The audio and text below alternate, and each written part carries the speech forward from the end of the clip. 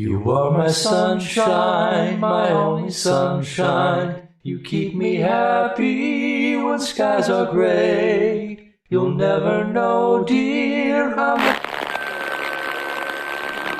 Welcome to an evening of old-time radio.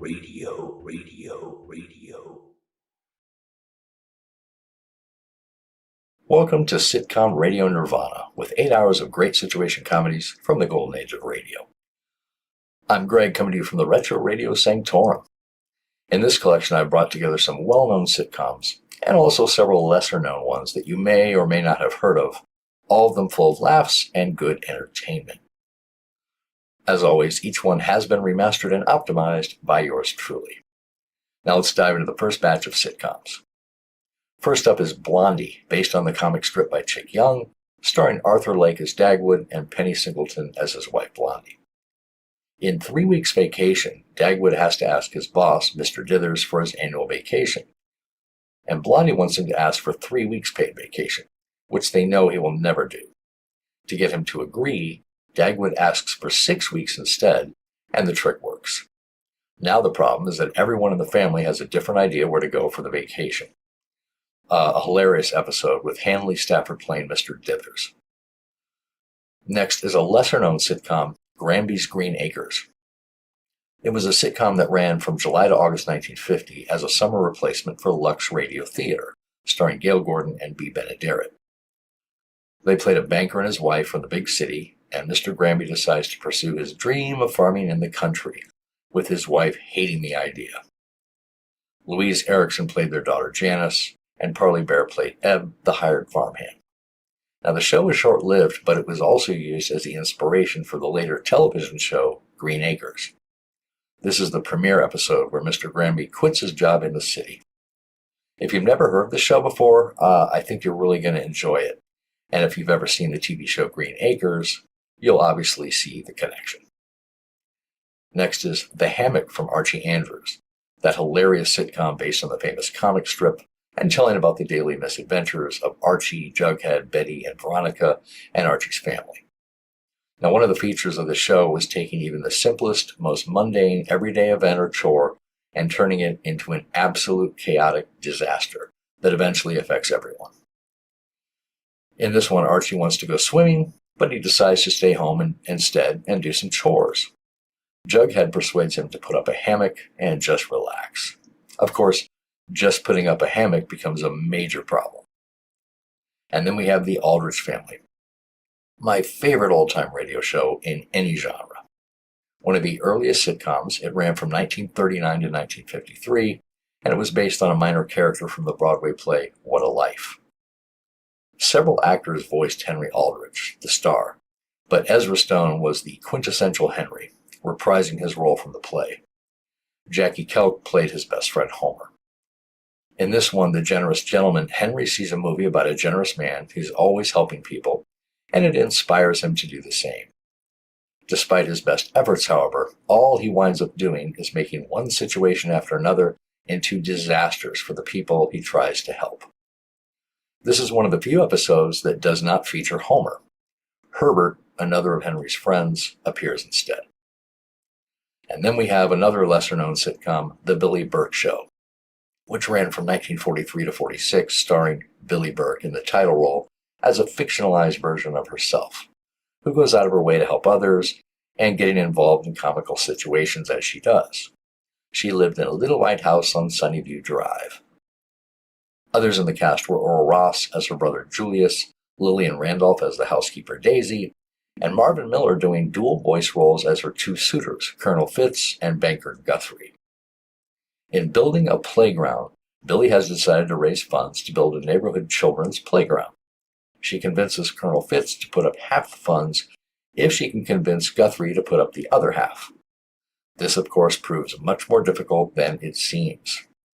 A really good episode, and I think it's a really good show, but only 4 episodes survive to this day, unfortunately. All right, time to enjoy the situation comedies. I will be back in a bit.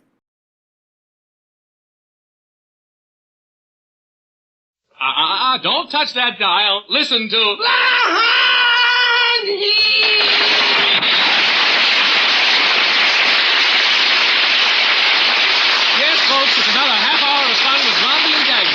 you about a great new 1947 Super Suds and Luster Cream Shampoo.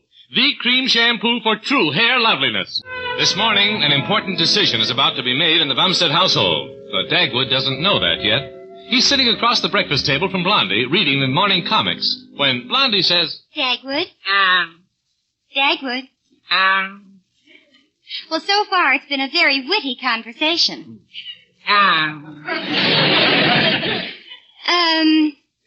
Herschel, darling. Who? Where is he? Who's Herschel? Oh, thank you for your kind attention, dear. And now would you like to hear what I was going to say? Excuse me for not listening, Blondie. Oh, that's all right, darling. I just wanted to talk to you before you talk to Mr. Dithers today about our vacation. Oh, yeah. I always dread this day. Mr. Dithers always acts like it's an outrage when I ask for 1 week with pay. He makes me feel like I ought to pay him for letting me go.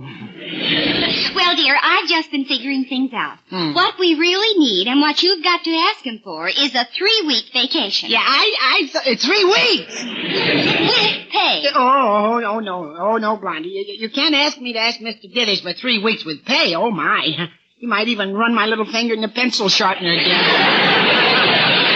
He'll murder me, Blondie. He'll do no such thing. It's against the law. It is, huh? Blondie, as soon as you step into Mr. Dithers' office, Mr. Dithers is the law. He makes it and breaks it all he pleases. Well, now, Dagwood, we really do need 3 weeks. 2 weeks of rest and recreation and 1 week to recover from it. Yeah, that's right, dear. It takes at least a week to heal the mosquito bites and the sunburn and the poison ivory and the poison what, dear? Yeah, poison ivory. And if we go riding, the saddle blisters, yeah. Well, just remember that when you go in to ask Mr. Dithers, you ask him for 6 weeks vacation with pay. Yeah, okay, I'll ask him. It is 6 weeks! Why, certainly, Dagwood. Ask him for 6 weeks and settle for 3. Well, okay, I'll try it. I'll ask him this morning, Blondie. And if you don't hear from me by noon... Yes, dear? Call the police and have them send the riot squad to the Dithers company. Gee, shall I knock on Mr. Dithers' door now or wait till later? Maybe he'll be in a better mood later. But then again, maybe he won't be. Or will he? I guess I'll knock. No, I'd better not. Make up your mind, Pee-Pee Brain. Shall I knock on your door, Mr. Dithers? Yes, and do it with your hollow head. Yes, sir.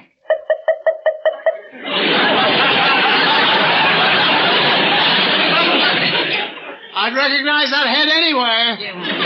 Come in. Oh, good morning, J.C. Yeah, Bumstead, what is it? J.C., I'd like to talk to you about my vacation. Vacation? Yeah, you know. Remember when I'm not working, but you still have to pay me, huh? Remember? Bumstead! What? That's what you do here all year round. Do you think you deserve a vacation? Oh, be brave, Dagwood. Be brave and tell him. Go ahead. Never mind giving yourself a pep talk. Answer me.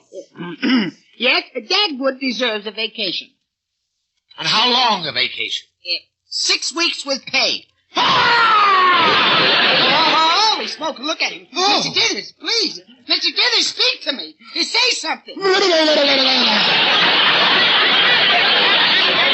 I'll just have to throw this water on him. Well, here goes.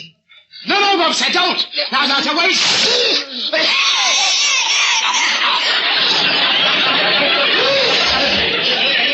Here, now, let me wipe you off, Mr. Dithers. Gee, I thought you were completely unconscious. Why completely? Are you hinting that sometimes I'm even slightly unconscious? Oh, no, Mr. Dithers. Well, I'll let that pass. I was just trying to show you how shocked I was that you're asking for 6 weeks vacation with pay. It's utterly ridiculous. Am I dry now? Well, you're still a little wet behind the ears, Mr. Dithers.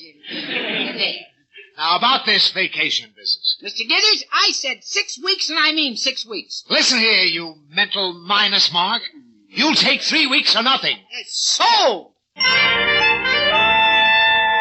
Dagwood, I knew it would work, and it did. Yeah, and I knew he would choke me, and he did. But whatever for? Well, when he chokes me a little bit, it sort of cheers him up, kind of. Oh, but it didn't hurt much. I can take a choke. You popped a corny. Yeah. Well, I'm sorry for you, dear, but I'm glad you got that extra week. Yeah, but now we've got to decide where we're going to go. Mm-hmm. Yeah, I told him we could definitely leave next week. Can we, dear? Well, I think we can, dear. Mm-hmm. Now, Dagwood, I think we ought to have a little family council. You know, you and I and Alexander and Cookie, and we'll just have to discuss it and vote on which place we would like the best. Mm-hmm. Okay, dear, that seems fair, but if I don't like the decision, I may have to use my veto power. Okay, dear, and if we don't like your veto, we'll have to override it.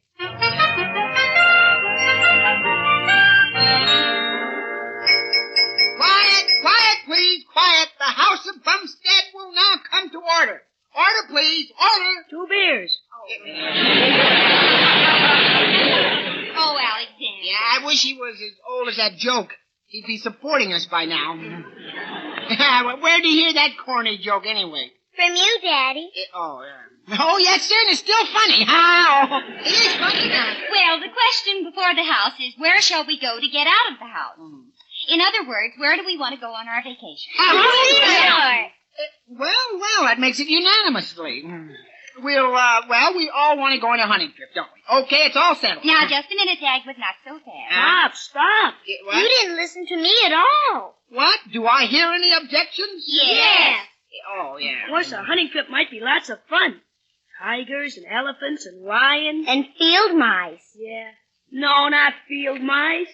Well, I don't want to go on a vacation where all we do is watch you and Daddy lie on your stomachs with guns and wait for things to walk in front of them. I agree with you, Cookie. Thank you, Mother. Oh, not at all, dear. We girls have to stick together. Absolutely. Hey, well, wait just a minute, please. There's nothing as exciting as a real big game hunting trip. Now, suppose we went out to bag a record-breaking mountain sheep. Dagwood Bumstead, don't you try to tell me how wonderful and romantic it would be. I've read about those big game hunts, and I know. What? Well, I'll give you an idea of what it would be like. First, there's all the preparation for the trip. Buying clothes and sleeping bags and buying the gun. Oh, you didn't know it was loaded. And then we take a long train trip west and north to the end of the railroad. Then a car trip to the end of the road. And then onward on a mule to the bitter end. And finally, we have to go up the mountain by ourselves on foot. Onward and upward. And up. And up. And finally, on the last day of our vacation, we spot a record-breaking mountain sheep. Oh, boy, there he is. This will make the name of the Bumstead famous forever. Well, go ahead and shoot him, Dagwood. Okay, but where are the children, Blondie? The wind just blew them back down the mountain. Yeah? Now, go ahead, dear. Okay, here goes. Ha-ha! What do you know about that? I missed him. Oh, Dagwood, there he goes over the ridge. Yeah, well, so much for our vacation. Back down the mountain and back to the old grind again. Come on. Dagwood, look. Your shot started an avalanche, and it's coming our way. Oh, boy, just our luck. A landslide. And we get a free ride all the way down the mountain. Oh, boy.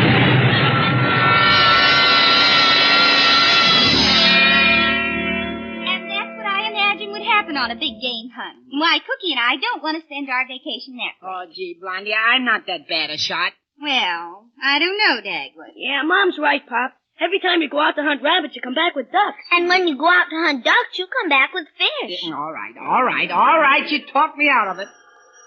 Come in. Oh, hello, Bumstead. Oh, hello, Mr. Peary. Come on in. Hi. Oh, look, Mr. Dithers is with him. Hello, Blondie. Dagwood. Hello. Hi, J.C. Well, children. Hello, Uncle Julius. Well, little bumlets. The bachelor and the bobby soxer. I just wondered where you folks were going on your vacation. Oh, we haven't decided yet, Mr. Dithers, but we're open to suggestions. Where are you going, Mr. Peary? Oh, I'm going to a special place. What's special about this place? Huh? Oh, I love the beautiful big white fleecy clouds they have there. They remind me of Of the white billowing sails of an old-time clipper ship, huh? No, of a beautiful billowing mountain of fleecy white clothes that have just been washed with the great new improved Super Suds. The new Super Suds makes me think of mountains, just because, well, one package can make 35,700 times its own volume in suds, or enough to more than fill 2 moving vans. I think of fleecy Because those new super suds with the richer suds make mighty white washes. And you can forget the bleach, too. And those harder-working suds whip the most stubborn dirt out almost faster than you can say, let's plan our vacation. Ah, yes. When I think of everything that's sweet and clean and fresh and relaxing about a mountain vacation, I just naturally think of the new super suds with all those extra suds that make washing so much easier on the hands, that make such clean, sweet-smelling washes. I think of those floods of suds from super suds that make every wash day so much easier, so much quicker. Come to think of it, I haven't made my reservation this year. Will you excuse me? Oh, of course, Mr. Peachum. Well, so long, folks. Goodbye, Mr. Peachum. Goodbye. So long, Art. Where do you want to go, Blondie? Well, I'd like to go to Crystal Lake. I've heard there's a lovely white sand beach there and lots of little cottages in the pines, and there's dancing every night. That isn't all they have at Crystal Lake. You mean they have sailboats and canoes there, too? How about horses? Well, yes, they do have sailboats and canoes and horses. They also have a large summer school there for college girls. Mostly the beautiful but dumb type. Well, how educational. Uh-oh. And there are lots more girls there than men. Yeah, how invigorating. You don't know how dangerous a beautiful, lonely girl can be. It's murderous. Yeah, well, I've never been afraid of danger. If they've got horses there, I'd like to go. Me too. Yeah, me too. Well, I'm not so sure that I'd like going up there. Blondie, I'll give you a general idea of what it's like there. Oh. Ah, there's that beautiful lake. There's a blue sky. And those wild, wild women. On some pretext or another, one of those gorgeous brunettes would lure Dagwood into a canoe with a sandwich, and then before he realized what was happening... Oh, I really mustn't go for a canoe ride. Really, I mustn't. Now, you just lie back on that pillow and let your hand trail in the water. Hey. Uh-huh. Oh. Hey, we're way out in the lake. How did that happen? I guess you were looking at me instead of the shoreline. Yeah, you are sort of Sort of what, honey? Sort of scenic. One of nature's wonders. But I really wonder if I should go for a canoe ride, huh? I wonder. Now you just relax. You beautiful hunk of man. You're just saying that because it's true. Oh, you look yummy to me. Yeah, but I think we'd better go back to shore, please. Nothing doing, darling. Yeah, but you've got to. Oh, no, I don't. You don't? I've got you now, and I'm not going to let you get away from me. Oh, you look very yummy. Gee, what will a Blondie say? I'm sorry, but I've got to live a little, too. Oh, yeah. Hey, wait a minute. Where are you taking me? Just out to No Man's Island. Yeah? I'm sorry, but I'm desperate for a man to talk to. The really beautiful girls have taken them all away. Except for you. What? Holy smoke, that's Blondie's calling me. Well, go ahead and call back to her. I dare you to let her see that you're out here with me. Go ahead. Oh, I can't, but look, you've got to take me back to her now. I do, huh? Listen, Bumpstead. What? Before I paddle you back, you've got two choices. Either you kiss me now, or you get out and swim back. I can't swim that far. I know I can't. I know you can. Well, what's your decision? Better death than dishonor. Holy smoke, he did it!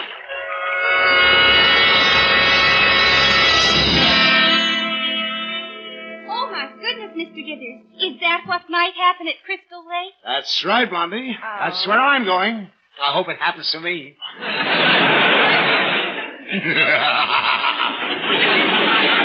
Well, have a good time on your vacation, folks. I'll be seeing you. Goodbye, Mr. Dithers. Hey, Mr. Dithers, wait a minute. You left me swimming in the middle of the lake. How did I get back to shore? Oh, Dagwood, you What? didn't. That's the last that was ever seen of you. Goodbye, Dope. Well, that's that. Crystal Lake is definitely out. See, poor little me. I never made it to shore. Cookie, where would you like to go? I'd like to go to college. Well, not for a while, dear. You won't go to college until you graduate from high school, and that's a long, long way off. Well, then I'd like to go to the seashore. I want to start a shell collection. Well, it might be very nice at the seashore. Lots of wonderful fresh salt air. Yeah, and lots of wonderful fresh saltwater taffy. But it's very dangerous. Yes, sir, very dangerous. Oh, Alexander, what's dangerous about the seashore? Or are you trying to sell us the idea of going someplace else? Well, not exactly. But getting back to the seashore, you know how curious Cookie is about everything. I'm not curious at all. I just want to know about things. What's the difference? Gee, just like a woman. Isn't that just like a man to say just like a woman? Go on, Alexander. Go on with the dangers of the seashore and the ocean. Go ahead. Oh, yeah. Well, you know there are a lot of big ocean-going boats that dock not so far from where we go.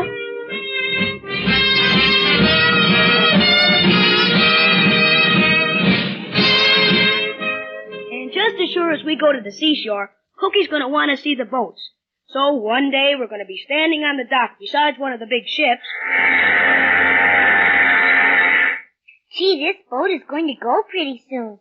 I wonder where. Oh, probably all over the world to start with. Then maybe it'll go other places. I guess it's what they call a hobo steamer. Not a hobo, a tramp steamer. Well, look on the back. It says Blaine E. McKinley, hobo. Oh, yeah. But you can't see all the letters. It doesn't really say hobo, it says Hoboken. Oh, but it's still a hobo steamer from where I'm standing. Well, come on, Alexander. Come on where? Well, aren't you going to go on board it and see what it looks like? Are you? Sure, come on. Wait a minute. Well, okay. I better come along and keep you from stepping on the ship's starter. If there is one, it's a cinch you'll step on it. And if there's a plug that keeps the ocean from coming in, you're just the girl who'll pull it out.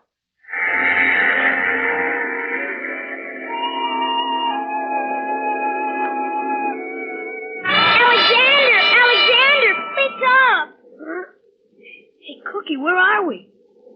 Holy smoke, we're still on the boat. We're moving. I knew we shouldn't have taken a little nap. Then why did you think of the idea? Come on, let's get out on deck and see where we are. I don't see land anywhere. Alexander, here comes somebody. He looks like the captain. Hello, Captain. Hello, kids. Oh, stowaways. When can we get off this boat? We don't stop anywhere until we get to Africa. Africa.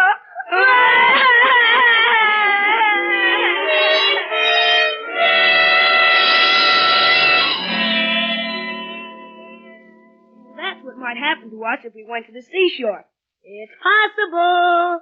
I wouldn't do any silly thing like that. Maybe you would, but I wouldn't. Well, Alexander, where would you like to go for our vacation? Well, I'd like to go to a dude ranch. A dude ranch? Well, that sounds pretty good. Sure. Riding horses and shooting and catching rustlers and stuff like that. That's for me. Blondie, dear, I don't think you'd like it. Oh, why not? Those beautiful western sunsets, the smell of sagebrush, and those purple hills. Those buttermilk skies, and those bleached bones on the desert. Oh. Those lonesome cowboys. Uh-huh. Why wouldn't I like it, Dagwood? Well, I'll tell you. Something like this might happen. Now, look, we'd be having our vacation on a ranch, the barbecue ranch. It's evening. We've been out riding during the day, and I'm inside putting a little horse liniment on me where it'll do the most good. But you're outside watching the sunset when a cowboy who looks a lot like Gary Cooper walks up to you and he says... Evening, Mrs. Bumstead. Oh, good evening, Ted. Mighty pretty sunset, ain't it? Yes, it's mighty pretty. Yep, sure is mighty. Seems a lot mighty prettier to me since, you've been here, Mrs. Bumstead. Oh. Ted, you're just flattering me. Well, I reckon I am, ma'am. I ain't much on words, but, you sure are the prettiest little filly I ever did see. Oh, Tex, you're not calling me a horse, are you? Mrs. Bumstead, You're even prettier than a horse. You know, I reckon I'm pretty crazy about you. Oh, now, just a minute, Tex. I'm married. I know. I'm feeling mighty low. Well, I'm married to Mr. Bumstead. Yeah. How'd you happen to pick that scrawny little thing? Never mind, Tex. The point is, I am married to him. Well, now, don't you worry about that, gal. I aims to settle that with Mr. Bumstead. How? I aims to go up to him, then I aims to aim at him. Pull the trigger, and boom, you're unmarried. Oh, no, Tex, please. I'm going to do it right now. When I come back, you're going to be that pretty widow Bumstead.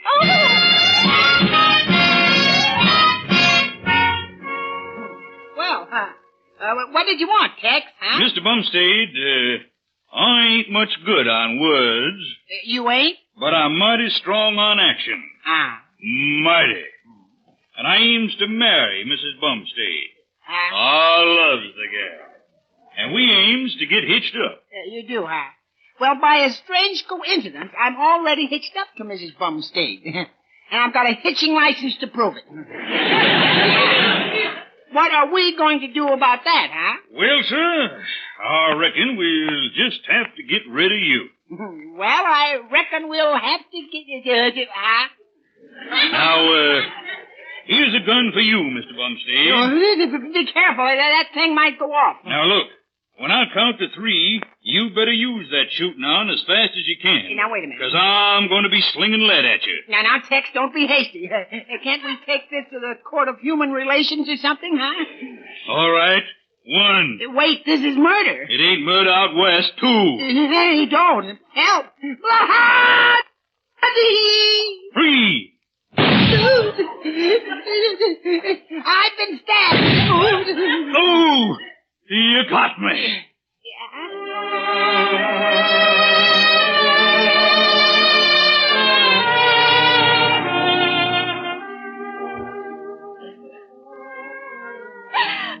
How are you, Dagwood? I've got more holes in me than a pair of bachelor socks. Oh, you poor darling. What happened to Tex? He just died in the bunkhouse. Oh. Your gun went off and shot him when you dropped it. Oh.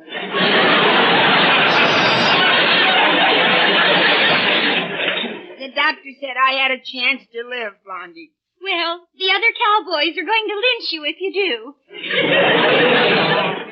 That's nice. Oh. Does it hurt so much, Dagwood? No, the kids just left their spurs in my bed. Blondie, dear. Yes. Take good care of Alexander and Cookie. Yes, Dagwood, I will. And I hope you'll always think kindly of me whenever you see a sandwich. I will, dear. I will. Goodbye, Blondie. Goodbye.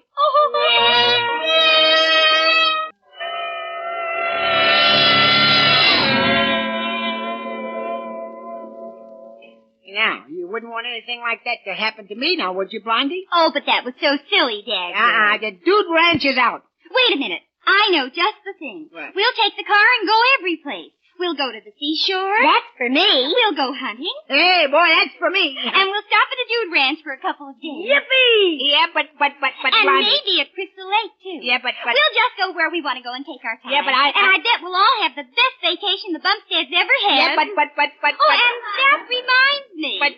You can take along your outboard motor, too.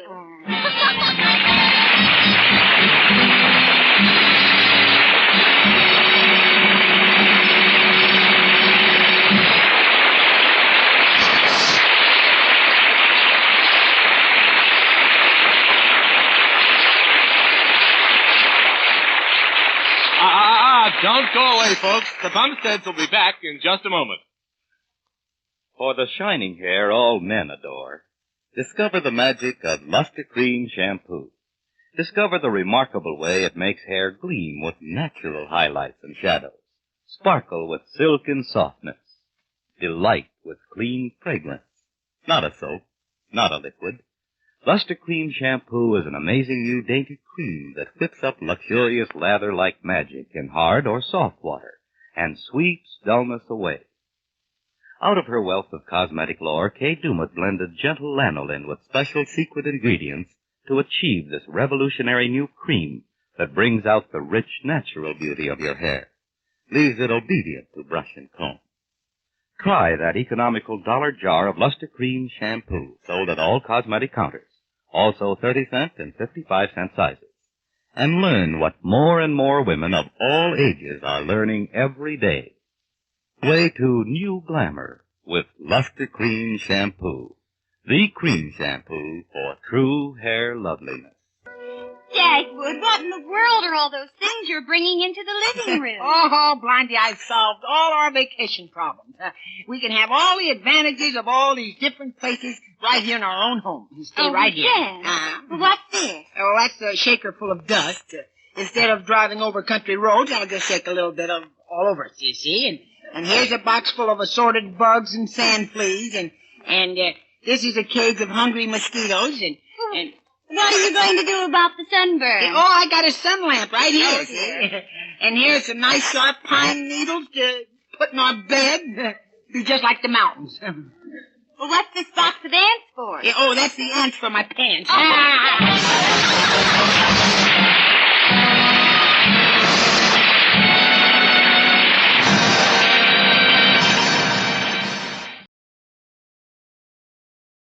Granby's Green Acres, starring Gail Gordon as John Granby, Bea Benaderet as his wife, Martha, Shirley Mitchell as daughter, Janice,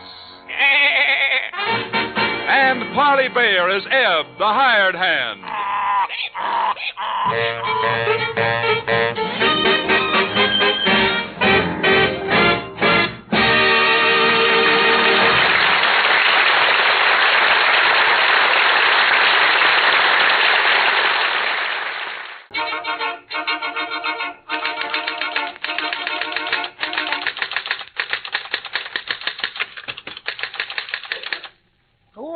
Hello there. Well, I didn't see you for a minute. I was busy writing a story for next week's issue of the Doveville Clarion. I'm Dave Winslow, editor of the Clarion. Doveville is a nice little community. Got a healthy climate. It's 2.5 inches above sea level. We got a church, a firehouse, a school, and a railroad station. Someday, we hope to get a railroad. Well, anyway, this story I'm writing is a human interest feature called Man with a Bee in His Bonnet. It's about a city fella named John Granby. Martha? Yes, John? Worked in a bank in the city and had one of them real banking kind of minds. Martha, I've just been going over our household accounts. John, you've just finished eating dinner. Let it digest. Martha, do you realize that last month you spent $56 more than I made? Oh, I don't see how that could be, John. Every time I made out a check, I entered it in the checkbook. It came out exactly even. Even? Well, yes. At the end of the month, there was one stub for every check. What am I going to do with you? We plan a budget and you promise me faithfully that you'll stick to it. But you just ignore the budget and spend more and more money. Martha, how can you be such a Democrat?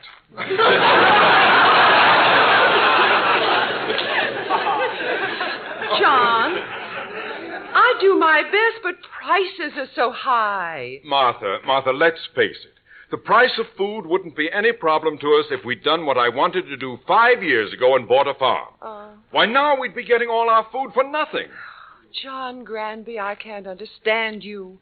You've got a good position, a home, a wife and a daughter, but you're always talking about throwing everything away to buy a farm. But, honey, that's all I've ever dreamed about. Oh, I'm not denying that now I've got security, but I want more than that. I want to prove that I can make something of myself with my own hands, that I can succeed starting with nothing, just my brain. What? I mean, I can start with my brain, which is nothing. That is... My brain is something, but I thought I could start with... What are you trying to say? Well, that I want to have the feeling of accomplishing something. On a farm, I'd have that feeling. I'd take a seed, a tiny little seed, and I'd plant it in the ground. Then I'd cover it up with dirt. And then I'd water it. And pretty soon, what would I have? A dirty little wet seed.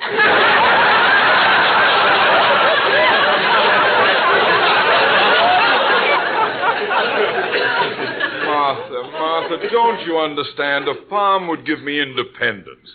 If I need an apple, I can pick it. Or if I want a potato, I can dig it. Or if I want an egg... You can lay it. I can lay it.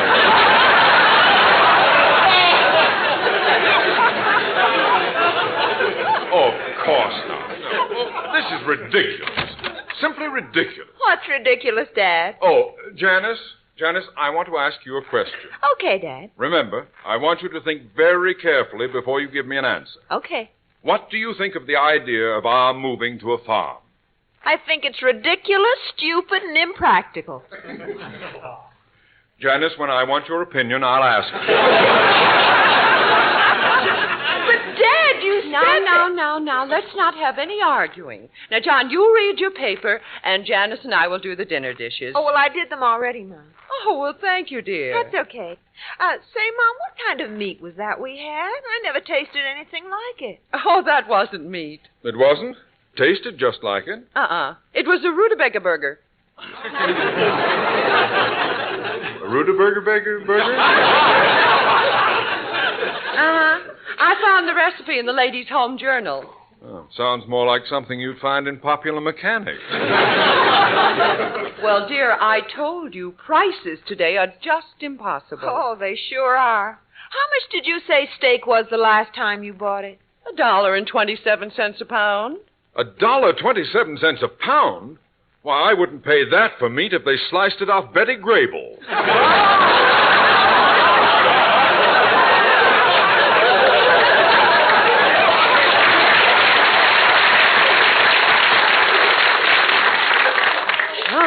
Well, prices like that are just ridiculous. Well, if you think that's ridiculous, butter is 93 cents a pound. Sometimes it's been $1. Oh, I can't believe it. After all, what is butter? Just milk that's been pushed too far?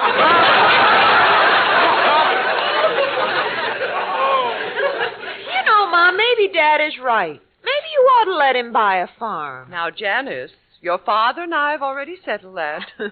I was just kidding. Well, it's nothing to kid about. I think it's a wonderful idea. No, John. But, Martha, if you'd only let me buy John, I refuse to argue the point anymore. If you feel that you've got to plant something, buy yourself a flower pot. A power plot? A flower pot?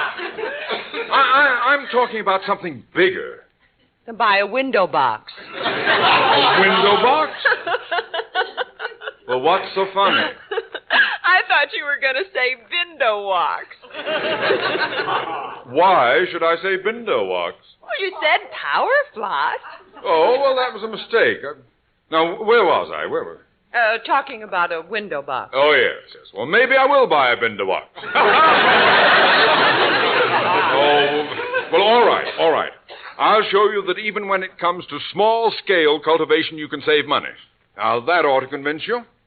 John, you've been talking this way for years. What is it that makes you so anxious to be a farmer? Oh, I don't know. I guess that it's just like they say. When you gotta grow, you gotta grow.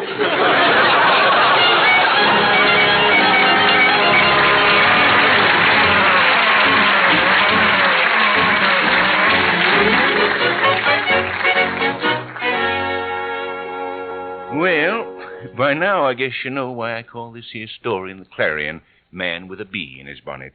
Mr. Granby is the bee, and the bee he's got is the farming bee.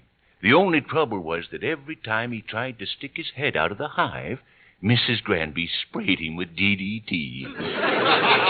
Of course, that didn't kill the bee. It just took a little of the buzz out of his stinger. A window box ain't a farm, but then half a loaf is better than none. Good day, sir. What can I do for you? Do you carry window boxes? Well, certainly. If they're not too heavy.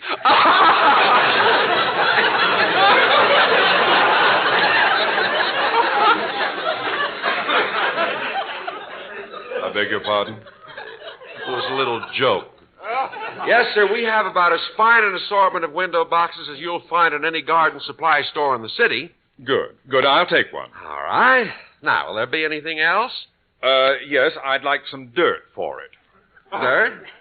Well, I guess we can dig some up for you.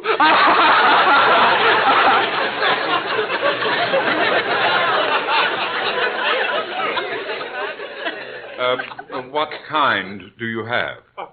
Well, it's brown.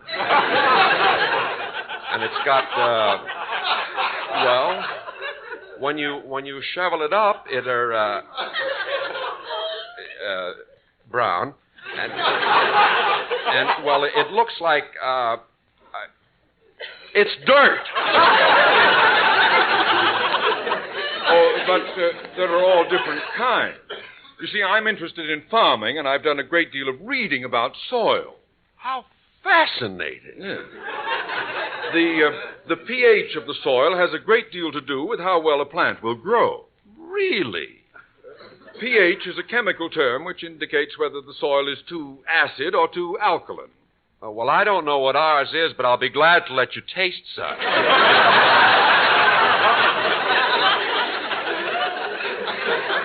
That won't be necessary. I'll test it when I get it home, and then if it's too acid, I can always alkalize it. What do? Give each plant an Alka-Seltzer? No, you don't do anything like that. Well, I should hope not. That fizzing might drive a geranium out of its mind. Well, I'm not going to plant flowers, you see, only vegetables. Which reminds me, I'd better buy some seeds. Certainly. What kind do you want? I told you, vegetable. I know, but what kind of vegetables? Oh, well, I don't know. I haven't got too much room. Say, how about picking out one seed of each? One seed of each? Yes. What would you suggest? You wouldn't do it anyway. Wait here, I'll go back and pick them up.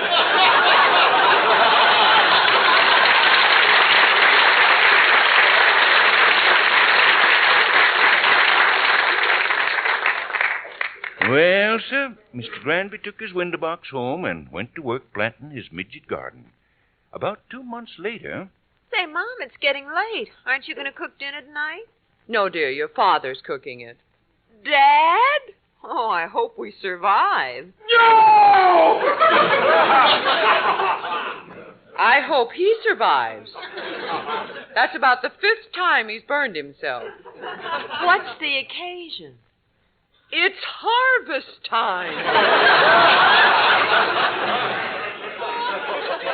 Your father picked all the vegetables in his window box today, and he insisted on cooking them himself. Oh, no! Come and get it. We're coming, dear. Come along, Janice. All right. Well, it's all finished. Now, sit down. Yeah. Thank you, dear. Would you like me to serve? No, I'll do it in a moment. But first, I want to point something out. These 2 casseroles contain the results of my first vegetable crop. The total cost was approximately 4 cents a pound, which is 10 cents cheaper than they can be bought in any market. I hope I've proved my point. Well, you certainly have, dear. Good for you, Dad. Thank you. Now, Martha, if you'll pass your plates, I'll begin serving. Oh, here they are, John. There's Janice's. Thank you. Yours, dear. Thank you. Now, mine. There. I hope you 2 feel as good about this as I do, because it kind of makes us all members of the farming fraternity. This is the kind of meal that millions of farm families sit down to every night. I can't believe it. You can't believe what? That so many people can live on 2 peas and a string bean. Well, with the harvest over, Mr. Granby settled down to the normal routine of his business at the bank. Hello, dear. Oh, John, where have you been all day? I called the bank and they said you were out. Well, I told you last night I had to go up to Doveville on business. Saw Mr. Parker about making a collection on his note. I went out to his farm. Oh, did everything work out for you? Oh, of course, of course. Although that Parker was a pretty shrewd article. When I got to his place and told him I was from the bank, he wouldn't let me in. Turned his police dog loose on me. Oh, my. But I wasn't going to let any mutt frighten me off. I looked him right in the eye and walked past him. I showed him who was the master. Yes. Well, dear, sit down. You must be tired. No, it hurts less if I stand.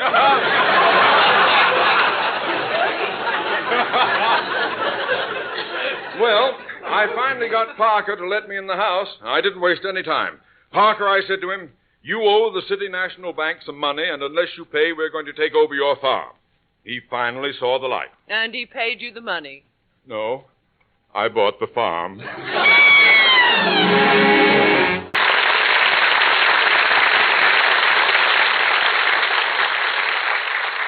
You are listening to Granby's Green Acres, starring Gail Gordon. Now here is part 2. Well, Mr. Granby finally did it. He quit his job at the bank and bought a farm near our town of Doveville.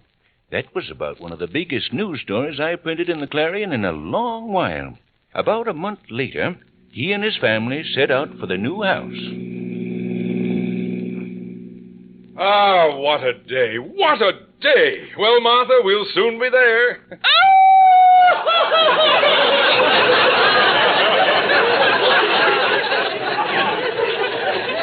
Will you please stop that crying? You've been doing it ever since we left. Oh, now, Dad, don't nag Mom. She feels terrible. After all, she's just left a home she's lived in for 20 years. She's left her friends, everything. Well, so have I, and I'm not crying. I'm happy. See, Martha, I'm laughing. Ha ha!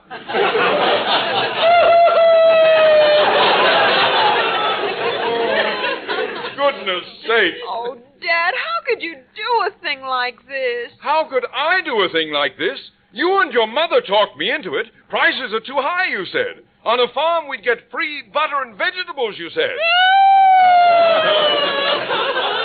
Dad, we didn't mean you had to run right out and buy a farm. Why, you never even let Mother and me see it. Well, I wanted it to be a surprise. Oh, some surprise. How do we know what kind of a place you bought?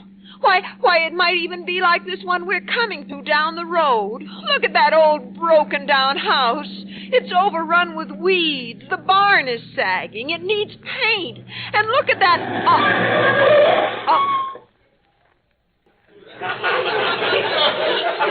Dad? Why are you stopping here? Is there something wrong with the car? No, Janice.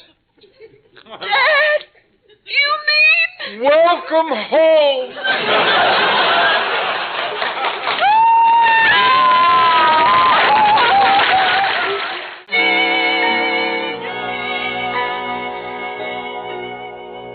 Now, just let me unlock the front door.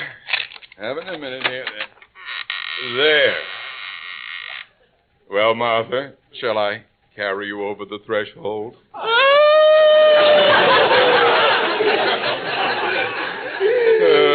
That's funny. She did the same thing on our honeymoon. Look, Martha. Cheer up. It's going to be all right. Now, come on, let's have a smile. That's it. Now, let me get my handkerchief and wipe away those tears. There we are. Now blow. Martha! Oh, that was just the bus going down the road.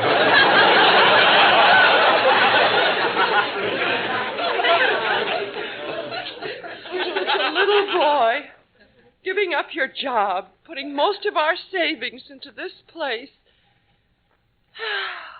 But I guess it'll work out. Why, of course it will. Now, come on, let me show you around. Now, go through here. Now, this is the kitchen.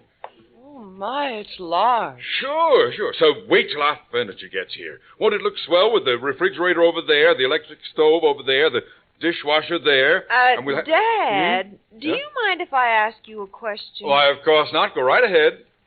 Where are the electrical outlets? The electrical outlets? Why, they're, well, they should, well, they're usually,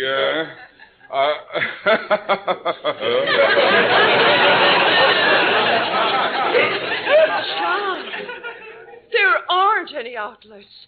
And I don't see any lights either. No electricity? We're preposterous. How did Mr. Parker shave? Dad, this may come as a surprise to you, but there are a lot of homes in this country that don't have electricity. Well, what about Hoover Dam? And vice versa.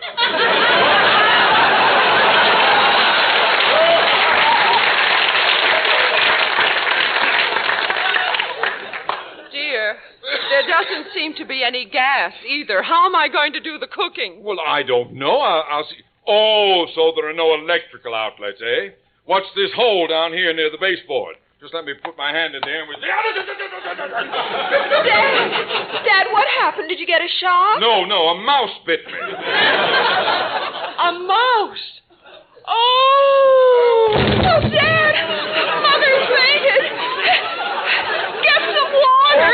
Okay, there's a pump outside. I'll get some.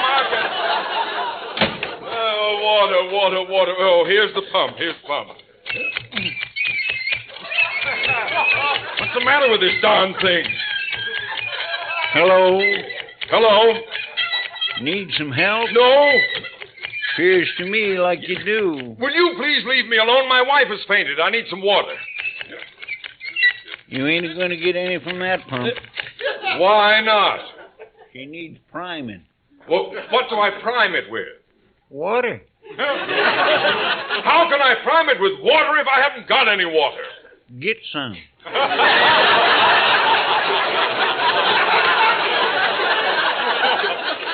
Where? There's a pump 3 miles down the road. Oh, well, I'll get in my car and drive right down there. It ain't worth it. Why not? That pump needs priming, too. Well, where can I get the water to prime that pump to get the water to prime this pump? 6 miles down the road. Are you sure that pump doesn't need priming, too? Yeah. What makes you so positive? It's a well. Look, this is an emergency. I've got to get some water for my... I'll get it for you. Yeah, oh, well, that's very neighborly of you, Mr. Name's Zeb. Yeah. Used to work on this place for old man Parker. You need a hard hand? No, I don't. No. Okay, I'll get the water anyway. Well, thanks. I'll appreciate it. Dad, Mother's come to. Oh, thank goodness. I'd better go in and see her. Well, I don't think I would just now. Give her a little while to cool off. But, Janet... Now, look, if you want to do something, why don't you see if you can find us some sort of a stove to cook on? All right, dear, yes. Stove. Now, where can I get a stove? Here's your water. Oh, thanks very much. Wait a second. I thought you said the well was 6 miles down the road. It is. Then how did you get the water so quickly? I had it in my car. In your car? Why didn't you say so? You didn't ask me. Oh! Well, I guess I'll be going. You sure you don't need no hard man? I'm positive. I'm perfectly... Wait a minute. Didn't you say you used to work for old man Parker? Yeah. Say, what did he use to cook with? A stove. I assumed that, but what kind? Wood burner. Well, do you know where I could get one? I think Parker left his old one down behind the barn. He did? Great.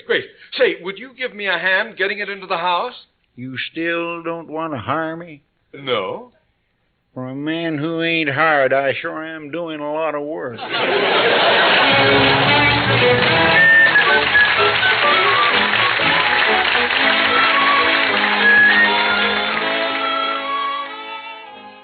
And so Mr. Granby settled down into the routine of farm life. And one morning, weeks later...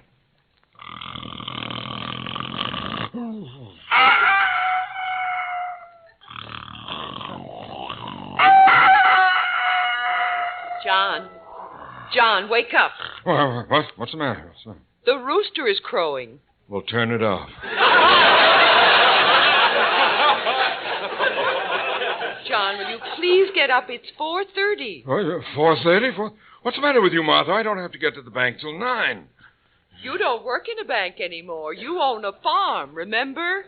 Now get up. All right.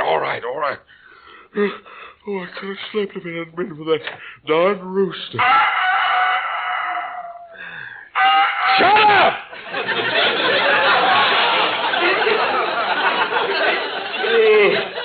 I never seem to get enough. John, what's the matter? My pants are cold.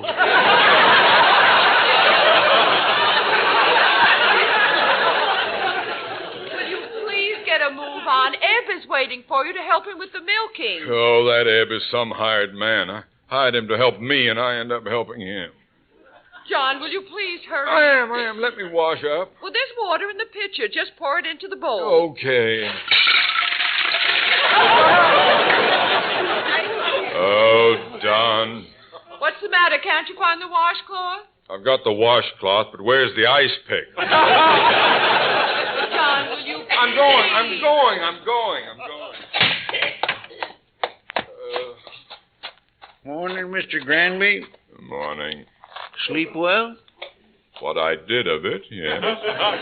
Come on, Ebb, let's get going.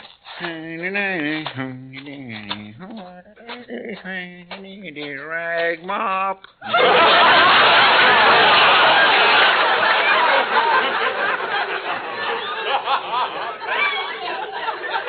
Ebb, you have to be so cheerful. Well, I feel good. It's going to be a beautiful day. How can you tell? The moon is still out. Oh, here's the bar.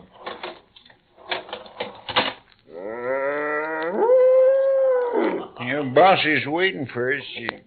You want to try milking her this morning, Mr. Granby? Oh, of course. How am I going to learn if I don't try? Whoa. Let me see. Put my hands here.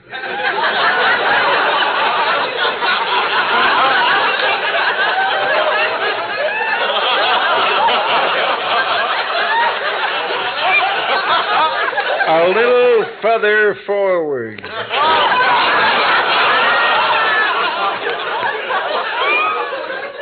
know. I pull down like this.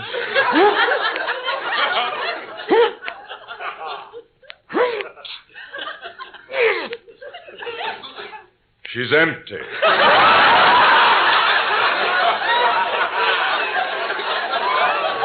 No, she ain't empty. You ain't doing it right. Here, let me show you. So, bossy. So. All right, now watch me. When you pull down, you move your fingers like this.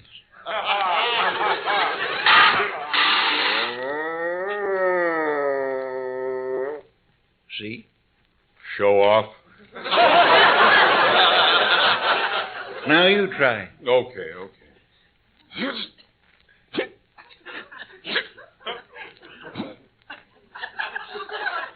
I don't think she likes me. Of course she does. Now just keep at it. All right.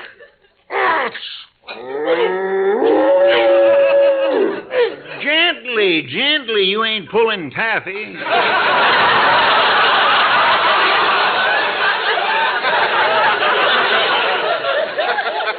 I'm being as gentle as I can. Whoa! Go on, try her again. Yeah. Back. Well, I guess I'm getting the hang of it. You get it, Em? I'm milking the cow, and I said I'm getting the hang of it. Just keep milking. Oh, all right.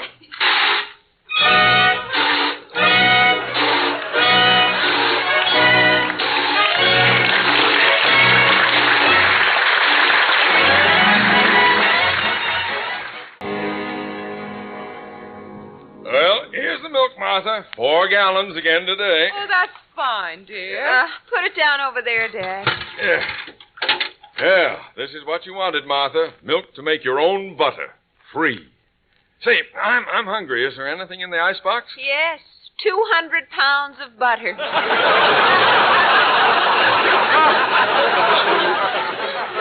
What? Dad, can't you sell this milk somewhere? Well, I've tried to, but the dairy won't buy milk from you unless you have a special kind of cow bond. And that costs $8,000. Oh, dear. Dad, Mother and I have been talking, and we think you should put this place up for sale. You're not serious. Well, Dad, you're just not cut out to be a farmer. But I haven't had a real chance to try it. I haven't even planted a crop yet. Dad, look, I've been talking to Eb. He says the land on this farm has been overworked. The soil needs care. It'll take too much time and money. Oh, what does Eb know about farming? Well, he's lived on one all his life. Yeah? Well, I've got booklets from the Department of Agriculture. Now, look. I'll make you a sporting proposition. You say nothing can grow on this farm. Well, I'll bet you that I can plant a crop and harvest it. If that fails, I'm willing to admit that I was wrong and sell it. Oh, Dad, you're just Now, wait a moment, Janice. I'll take that bet, John. But, Mother... Janice, it's what your father wants. But, Mom, you... Janice, I'm surprised at you. Has your father ever let us down? Well, no, Of course he hasn't.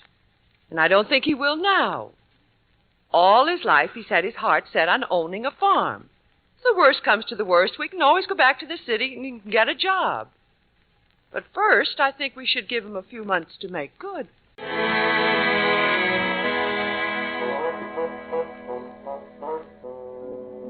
And so Mr. Granby went to work to prove to his wife and daughter that he could make a go of the farm.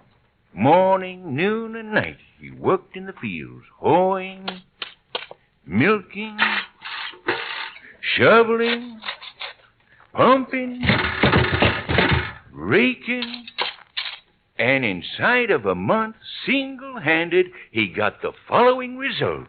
It's a badly sprained back, Mrs. Granby. You'll have to stay in bed for 6 weeks. Poor Mr. Granby. He stayed flat on his back for almost 2 months. Eb tended to things for him, and then came the day he could get up and look at his crop.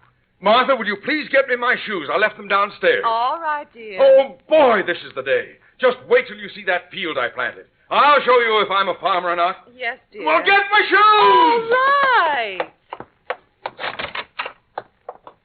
How's Dad? He's yelling again, so he must be better.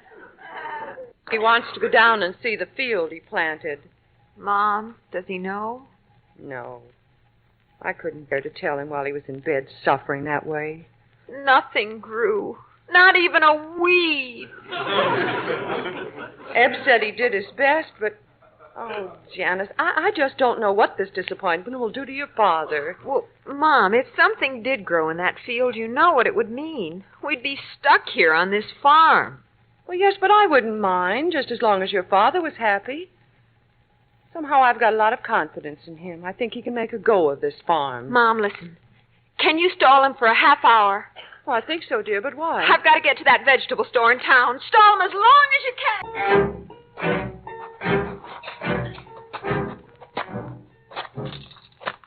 Martha, can't you walk any faster? Oh, yes, dear, but I'm worried about your back. Well, never mind my back. If I didn't know you better, I'd think you were trying to stall. Why, John, why should I do that? I don't know. Where's Janice? Well, I think she went down to the field to meet us. Oh, yes, there she is. Janice! Hello. Dad, I came down here Janice, will you get out of my way? I can't... Martha, look! There are things growing. Growing things. They're growing. Growing things. They are. They're growing. Yes, dear. And you two said that this land wasn't any good. But I told you I'd make things grow. I told you. Oh, you sure did, Yes, Dad. just look at that field. Little green things sticking their heads above the ground. I've got to pick one. Oh, John, be careful of your back. Look, Martha, a carrot. It's amazing. Simply amazing. But why is it amazing? You planted a seed, covered it with dirt, watered it, And pretty soon, what do you get? A carrot. Well, that's what's so amazing about it. This is where I planted tomatoes.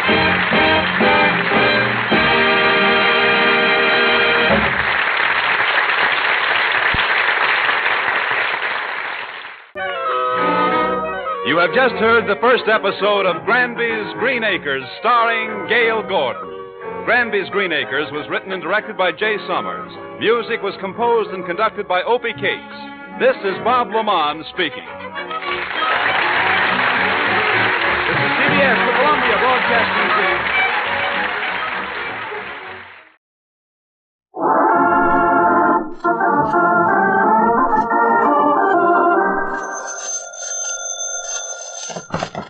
Hello? Hello, Jughead. This is Archie. Come over right away. It's a matter of life or death. Oh, relax, Archie. Relax.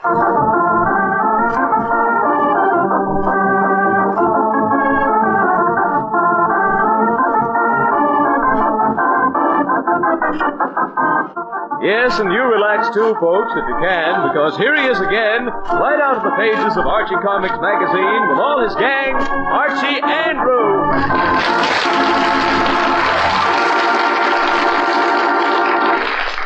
Well, it's a sunny Saturday morning as we look in on the Andrews home in Riverdale. Archie has just come downstairs.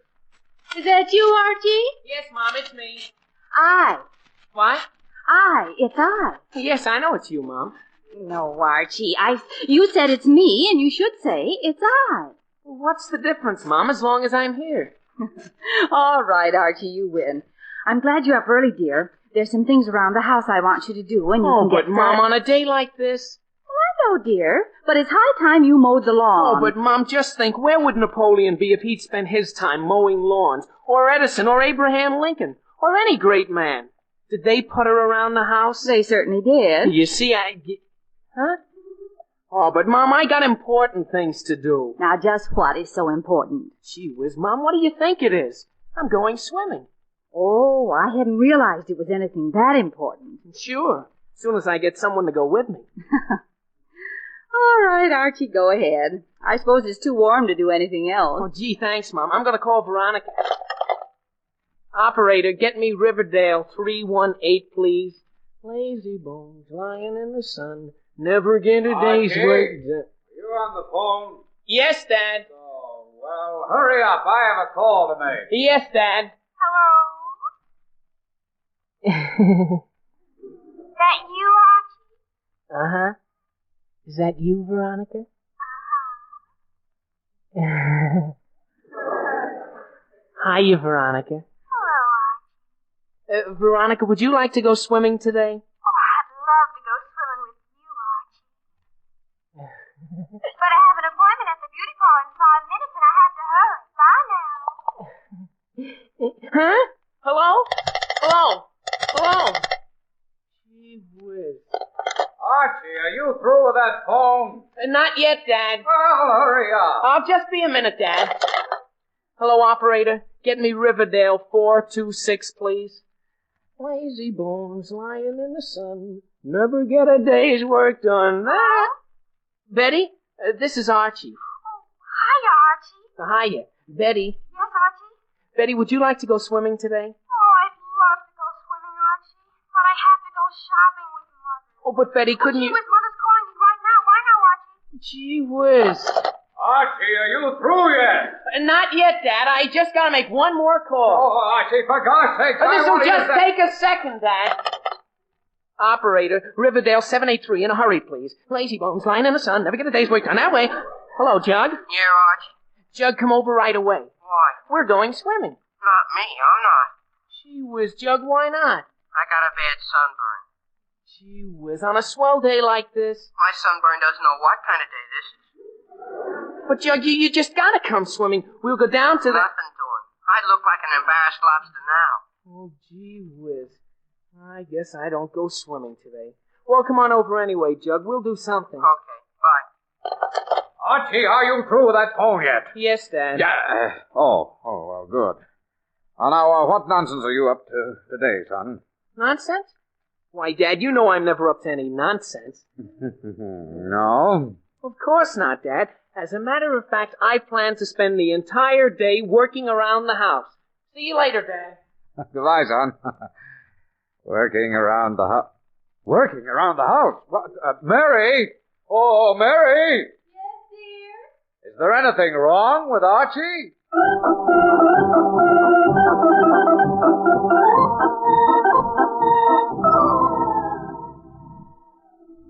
Jug, I ought to be doing something. There's a lot of things to be done around the house. Well, you could cut the grass. What for? It only grows up again. You could paint the front fence. Well, what for? It'll only get dirty again. You could fix that broken screen door. What for? It'll only break again.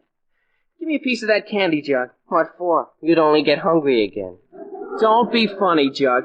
Thanks. Yes, I ought to do something around the house. Archie, why don't you just put up a hammock and lie there quietly? Jug, now you've got something. That's exactly what I intend to do.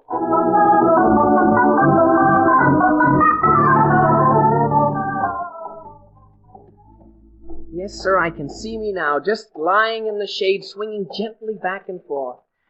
Ah, that's the life. You haven't even got the hammock up yet.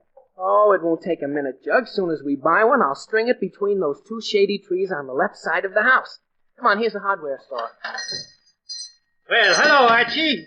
What can I do for you today? Hello, Mr. Higgins. I want to buy a How about a new lawnmower, Archie? Just got a beauty in, special at $14.95. No, thanks. We have a lawnmower. All I want is a How nice... about a mop? Or brooms or pails, huh? No, thanks. Just a nice some small... screws, tacks, or nails? No, all I want is You one... care for some batteries, knives, or pans? No, thank you. I just want a nice... How about some paint or turpentine and cans? Mr. Higgins, I don't want any paint or turpentine or batteries or pails, nails or snails. Well, what do you want?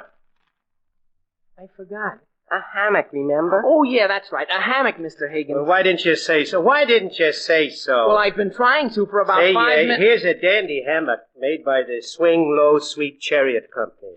Only $5, this one. Oh, mark down, half $5. Gee whiz. I think it's the last hammock I have, too. Well, okay, I'll take it. Here you are. Thank you.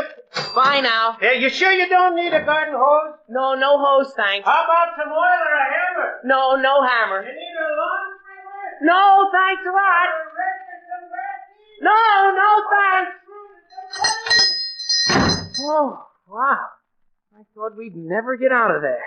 He's a real salesman, that guy. Yeah. Well, Archie Andrews, I was just looking for you. Gee, Veronica, what are you doing here? Well, I decided it was much too hot to go to the beauty parlor, so I canceled my appointment. You did? Uh-huh. And I'd love to go swimming with you. Gee whiz, I can't go now. Well, why not? I just spent my last cent on this hammock. Oh, really? Gee whiz. Jug, why did you have to suggest my putting up a hammock in the first place? But, Archie, all I said Wait a minute. Maybe Mr. Higgins will take it back and give me my money. Oh, do you think he will? Of course he will. After all, I bought it just a minute ago. It hasn't even been used yet. You wait right here and I'll be right back. Oh, gee, Jug, I hope he gets it. I'd certainly love to go swimming. Yeah. It's a lovely day for swimming. Yeah. Oh, well, here comes Archie. Did he give you your money back, Archie? Give me my money back? Veronica, he sold me a cushion to go with the hammock.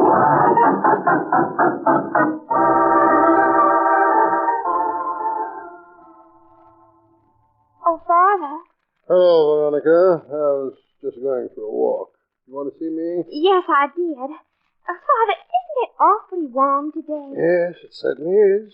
Father, you know what I've been thinking?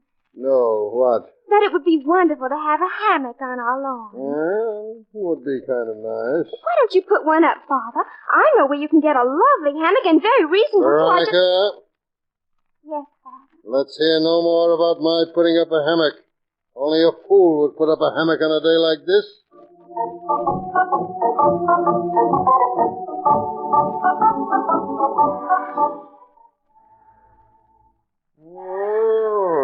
Easy born, lying in the sun.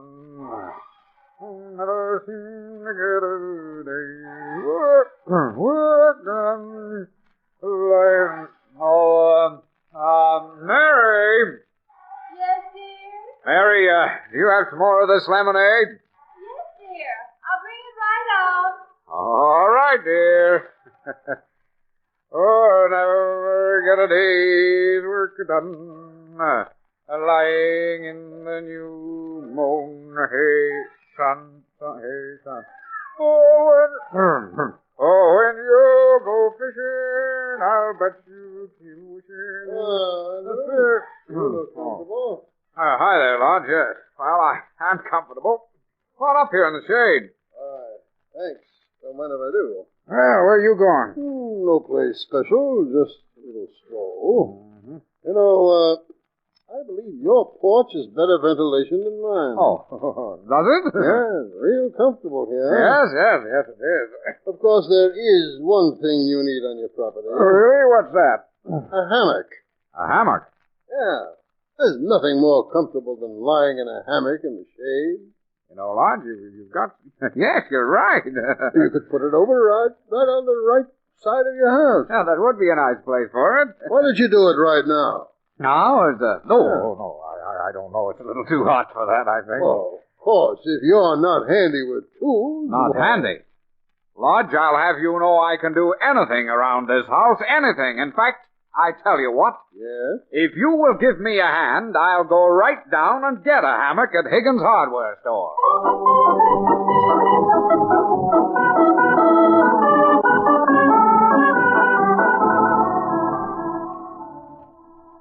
How'd you make out, Jug? Oh, Pinky's father doesn't like hammocks. How'd you make out? Betty's father says he always falls out of hammocks. Gee. And Mr. Lodge doesn't want a hammock. Yeah, but Veronica's talking to Mr. Mantle. Maybe he'll want... Oh, here she comes now. How'd you make out, Veronica? Oh, just fine. You mean Mr. Mantle will buy the hammock? Oh, no, but Reggie wants to take me swimming. Oh, fine. That's great. Great. Oh, but Archie, you wouldn't want poor little me to sit home and just melt away on a day like this, would you? Gosh, no, Veronica. But I tell you what. Just wait right here. Maybe my father will pay for this hammock. All right, but hurry. Mom! Oh, Mom! Yes, dear? Where's Dad? He went downtown for a while. Gee whiz. Okay, Mom, thanks. Well, Veronica, I guess you better keep your date with Reggie. My father probably wouldn't want a hammock anyway.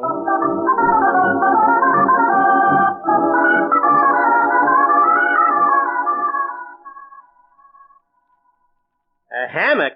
You want to buy a hammock, Mr. Andrews? That's right. I want to buy...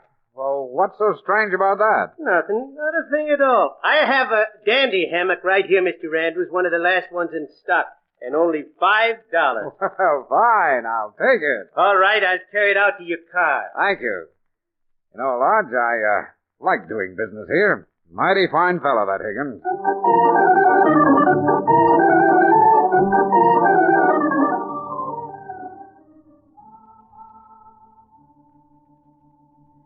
Well, Jug, as long as I'm stuck with a hammock, I might as well lie in it. Give me one of those hooks. Here you are. Now I'll screw it into this tree here. Won't take a minute. There. Now the other hook in the other tree. Yeah, I'd rather lie in a hammock than go swimming any day. There. Well, that's done. See how easy it is? Yeah. Sure. In fact, I'm very glad I thought of putting up a hammock. You thought of it. Archie, Never mind, Jug. Hand me the hammock and I'll hang it. I'm anxious to see how it looks. Yeah. Now I hang one end on this hook, and the other end on the other end on oh, gee whiz. Jughead, it doesn't reach. Gee whiz. This hammock's too small. Maybe the trees are too far apart. Oh, for gosh sake. Why didn't I think of measuring the distance before I rushed off and bought this thing? Now what do? I could stand here and hold the other end. No, that's no good. The termites would get you in one season. I know. I could sink a post into the ground and hang the other end on that. Yeah, I guess you could. Sure. Jug, you know, sometimes I think I'm a genius. The rest of the time, I know it.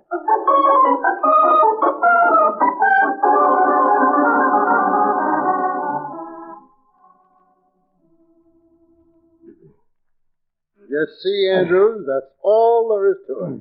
Now that you got the two hooks in, you just hang the hammock on it. Yes, Lodge, I sort of figured that out for myself. Hand me that hammock, will you? Yeah. Thanks. Now I hang one end on this hook, and the other on this hook. There. Now we're all set. Well, that was easy. I told you it would be. Yes, Lodge. Well, now for the test flight. I'll hop right into it and... What happened? I hit bottom. Oh, my gosh, it's resting right on the ground. That's because the trees are too close together. Yes, Lodge, I could tell. Fine thing. Now what'll I do? Why, you could plant another tree. Please, Lodge, don't be funny. I know. I'll just sink a post into the ground and hang the hammock on that. Andrews, if you study hard, you're going to be a genius. Never mind, Lodge. Oh, Mary. Mary! Mary, would you bring up my saw? Your what? My saw! But Archie's using it, dear. Oh, well, tell him I need it for a few minutes. All right. Archie! Archie! Yes, Mom? Archie, your father wants the saw. Gee whiz, Mom, I'm using it. Archie, your father needs it. Okay, where is he? On the other side of the house. Okay, I'll send Jug over with it. All right. Fred, Yes? Jug has bringing the saw. Okay. Now let's see. I had some 2x4s right here. They should make fine posts. And wait a minute. That's funny. They're gone. What? Mary! Yes? Have you seen those old 2x4s that were alongside the house? Yes, dear. Where are they? Archie has them. Now what in the world is he doing with them? I haven't any idea. Well, tell him I need a couple of them. All right. Here's the saw, Mr. Andrews. Huh? Oh, thank you, Jug. You're welcome. And Archie says let him know when you're finished with it. Yes, I will. Archie! Yes, Mom? Your father wants some of those 2x4s. Gee whiz, what for? I have no idea. Well, tell him to send Jug back here for the 2x4s. All right. Fred? Yes? Archie says to send Jug back. Well, Jug's already gone back, and tell him to hurry. All right. Archie! Did Jug get there? Yes, Mom! Well, hurry and send those 2x4s to your father! I already did, Mom! All right, dear. Here's those 2x4s, Mr. Andrews. Oh, fine. That's fine, Jug. And Mr. Andrews, Yes? Archie says if you need anything else, just holler.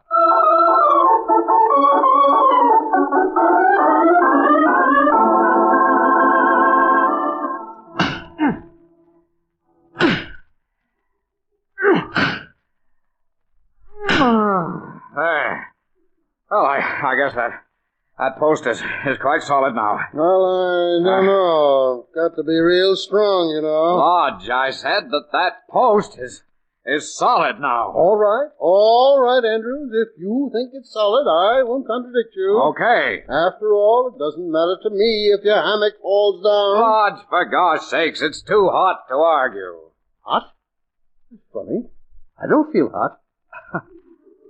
Well, if I was just drinking cold lemonade by the gallon and standing in the shade looking important, well, I wouldn't be, Lodge, what is the shade doing over where you are? I never touched it. Good grief, the sun's moved. You can't hang a hammock right in the sun. No, not if you want it in the shade. Oh, well, for gosh sakes, I guess there's only one thing to do. I'll have to move the hammock to the front lawn. It's always shady there. Good idea. Well, I'm certainly glad you approve. Yes, I guess it's the only thing to do. And as for these few holes I made in the lawn, why, they won't matter. They won't matter at all. Will they?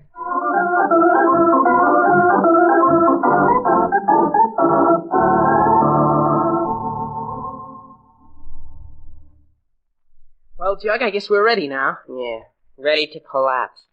What are you tired about? You think it's easy running back and forth between you and your father? What's he doing anyway? I don't know. Well, he'll be surprised when I show him this. Gee whiz. What's the matter? Jug, the shade is gone. Gee, so it is. Jughead, do you know what happened? What? The sun moved. It frequently does, Archie. Gee whiz. Jug, why didn't you watch the sun? I've seen it before. Very funny, very funny. But now do you know what I gotta do? What? Move this hammock around to the backyard. It's always shady there. Good idea. And as for the few holes I dug here, they won't matter. Won't matter at all. Will they?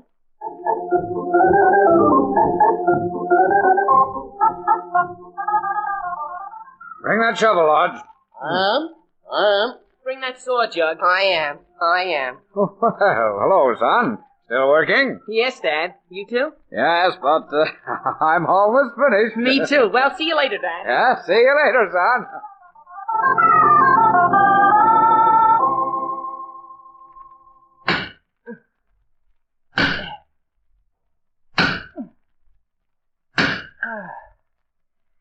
Well, Jug, there it is. One hammock, complete and ready for use. Oh. Yeah, you look a little tired. A little. Jug rigor mortis has already set in. The next time I decide to put up a hammock, put me in a straitjacket, will you? Okay. That's nice of you, thanks. But anyway, the job is done now, and I'm just... Hello, Archie. Oh, hi, Betty. Hello, Betty. Hi, Jug. Well, was it fun, Archie? Was what fun? Swimming at the lake? Oh, that. I never went swimming. Why not? I decided to put up this hammock instead. Fool that I am. A hammock? You decided to put up a hammock? Well, yes, what's so strange about that? See, here it is.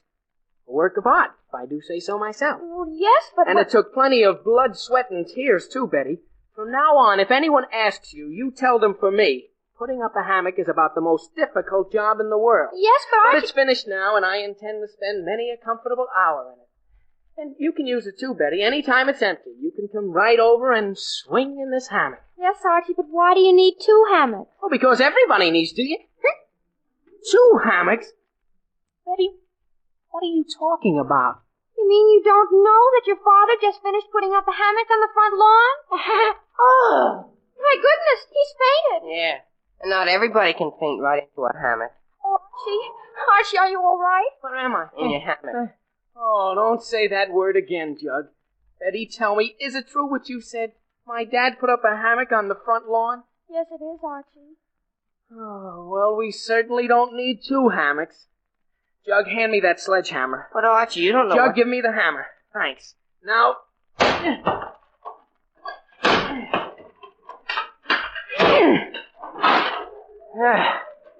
That's the end of that post. Oh, but Archie, what will you hang the hammock on now? Betty, I'm going to make you a present of this hammock. Here, take it. Oh, but Archie, your new hammock, I couldn't take that. You've got to, Betty, as a favor to me. If my father sees it, I'd never hear the end of it. Well, all right, Archie, if you insist. I do. And remember, you kids, don't ever breathe a word of this to anyone.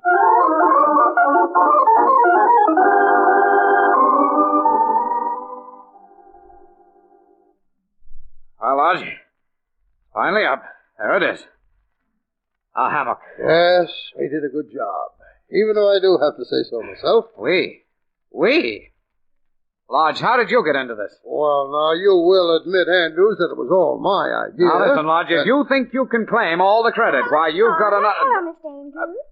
Oh, hello, Veronica. Hello, dear. What are you doing here, Father? Just showing Mr. Andrews how to put up a hammock, dear. A hammock? Lodge, for the last time, quit trying to take all the credit. Did you say a hammock? Andrews, I still insist. Without my help, you couldn't have put it up in a million years. But I thought Archie was going to put up the hammock. He was. Lodge, you didn't do a darn thing to help me, and you... Veronica, what did you say? I said Archie was putting up a hammock, wasn't he? Was he? Oh, my gosh, I'll bet that's why I couldn't get the... oh, my gosh, did he? Oh, I'm sure he did. Oh, no. Oh, yeah. Well, Andrews, I guess you now have 2 hammocks. 2 hammocks? Who needs 2 hammocks? Well, Lodge, there's only one thing to do. Hand me that axe. This one? Yes, that one. Thank you. If I never hear the word hammock again, it'll be too soon. There. That settles that. Andrews, you've chopped the post down. Now what are you going to hang the hammock on? Lodge, I am making you a present of this hammock for your invaluable assistance. But I don't want Take it lodged with my blessing. Oh, yes, Father. I'd love to have a hammock on our lawn. Well, all right. Thanks a lot, Andrews. Don't mention it, please. And, I have just one favor to ask of you and Veronica. Yes? Don't ever say a word about this to my family. I never live it down. Oh, don't worry, Andrews. Don't worry. You can trust us. Well, let's go, Veronica. Bye, Mr. Andrews. Goodbye. Goodbye. Oh, Dad. No, Archie. Hello, son. Oh, hello, Jughead. Hello, Mr. Andrews. Are you finished with your hammock, Dad? Well, yes, I did. Hammock? Did you say hammock? Uh-huh. Why, what hammock? The one Betty said you were putting up. Oh, well, she must have been mistaken. You can see there's no hammock here. She must have meant your hammock. My hammock? Oh, but you must be mistaken, Dad. I haven't any hammock. Now. What? Archie, tell me the truth. Did you or did you not put up a hammock? Well, I don't have a hammock now. Archie, answer my question. Yes, Dad. And you didn't. Archie, did you tear that hammock down?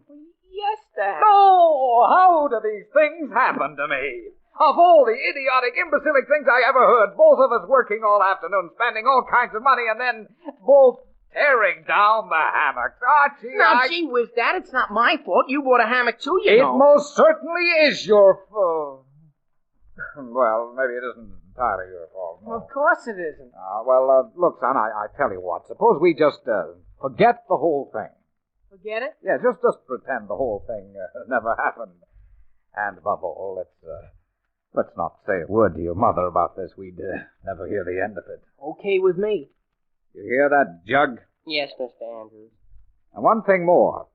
I never want to hear the word hammock again. Me too, Dad. Fred. Oh, hello, Mary. Where have you been? Out shopping. Hello, dear. Hi, Mom. Well, did you two finish your work? Work? Oh, yes, we did, Mary. Good. Well, I have a wonderful surprise for both of you. Surprise? Yes, I got it at Higgins' hardware store. I'm sure you'll just love it. It has an iron stand, and it's portable, and you can put it almost anywhere you want. Mary, just what has an iron stand and is portable? Why, a hammock, dear. A portable hammock.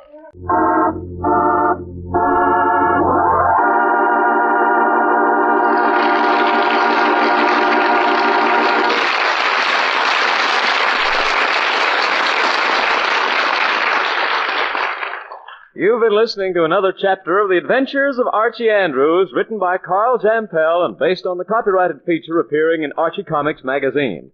Archie is played by Bob Hastings, Jughead by Harlan Stone. Others in the cast include Alice Uhrman, Ian Martin, Gloria Mann, and Rosemary Rice. Felix McGuire at the organ. Production was under the direction of Charles Urquhart. And now back to the Andrews. Fred, for pity's sake, what's so funny?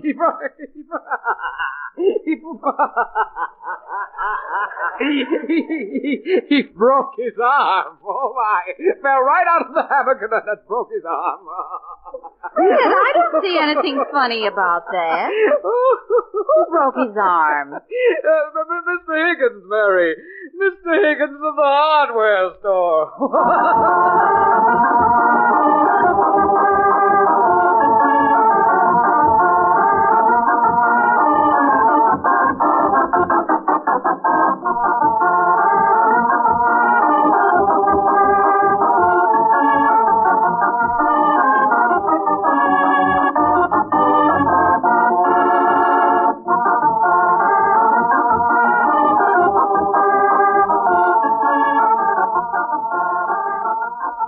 Listen next week for more of the merry adventures of Archie Andrews and his friends. And now this is Bob Sherry wishing you a very pleasant weekend. So long!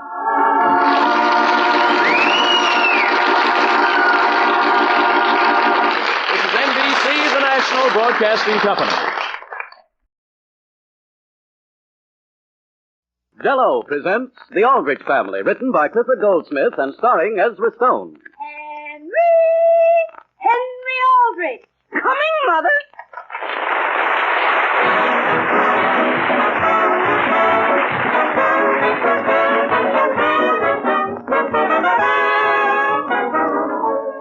Now that autumn is on the doorstep, folks, the corner grocery store has begun to take on added color.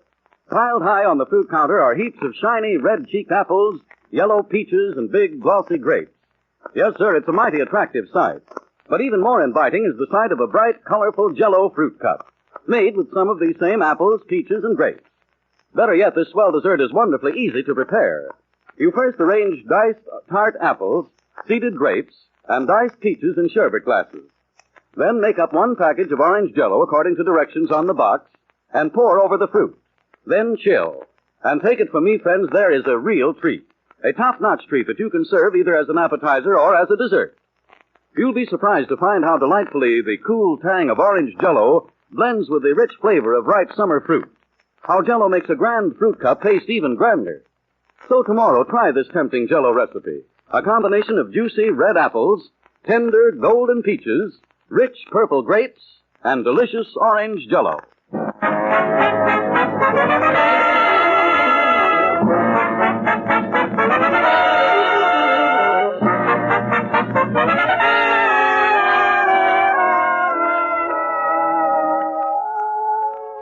All of us know a town like Centerville, a family like the Aldriches, and all of us know a teenage boy like Henry Aldrich. Anything is likely to happen when Henry is around, and it usually does. As our scene opens tonight, we find Henry Aldrich in the dining room with his father and mother. Mother, will you have some more peas? No, thank you. You finished a few peas there are there. Oh, I wouldn't think of touching them. Father, wouldn't you like these peas? No, thank you. I think you ought to have them, Father. I'll just scrape them into your plate. Henry, I don't want them. Would you like some bread, Mother? No, dear. Now just stop passing things and eat. Well, if you do want anything, just ask for it, huh? Boy, did I see a swell movie this afternoon. I'm going out and get some butter. Sit still, Mother. I'll go out and get it. I'll get it. Give me the dish, Mother. My goodness, one would think you had nothing to do but run around waiting on all of it. Sam, will you please tell me what's gotten into Henry? I've no more idea than you. I offered him his allowance a few minutes ago, and he refused it. Well, something's wrong. After dinner, you'd better take his temperature. Here you are, Mother. Will you have some butter? No, thank you. Oh, go ahead and take a little, Mother. I have some. Here.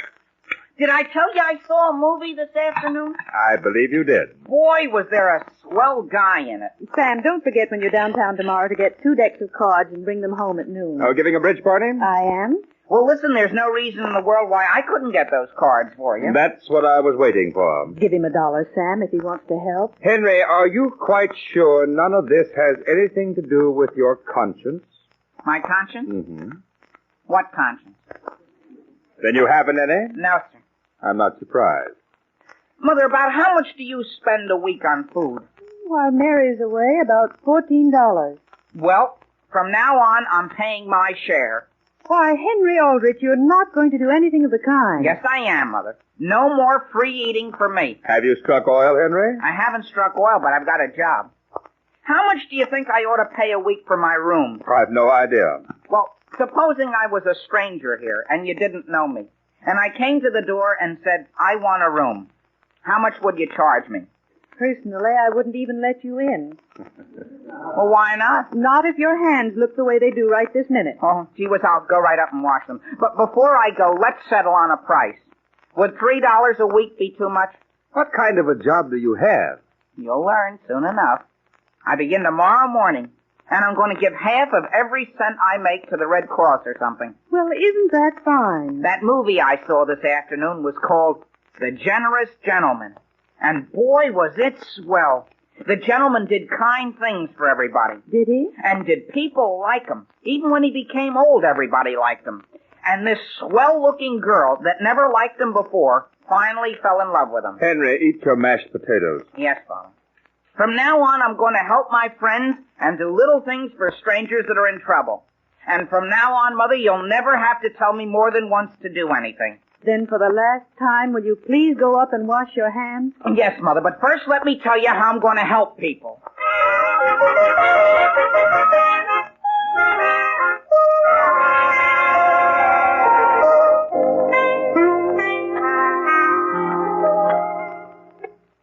Young man, have I ever seen you around this golf course before? Well, I've been around it. Ever had any experience caddying? Well, after all, there isn't much to carrying a bag of clubs, is there? Oh. there were any other boys on hand, I wouldn't even consider you. Now stand back while I put this ball on the tee. Yes, sir. But you don't have to worry about me. I know that when you're going to hit the ball, I should keep very quiet. That's fine. Personally, I think if you're being paid to do something, you ought to do it. Mm-hmm. Even if it's just to keep quiet. Do you want me to put that ball back on the tee for you? No, thank you. Just stand back. Yes, sir. And keep your eye on this ball. When I hit it, I left my glasses at home. Oh, gee, I have wonderful eyesight. Good. Yes, sir. Everybody speaks about it. Have you seen the picture called The Generous Gentleman? Will you please stand back? I'd like to hit this ball. Four down there. Oh, I know who that is down there. What do you mean by yelling just as I swing? Oh, did I frighten you? I didn't make a terrible shot. Have you hit it already? Didn't you have your eye on it? Well, we'll find it all right. It might have gone over here to the left. What makes you think so? Well, we'll look to the left first and then work around. The reason I didn't hit it straighter is because of this coat. Would you like to have me carry your coat? All the way around the course? Gee, I don't mind a little thing like that, especially if it helps anybody. All right, here. I'll throw it right over my shoulder. Oh, Herbert. Hiya, Henry. I thought that was you. Boy, there are a lot of balls out on this course. I picked up 4 just since I got here. Cabby, have you found my ball? Not yet, Mr. Eddie, but Herbert says this is a very good place to look for them. Here it is, right here. Oh, have we found it? I thought it would be to the left. Let me have my mashie. Your mashie? Do you think that's the best one to use for a shot like that? I'd like my mashie. Yes, sir. And when I hit the ball this time, keep your eye on it. Yes, sir. No more talking. And this other young man, don't stand so near. No, sir. Herbert, have you seen a picture called The Generous Gentleman? Young man. Yes, sir. Herbert, shh. Why? He's about to swing the club. Oh. What's the name of that picture, Henry? Cabby, may I ask who this young man is? Oh, I guess I didn't introduce you, did I? This is Herbert. How do you do, sir? What are you doing here? I asked him to meet me here. What for? He wants to learn how to caddy. I told him the easiest way would be to watch me. I see. Well, supposing, Herbert, you go over and sit under that shady tree. Not the nearest tree, nor the one just beyond, but the one way over on the far side of the fairway. Yes, sir. Don't be hurt, Herbert. People that are new at this game are always easily upset. Young man. Yes, sir? Have you your eye on this ball? Yes, sir. Very well, then. Here goes. Gee whiz, what a sock. Where did it go? It hit that tree. Where did you learn to shoot so straight? I never made a shot like that before. I didn't think you should have used your mashie. The whole trouble is this sweater. Oh, that's all right. Just take it off. I'll carry it. You're sure you don't mind? Gee whiz, I'm here to serve you, aren't I? All right. Yeah. Give me the number 3 iron. The number 3? Yes, sir. You want me to roll that log out of your way? No, thank you. I'll show you how to put the ball right straight down on that green. Okay. And don't say a word. No, sir. Hey, Henry. Whiz, look at that ball travel, Herbert. Almost in a circle. That's the first time I ever made a shot like that. You know, Mr. Eddie, I had a feeling you shouldn't use that number 3. The trouble is my collar's too tight. Want me to take your necktie? You sure it won't be too much trouble? Gee, no, I'll just roll it up and stuff it in my pocket. Did you see where the ball landed? Yes, sir. Do you see that clump of trees to the left? Uh-huh. And that house on the other side of the road? Yes. Well, it went right in the yard of the house just beyond. How did it do that? Well, I guess you just laid into it. All right. Give me another ball there. I'll hit it on down. You go over and get that other one and meet me at the green. Yes, sir. Here you are. I'll run all the way. And don't come back without that ball. Oh, you don't have to worry. I saw exactly where it went, I think.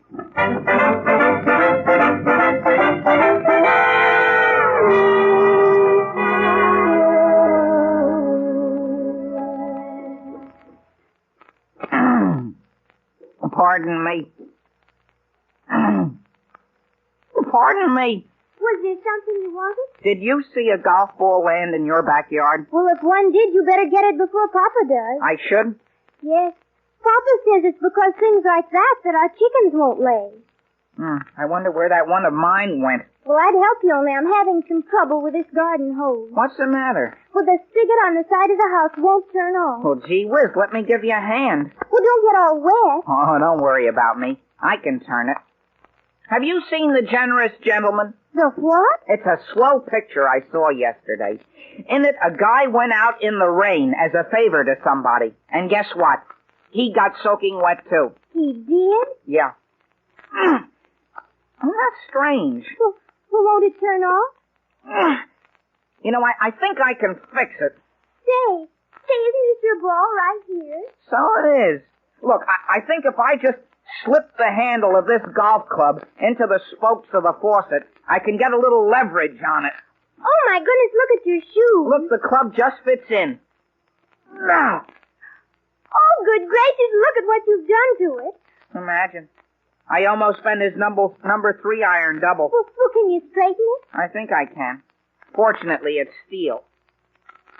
There. Unless you held it right up to your eye, you'd hardly notice it had been bent. I'll try the faucet once more. Oh, now look at what you've done. Gee whiz, I broke it off. You don't have another faucet, do you? Oh, of course we don't. Do you have a telephone? No, we don't. Well, don't you have anything for an emergency like that? No. Well, I'll tell you what I'll do.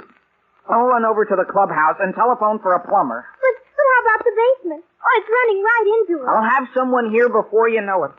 Imagine this. What is it? I found $1 in my pocket. It's to get my mother some playing cards, but I can get them with the money I earned for caddying. Here, you take it. Well, what for?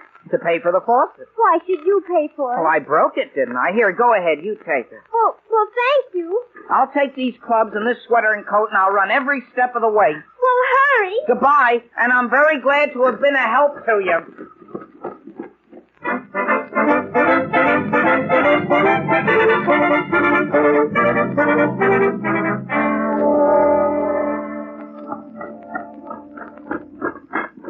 Hey, Henry, is that you? Yes, Herbert. Does this road swing around to the clubhouse? Yeah, where have you been?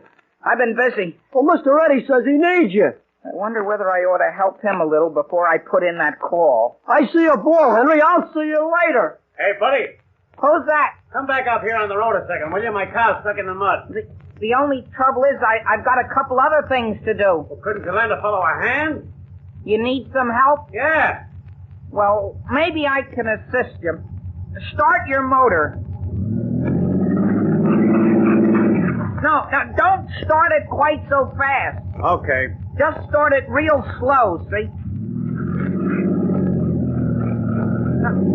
Look, I'll tell you what. Back up until I stop moving my hand. You won't let me drop into the ditch, will you? Oh, no, there's some boards over it. Okay. Come on. Come on.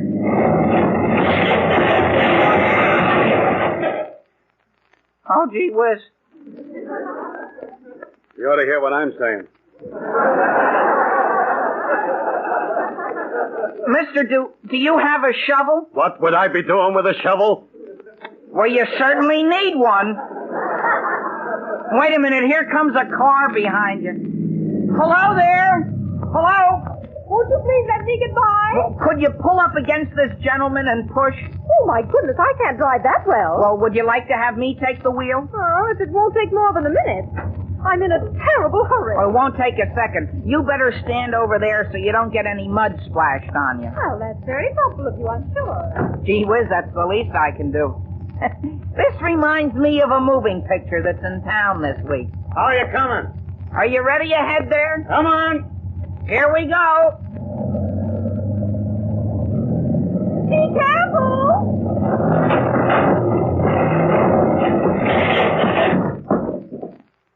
Isn't that strange?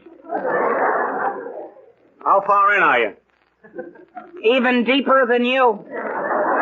And what am I to do? Well, I'll tell you, miss, I've got to go to the clubhouse and phone a plumber anyhow. I'd be very glad to put in a call for a tow car at the same time. And in the meantime, I'm due downtown at court. You are? And if I'm not there, I have to forfeit $25. Well, my father's a lawyer, and I'll phone him, too, and tell him to go down and fix things for you. Are you sure he can? Oh, gee, he's like me. He likes to do things for people. In the same way? Well, I'll beat it over and phone right away. Well, my name is Mrs. McGill. Yes, ma'am. And the charges are for talking back to an officer. Yes, ma'am. And if you get a chance to see that picture of the guy that was so nice to everyone, don't miss it. Henry, I thought you were going to see Mr. Reddy. Herbert, Herbert, will you go over to the clubhouse for me? I can't, Henry. I'm finding too many balls. You are? Sure, I just sold 6 to Mr. Reddy. Well, where is he? You go right through those trees there into the underbrush. Okay. And then go straight through to the swamp. Okay. Tell him he's foolish to look in there, though. I've already cleaned that part out. Mr. Eddie! Oh, Mr. Eddie! Where have you been? I just want to tell you I'll be right back. Where are you going? To call a plumber. What for? I got a lady in a ditch. How did you get a lady in a ditch? I was trying to get another guy out. When? Right after I busted a faucet for a girl. What faucet? The girls! Would you like to wear your coat or sweater or anything? I would not. Boy, have I been having a tough time. You've been having a tough time. I just played 4 holes with 1 club. How did you do? Young man, have you had a sunstroke? No, sir. Do I look pale? Are you going to caddy for me? Well, I'll tell you, Mr. Eddie. I'll give you 2 more clubs. That ought to hold you while I go up and phone. Oh, no, you don't. You caddy now or never. But you don't realize the position you're putting everyone in. Come here with that bag. I can't help them? You're going around with me if I have to drive you around with this club.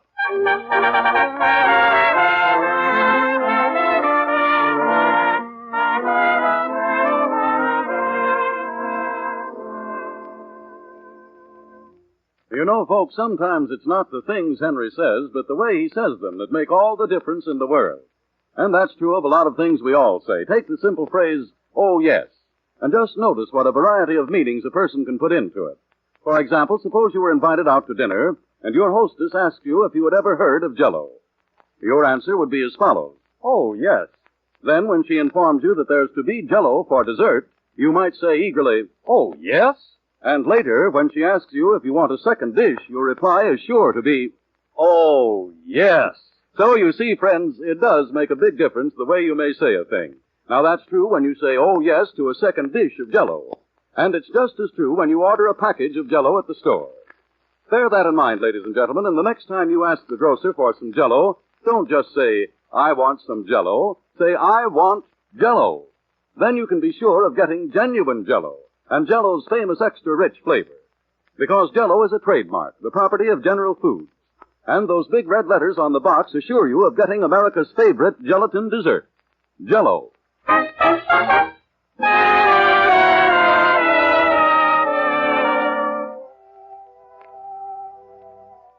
Now, getting back to the troubles of Henry Aldrich. Henry has decided to be kind and helpful to everyone he meets.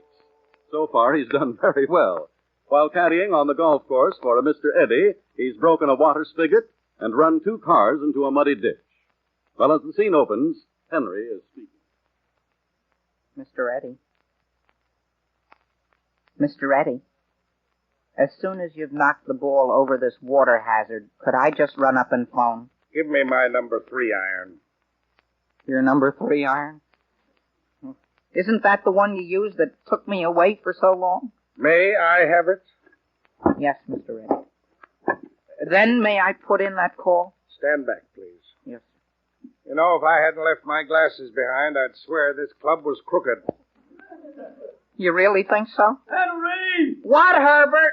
Which way's he going to hit that ball? Over the water hazard, and you keep away from it. Come here, Herbert. 4.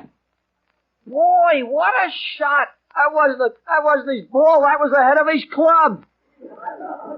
I never did a thing like that before. Gee, they certainly make clubs poorly nowadays. Give me my number 2 iron. Mr. Eddie, I really think you ought to let me pay for that number 3. What became of my ball? Herbert, put that ball back. I just wanted to see whether it was his. Whose did you think it would be? It's yours, all right.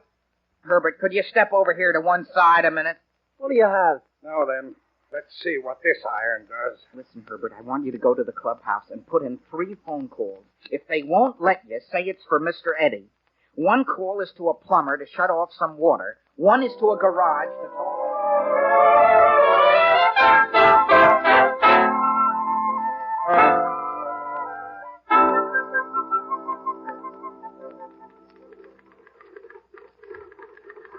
Miss Pearson, Yes, Mr. Aldrich. will you take a letter, please? Mr. Aldrich, while you were out to lunch, a young man by the name of Herbert Thompson telephoned. Herbert? Oh, Henry's friend. What did he want? Well, the fact is he seemed rather confused. At any rate, you're to go down to court at once and help get Henry out of trouble. What kind of trouble? All I understand was your son has talked back to some officer. That's a fine thing. I can't possibly go down. I'm scheduled for a conference. Impertinence to an officer, huh? What do you say to him? I don't know. Well, Henry can just stay down there. I don't believe in interfering with the law. I understand if you don't straighten things out, the fine will be $25. $25? Call the committee and tell them I'll be late. You're going to court? Of course I am. I can't afford to pay $25 any more than anyone else can. Who's that? I've no idea. Hello? Yes? One moment, please.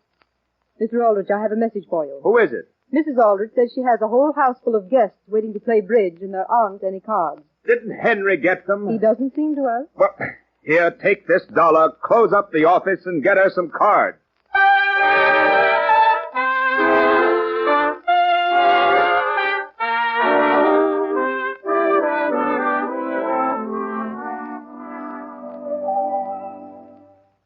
Excuse me, sir. What is it, young man? Have you seen Mr. Eddie around the clubhouse here? Oh, Mr. Eddie is still down in the locker room. Well, will you tell him I found his coat, but I'm sorry we mislaid his sweater. Yes, sir. One moment, young man. Oh, I found your coat, Mr. Eddie, but I think I ought to tell you.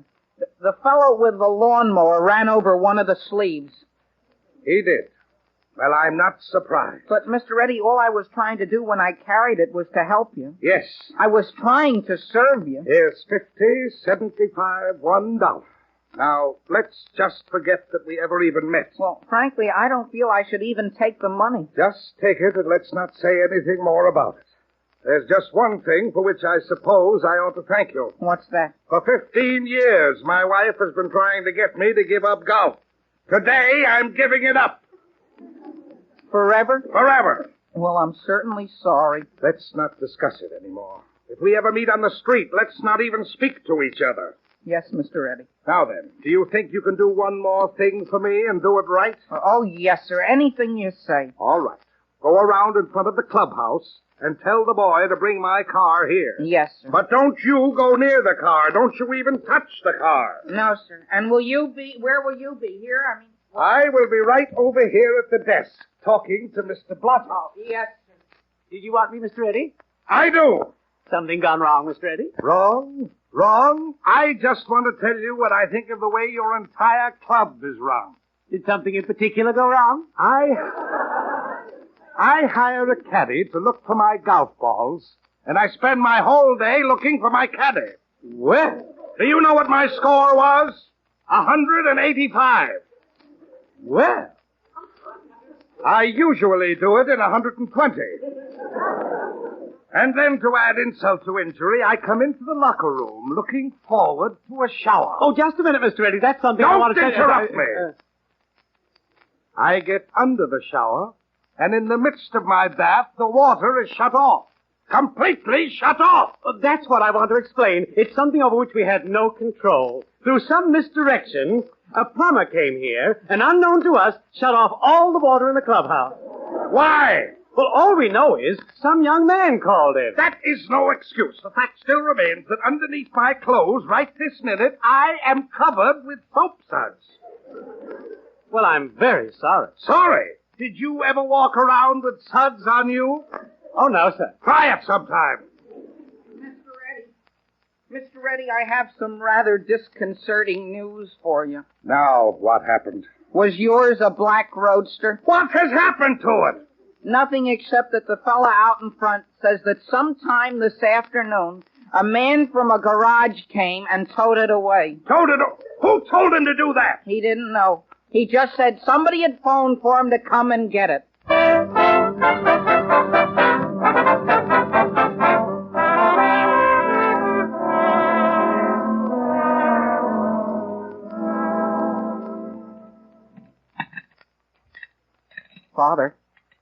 Father, would you like some more butter? No, thank you. Are you sure you're going to have enough? Henry, if I were you, I wouldn't bother your father anymore. Oh. Is he tired, Mother? He is. Both tired and embarrassed.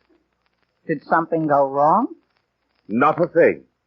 All I did was miss a yearly business meeting in order to bail my son out of jail for talking back to an officer who didn't know anything about it. Father, that was entirely Herbert's fault. Oh, no. No, it wasn't. It was your fault. Trying to be kind to someone you didn't even know. Well, it's a funny thing, but things didn't work out like this in The Generous Gentleman. Did the generous gentleman forget to bring cards for his mother's bridge party? Mother, I'm going to pay you back that $1 you gave me for the cards. I really am. I'd give you what I earned this afternoon, only I paid that to Mrs. McGill toward her fine. You gave your $1 to Mrs. McGill? Yes, sir. And I told her if there was ever anything I could do to help her, I'd be very glad to. And what did she say? She said she was quite sure there wasn't a thing I could do. Oh, I'll answer the phone, Mother. Just eat your dinner. I'll see who it is. Yes, Mother. Henry, when does school start? In a few days. Why? No reason. I was just wondering. Is there anything I can pass you, Father? No, thank you. Gee, the more I think about how Herbert balled things up today... Henry, do you know a Mr. Eddy? Mr. Eddy? Yeah, in a way. Why? He just phoned. For me? Does he want me to caddy for him tomorrow? He wants to know whether you have his necktie. Oh, gee whiz, I've got it in my pocket. I'll take it to him tomorrow. He said you're not to take it to him. You're to mail it to him. Well, that's certainly very thoughtful of him, because I'd planned to do something else tomorrow. What? Well, I wasn't able to give the Red Cross any money today, and I thought I'd go over and help them instead. Here, Henry, is $1. $1? What for? For the Red Cross. They're having enough problems without your going over and helping them.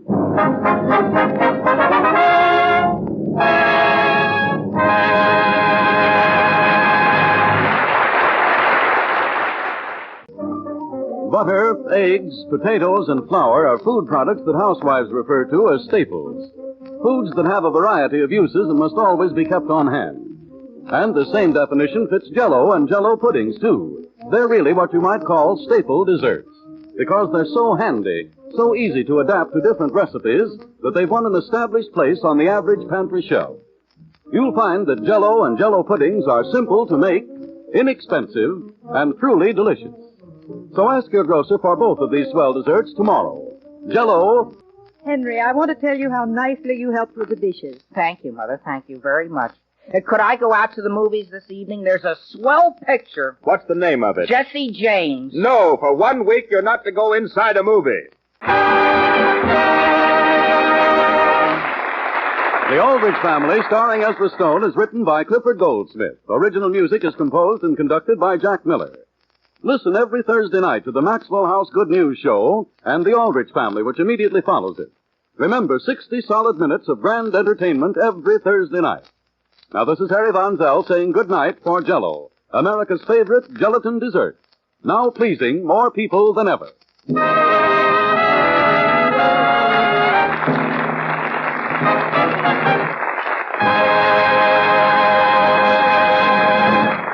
This is the National Broadcasting Company.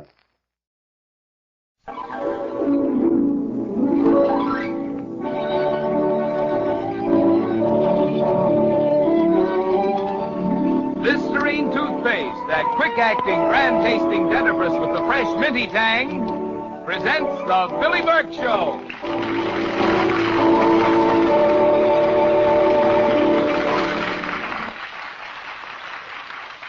Friends, why don't you enter the Listerine toothpaste contest and win gorgeous nylons of Note by Holeproof? Listerine toothpaste is giving away 12 pairs of nylons of Note by Holeproof as first prize, 4 more prizes of 6 pairs each, and 10 extra prizes of 2 pairs each. There's a different contest every week, but there are only 3 more contest weeks to go, so send in your entry today. A little later, I'll give you the simple rules for the contest. Right now, here are the 5 top winners of the 6th week's contest. First prize, 12 pairs of nylons of Note by Holeproof, went to Mrs. C.A. Grosskopf of Pflugerville, Texas. 6 pairs went to Mrs. Charles Alpaw of Princeton, Illinois. Another 6 pairs to Frederica Gillis of Garner, Iowa. Still another 6 pairs were won by Mrs. Helen Rudolph of Otisco, Minnesota. And 6 more pairs went to Mrs. Roland Barreau of Marrero, Louisiana. Listerine toothpaste extends sincere congratulations.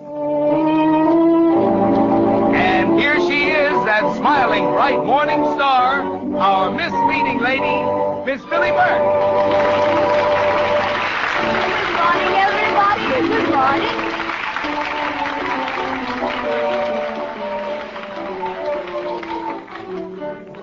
Now let's look in at the little white house on Sunnyview Drive. Brother Julius is working in his shop behind the garage when Miss Burke appears in the doorway. Hello, Julius. Huh? Oh, hello, Billie. Julius, What do you want? it's a lovely day. Yes, I know that. Julius, What? you know, you seem to get younger every day. Thank you. Now, please go. And you're so intelligent. You're almost human. That's fine. Now, will you... Oh, wait, Julius. Billie Burke, what's going on? What do you want? Well, I want to talk to you. Don't be so impatient. After all, I'm your own flesh and bones. Goodness.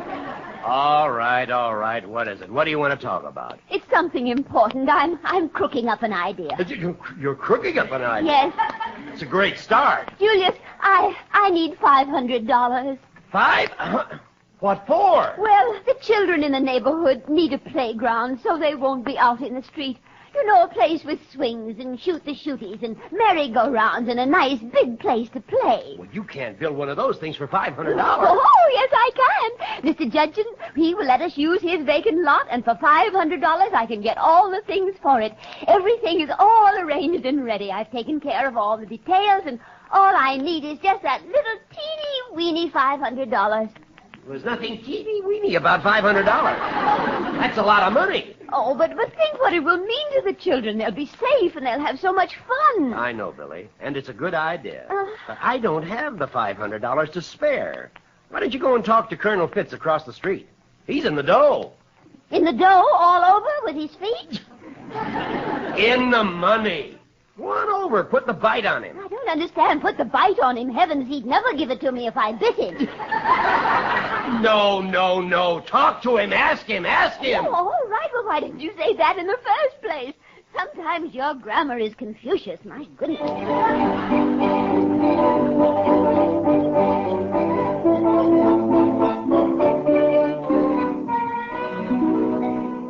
And for $500, Colonel Fitz, we can build a lovely playground with swings and slides and just everything.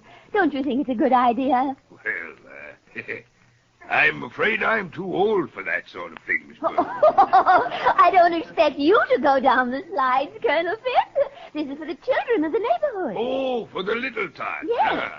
A fine idea, Miss Burke, except I don't have any children. Oh, well, let's not split hairpins. Your children, somebody else's children. What's the difference?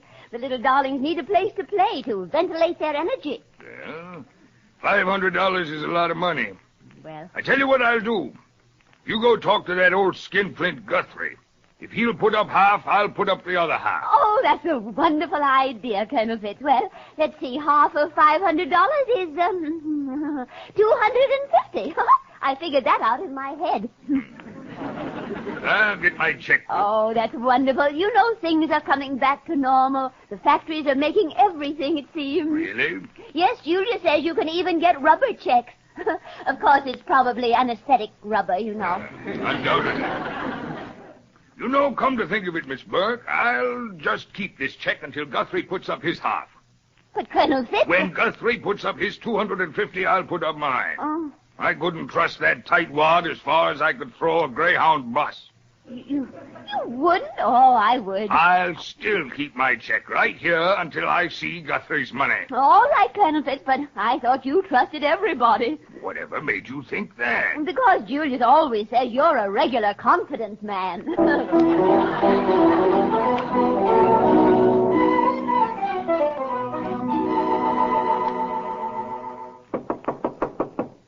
Come in. Hello, Mr. Guthrie. Well, how do you do, Miss Burke? To what happy whim of fate do I owe the incomparable pleasure of this unexpected visit? Oh, my, Mr. Guthrie. Such a gallant welcome. You sound like that poet, Oscar the Wilde. Well, I do have an eye for a lovely lady. Yes. What can I do for you, Miss Burke? You see, I'm raising some money for a children's playground, and... Excuse me. Certainly. Hello? Oh, hello, sweetie lamb. What? Well, I don't know. Billie Burke's in the office. I'll ask her. Miss Burke, is toothpaste a hyphenated word? Hyphenated? Yes, is there a hyphen in toothpaste? Oh, well, I don't know. I never found one in mine. Hello, sugar doll. No, dear, no hyphen. Goodbye, love. Poor Alice. She can't spell. Oh, well, isn't it a shame? Alice had to leave college in her last year. Mm-hmm. Now, about this money. Yes, you see, I want to build a playground for... Excuse me. Goodness. Hello? Yes, Petty Pie. Heaven. How do you spell nylon? Well, just a moment, darling. Poor Alice, she simply can't spell. How do you spell nylon, Miss Burke? Is it N-I-E or N-E-I? Nylon, let me see. Why? Oh, naturally. It's Y, dear. N-Y-L-O-N. Goodbye, sweet. I suppose you know what Alice is doing, Miss Burke. Oh, yes. Well, think of it, Mr. Guthrie. 12 pairs of nylons. That's almost a dozen. Yes. Now, what were we talking about? The playground. All I need is $250. But... Excuse me, Miss Burke. Oh, yes. Hello? Yes, dearie doll. Is there a Y in Listerine, too? Honey Bunch, look on the box. The box. B-O-C-K-S. Goodbye, dear. Gracious. Alice seems to be having trouble. She doesn't have trouble saying why she likes Listerine toothpaste in 25 words, if she could only spell them. Now, what do you want the money for, Miss Burke? A playground. P-L-A-Y-G-R. Well, good heavens, now I'm doing it. $250 is quite a lot of money. Oh, but it's for a good cause, Mr. Guthrie. Think of it, a whole playground with slides and teeter-totterers for all the children in the neighborhood. Not a bad idea. We could charge admission. Admission? Why not? 10 cents a head. Oh, well, that wouldn't work. The children would want to get more than their heads in. You mean charge them to use the slides and things? It might be quite a paying proposition. Oh, no, Mr. Guthrie. The playground is to be free. In fact, I'm going to call it the Free for All. Who's putting up the other 250? Your old friend, Colonel Fitz. You know Fitz? That old windbag? Mm-hmm. All right, if Fitz will put up 250, I'll put up 250. But he says he'll put his 250 up if you put up yours. Aha! He's trying to pull a fast one, huh? Not 1 cent do I put in until I see his money. Oh, but who's going to put up the money first so that the other one can see it? Not me. You show me his check and you can have mine. Well, I'll ask him, but I know what he's going to say. No. But somebody has to put up the money. First, Colonel Fitz. It won't be me. I know that, Guthrie. Probably trying to pull one of his slick deals. Well, he won't catch me. He's not trying to catch anybody. He just wants to see your check. All right, I want to see his. Guthrie is a crook. As far as I'm concerned, we can simply forget about the whole thing. But we must have the playground. We can't forget about it. Then show me Guthrie's money. Oh, why do you men have to be so bully-headed? Well, now, what are you going to do? I'm going home and think. And when I start thinking, something's going to happen. You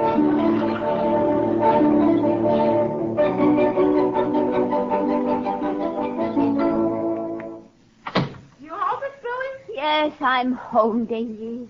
You don't sound too bright. Something wrong? Oh, I'm mad at men. At men? That takes in a lot of people. Well, I'm mad at 2 men in particular, that Mr. Guthrie and that Colonel Fitz. I'll show them. I'll think of something. While you was gone, a couple of little boys came to the door, and they wanted to know how the playground was going. Oh, poor darlings. Well, I'm going to build that playground, Daisy, if I have to resort to despicable measures. If Mr. Guthrie and Colonel Fitz are going to be stubborn, they'll wish they hadn't. I'll show them 2 can play as cheaply as 1. Well, Billie, how'd you come out? Oh, not so good. As sailors say, I ran into a snood. It's a snood? You mean a snag? Oh, snag, snood, oh, it's all the same. Mr. Guthrie won't put up his money until the Colonel puts up his, and Colonel Fitz won't give me his check until he sees Mr. Guthrie's money. It's so ridiculous, just a tempest in a tea room. You shouldn't have told Guthrie that Fitz was in on it. Well, They're having one of their annual feuds. Oh, fiddlesticks on their old feud. I'll get them together, somehow. You want to be careful, Billie. You get those two in the same room and there'll be a fight. Fight? Billie Burke, what are you thinking about?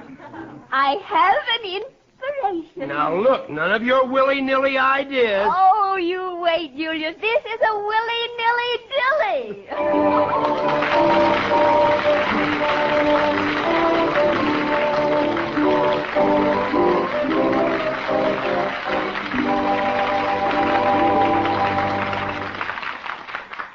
Friends, there are only 3 weeks left in the Listerine toothpaste contest, the easy contest in which the prizes are beautiful nylons of note by Holdproof. So send in your entry today. Here are the rules. 1, complete the following sentence in 25 words or less. I like Listerine toothpaste because. 2, write or print your entry together with your name, address, and stocking size. Be sure to also include your leg length, short, medium, or long. 3, enclose the side or facsimile of the side of a Listerine toothpaste box. But, and this is important, the side you enclose must be the one that carries the good housekeeping seal. Mail your entry, as many entries as you like, to Listerine Contest, Post Office Box 491, Times Square, New York 18, New York. Remember, first prize is a dozen pairs of nylons of note by Holdproof, 4 other prizes of 6 pairs each, and 10 more prizes of 2 pairs apiece.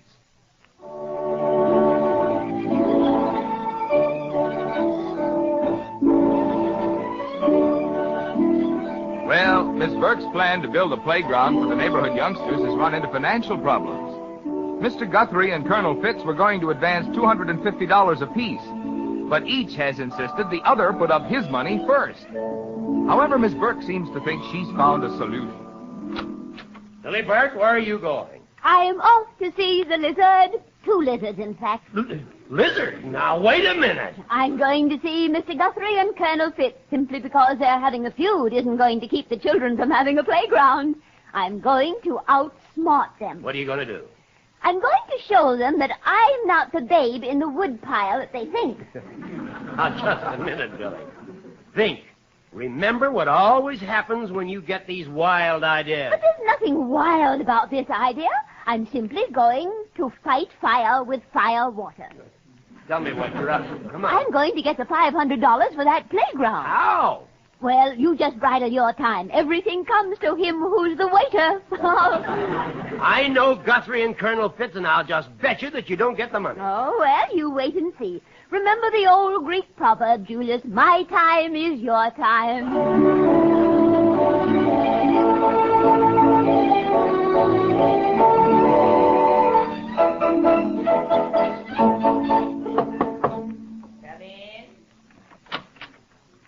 Hello, Mr. Guthrie. I'm back again. Well, did that old baboon put up his money? Baboon? Oh, Colonel Fitz. No, he didn't.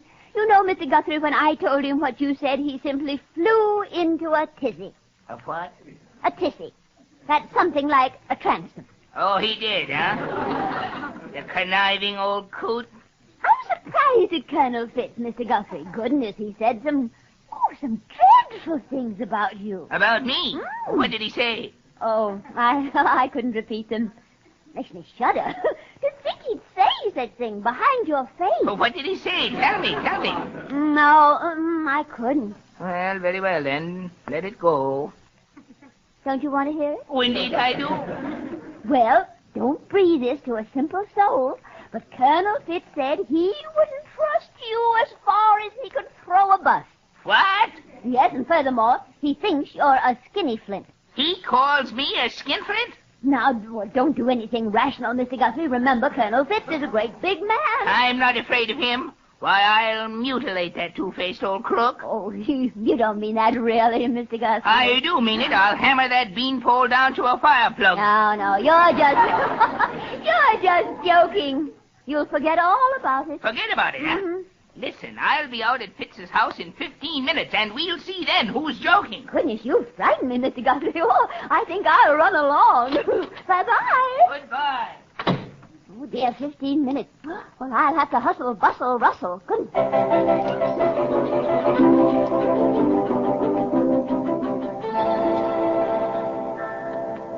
Well, Miss Burke, What did old Guthrie say? Oh, Colonel Fitz, I can't tell you. It was too dreadful. Wouldn't put up his money, eh? I thought as much. Well, it wasn't that. It was a perfectly awful thing he said about you. About me? I don't think he's your friend. What did he say? He intimated that you were dishonest. Intimated? Yes, he said you were a crook with 2 faces. Why, that old weasel. He's coming out here to hammer you into a fire plug. A fire plug? I thought you should know. Well, let him come. I'll show him. There he is at the door. I'll go out the back way, Colonel Fitz. No need to fear. I'll handle him in short notice. Don't fight in the house, Colonel. Hello, Fitz, you scoundrel. I've been waiting for you, Guthrie. Put up your fists. I'm going to punch you right in the nose. Oh, you think so, huh? Come out in the yard, Fitz. Put up your fists. I'm coming at you, Guthrie. I'm coming at you. Boys, stop. Who's that? Who's that? Heavens, Mr. Guthrie, and you, Colonel Fitz, fighting out in the front yard like common raggedy muffins? Oh, shame on you. Stand aside, Miss Burke. Don't try to protect him, Miss Burke. I'm going to... Oh, no, you're not. Now, you both listen to me. If you're going to fight, you must fight like gentlemen and scholars. Haven't you heard of the Marquis and Queensberry? Just let me at him. Just let me at him. Now, hush. I know you boys can make a real nice fight and settle your drudge and everything. Now, I'll tell you what we'll do.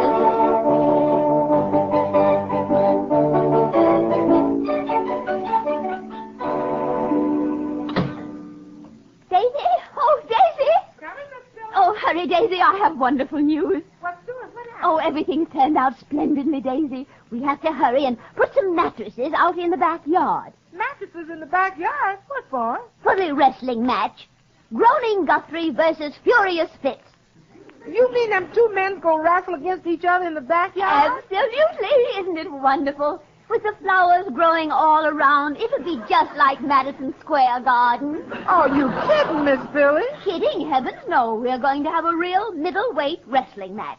I'm sure that's what it will be. They both have all their weight around the middle. Well, I'll haul out the mattresses, but I still don't get it. Well, there's nothing to get, Daisy, except the mattresses. Oh, it's simplicity myself. Mr. Guthrie and Colonel Fitz were mad at each other, and one wouldn't put up money for the playground until the other did, so I sort of, brought them together, you know.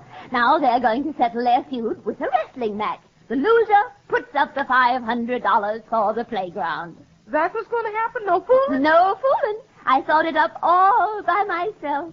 What's all this about a wrestling match? Oh, Julius, I have the money for the playground. Where is it? Well, I mean, I have it figuratively speaking. Oh. Mr. Guthrie is going to wrestle Colonel Fitz in the backyard. The one who gets pinned to the mattress pays for the playground. No. Yes, it's all arranged. The bout starts at 7 o'clock this evening. Isn't that nice? Let's call it groaning in the morning, in the gloaming. Groaning in the gloaming. Now, let me get it right. This beats anything I ever heard of. How did you cook it up? I didn't cook anything. I simply told Mr. Guthrie what Colonel Fitz said and told Colonel Fitz what Mr. Guthrie said, and first thing you know, they were doing what comes naturally. Fitz and Guthrie wrestling. You know, Billie, sometimes I think you're a genius. Really? Yeah, other times I think other things. What? Who's going to referee? Oh, I am. You're going to be the umpire and clock watcher, and Daisy is going to be the press. That's where I'm going to be, Miss Billie? The press. You're going to be the reporter and photographer. I bought some films for the brownie so you can take pictures. This is going to be a big wrestling match. We have to have all the trimmings. Leaping lizards? We ought to sell tickets. Why, we could get $1,000 gate. Well, there's no use in paying that much for a gate. Besides, it must be absolutely private. No audience participation. Now, you and Daisy get the mattresses down from upstairs. I have to phone the playground equipment company and tell them to deliver our slides and swings and things. Wait a minute. You better wait until you get the money. What if something goes wrong? What could go wrong, Julius? Well, what if they change their minds and don't wrestle? They won't. They're mad at each other. Ooh, they're going to fight like 2 Tommy pussies. Come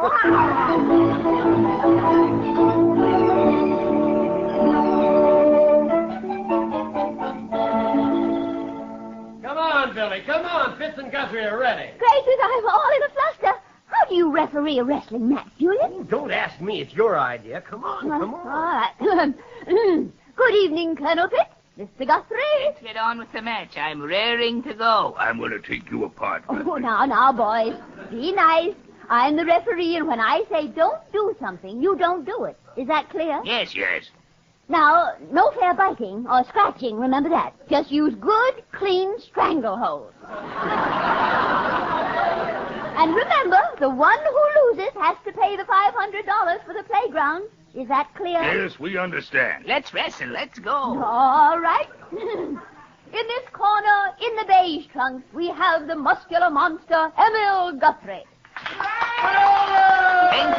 Thank you. And in this corner, in the Chartreuse trunks, we have that swordfish fighter, Colonel Fitz. All right, let's ring the bell. Come on, go after him, Guthrie. Now I'm going to get you, Fitz. Your goose is cooked. Just let me get my hands on you. Now, be nice, boys. Goodness, don't keep walking around each other. You're making me dizzy. Gracious, somebody wrestle somebody. Well, I'll just wait till I get hold of it. Attaboy, Fitz. Give him the old half. Ow! Colonel Fitz, you stop. You're hurting him. Leave him alone, Billy. Crawl out of it, Guthrie. Come on, give him a toe hold. Julius, stop telling them those things to do. Ow! Mr. Guthrie, are you biting him? Yes, I've got him now. No, I haven't. Watch him, Billy. Guthrie's down. I'm not down. He's down. Oh, heavens, I can't tell who's down. They're all mixed up. Well, somebody's down. It's not me. My shoulders aren't down. Well, I can't tell who's who. Is that your foot, Mr. Guthrie? No, it's not mine. Well, it's not mine either. Well, good.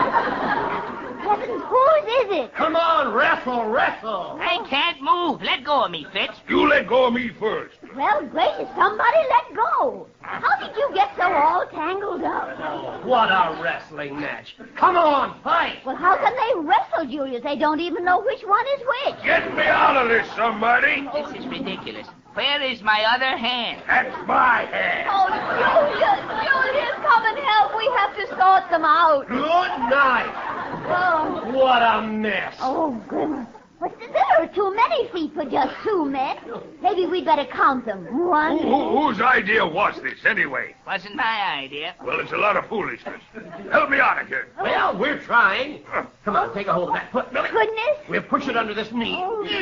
Well, what will I do with his arm? There's an elbow here that doesn't belong to anybody. Well, do something with it. Pull. Oh, there now. All the parts came out even. Oh, my back. And my knee. Are you all through wrestling? Yes. Definitely. But who won? Nobody. We'll call it a draw, huh, Guthrie? A draw? Oh, you can't do that. Who'll pay the $500 for the playground? Nobody. Nothing was said about a draw. Nobody wins, nobody pays. Huh, Fitzy? Exactly right, old man. Well, Billy, I told you something had happened. Now, what are you going to do? Oh, well, we can buy a few things for the playground, I think. Where do you get the money? Not from us. No, not from you. From the newspapers. Daisy, did you get the pictures? I took the whole roll. That should be the greatest wrestling match in history. Oh, splendid. Well, we'll sell them to the newspapers for a few pitiful pennies, I suppose. Goodbye, Mr. Guthrie. Goodbye, Colonel Fitz. Just a moment. Hold on. I won't have those ridiculous pictures in the paper. Make us the laughing stock of the town. Well, the pictures are for sale, gentlemen. Do I hear any offer? I'll give you $50. You will not have any pictures of me for $50. I'll give you $100. Oh, a blackmailer, huh? $500. $1,000. You crook, Guthrie. Now, quiet, both of you. Here's what we'll do. If you'll each contribute $500 to the playground, I'll smash the camera. Now then, nobody will see the pictures. Is it a bargain? I'm putting the camera in for nothing. Well, it's robbery, but I'll pay. Me too. Where's that camera? Here it is. All right, Julius. You can jump on the camera. A brand new brownie. Come on, Julius, jump. All right. Jump. There we are. Now we'll go in the house and write the checks. Come along, chump. I'm coming. It serves them right, Billy. If they'd have shelled out their money in the first place, they'd have been all right. Julius, am I doing a bad thing? No, indeed. The kids need the playground, and those guys can afford it. Take their money. But, Julius, I just remembered something. What? Please don't tell a simple soul, will you? What? I forgot to put the film in the camera.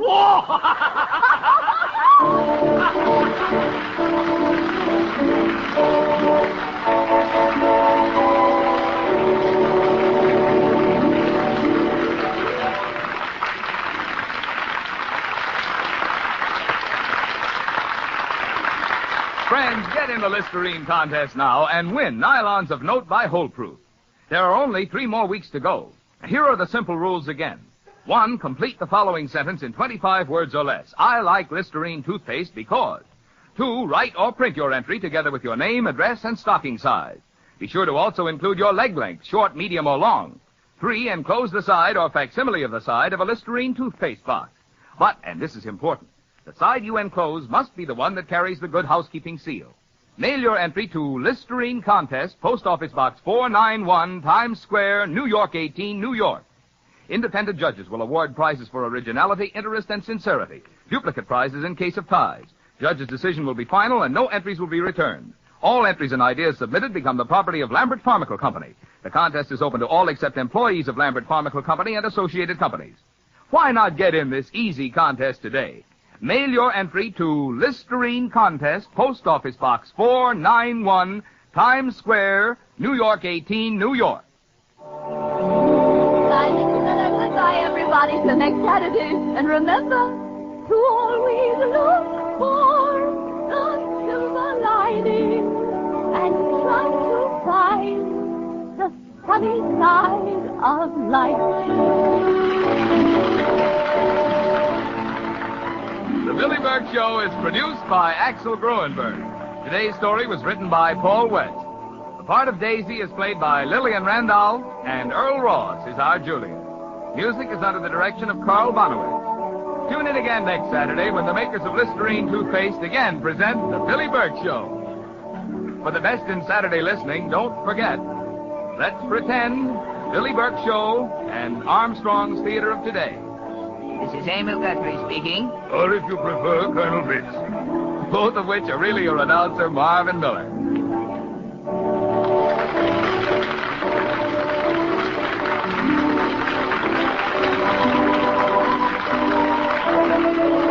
This is CBS, the Columbia Broadcasting System.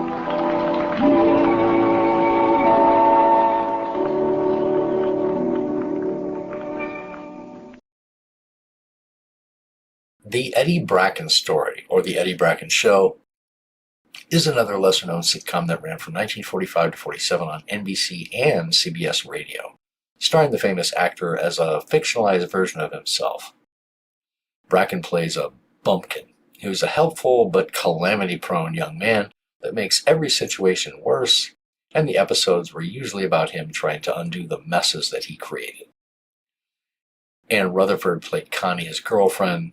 William Demarest played Connie's father. Janet Waldo played another of his girlfriends. And Jim Bannon was the narrator. Only 6 episodes survive today. In Switching Beauty Contestant Pictures, Connie has Eddie enter her photo in a beauty contest. In typical Eddie fashion, he manages to mix up Connie's photo with his stomach x-ray photo.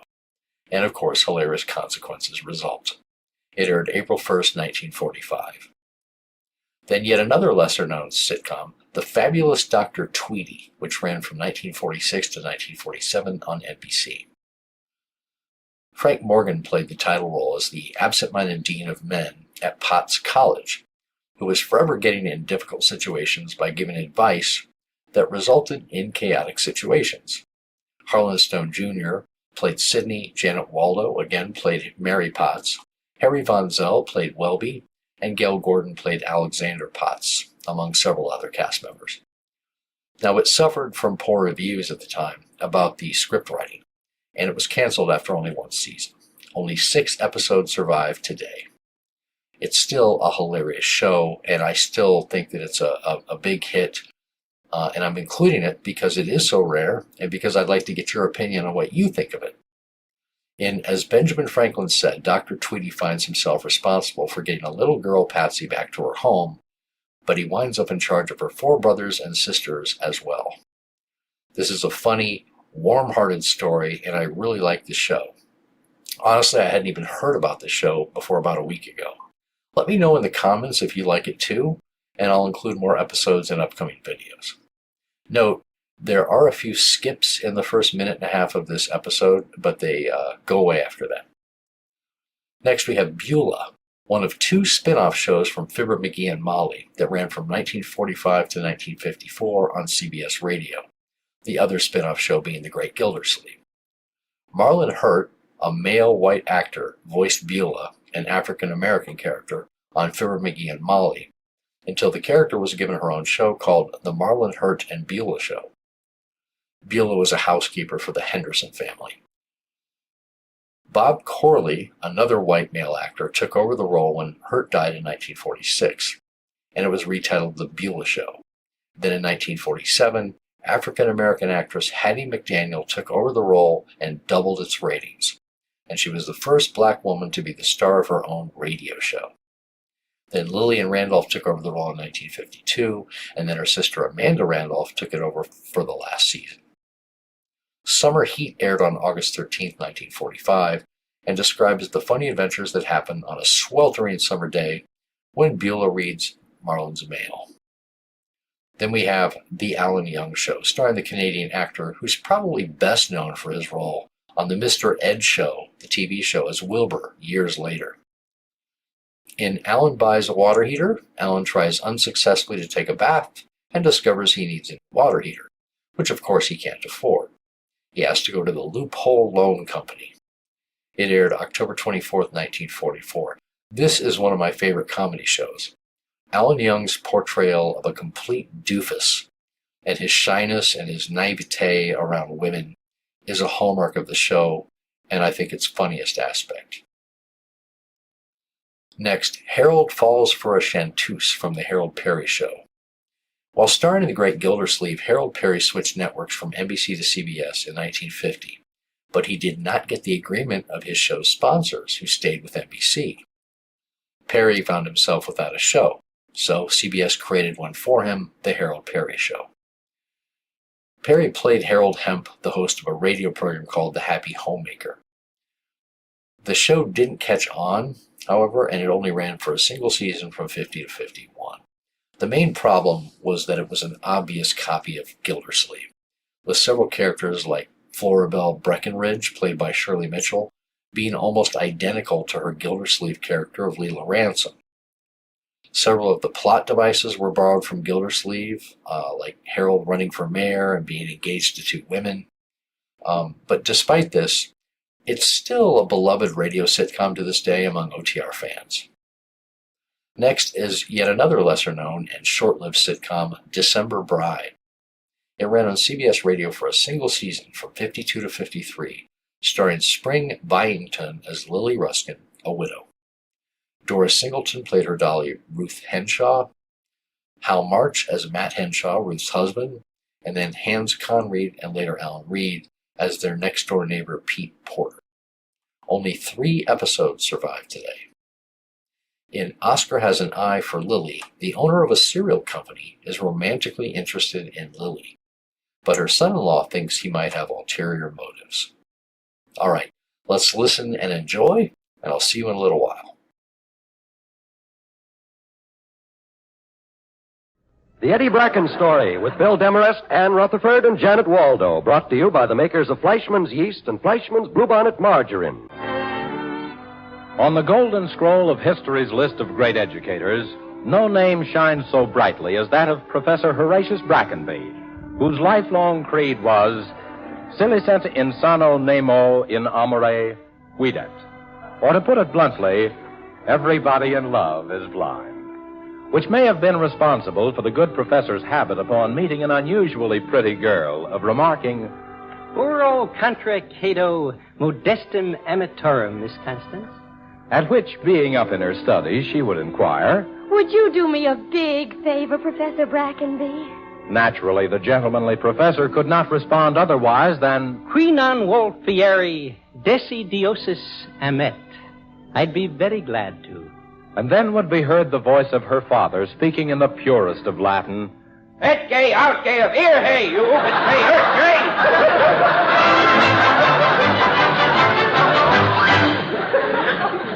But this is the story of a descendant of Professor Brackenby.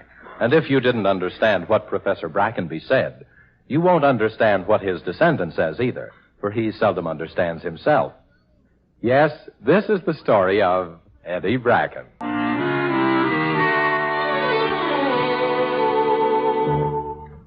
Today, when Eddie Bracken meets a certain lovely young lady and she inquires, Eddie, would you do me a big favor? Eddie also has a classic answer. Gosh, sure, Connie. I'd be glad to.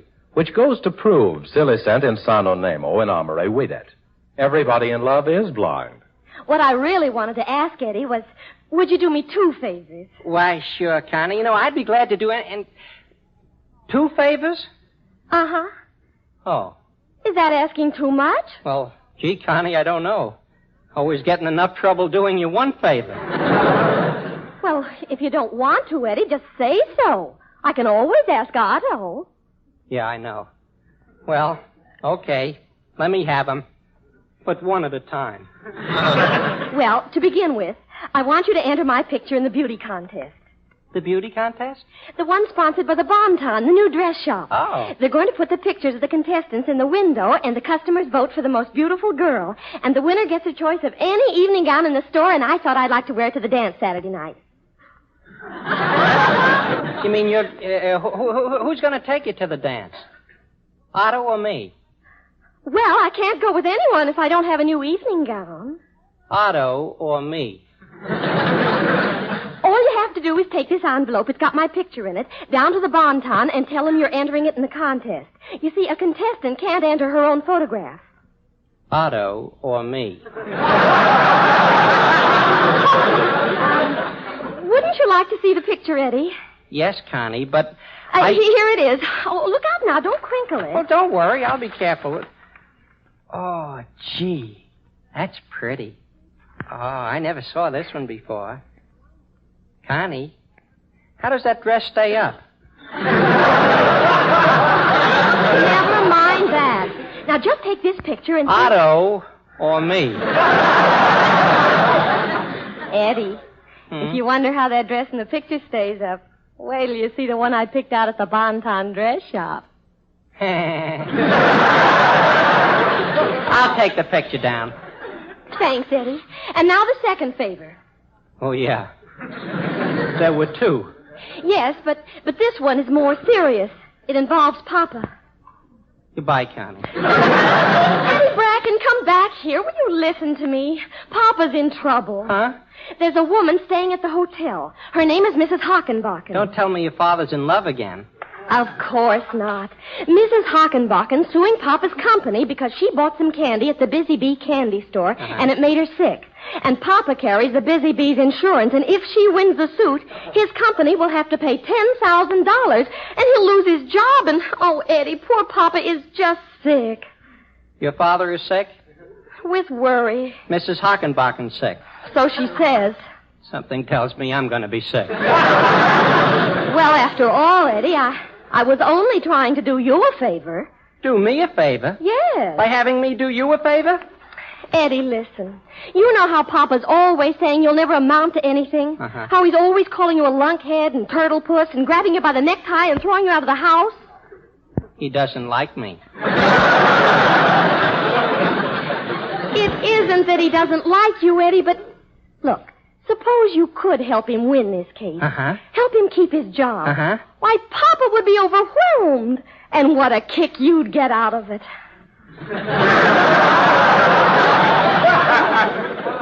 Is that good? Don't you understand, Eddie? He'd be your friend for life. What do you want me to do?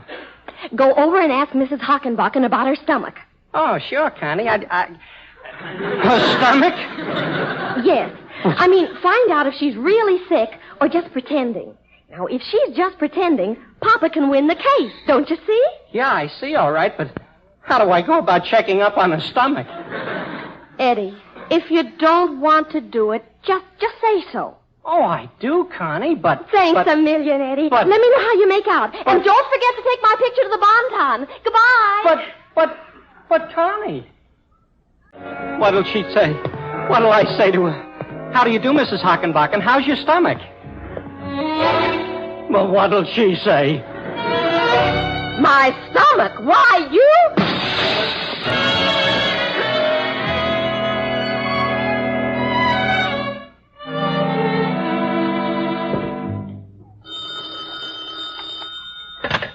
Hello?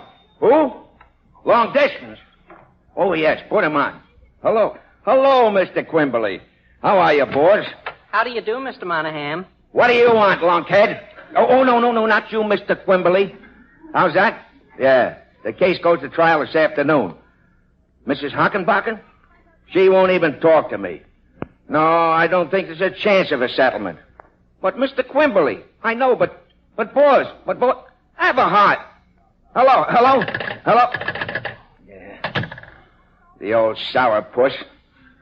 What are you doing here? Well, I just wanted to see Connie. Well, she ain't here, so scram. Yes, sir. Goodbye, Mr. Monahan. Oh, wait a minute. Come back here. Yes, Mr. Monahan? Eddie, when I was a boy, I used to get up at 5 o'clock in the morning and milk the cows. Oh, I tried that once. I couldn't do it. Milk cows? No, get up at 5 in the morning. Shut up. All my life I've worked and slaved and tried to get somewhere in the world. And now, just when I think I've got a nice home and a good job, a screwy dame by the name of Hockenbacken comes along and... Hey, I got it! Huh? Eddie. Yes, Mr. Monahan? Do you like candy? Oh, yes, Mr. Monahan. Well, here. Here's a nice fresh bag full for you. Come on, help yourself. Oh, gee, thank you. Oh, boy. Chocolate-covered peanuts. Wait a minute. Stop chewing them. But you said they were for me. Don't chew them. Swallow them whole. Swallow them whole, but Mr. Monahan, I said don't chew them. Not by the necktie, Mr. Monahan.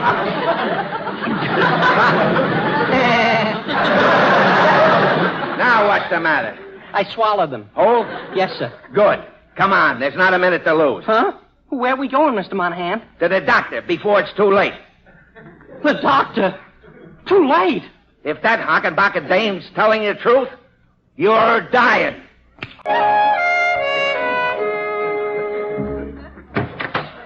Doc, we got to see you right away. See here, Mr. Monahan, I'll not have you bursting into my private office with all those other patients waiting. I tell you, Doc, this is a matter of life and death. Life and death? Who's dying? I am. Oh. What happened, an accident? No. He wouldn't let me chew him. He wouldn't let you... What are you talking about? The peanuts. I was walking down the street and I met Connie and she asked me to do favors and I get in trouble when I do a one and now I'm doing a two and this is one and I had to swallow them whole and the beauty contest is the other and I'm going to die on account of it. Look, Mr. Monahan, you explain. He only confuses me. Doc, you're the medical examiner of our company and you know how important this Hockenbacken case is. What does the Hockenbacken case have to do with his dying or chewing or whatever he's doing? I'm dying and he's making up poems. Shut up. You see, Doc, it's like this. No. I got it. Don't mean it. Would you mind speaking a little louder, please? Shut up. You keep out of this. My life. Well, I declare. See, so you get the idea? Yes, I do, Mr. Monahan. And it's a very clever plan. A very clever plan. Yeah. Now then, Eddie, take off your shirt. Are you going to operate? Well, it's too early to say yet. Help unbutton his shirt, Mr. Monahan. Never mind the buttons. Here. My new shirt. If this don't work, you won't need a shirt. Now, just step up to this fluoroscope machine, Eddie. Yes, sir, Dr. Barnes. And calm yourself. I merely want to look into your stomach. Yes. Stand still, Eddie. Yes.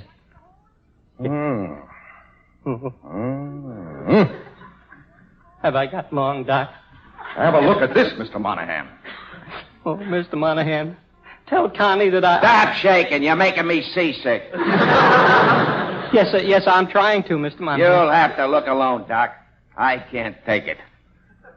Is it that bad, Mr. Monahan? How does it look, Doc? Do you see any carpet tacks? Carpet tacks? No carpet tacks. Just what I thought. Here, swallow these. And don't chew them. Swallow them whole. Yes, sir. What are they, pills? No, carpet tacks. Oh. Carpet tacks? They ain't real carpet tacks, stupid. They're made out of licorice. Licorice? Yeah, go ahead and swallow them. And don't chew them. But, Mr. Monahan, I said don't chew them! Did you swallow them? Yes, sir.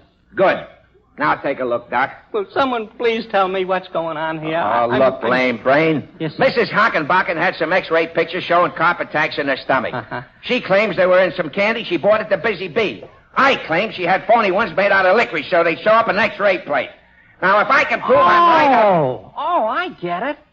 Oh, you're a very shrewd man, Mr. Monahan. Shut up. What do you see, Doc? There they are, plain as day. Ah, just what I thought.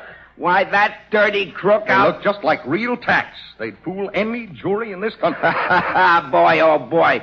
Will I make that Hockenbacken dame look silly in front of that jury? Doc, you make an X-ray picture of them tacks. Eddie, you wait here for it and bring it to me at the courthouse. Yes. You know, Eddie, I've finally found something I like about you. Oh, really? You have, Mr. Monahan? What? Your stomach.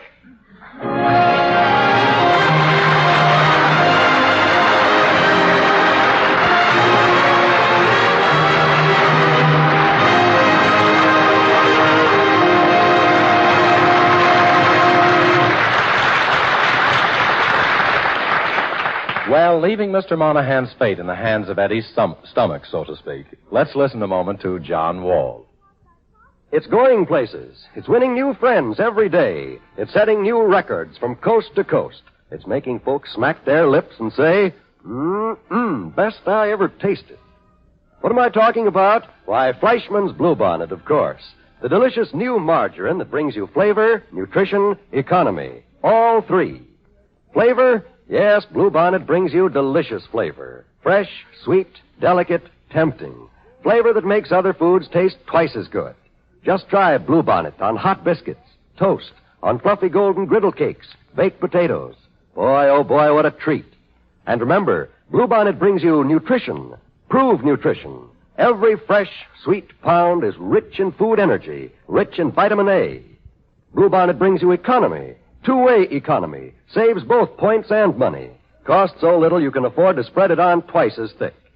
And don't forget, delicious Bluebonnet is a product of the makers of Fleischmann's yeast. That fact alone tells you it's a quality product. Pure, fresh, dependable. Be sure to try Bluebonnet margarine. Get it from your grocer tomorrow without fail. Remember, Bluebonnet brings you flavor, nutrition, economy. All three.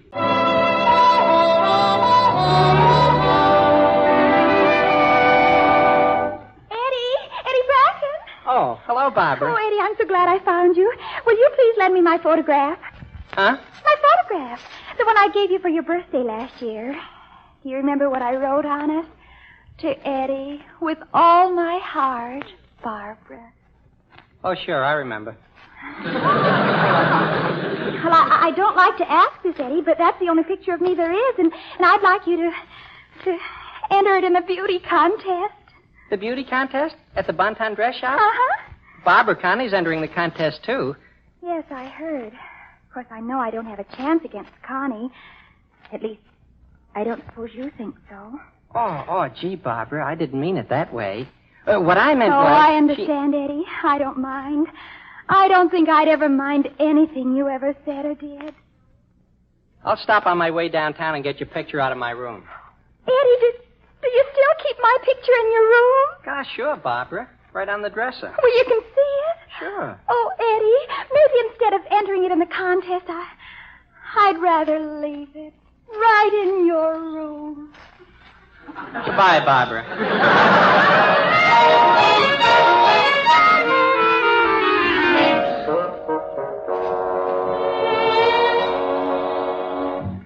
Pardon me. Yes? They told me this was the counter to leave photographs for the beauty contest. Oh, that's right. Oh, well, I'd like to leave two, please. These two envelopes. Oh, well, what about the other envelope? Oh, no. That's one of me. Oh, well, then no men allowed in the contest. Very well. Write the girl's name on each envelope. Yes, ma'am. Now, let's see. This is Barbara. Would you like a pencil? Oh, yes. Thank you very much. Mm-hmm. Barbara Funk. Mm-hmm. There, and Constance Monahan. There you are. Oh, thank you. I hope one of the young ladies wins the contest. Oh, she will. Goodbye. Goodbye. Well, he seems sure of himself. Barbara Funk. Oh, isn't she cute? Oh, she's adorable. Oh, I wonder what Constance Monahan looks like. Why, what on earth? This looks like an X-ray picture of a stomach. Oh, Bernice. Bertie, Mr. Spencer. Come here, have a look at this. What is it?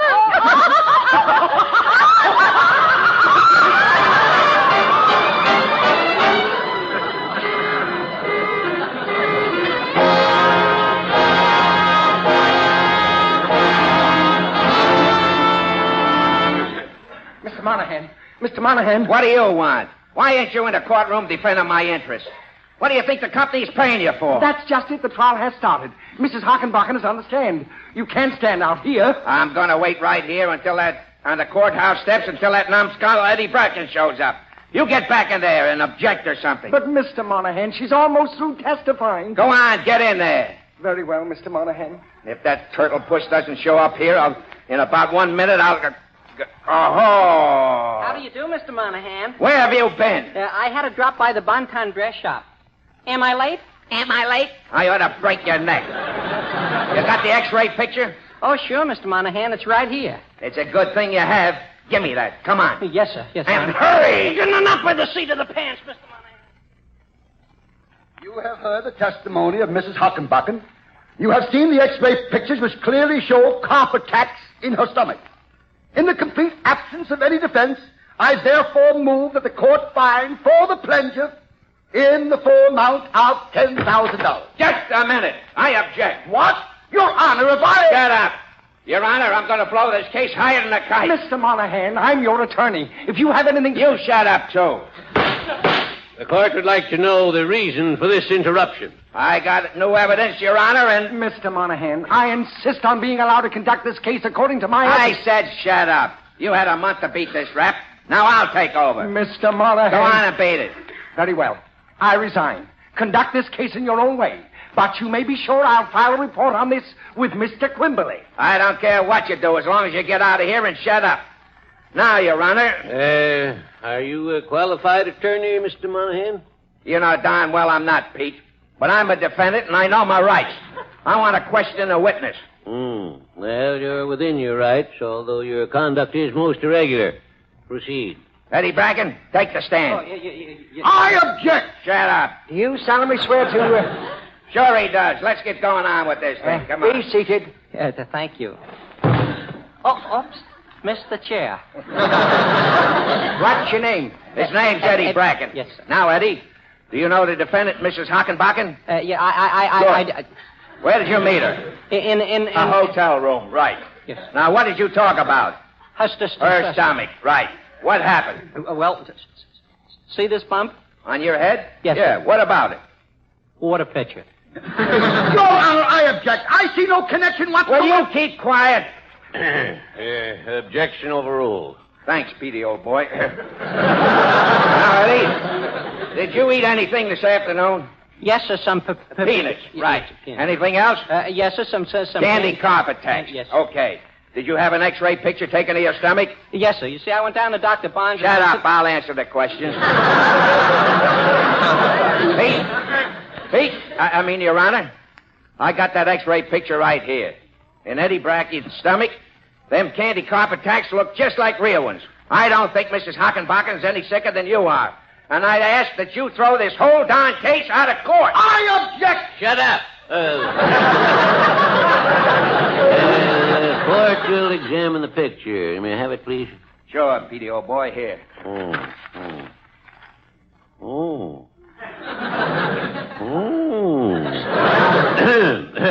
The court will fine for the plaintiff in the full amount of $10,000 damages. You can't do that, you old billy goat! And will furthermore find the defendant guilty of contempt of court. This photograph is not an X-ray of a stomach full of imitation carpet tacks. It is the photograph of a very lovely young girl. Huh? A girl? Which one? How do I know? You tell me. I believe it's your daughter, Mr. Monahan. Oh, Connie. Connie! Connie?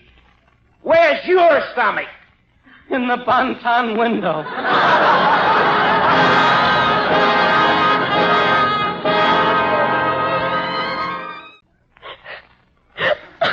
Connie.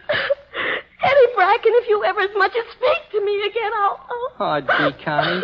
I can't tell you how sorry I am. I guess I was excited and got the pictures mixed up. And it was bad enough with Barbara winning the beauty contest. Uh-huh. With that sickening inscription on her picture. To Eddie, with all my heart. But right alongside of it, they had to put that awful picture with my name on it. Miss Constance Monahan. On your stomach. Connie, all I can say is I'm sorry. And all I can say is goodbye. Nobody likes me. Eddie. Huh? Oh, goodbye, Mr. Monahan. Come back here. Uh-huh. Yes, sir. So Connie is sore at you, huh? Yes, sir. I don't blame her. I'd be sore, too. Well, forget it. And forget that punch in the eye I gave you after the trial. Oh, yes, Mr. Monahan. I can see just as well out of the other one. I really shouldn't have done it. You see? We won the case. We did? Yeah, while you were unconscious.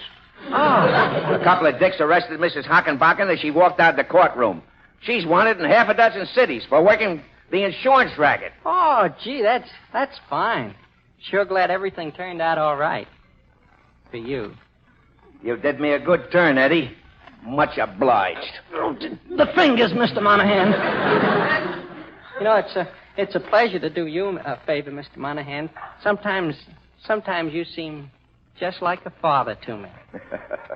You're a good kid, Eddie. Sit down. Yes, sir. Let's play a game of claviage. Oh, boy, sure. Can I try to win?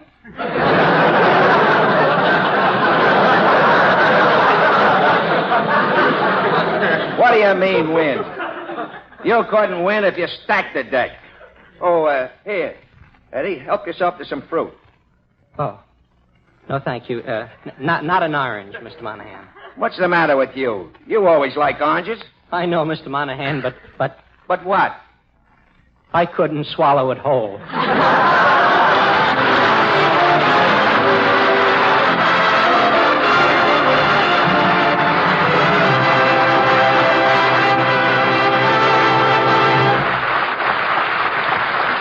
Well, Eddie has had his share of headaches, hasn't he? But maybe he's coming out of the woods, huh? Yeah, maybe. Well, we'll find out in a moment.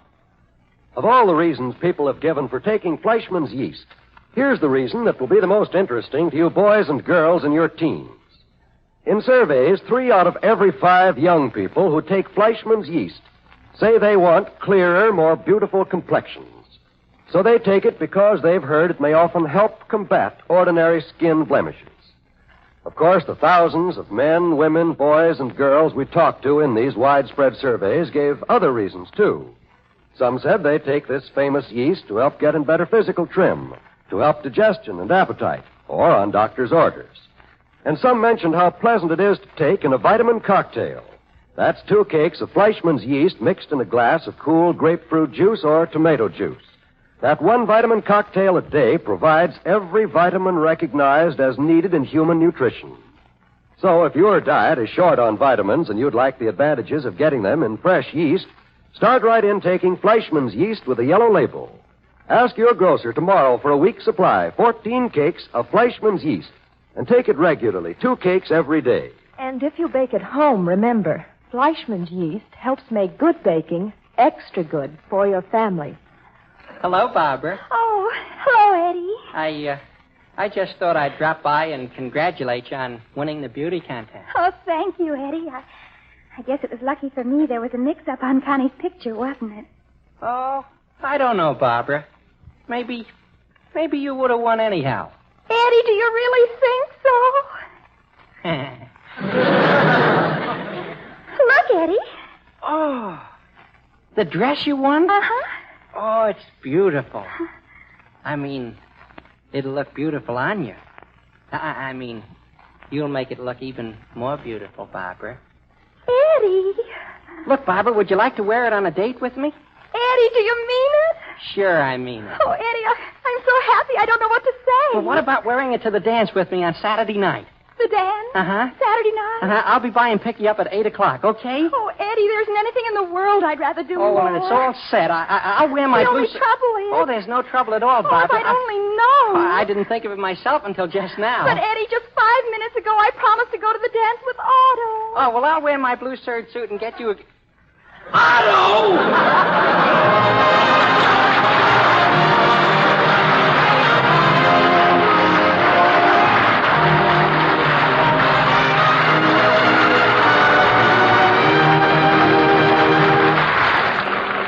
The Eddie Bracken story is directed by Man Hollander. Music composed and conducted by Lee Harleen. Mr. Monahan is played by Bill Demarest, Connie by Ann Rutherford, Barbara by Janet Waldo. The judge by Will Wright, the woman in the dress shop by Sarah Selby, attorney for the defense by Joe Forte, attorney for the plaintiff by Harry Lang, and the doctor by Emery Parnell, who appears with us through the courtesy of RKO. Your narrator, Jim Bannon. Eddie Bracken will soon be seen in his latest Paramount picture, Bring On the Girls. The Eddie Bracken story is brought to you each Sunday at this time by the makers of Fleischmann's Yeast and Fleischmann's Bluebonnet Margarine.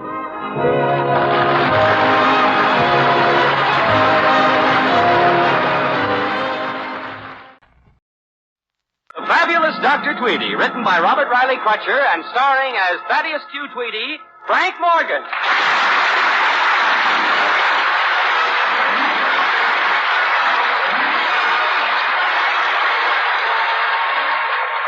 As Benjamin Franklin said, if you know how to spend less than you earn, you have found the Philosopher's Stone. Dr. Tweedy, the Dean of Men at Potts College, is a philosopher, and he frequently admonishes his students. The way to health is as plain as the way to the store. It depends chiefly on industry and frugality. My advice is save your money for a rainy day. Yes, and Dr. Tweedy practices what he preaches. He has put something away for a rainy day. Welby, where's my umbrella? And Dr. Tweedy always knows where he can lay his hands on some ready cash. Aha, here's a dime under the chair cushion. Well, let's face it, Dr. Tweedy has trouble making ends meet. But this morning, the Dean of Women, Miss Tilsey, brought him the good news of a salary increase. Dr. Tweedy, the Board of Trustees has voted an increase in salary. They have? Yes, $50 a month. $50? Yes, for me. I received a letter this morning. Well, I'm very happy for you, Miss Tilsey. Very happy. Did they say anything about me? Oh, yes, they did mention you. They did? Jonathan. There seems to be some doubt, Dr. Tweedy. They asked my opinion about an increase for you. Miss Tilsey, have I told you how beautiful you look this morning? Thank you. Oh, you never look more ravishing. Thank you. We are to appear at the board meeting in New York Monday morning. Why, that's wonderful. Miss Tilsey, I have a suggestion. Why don't we make a weekend of it? As my cause. Lovely. Yes, a little vacation for both of us. We owe it to ourselves to relax every so often. Dinner, the theater, supper, dancing. That sounds delightful, Thaddeus. Yes. I can stay with some friends of mine. Oh, I'll get some tickets for a good show. I know just the one. You do? The art players are doing several tragedies in the original Greek. The art, yes. Well, I thought perhaps a good musical would... Why, yes, of course. A musicale. Oh, Cal. We are lucky. The Pinsky String Trio is giving a concert of ancient madrigals this weekend. Oh, that sounds exciting. Of course, someone has to carry on while you're gone. Maybe I'd better stay here. Nonsense, Thaddeus. We owe it to ourselves to relax and have some fun now and then. Fun, yes. I would... We'll have a wonderful time. Yeah. And naturally, I intend to recommend that salary increase for you. Oh, well, thank you. And while we're at it, maybe we could visit Grant's tomb.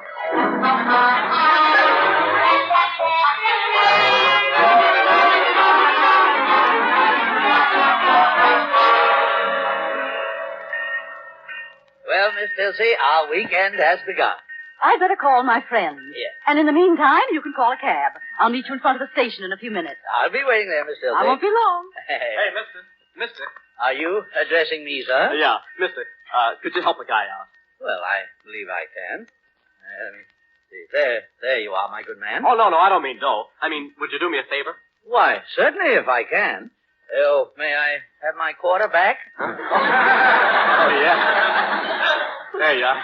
Hey, you see, this here's my kid. Well, how do you do, young lady? That's an awful-looking tie. You've got a lot of egg on it. I have? Where? Oh, no. Those are just yellow polka dots. Looks like egg to me. Yeah, there's a charming little girl. Charming. Yeah, her name's Patsy. She ran away and came down to the station to see me off, and now I haven't time to take her back. I want you to put her in a cab. Would you, mister, please? Well, I'd be delighted. Where do I send her? Well, I'll write the address down for you. Yeah. You got a piece of paper? Well, Here, Daddy, you can write on this candy wrapper. Oh, yeah, thanks. You see, mister, I've got a job waiting for me in California, but I don't want to take the kid until I get settled. Very sensible. Yeah, that's why I'm boarding her in a home until I can send for her. Very sensible. Well,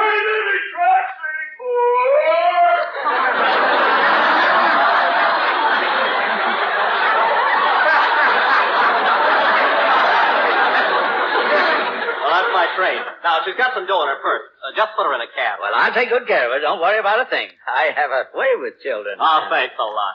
Well, so long, Patsy. You're a good kid now. Okay, goodbye. Well, wave to him, Patsy. Wave a bye-bye. That's right. Now come along with Uncle Tweedy. You ain't my uncle. Oh, no. Ain't is not correct, dear. I am not your uncle. That's what I said. You ain't. Yeah, well, now let's find a taxicab with pretty colors and lights on it, and away you fly for a wonderful ride. Won't that be fun? No, I don't want to go. Well, just think. As you ride home, you can look out the window and see all the big buildings. I saw them coming down. Yeah. What's the address? I won't tell you. You put that candy bar in your purse, didn't you? I won't tell you. Well, now, if you'll give it to me, I'll give you something. What? Well, what would you like? A baby brother. Yeah, well, isn't there something else you'd like instead of a baby brother? A baby sister. You drive a hard bargain. Well, young lady, I don't believe in bribing children. Get that address out of your purse. I won't go back, and you can't make me. You ain't my daddy.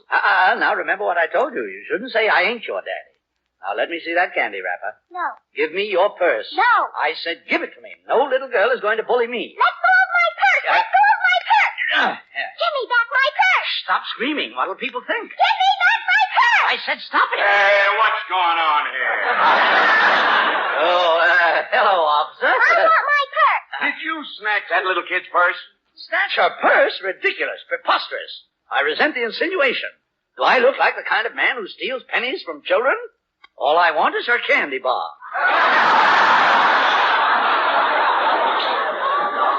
I see. A taffy bandit. Oh, no.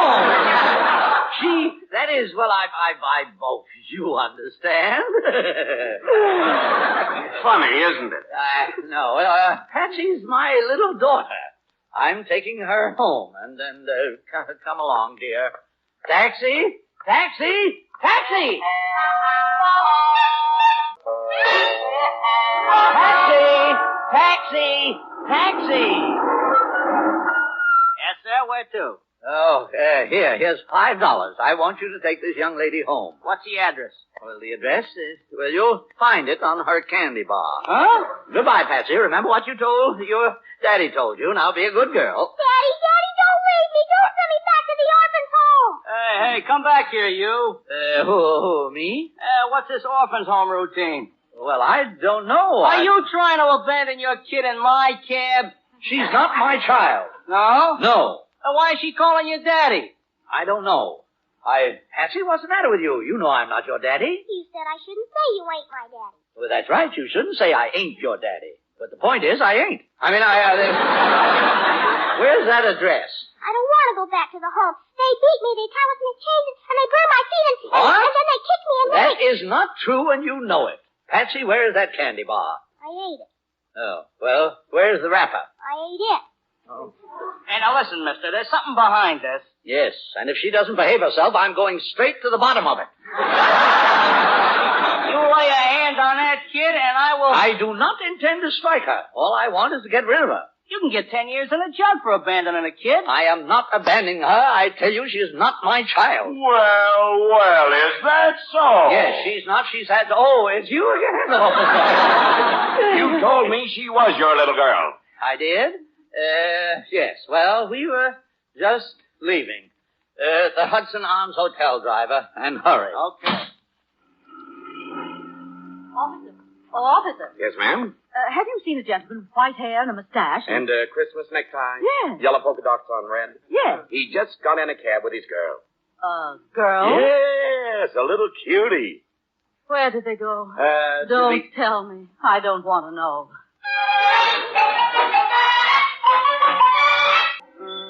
Right? I'm sleepy. Yeah, well, as soon as we get up to the room, you can take a nap. Yes, sir? I'm Dr. Thaddeus Q. Tweedy. You have my reservation? Oh, yes, Dr. Tweedy. We have it, but, But what? thought you didn't mention that you had a child. Now, don't you start that. I'm sorry, Dr. Tweedy, but our rules are very explicit. No children or dogs allowed. Well, she's not my child, and she doesn't bark. I'm taking her home for a friend of mine, after I make some telephone calls. Oh, I beg your pardon, sir. I should think you would. Will you register, sir, and I'll give Yes. you your key at once. Thank you. Who are you going to call, Daddy? Daddy? Did she say Daddy? No. Thaddy. You see, she can't pronounce Thaddeus. I can, too. Thaddeus, now there. Who are you going to call, Daddy? Are you going to order a baby brother for me? Yeah. I'm sorry, Dr. Tweedy. Your reservation has just been canceled. Well, where are people with children supposed to sleep? Central Park? So, this is Central Park. Well, it's nice and warm here tonight. Yeah, here's a soft bench. Yeah, too soft. Patsy, why do you refuse to tell me where that home is? Because I want to stay with you. Why? Because I like you. Don't you like me? Well, let's just say I'm getting used to you. You do like me, don't you? Of course. I think your necktie's pretty, too. Comfortable? Mm-hmm. Tell me a story. Well, I don't believe I remember any. You told one to the man at the hotel. Yes, well, that was a different kind of a story. Make one up. Well, that's what I did. All right, now, let me see. Once upon a time, there was a fairy godmother. What was her name? Tilsy. All she had to do was wave her magic wand, and she could get a raise in salary for our hero, a very handsome and remarkable little boy named Thaddeus. Like you? Yes, that's right. Go on. Well, let me see now. Yes, little Thaddeus was very, very good to his fairy godmother. He invited her out for a weekend. So he could get his raise? Yes. He was selfish, wasn't he? Oh, well, I wouldn't say that. He wanted his fairy godmother to have a good time. He was selfish. He was not. Anyway, before little Thaddeus knew what he was doing, he found himself in the clutches of a little witch. What did she do? Everything. She spoiled little Thaddeus's weekend with his fairy godmother. Poor little Thaddeus didn't know what to do. Is that the end? Well, it's the beginning of the end. Oh. Oh, yes. Well, I guess we'll have to sleep with our boots on tonight. Come.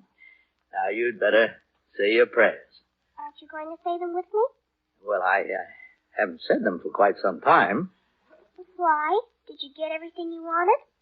We shouldn't always ask for things, Patsy. We should express gratitude for what we have and ask God to make us good. Daddy, you're already good. Oh, well, thank you, dear. But I think perhaps there's a little room for improvement. Kneel down now and put your hands in front of your face. Bow your head. Like this? Huh? Jesus, tender shepherd, hear me. Bless thee, thy little lamb tonight. Through the darkness be thou near me. Keep me safe till morning light. Bless my new daddy, too. And please don't let him send me back to the home, because I love him so.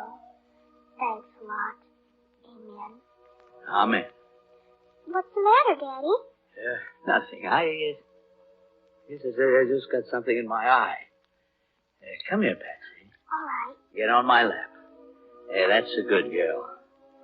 Now go to sleep, Patsy. Lullaby and good night, thy mother's delight. Bright angels around, my darling shall stand.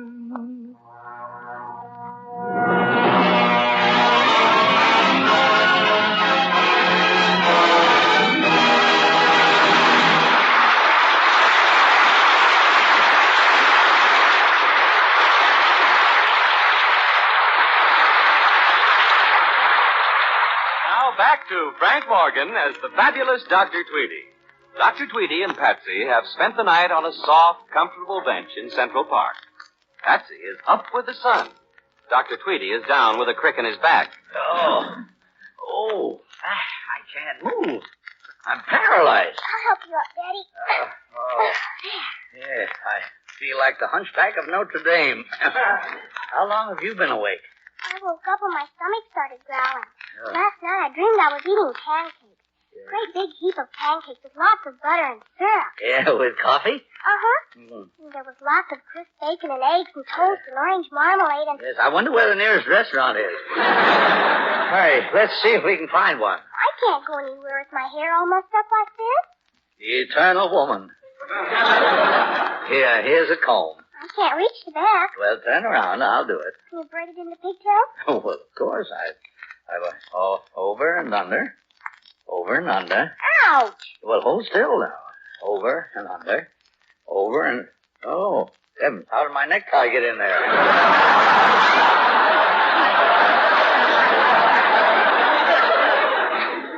Did you dream last night? Yes. About me? Yes. I was in Sing Sing for kidnapping. Have you got a hair ribbon? Yes, right here in my purse. Patsy, there's that candy wrapper. Don't read it, Daddy. Please don't. Now look, Patsy. I have to go back, don't I? Yes. You hate me. Of course I don't. But you see, I have no way of looking after a little girl. Causing more trouble than little boys? Well, I don't know. I'm a bachelor. I teach school and... You could teach me. I promise I'd be good. Well, maybe someday when you grow up, you can come to my school. Will you still be there? Not at the rate I'm going. But I'm sure this place is a very nice home, Patsy. And once you get used to it, you'll be very happy there. Here we are. Patsy, what's the lady's name? Mrs. Buckingham. A very distinguished name. Goes back to the 12th century. We don't want any. That was Mrs. Buckingham. All right. Go ahead and take your old washing machine. It's busted anyway. Madam, I am not here to repossess the washing machine. All right, go ahead and take your old vacuum cleaner. It's busted anyway. Madam, I believe you were entrusted with the care of a child named Patsy. Patsy? Yes. Patsy? Yes. Oh, yeah. You want to see her? See her? This is Patsy right here. What's she doing out there? You mean to say you haven't even missed her? Daddy. Oh, so you're her pa. You owe me $50 board money. Board's got to be paid a month in advance. Well, she won't be staying here any longer, I can tell you that. I wouldn't permit Patsy to stay in this filthy hole. Now I can understand why she was so reluctant to be incarcerated here. My, don't we talk fancy. This place should be investigated. Well, that's the way you feel about it. Why did you send your kid here in the first place? Madam, that is beside the point. I shall discuss this matter with the proper authorities. Will you please hurry and pack our things? It's a pleasure. I wouldn't have a child of mine stay any longer than necessary in this poor man's tobacco road. I'll get them all ready. Thank you. All of them? Yes, all of them. Patsy's brothers and sisters. Oh. If you don't want no child of yours here, you can take them. All 5 of them. 5? 5? Patsy, why, you didn't tell me. It's my turn, you tell me. Patsy! Stay on the sidewalk. Patsy! Is everybody here? Patsy! I want some candy. I want a handy. I'm sleepy. I'm losing my mind. Taxi! I want a hanky. Here, blow. I don't want it, he does. Oh, well, here, go ahead and blow. Taxi! I want some candy. Get off that fire plug. Taxi! Where are we going? I'm late. I have to attend a very important board meeting. Oh, here's the taxi. Company, fall in. Count off. Patsy, Eileen, Mike, Kathleen, Solomon. How did you get in there?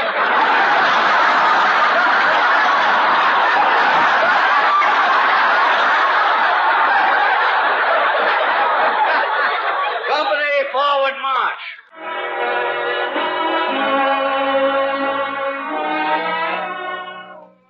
Gentlemen, as chairman of the Board of Trustees of Potts College, I suggest we now take up the subject of a salary increase for Dr. Tweedy. Miss Tilsey, do you feel that he shows promise? Yes. Dr. Tweedy is the most promising man I've ever known. Then, you find him capable. Dr. Tweedy's a very capable person. He's capable of almost anything. He's a man to keep your eye on. Well, here we are. Better late than never. I want some candy. Yes, well, never mind. Good morning, gentlemen. Good morning, Miss Tilsey. I believe I owe you an explanation. Dr. Tweedy, may I say that this tops anything you've ever done? Well, now, Miss Tilsey, let's not jump to conclusions. You see, gentlemen, these children are the result of a little mistake.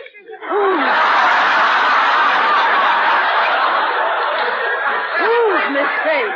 Mine, Miss Tilsey. That is to say, I never saw these children until today, did I, children? No, Daddy. Yes. I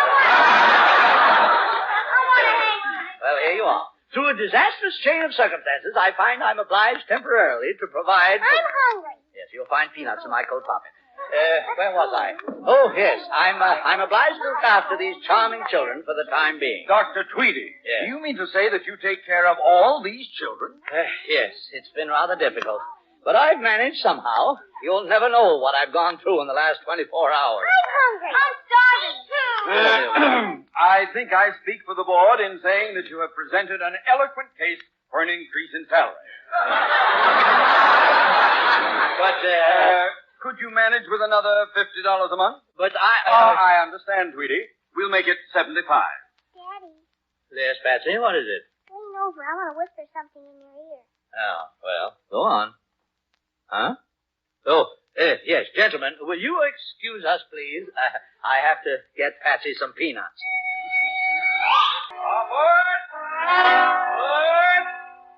Believe me, Miss Tilsey, I'm terribly sorry I spoiled your vacation. Let's just call it our lost weekend. That is, I think it was very kind of you to look after all those children. No, it was nothing. What did you do with them? Well, I wired their father and told him I was sending them to a summer camp. It's rather expensive, but my new raise, thanks to you, will help cover the cost. Dr. Tweedy, sometimes I think you're a fool. Miss Tilsey, sometimes I think you're right. But right now, I think you're a charming fool. Oh. Come on, let's catch our train. Yeah, you go ahead, Miss Tilsey, and I'll see to the bags. You better hurry. We haven't much time. Yes. Now, what did I do with those checks? Daddy, wait for me. Patsy, why aren't you on your way to camp? I ran away. I'm not going to the camp. I'm coming to live with you, Daddy. Patsy, you are not coming home with me. You're going to that camp. And I am not your daddy. Well. Oh, it's you again off there. Well, hurry up, dear. We'll miss our train. We're going home. Oh, yes, Daddy.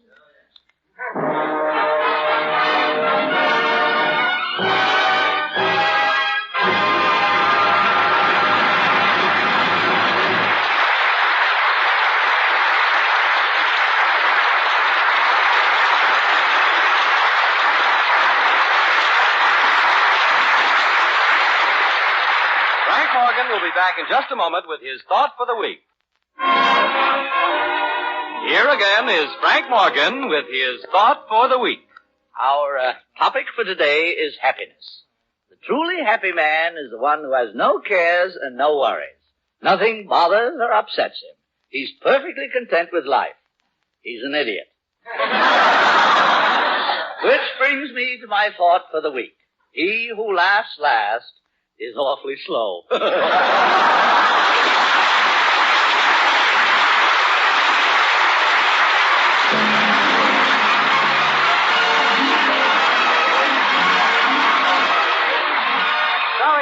Mr. Morgan were Nana Bryant as Miss Tilsey, Don Bender as Patsy, and Gail Gordon as Mr. Potts.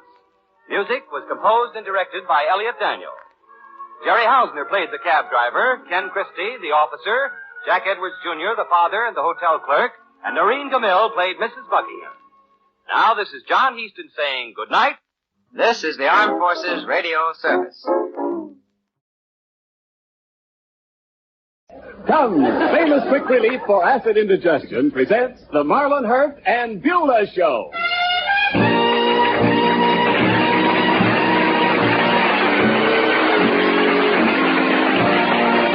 With lovely Carol Stewart, the music of Albert Sack and his orchestra, and starring Marlon Hurt and...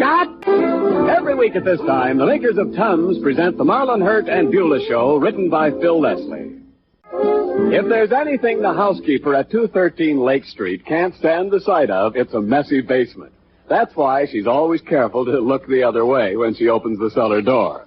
This morning, however, her boss opened the basement door himself, and that's why, busily filling boxes with junk, we find Marlon Hurt and Beulah.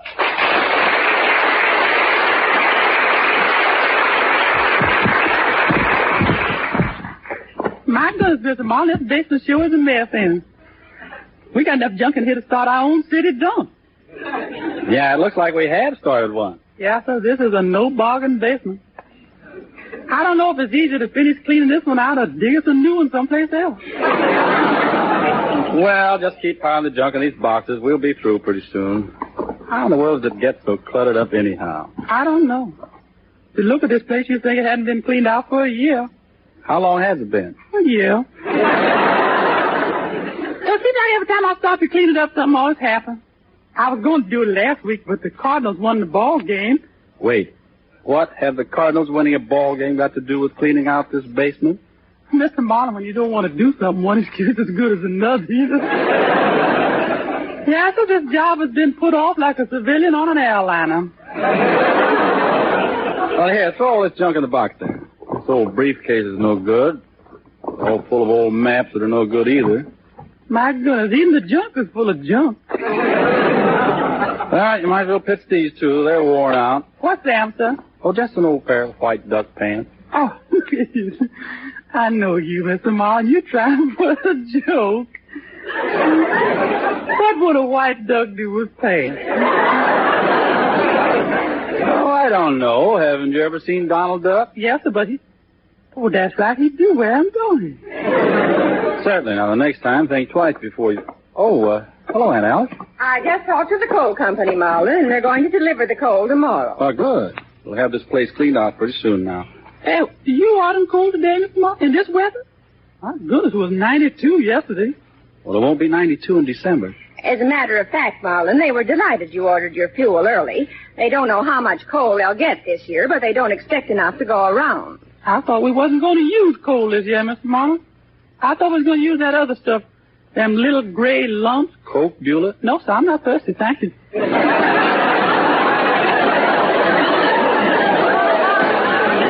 getting awfully hot outside right now, Marlon. I think it's going to be hotter than yesterday.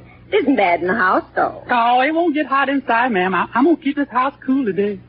I left the windows open all night and closed them up full of cool air this morning. I don't know whether that works or not, Beulah. Here, put these books on the shelf over there, will you? I want to save these. Okay, sir. Oh, look. This has your old college yearbook, Mr. Marlon. Yeah, I know. Don't lose it. Look at all these pictures, man. This is a real nice picture, Mr. Marlon, here. Yes, I've seen it, Beulah. Oh, he's real cute, wasn't he, in that little old striped blazer coat? We always thought so, Marlon and I. Oh, and look what it say under this picture. President of the senior class, handsomest boy, and boy most likely to succeed. Oh, isn't that nice? Yeah. And it says something under Mr. Marlon's picture, too. Oh? What does it say? Photo by Jones Brothers. Now, put it away, Beulah. Here, throw these old letters in with the junk, will you? Yeah, sir. My, don't this smell good? What letters are those, Marlon? Oh, just some I got in school. That's pretty letters, too. Pink and blue. Oh, incidentally, Beulah, what happened to that boyfriend of yours? I thought he was coming over to help us this morning. Bill? Yeah, he said he'd be here, ma'am. I called him up and he said he'd hurry right over. That boy hurries like a tired turtle. Well, he can carry these boxes of junk out in the alley when he does get here. Look over here, Aunt Alice. See if there's anything you want to keep out of this bunch of stuff. All right, Marlon. I think it's all junk, though. See, my shame is thrown away. They smell like lilac. Sure smell pretty. Oh, now wait, Julie. You ain't fixing to read the man's letter. Well, he said he didn't want them, didn't he? I know, but you ain't ought to be reading. Oh, hush up. Now I'm busy. Let me see it say, Dearest Marlon, please don't be angry at Papa's action last night. He is very fond of you, really. He just has a habit of always shooting at my boyfriend. Oh, yeah, break yourself with that. That's a bad habit. Beulah, what are you doing? This letter here, Mr. Marlon. It fell right out of the envelope. Mm-hmm. Now, to open right up my hand. Face up, too. Mm-hmm. Oh, now, Mr. Marlon, you don't think I'd read your old love letters on purpose, do you? Yes, I do. And you were so right. And I'm so sorry. Well, okay, then. As I recall, they were pretty good reading at that. Well, I'll take them and burn them later. Oh, here's the rest of the junk, Beulah. Have Bill take it all out. Okay, ma'am. I'll just keep this little old thermometer, though. Don't throw that out. I'll hang it upstairs, though. All right, if you want it. Well, come on. We might as well go upstairs, although I'd just as soon stay down here where it's cool. It ain't going to be hot in the house today, Mr. Marlon. Like I said, I'm going to keep them windows closed and the temperature down and our spirits up. Well, I hope you're right. Personally, I don't Well, it think isn't bad here in the kitchen, Marlon, at that. Well, it's early yet. It's going to get hot today. We might as well face it. Keeping those windows closed won't keep the heat out. I don't know now, Marlon. Maybe it might help. Well, I don't know about you two, but I'm going to go make like a bride right now. Make like a bride, sir? Yep. I'm going to surprise myself with a shower. Oh.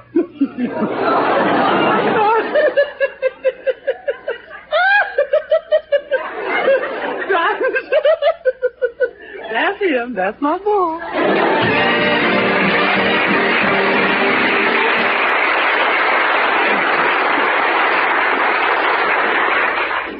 It seems pretty comfortable out here in the kitchen, Beulah. What does the thermometer say? Well, let me see. It say 80. That's what it says. Oh, yes. Why, that isn't bad at all.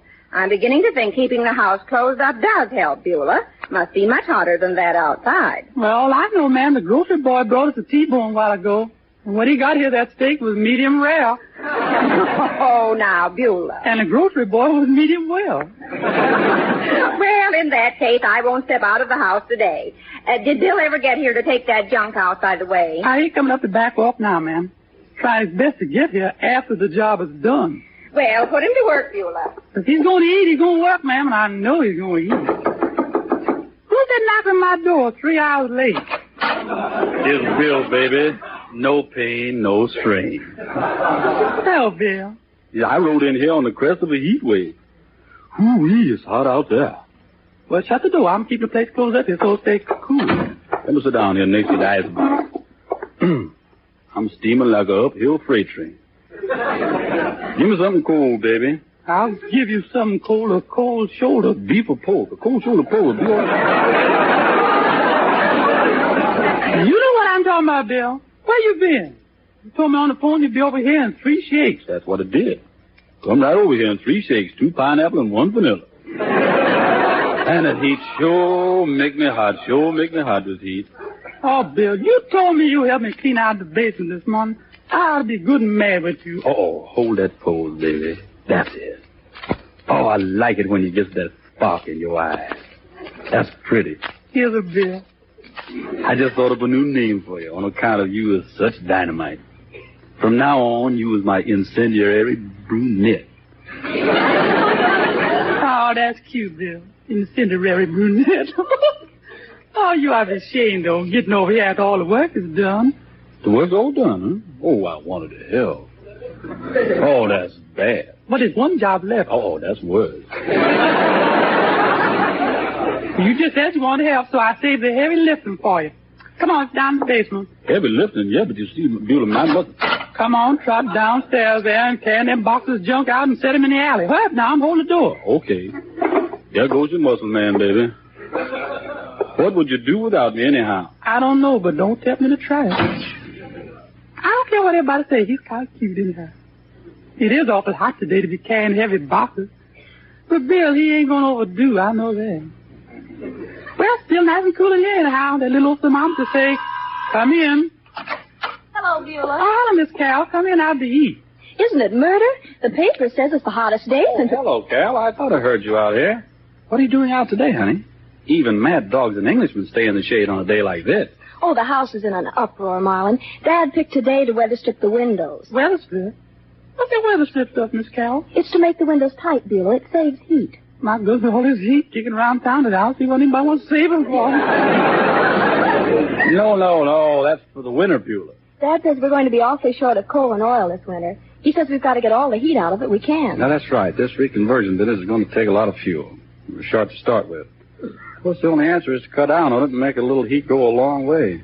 Hey, how'd we get on this subject anyway? Let's talk about something pleasant. I'm burning up. 80 degrees. Weather's nice and yeah. I'd better rush, Marlon. I'm going downtown to look over the August fur sales. They've got some wonderful coats. Fur sale? Fur coats? In this weather? Oh, I'm not going to buy anything, Marlon. I'm just going down and look them over and try them on. Oh, is that cooler? Oh, they've got some beautiful mink strollers at the Leader. Any mink go stroll this weather just plumb silly. I don't know why. Oh, that's just the name of the coat, Beulah. A stroller is a short coat. They've got a crossbox down there I want to see, too. Well, this weather, he's got a right to be cross. Well, come on, honey. I'll walk you to the front door. Okay. I think Dad's going to give me a fur coat for Christmas. Wonderful. And that's one time I won't mind taking the wrap. So long, Beulah. Take the wrap. I wish Mrs. Mark would marry that little girl. She got the same kind of sense of humor he's got. Kind of on the corny side. But my goodness, this is a busy place. I'm going to get me a doorman. I'll put a revolving back door here. Come in. Hello, Beulah. How's everything, Fine, Mr. Niles. In here. Must be awful hot outside, though. Oh, it's a wonderful day, Beulah. Temperature around 100. I feel great. You always do feel great, don't you, man? I never did see you when you wasn't strictly sunny side up, sir. Well, that's because I'm always well and happy, Beulah. You know, most of the bad tempers you see in people are because they aren't well in some way or other. And you'd be surprised how much of that irritability comes from acid indigestion. Oh, that indigestion. And the fastest way I know to knock it out is with Tums, the famous quick relief for acid indigestion. I love the way you put that in there.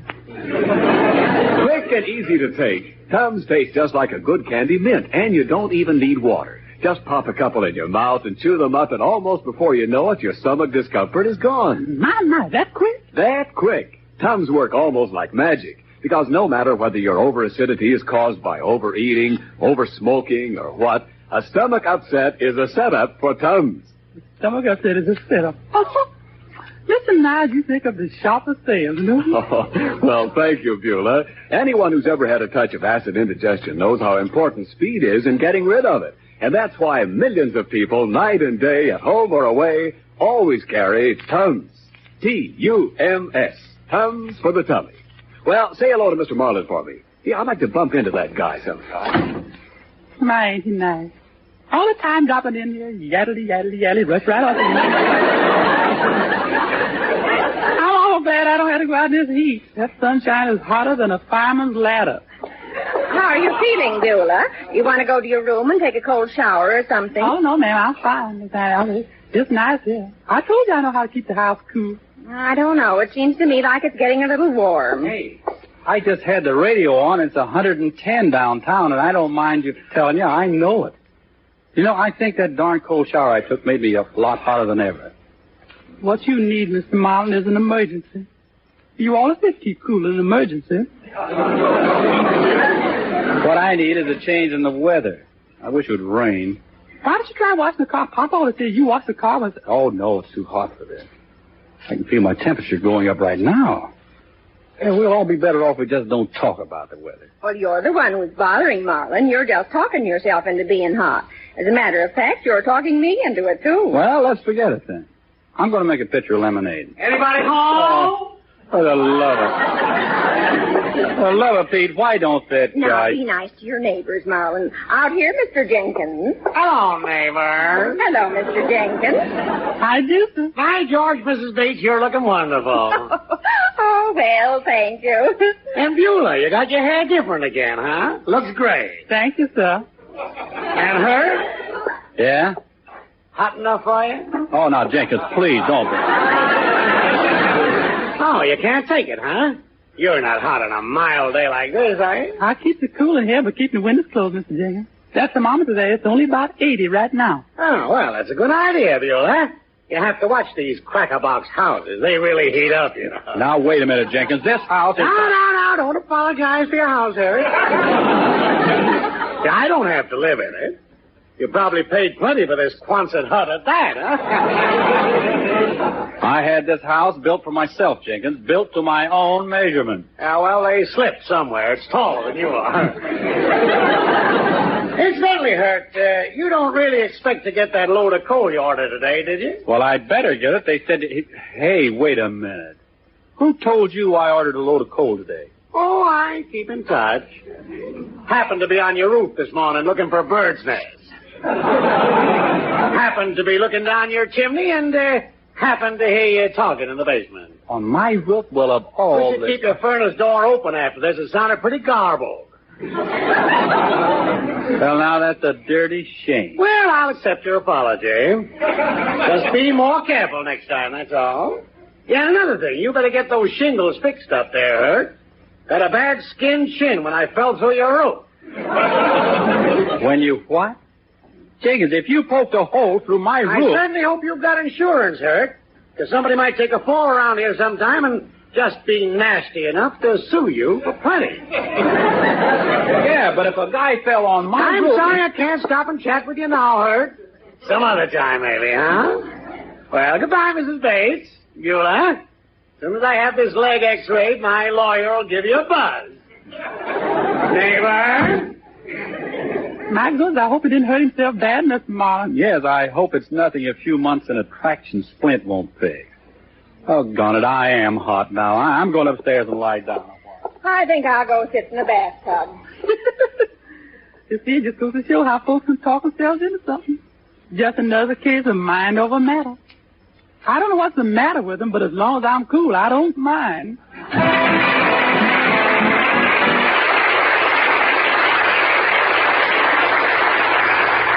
In the good old summertime, in the good old summertime. I'm glad I don't have to go out in that summertime today. Is there any lemonade left, Beulah? I'm getting hotter by the minute, and it feels like an hour from now. Yes, and I'll pour you some. I don't know what's bothering you folks. Need this little old thermometer we hold our own here. Well, I guess I've been thinking about the heat too much. Seems like I've done nothing but... That upstairs is like a bake oven. I turned on the cold water faucet in my bathroom and steam came out. Oh, now, Marlin, don't exaggerate after all. I'm not exaggerating. Hot water came out of my cold water faucet. Oh, that's on account of when I had Bill fix that drip yesterday. He got the handles mixed up. Oh, fine. This heat's getting me down anyway, though. I'm beat out like a ninth-inning bunt. Oh, who's that? I don't know. But if he's got a forked tail and a pitchfork, he'll feel right at home here. It's the Eggman. Come in. Howdy, folks. It's Frank again. Oh, hello, Mr. Frank. Come in, son. Shut the door. We don't want a lot of hot air in here, Mr. Frink. Well, now, I hope you don't mean anything personal with that man. Oh, no, we're just keeping the house cool. Oh, well, the only one way to keep a house cool these days, you just keep yourself a nice plant around the house. Makes it nice and cool, yes, sir. Plant? Mm-hmm. What kind of plant? I just told you. Ice plant. That's a little joke of mine. Took me a whole week to make up that joke. That's what it is, a weak joke. As you know, I had a hard time. I like to not got here today. I had a little trouble with my truck or my car. Trouble? Yeah, I had an awful time getting here with that car of mine. What was the matter? Forgot to bring it. Yes, sir. I got interested reading in the papers about a radio show. Oh, a radio show? Mm-hmm. It's changing over from Monday to Sunday. At 26th of August, it goes to Sunday. 26th of August. Yes, sir. A Marlin Hurt and Beulah show, they call it. A comedy show, it's supposed to be. Say, that feller's got the same name you have, ain't he? Quite a coincidence. Mm-hmm. Oh, it's a small world, ain't it? Yeah, do you like that show, Mr. Frank? Well, I never cared much for for comedy shows myself. You can't get the market reports on them. And no prizes, neither. Yes, that's a bad drawback. Really. Well, I've been having my ups and my troubles anyhow, though. Worrying about this reconversion business. I'm afraid when the Army and Navy quits buying, there's going to be too much milk and eggs. Just a slug on the market. Might be. Well, so I've been trying to figure out something else for my cows and chickens to do. Yes, sir. It's quite a problem. Well, I better get along now. This heat's getting me down. I bought me an ice bag, but it didn't work. What was the matter with it? Well, I filled it up with ice, and I couldn't get my head through the hole. Well, don't rush off in the heat of the day, Mr. Frank. We keep it nice and cool in here. Oh, yes, it's mighty nice in here, Beulah. Must be 110 outside. It don't feel like it in here, though. It don't feel a bit over 109. Well, hold on now. What's he talking about?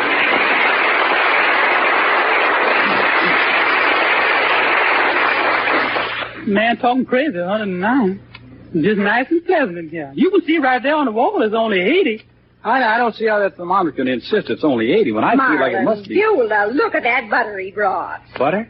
Here, it's melting right in front of us. Look, I'm going to get my own thermometer out of the desk. I don't need it. Let me see that thermometer of yours, Beulah. That's it, ma'am. It's sort of an advertising thing. Let's see. Take Dr. Roberts Peppo and feel like a kid at 80. Beulah, it's just painted on here. Hey, look at this. This thermometer is right. Yes, it's, oh my, 115? Oh, I feel terrible. Oh, so do I. I knew keeping them windows down was making it hot in here. Let me get some cracked ice. Stand me, somebody. Give me the feed bottle. I believe I'm going to camp. Oh, let's go down to the basement. It must be cooler down there. Oh, my. I think I'm going to get a sunstroke. Throw some water on me, somebody. Now, relax. Just relax. It ought to be cooler down here. Oh, I knew that thermometer couldn't be right. It felt like... Oh, who's down here? What's the time of that? It's just Bill. Oh, hello there, Mr. Marlin. Bill? Ain't you took that junk out yet? Well, I just about finished, honey, but it's too hot to carry that heavy junk out today, so I just built me a fire in the front. It's been burning the stuff all day. A fire? A fire? It's 150 and I'm dying with the heat. You got a fire in the front. Oh, Bill, you fool.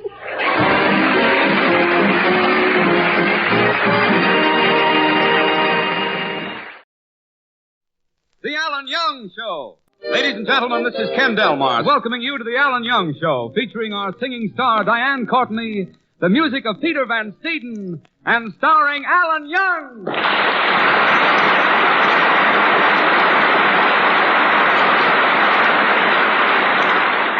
Well, friends, we're just outside Alan Young's house. It's a beautiful house. The walls are covered with rambling roses.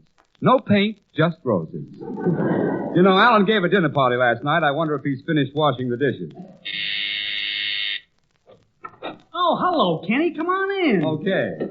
Glad you dropped in, Kenny. Did you enjoy the dinner party I gave last night? I certainly did, Alan. I'm sorry I had to leave so soon. How long did the party go on after I left? Oh, it lasted for about an hour and a quart. But I'm glad you liked the meal. What did you think of the main course, the beefsteak surprise? Beefsteak surprise? What was the surprise? Didn't you notice? No beefsteak. And by the way, I'm not going to invite Peter Van Steeden to another dinner party at my house. The man simply has no table manners at all. If you remember when I was eating, I kept my little finger extended. Well, what's that supposed to indicate, elegance? No, it means a left turn into the spaghetti. Yeah, that was quite a dinner, and very expensive, too.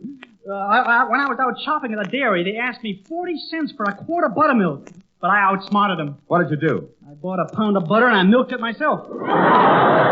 Incidentally, Kenny, you ought to see that dairy I go to. It's ultra-modern. They put a radio in the stall with every cow to encourage production.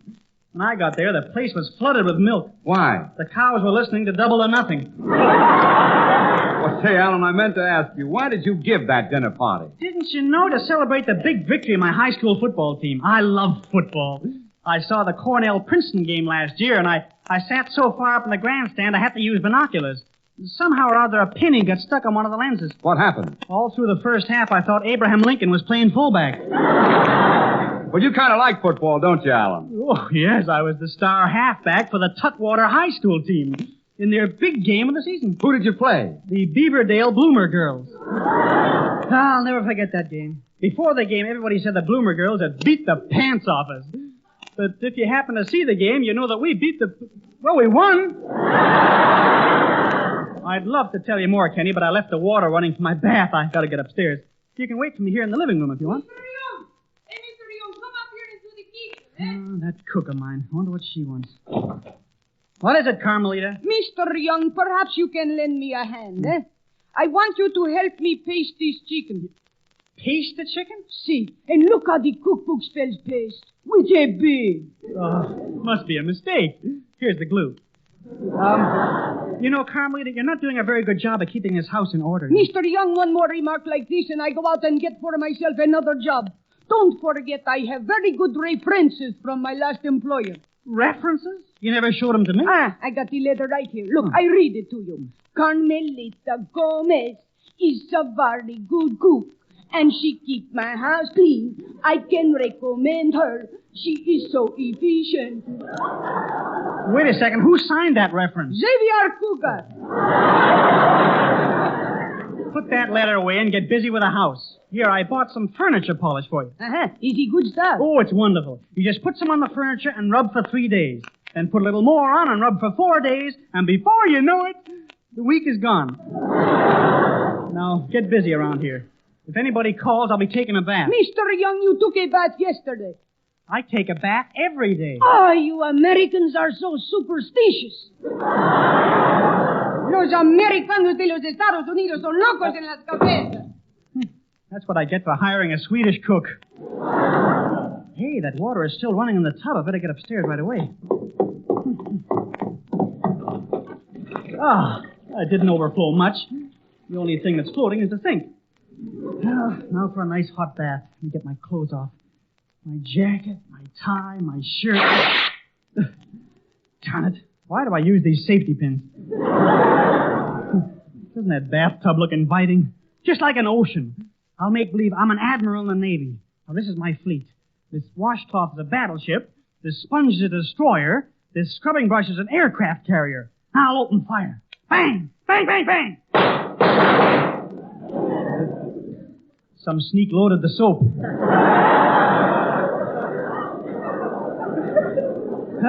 Now for my bath. Kind of cold. Carmelita, what's wrong with the hot water? It's cold. Well, why isn't it hot? Because the hot water heater is bust. Oh, that hot water heater. I'll have to get a new one. Never get a hot bath in this house. Alan, what are you mumbling about? Oh, hello, Kenny. I'd forgotten you were still here. My hot water heater's broken again. I gotta go downtown and buy a new one. Want to come along?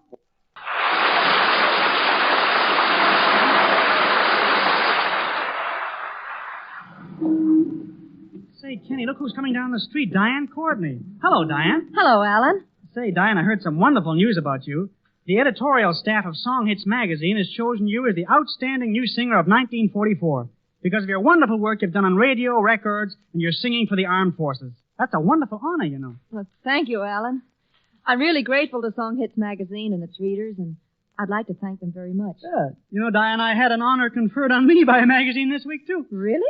What was it? Well, the editors of the Grapefruit Growers Weekly looked over the field of new comedians, and they selected me as the most promising young squirt of 1944. Oh, here comes my sister Betty. You remember Betty, don't you, Alan? Oh, yeah. Hello, Betty. Hello, Mr. Young. How are you? Oh, that's okay. Betty. Yes, Mr. Young. Care to see me jump over this fire hydrant? Mm-hmm. Alan, you sort of like my sister, don't you? Oh, well, you know what they say in French? No, what? They can say almost anything in French. Sure is nice to see you, Betty. Thank you. Alan, Betty's very thrilled because today she's starting college. She's looking forward to meeting all the big college men. Huh? Oh, yes, I've heard so much about them. Oh, they're all so suave and sophisticated. Huh?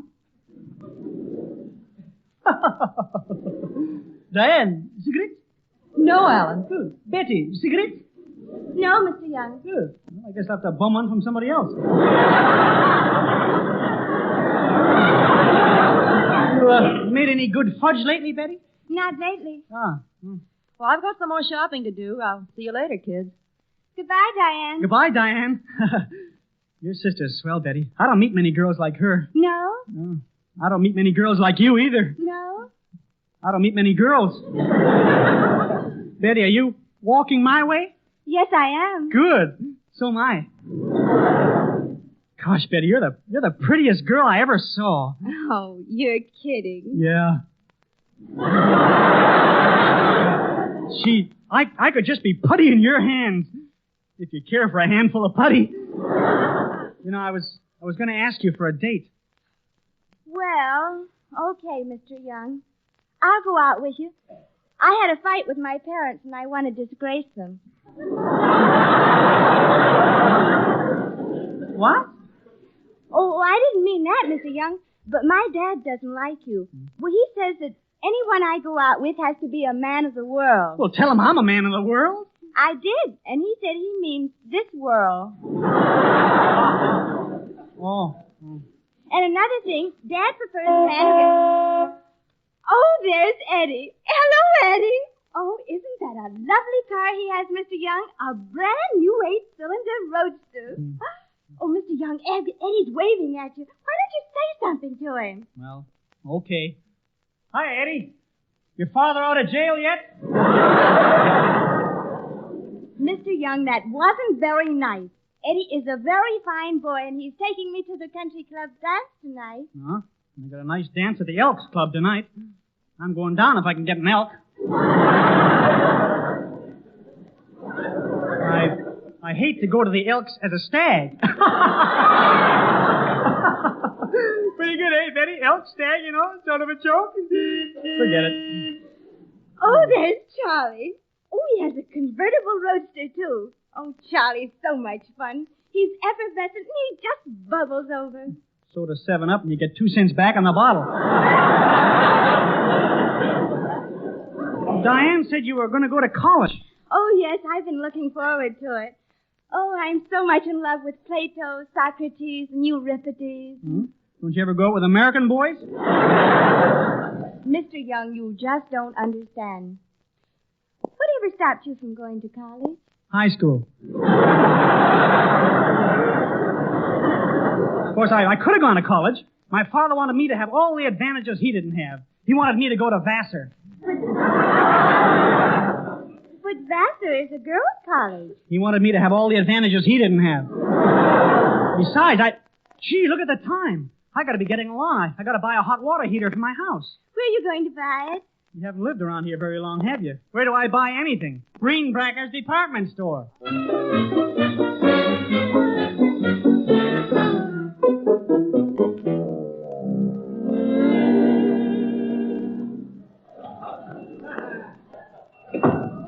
Mr. Greenbracker!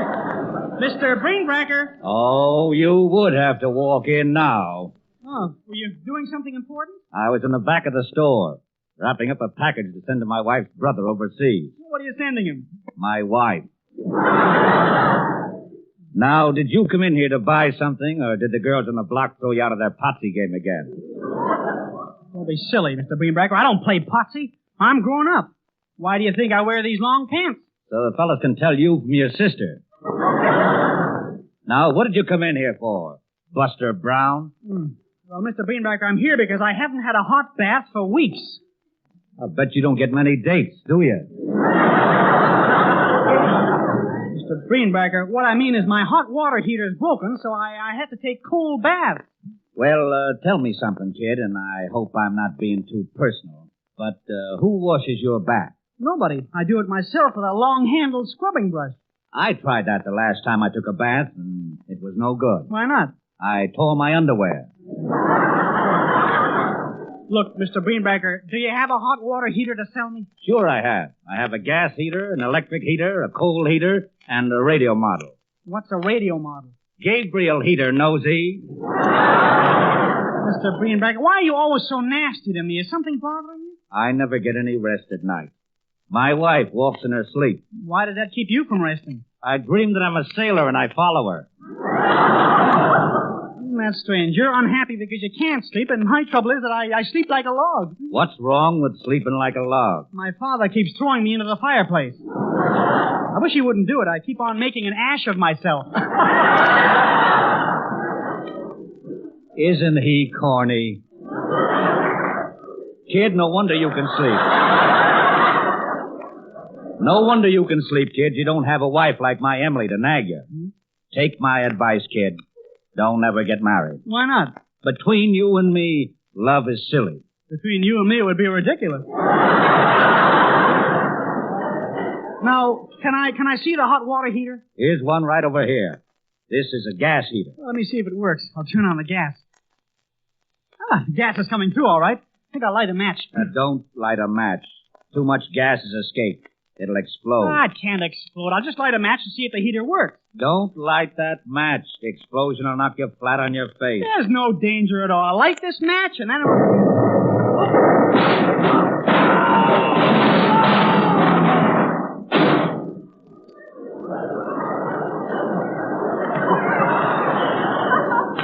I'm glad. Mr. Greenbacker, maybe I better buy an electric hot water heater. That one near the showcase looks like a good one. The tag on it says guaranteed for 2 years and gives hot water in 30 seconds. That's a misprint. It's guaranteed for 30 seconds and gives hot water in 2 years. The price is $95 cash. I haven't got the cash. I'll pay you in installments. I sell for cash only. If you haven't got the money now, you can borrow it across the street at the Loophole Loan Company. I never borrowed any money from a loan company, but I'll do it this once because I need the heater badly. You'll be very happy with this heater. I've got one myself. What? Last night I came home after a hard day's work, got all set to take a nice hot bath, but I couldn't. Why not? Didn't the heater work? Yeah, it worked. Was the water supply cut off? No, there was plenty of water. Then why couldn't you take your bath? 'Cause the sink was full of dishes. Oh, good day, Mr. Good day, Mr. Young.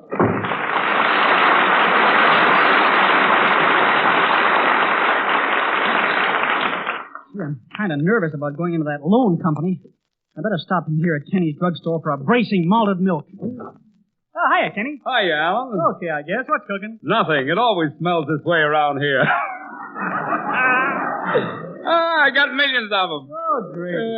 What's worrying you, Alan? I gotta get a loan. All right, I take the hint. I'll leave. No, Kenny, no. A loan. You know the stuff you get in banks? You mean you're going to a bank because you want to be alone?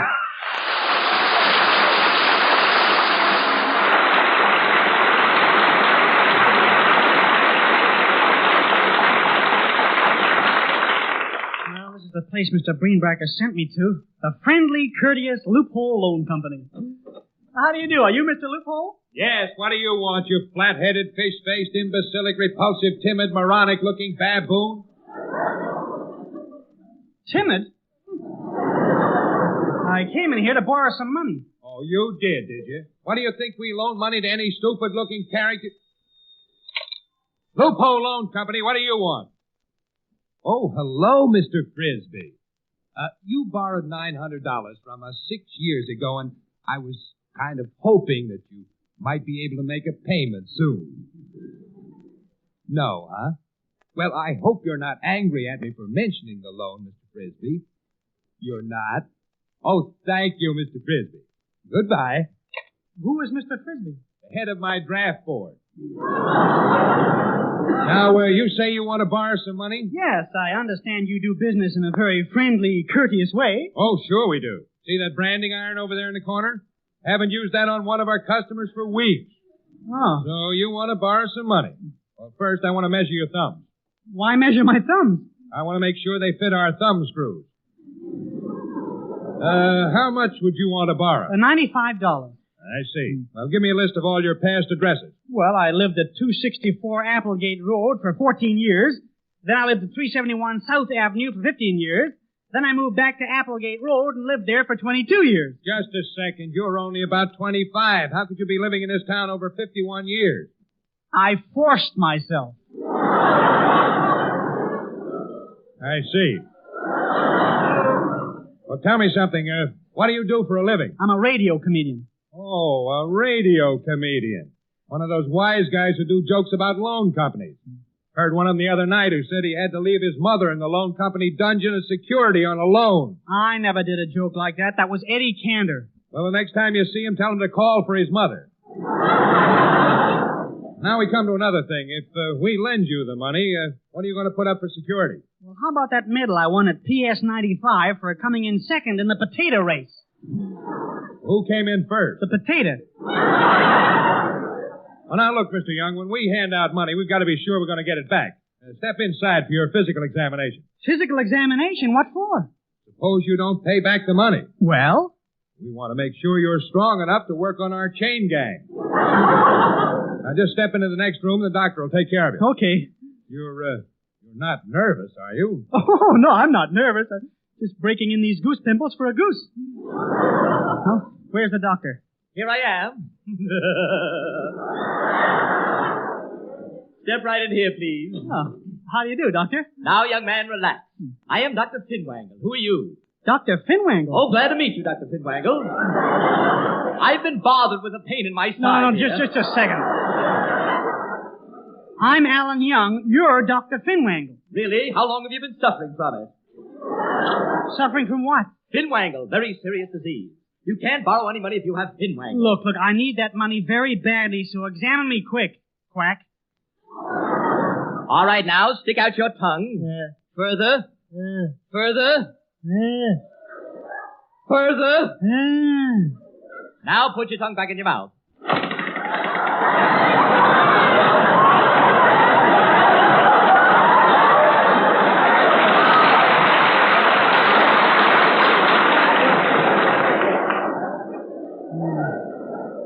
Well, what's next, doctor? Now, let me listen to your heart.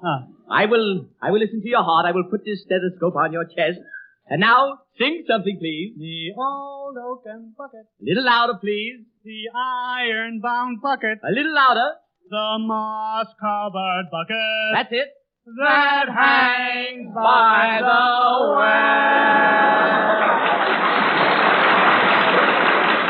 Well, that's fine. Do you know Besame Mucho? Oh, let me out of here. I'll get my money and buy myself that hot water heater.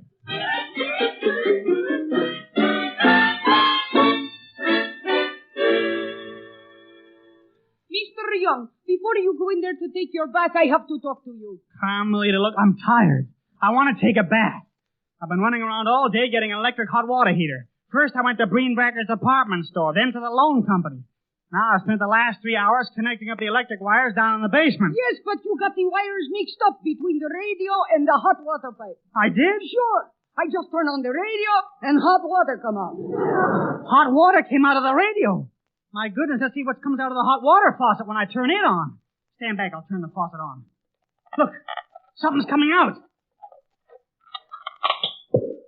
How do you do? Has anyone seen my husband? Carmelita, say hello to John's other wife. Good night, lovers of hot water heaters.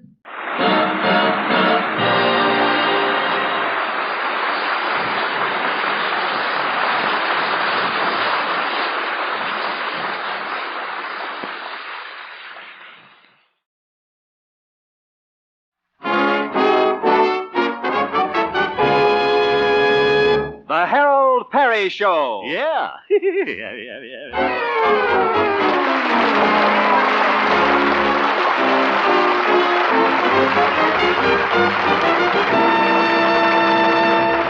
And now, Harold Peary, as Honest Harold, the homemaker.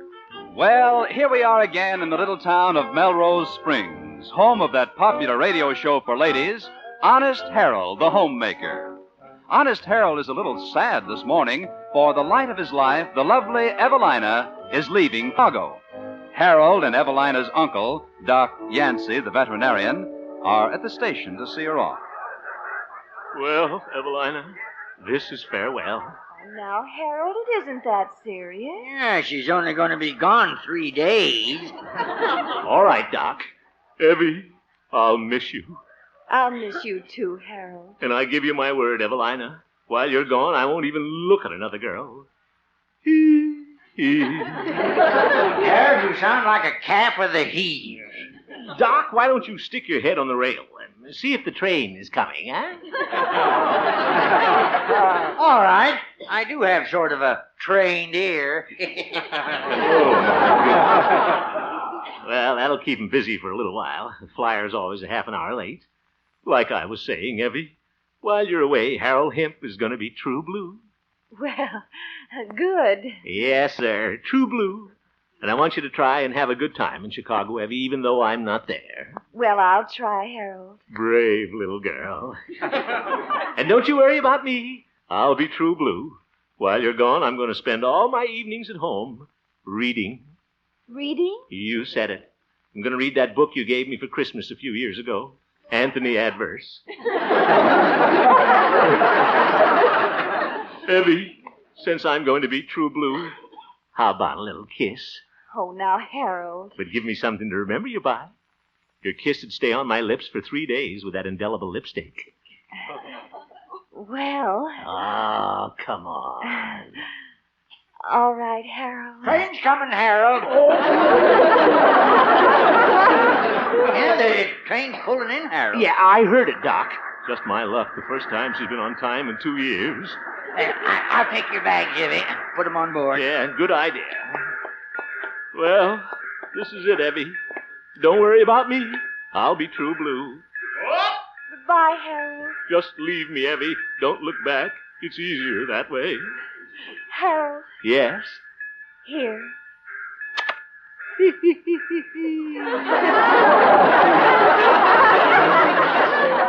you kissed me. Come on, Evelina. Goodbye, Harold. Goodbye. Oh, Evie. Goodbye, Evelina. Watch out for card sharks. Yeah. Goodbye. She's gone, Doc. Gone. She's one girl in a million, Doc. And she doesn't have to worry. I'm going to be true blue. Say, look what got off the train, Harold. What? That gal over there. Hoo-hoo, she's a looker, ain't she? I'm not interested. Well, I am. I won't hurt you to take a peek, Harold. All right, I see her. She can't tempt me just because she's got red hair, pink sweater, a lot of curves. Oop, she winked at me. Come on, Doc, let's get out.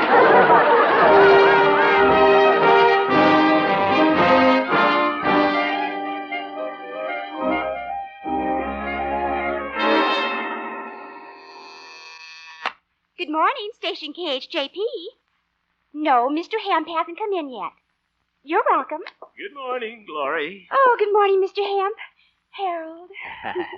Well, Gloria, just saw Evelina off at the station. Yes, I see you did. What? I think you look awful cute with lipstick. Oh, well, it's Evelina's. I'm going to wear it for 3 days. Oh, it's a very becoming shade. Oh, you like it? It's Congo red. Harold, Huh? I guess you'll be kind of lonesome now with Evelina away. Will I? And if you're not doing anything tonight and want to come over, well... No, thank you, Gloria. Not that I don't appreciate it, but I'm going to be true blue to Evelina. Yes, indeed. Oh. I'm not even going to think about another girl. That goes for that redhead that just got off the train. Redhead. Huh?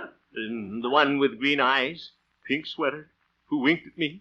She winked at you. Harold. Gloria, let's get this thing straight. Evelina's the only girl for me. Not going to give a thought to anybody else. In fact, I'm going to stay home tonight, curl up by the fireside, and read a redhead with pink sweater. Oop. I mean a book. Oh, goodbye.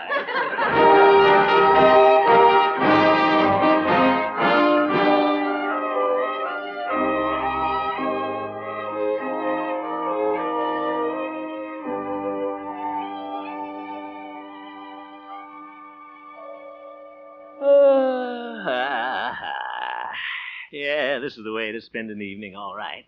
A nice Morris chair, Good book. Let's see here. Anthony Adverse. Kind of thick. 1,500 pages. Wonder if they ever condensed this for Quick Magazine. Hey, I remember Anthony Adverse. It was an old movie. Can't be too old, though. They haven't shown it on television yet.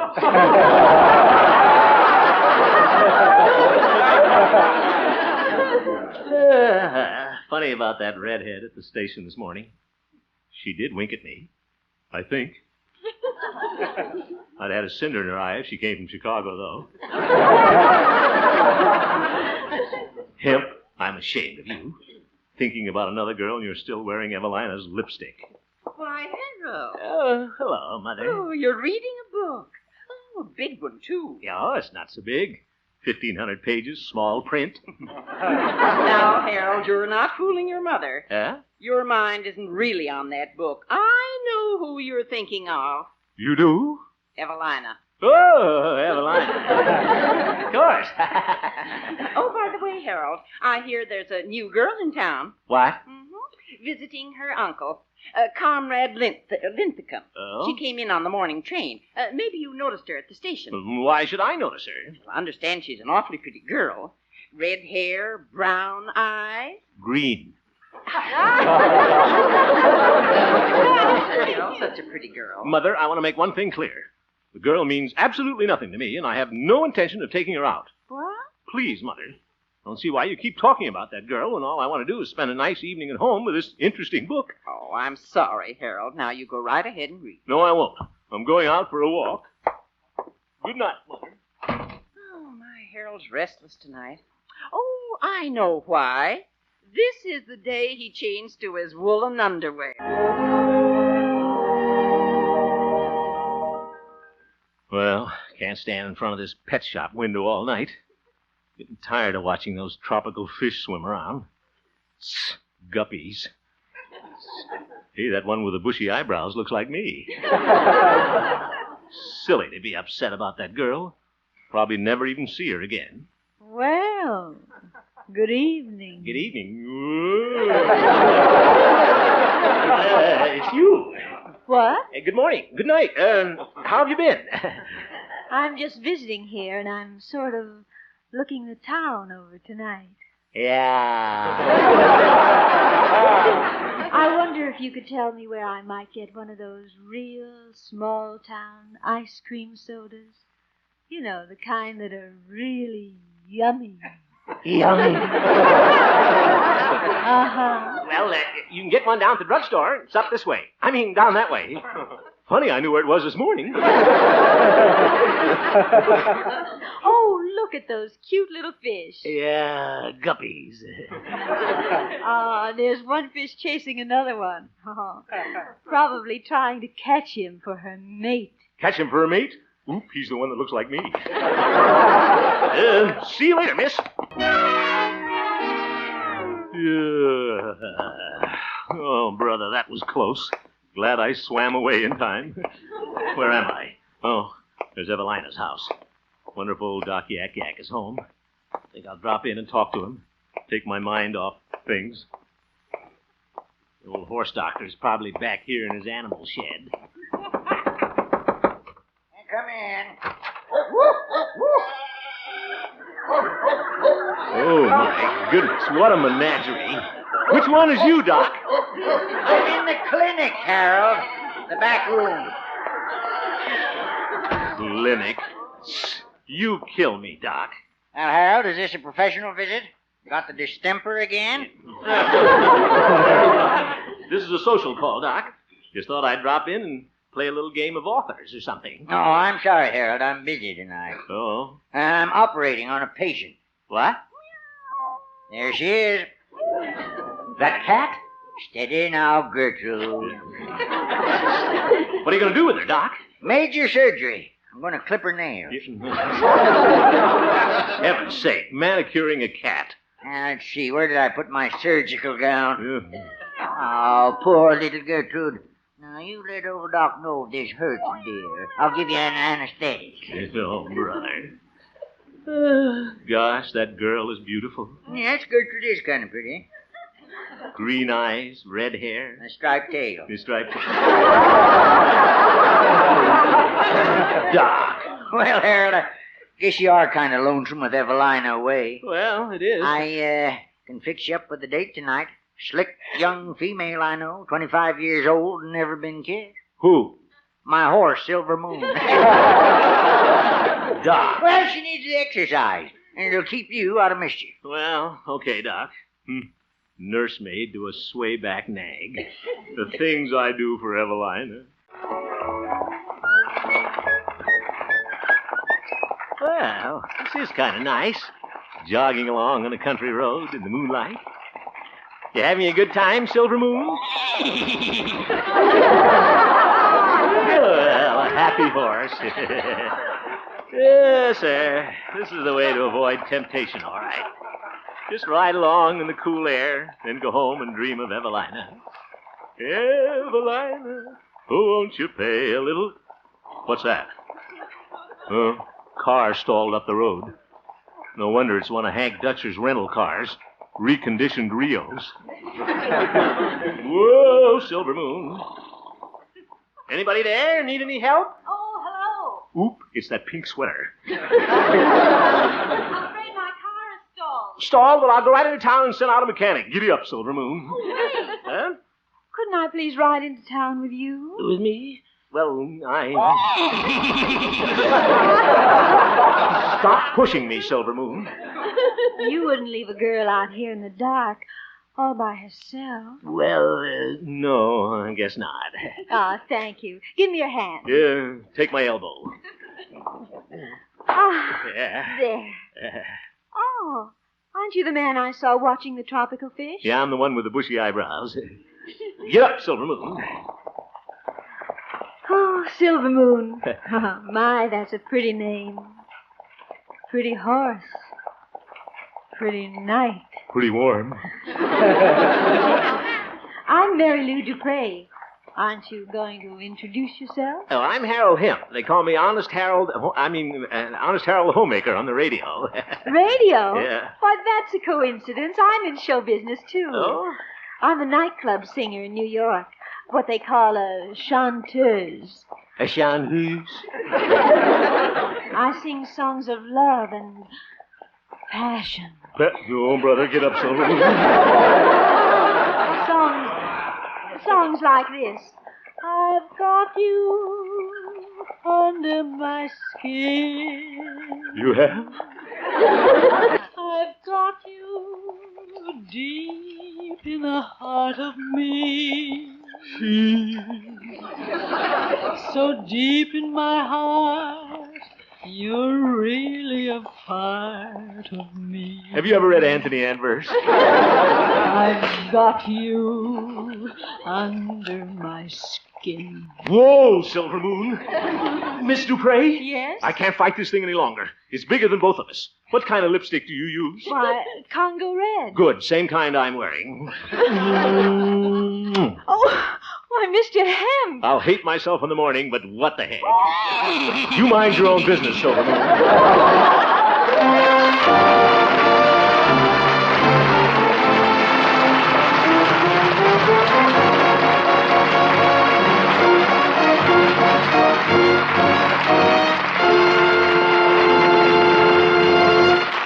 We'll return for the second act of our story, Honest Harold, in just a moment. But first... I've just read next Thursday's suspense script, Rave Notice, and I'm sorry to report that there's not one joke in it that I can steal.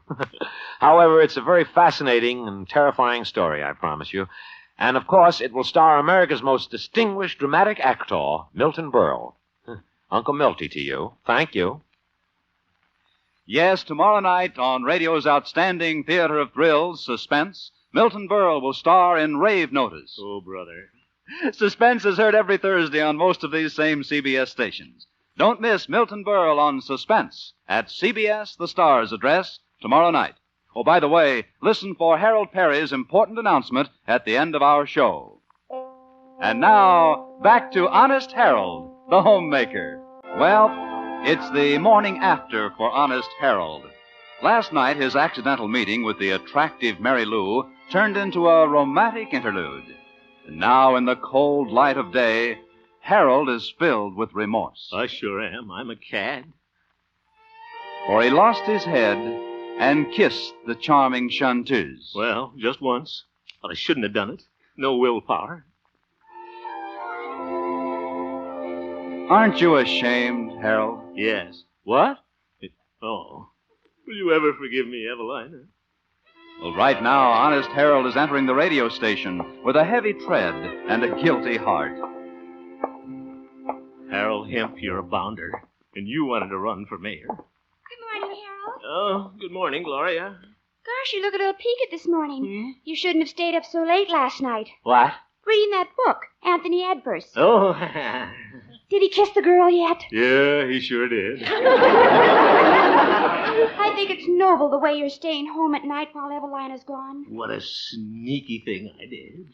And oh, how sweet and sentimental. Huh? You're still wearing Evelina's lipstick, Congo red. Yeah, I got a fresh coat last night. See you later, Gloria. Well, at least nobody knows about it yet. Why did I ever say... Hemp? Huh? Get that dazed look off your face. Remember me, I'm the station manager. Oh, good morning, station... And Stanley? Come into my office, Hemp. Yes, sir. Bet he's found out about it. And he likes Evelina, too. Hemp, I want to talk to you. I deny everything. What? Anyway, I only kissed her once. Hemp, what are you You'd saying? have done the same thing, Stanley. A lonely road, silver moon, her perfume. I didn't know what I was doing. I'm only human, Stanley. Hemp, stop tugging at my lapels. I don't know what you're talking about. You don't? Isn't that what you wanted to see me about? I called you in to talk to you about your monthly office report. Oh, the office report. Yes. You single-spaced it again, and you know it should be double-spaced. Oh, I'll double-space it, Stanley. I'll triple-space it. Anything you say, Stanley. You're wonderful. So understanding. The nicest boss a fella ever had. Harold! Ooh, mistake. Sorry, Stanley. But say, you look cute with that Cupid's bow on your cheek. It's Congo red.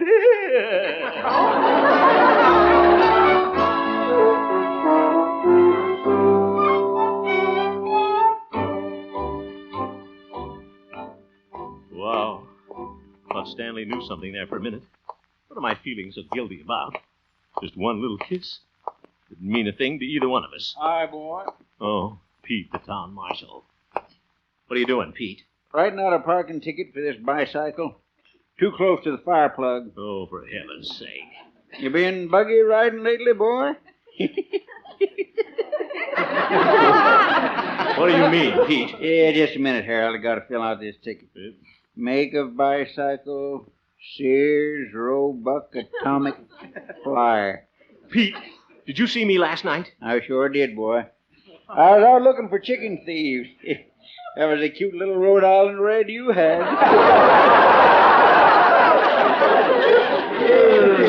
You're quite a smoocher, aren't you, boy? Now, look here, Pete. Don't you try to make a big thing out of this. Just one harmless little kiss. Didn't mean a thing to me. In fact, I'm never going to see that girl again. I'm through with her. Yeah, but is she through with you? Huh? If you ask me, you're in trouble, boy. Trouble? What do you mean? Just a minute, Harold. Yeah. Distance of vehicle from fire plug, 4 feet. Pete! Is it 5 feet? Pete, I want to talk to you. Yeah, we'll split the difference, call it 4 1/2. Pete, what did you mean? Is she through with me? Well, I heard about a case like yours just the other day. Fella kissed a girl, thought he was through with her. What did she do? Shot him in the stomach. Shot him because she loved him. But Pete... Shot him because she loved him. Stop saying that. Pete, you don't think this girl will shoot me? Hey, just a minute, Harold. I gotta finish this ticket. Attitude of driver. Hey, now that's a tough one. Pete, listen to me. Oh, sure, the whole thing is a mistake, Harold. Mistake? You mean about the girl shooting the fella? No, the joke's on me. Making out a ticket for my own bicycle. Goodbye. Oh, staying home tonight, Harold? Yes, Mother, I want to finish the book. That's nice. I'll leave you alone so I won't disturb your concentration. Thank you, Mother. Yeah, that marshal, he spoiled my whole day. Mary Lou wouldn't shoot me. This is silly. She couldn't fall in love with me over one little kiss. Of course, I am rather attractive. I was wearing my new shaving lotion last night.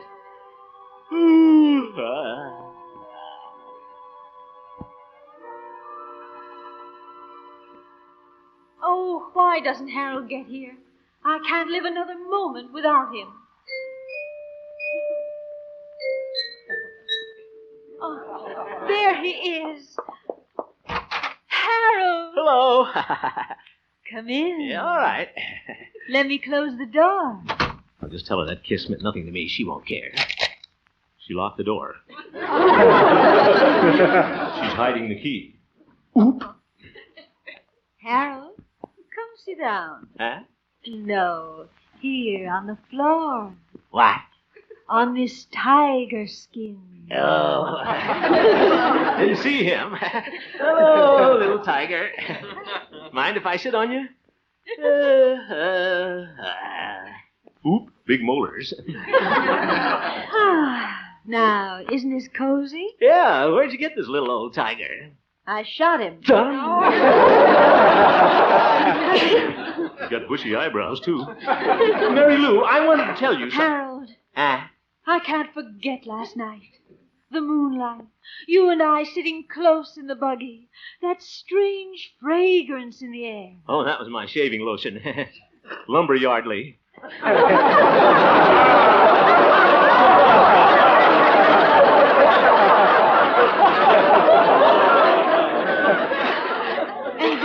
And then your kiss in the dark.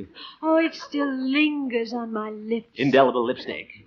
I'll never forget it as long as I live. You won't? I mean, you won't? And now that I've found you at last, my own true love, I'll never let you go. But... And if you should ever try to leave me, do you know what I'd do? I'd shoot you. But you would never leave me, would you, Harold? Oh, no. Why would I want to leave you, Evelina? Ooh. Evelina? Hmm? Then there is another woman. You've been deceiving me. And you call yourself Honest Harold. The homemaker. It was just one kiss. Mary Lou, what are you reaching in your purse for? Is that a gun? I'm going to shoot you with this Mauser, you rat. Wait a minute. That thing's pointing right at me. Mary Lou! Mary Lou!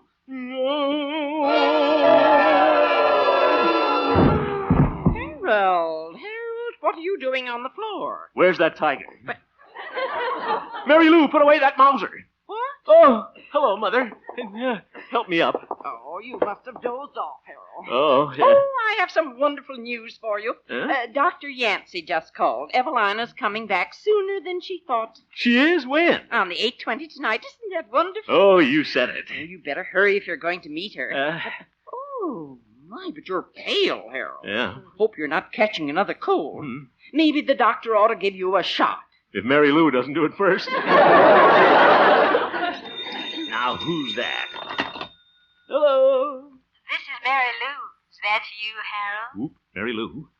Harold? This is Harold's mother speaking. Harold isn't here. He's gone to Timbuktu. Goodbye. Oh, Harold. You're always joking. That's what you think. Goodbye, Mother.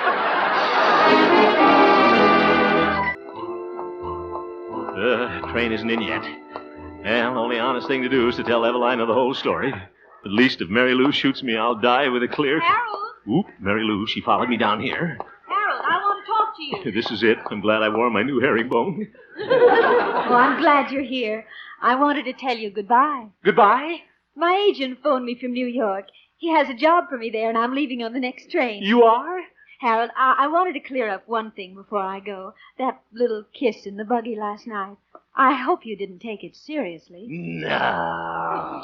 Good. Oh, you're very sweet, Harold. But I couldn't fall in love with you in a million years. You couldn't? Thank you. That's the nicest thing any girl ever said to me. What? Oh, there's my train. Goodbye, Harold. Goodbye, Mary Lou. Nicest chanteuse I've ever met. Oh, there's Evelina getting off now. Evelina! Yoo-hoo! Evelina! Oh, hello, Harold. You didn't have to come down to meet me. Oh, glad to do it. Gosh, it's nice to see you again. Oh, it's nice to see you. Oh, there you are, Evelina. Peabody, what's he doing down here? Hello, Stanley. I'm glad you're here, Hemp. What? Evelina, I think there's something you ought to know about Honest Harold.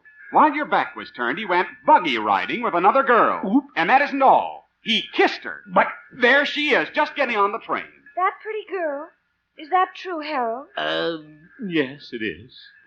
Oh, that's wonderful.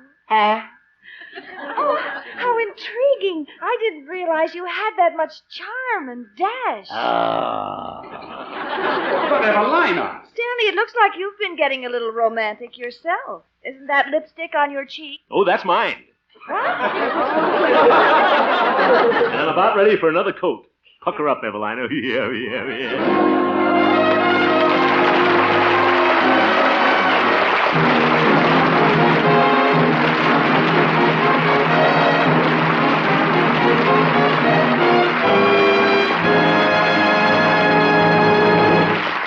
You have just heard the Harold Peary Show, Honest Harold, who returns in just a moment with an important announcement. The supporting players tonight included Mary Jane Croft, Catherine Card, Viola Vaughn, Ken Peters, and Parley Bayer, and featured Gloria Holliday as Gloria and Joseph Kearns as Old Doc Yak Yak. Norman MacDonald directed, and the music was composed and conducted by Jack Meakin. Honest Harold, created by Harold Peary, was written by Gene Stone, Jack Robinson, and Dick Powell. Now back to Harold Peary for his important announcement. Oh, yeah, that's me, isn't it? Now, just what was that message, Harold? Well, Bob, we talked about it last week. For the people who missed it, I'm hunting for a laughing lady, someone we can invite to appear on our show. And all the gal has to do is just laugh? That's right. Her laugh will enter in the Honest Harold Laugh Contest, and it begins right in her hometown. So, ladies, if the laugh contest is being conducted in your city, please enter. And you may be here with us some Wednesday night. Well, say, that sounds like fun. Oh, it is, Bob. Come on, girls. Let's all laugh.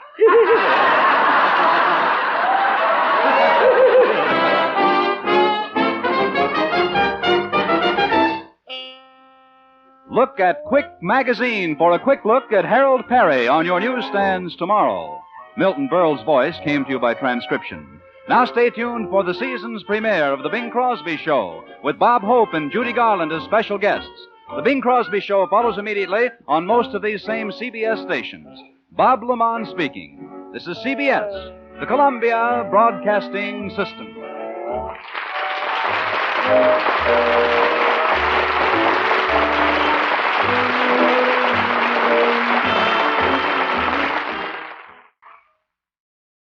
And now, December Bride, created by Park Levy, featuring Hal March and Doris Singleton.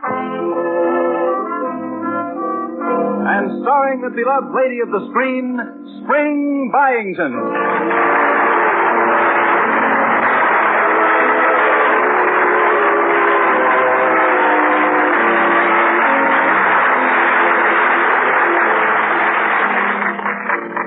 My name is Matt Henshaw. I'm an ordinary guy, wear ordinary clothes, live in an ordinary house. In fact, I'm just what I appear to be, a perfectly normal guy.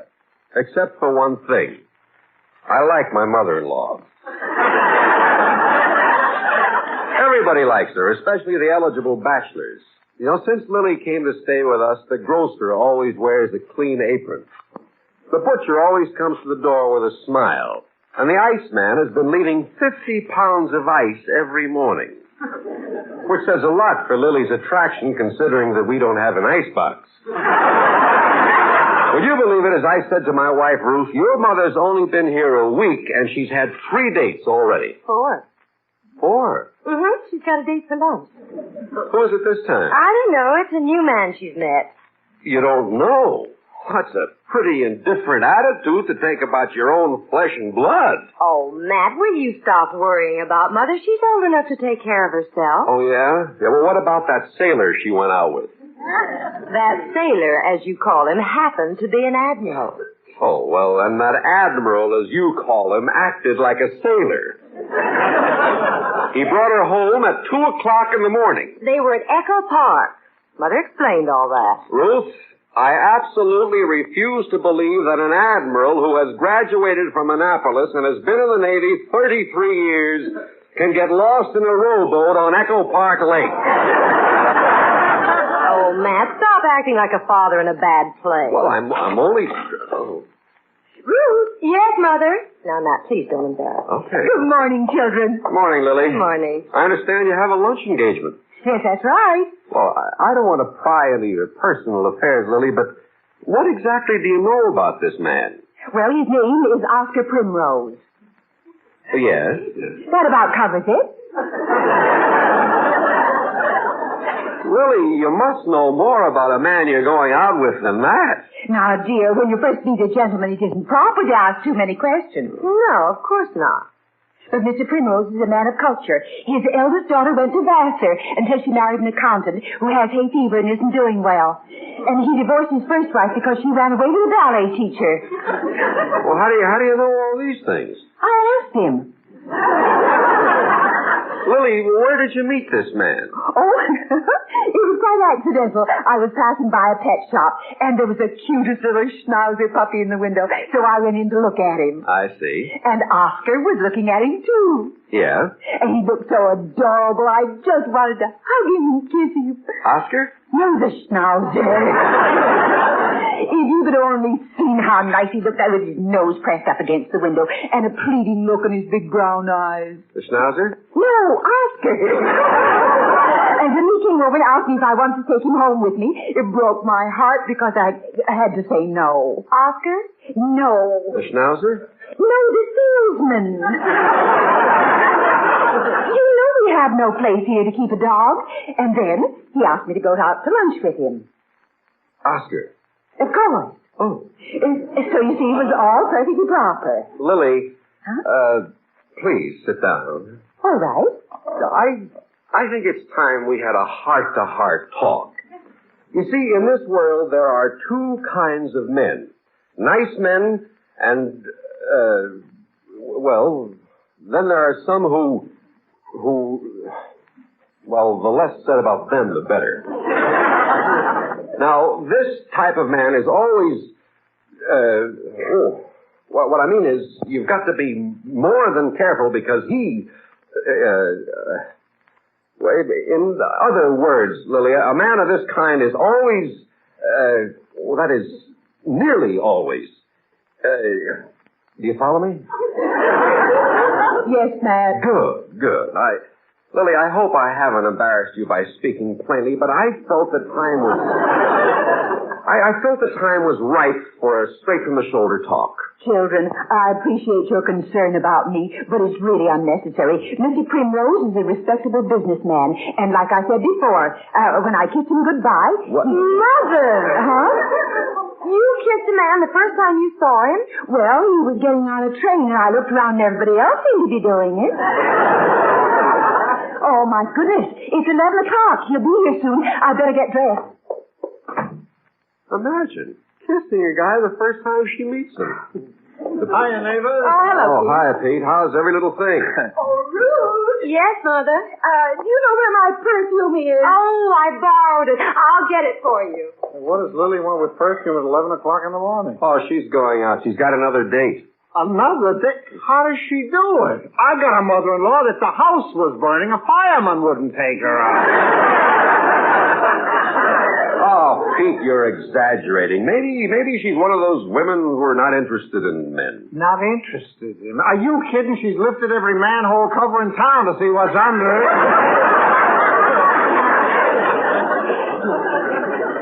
Pete, I just don't understand your attitude. Now, what's so hard to understand about my attitude? I got a perfectly sane, normal, healthy, 100% American feeling.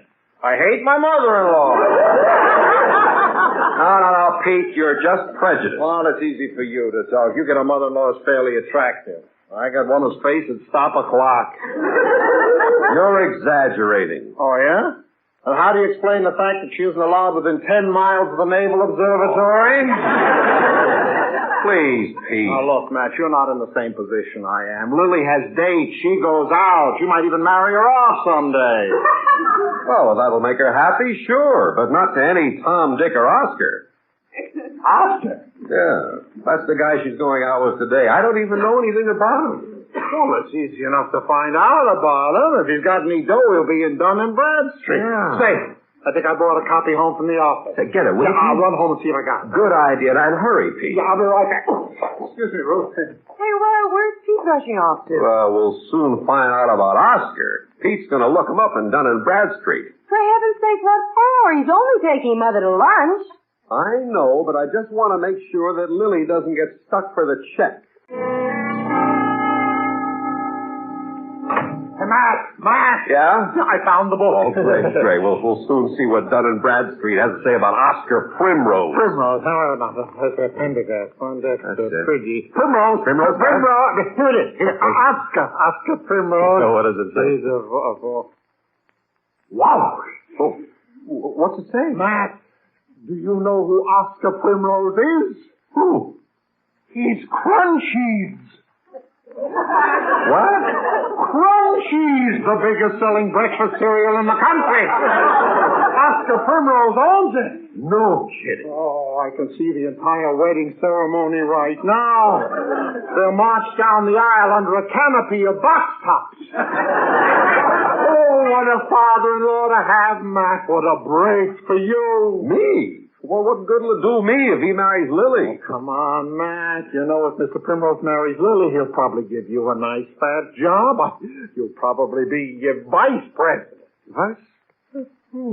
Vice president, eh? Look, Pete, I'm not one of those guys who's going to use his mother-in-law to get ahead. And I assure you I will not go out of my way to impress him. Matt, did you see where I left? You're not going to wear that dress. What's the matter with this dress? Well, don't just stand there. Tidy up the house. Matt, Did you dust the furniture? what's going Quick, on? take that vase off the piano. What on earth for? It looks awful. Well, what should I put there? How about a box of Crunchies? That's a brilliant idea. Have you got a box in the house? Crunchies? Have you gone crazy? Well, we've got some, haven't we? Well, sure. I bought them last week, but you wouldn't eat them. You said they were terrible. I said that? I never. Well, you certainly did, and I can tell you exactly what you said. You said of all those... Never mind. You misunderstood me. Pete, what's gotten into him? Money. Who? Lily's new boyfriend. He owns Crunchies. Oh, so that's it. No, you've got it all wrong, Ruth. I have no personal interest in this thing at all. All I'm thinking of is Lily's vice presidency. Happiness. Oh, I can't stand all this vulgar talk about money. I'm going home. And if the wedding comes off, let me know, will you? I got an old pair of shoes I'd like to throw out to the bride. My mother-in-law will be in them. Yeah, well, so long, Pete. Now, let me see. Where's that cigar George gave me last Christmas when his wife had a baby? That must be he. I mean him. Now. I'll get it. Fix your hair, Ruth. Do I need a shave? Oh, Matt, relax, will you? Well, This is my family, Oscar, my daughter Ruth, and my son-in-law Matt. Well, I'm very happy to know you.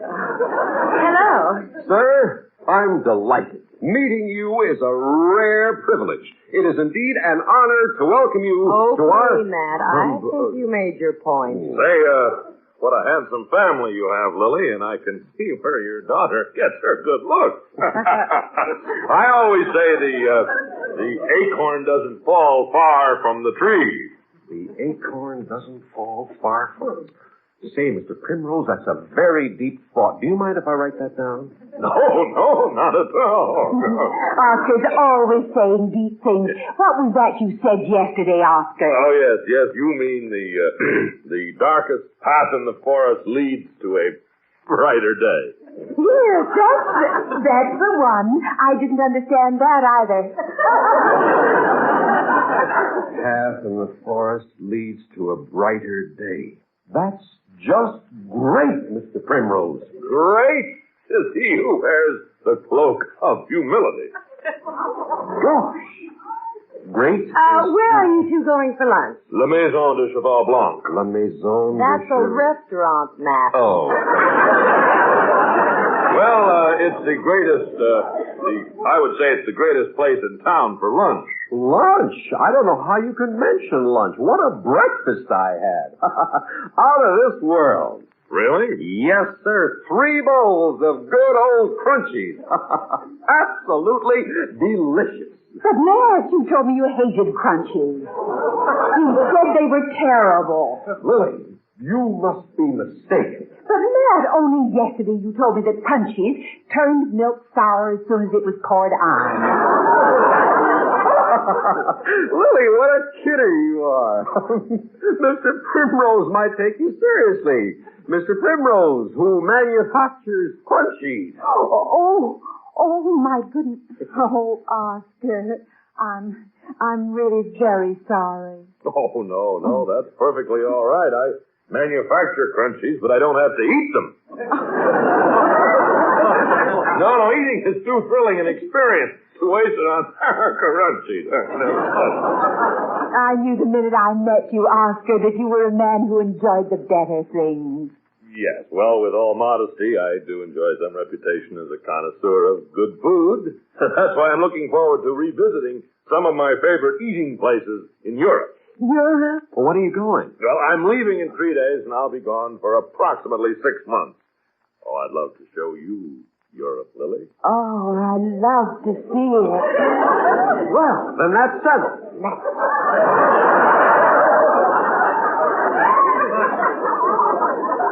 And I'm glad, Lily, that one of my last days here will be spent in such charming company. We'll make it a real celebration. Thank you. I'll go get my coat. I'll go with you, Mother. That's a charming woman, your mother-in-law, boy. Yes, Mother, what are you going to do? About what, dear? About Mr. Primrose. You heard what he said. He's leaving in 3 days. You won't have much time. Oh, well, maybe he doesn't like me. Oh, of course he does. I saw how he looked at you. Did he? And you like him, don't you? Well, yes, I do, but that doesn't mean he's going to propose to me. Well, he will if you make yourself provocative and alluring and exciting. Here, let me put some more perfume on you. All right. But from the way Oscar talked about food, I think I'd do better to put a drop of gravy behind each ear.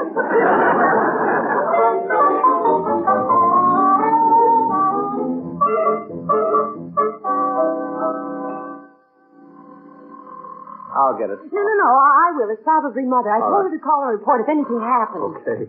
Hello? Hello, dear. Is that you? Oh, Mother, tell me. Has anything happened yet? No, dear, but I think it won't be long. Oh, what makes you think so? Well, he told me all about his first wife while we had the hors d'oeuvres. Then he told me about his second wife while we were having celery and olives. And all through the consomme, I heard about his third wife. He should be getting to me by the time we reach dessert.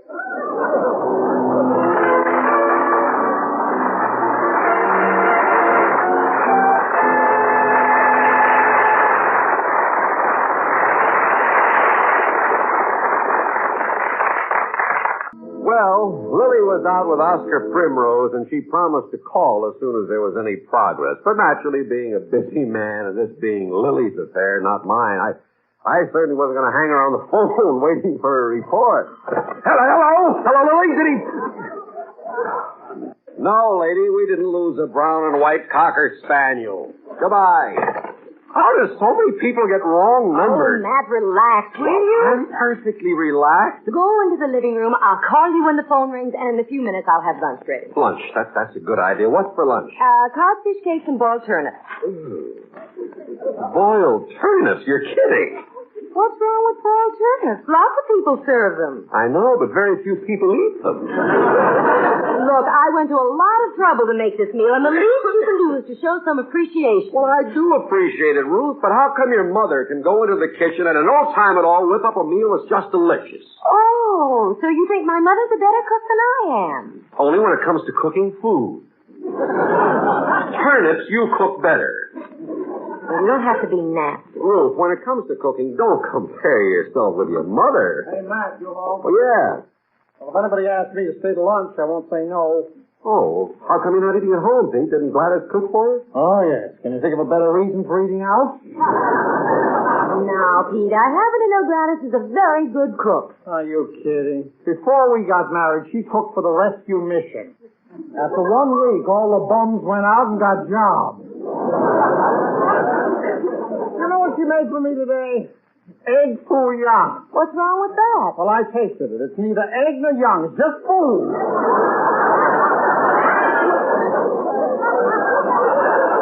Believe me, if that girl doesn't... Hold it, Pete. What's that? Wait a second. Hey, Pete, that's your dog running away from your house. Well, naturally, he knows it's time for Gladys to feed him. Now, believe me, that girl is going to have to learn to cook, because getting to a point where it's unbearable.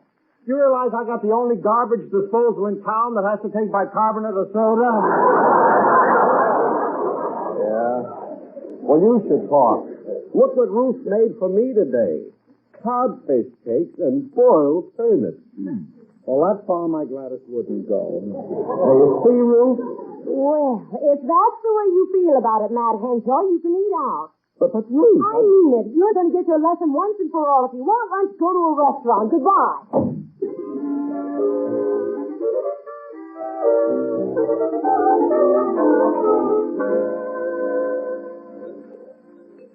I hope Madame enjoyed the lunch. Oh, thank you, waiter. I've never been to a French restaurant like this before. It's just très regal. Will Madame care for something else? Oh, well, Mr. Primrose just went to make a phone call and asked me to order a Benedictine and brandy for him. Oui? And for Madame?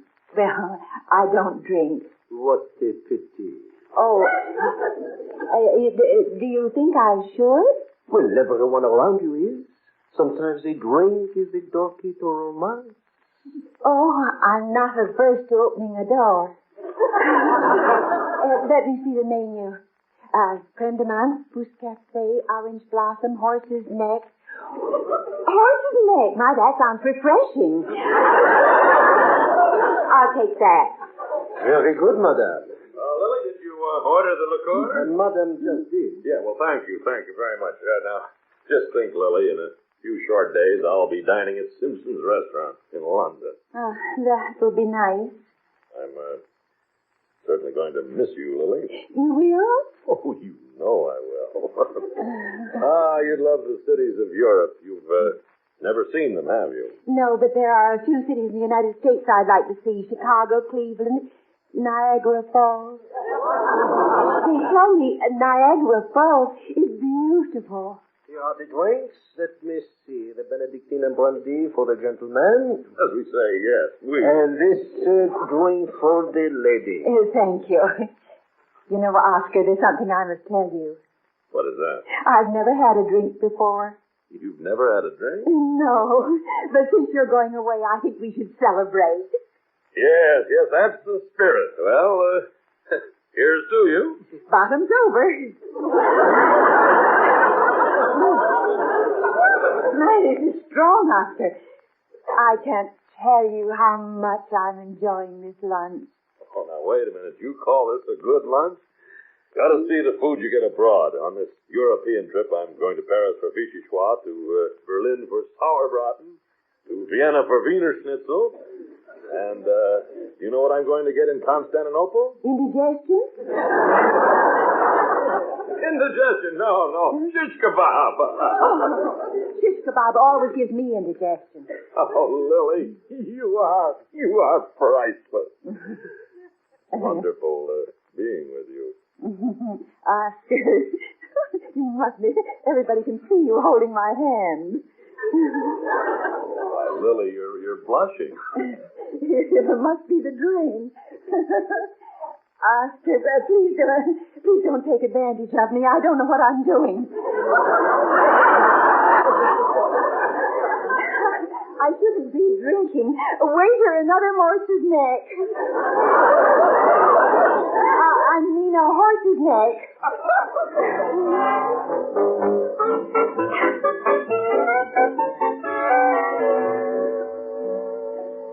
Oh, Oscar, I don't know when I've had such a good time. You, waiter, another horse's tail. Horse's neck. Bring me the whole horse. I'll pick out the part I want. Lily. I want to live. I want to live. Lily, please. What? Everybody's watching you. Well, so what? Oh, I feel so silly. I feel so hilly. I feel so chilly.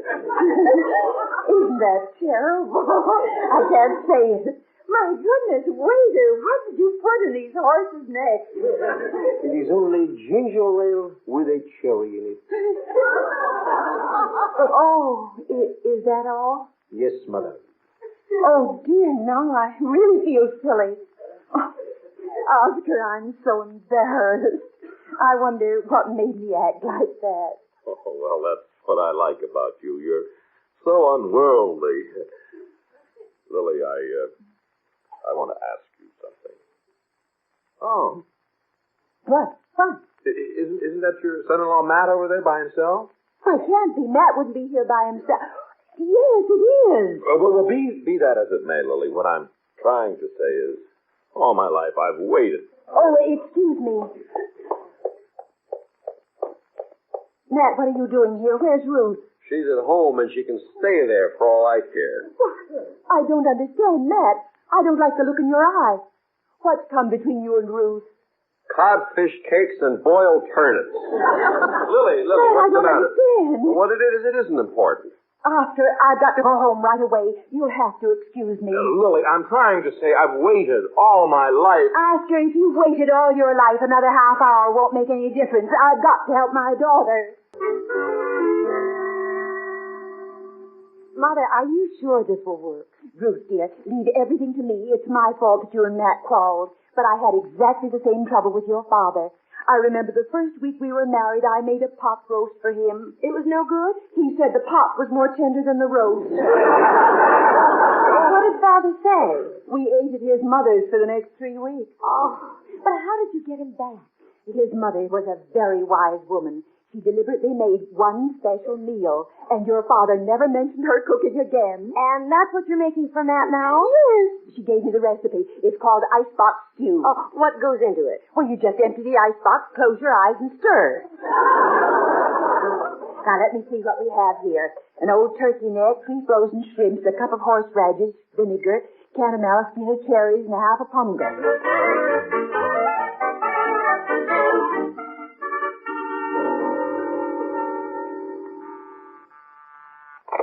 Henshaw speaking. Mr. Porter, outside to see you. Oh, send him in.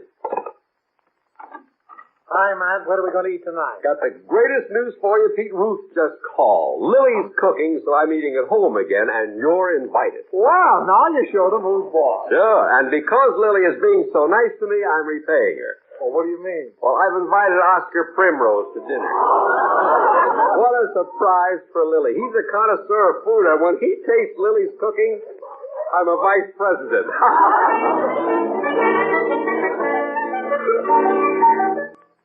Mother, how can you tell when this icebox stew is done? It's very simple, dear. You put a spoon in. If it turns black, it's done. Oh, here they are.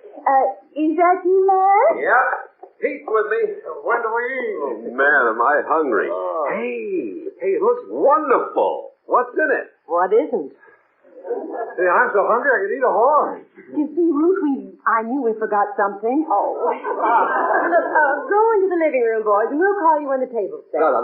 We can't wait. Can't we have a little taster now to tide us over? Sort of a preview? Well, Go on, Mother. He's asking for it. All right. Here, Matt. Use this black spoon. And here's a spoon for you, Pete. It smells so good. Ruth, I hope you have the recipe for this. Oh, I'll never forget it. Go on, darling. Eat. You too, Pete. Well, how do you like it? It's quaint.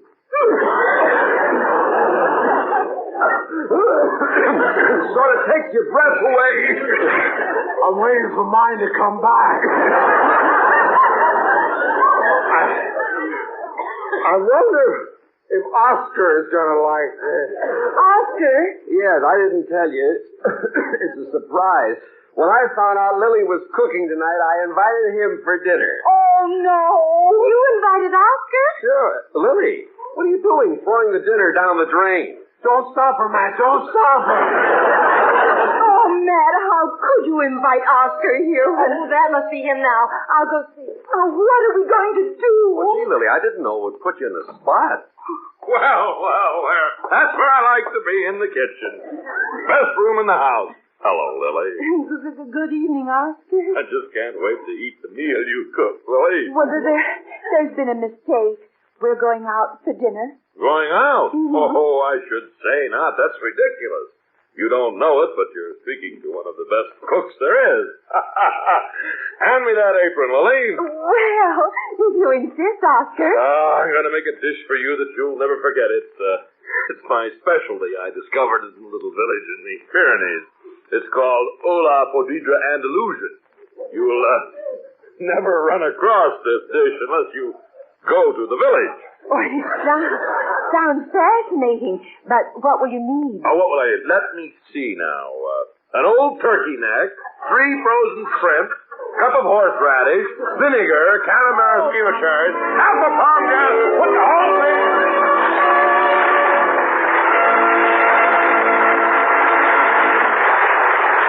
December Bride, starring Spring Byington, was created and directed by Clark Levy. Tonight's script was written by Phil Sharp and Bill Friedman, and featured Hal March as Matt, Doris Singleton as Ruth, and Hans Conried as Pete. Others in the cast were Jim Backus as Oscar and Lou Krugman as the waiter. Bob Lamont speaking. Be sure to hear December Bride next week at the same time. Today and tomorrow are the last days this offer can be made. To get the free Factual Tax Convention Handbook, the one that tells all about present and past political conventions, the one with the facts to make the conventions easy to understand when you hear them on CBS Radio, send a postcard with your name and address to Time, CBS, Chicago 90, Illinois. That's Time, CBS, Chicago 90, Illinois. And be sure to hear December Bride transcribed next week at this same time. I hope you're enjoying the sitcom so far. Now let's dive into the next few shows. First up is another from the Aldrich family. Yes, I put 2 episodes in this collection because I love this show. The Great Weiner Roast. Henry's in charge of the autumn Weiner Roast for his class, and he takes it a bit too seriously. He was supposed to hold it in his backyard, but he didn't ask his father, and now he has to move it to McCorkle Rocks, way out in the country. When his bike gets run over, he has to convince his classmates to get their parents to loan them their cars instead. One problem and change after another turns the Weiner Roast into a fiasco. This is a really funny episode that showcases Henry's good intentions, but his bad luck. Next, we have Betty's Screen Test from Father Knows Best, that quintessential suburban family sitcom that starred Robert Young in the title role and his all-American suburban wife and kids. Betty, his daughter, performs in a school play, and she is convinced that a Hollywood talent scout is interested in her. Her parents, however, try to bring her back to reality without crushing her dreams. Hilarious story with a surprise twist in it. It aired May 18th, 1950. Next, Maisie Ravier, Private Detective from The Adventures of Maisie, which ran from 1945 to 1953 and starred Ann Sothern, reprising the role that she had in the film series of the same name. She plays an unemployed entertainer who travels around the country looking for work, usually getting mixed up in the problems of the towns that she's visiting, and then finding solutions. In this one, Maisie runs into an ex-boyfriend who has married a wealthy woman but is in the middle of being divorced. He asks Maisie to try to convince his wife to call off the divorce. This is one of those underappreciated old-time radio shows, in my opinion. It's full of really clever comedy and one-liners by Southern. It's genuinely great writing and acting, and stories that are not only funny, but usually very warm-hearted as well. Next, Husband's Hobbies from My Favorite Husband, starring Lucille Ball and Richard Denning. I don't need to say much about this famous old-time radio sitcom. It remains an extremely popular show to this day among OTR fans, and it served as the predecessor for the TV show I Love Lucy. In this one, Lucy and Liz Atterbury are tired of their husbands paying more attention to their hobbies than to them. They make the decision to get their husbands jealous by thinking that they're seeing other men to get their minds back on them instead of their golf game. Of course, the results of their efforts are not as planned. This is one of my favorite episodes from this show. The interplay between George and his boss and the 2 wives, and especially between Mr. and Mrs. Atterbury, is just gold. All right, time to listen. I'll be back for the last shows in a little bit. The Aldrich Family, based on characters originated by Clifford Goldsmith, and starring Ezra Stone as Henry, with Jackie Kelk as Homer. Henry Aldrich. Coming, Mother.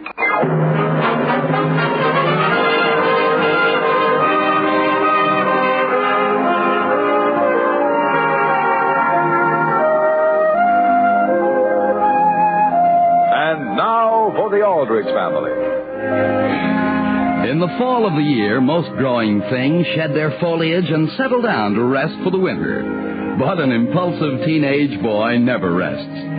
In the case of Henry Aldrich, the fall air merely increases his normal speed. The scene opens in the Centerville Butcher's Shop on Main Street. It is early afternoon. Now then, Henry, I guess you're next. Well, Mr. Pritchard, I'm here. So I see. Here I am, Mr. Pritchard. I've come to pick up my order. What order? Gee whiz, my wieners. Remember, I phoned and asked if you'd get me $3 worth of extra fresh ones. Oh, you did? Sure. Sure. Sure. Gee, is that Charlie Clark going by? Excuse me a minute. Hey, Charlie! Hi, Henry. Charlie, have the kids got everything straight? Sure, I guess so. You're all to go to McCorkle's Rocks on your bike. Sure. And nobody's to light the fire until I get there. Okay. Okay. Why? Why what? Why do we have to wait till you get there? Because, Charlie, because I'm organizing the whole thing. Oh. Sure. Why? Why? Gee whiz, so nothing will go wrong. Henry, did you say $2 worth or $3 worth? $3, Mr. Pritchard. Okay. Extra fresh. Now listen, Charlie, where'd you go to? Gee whiz.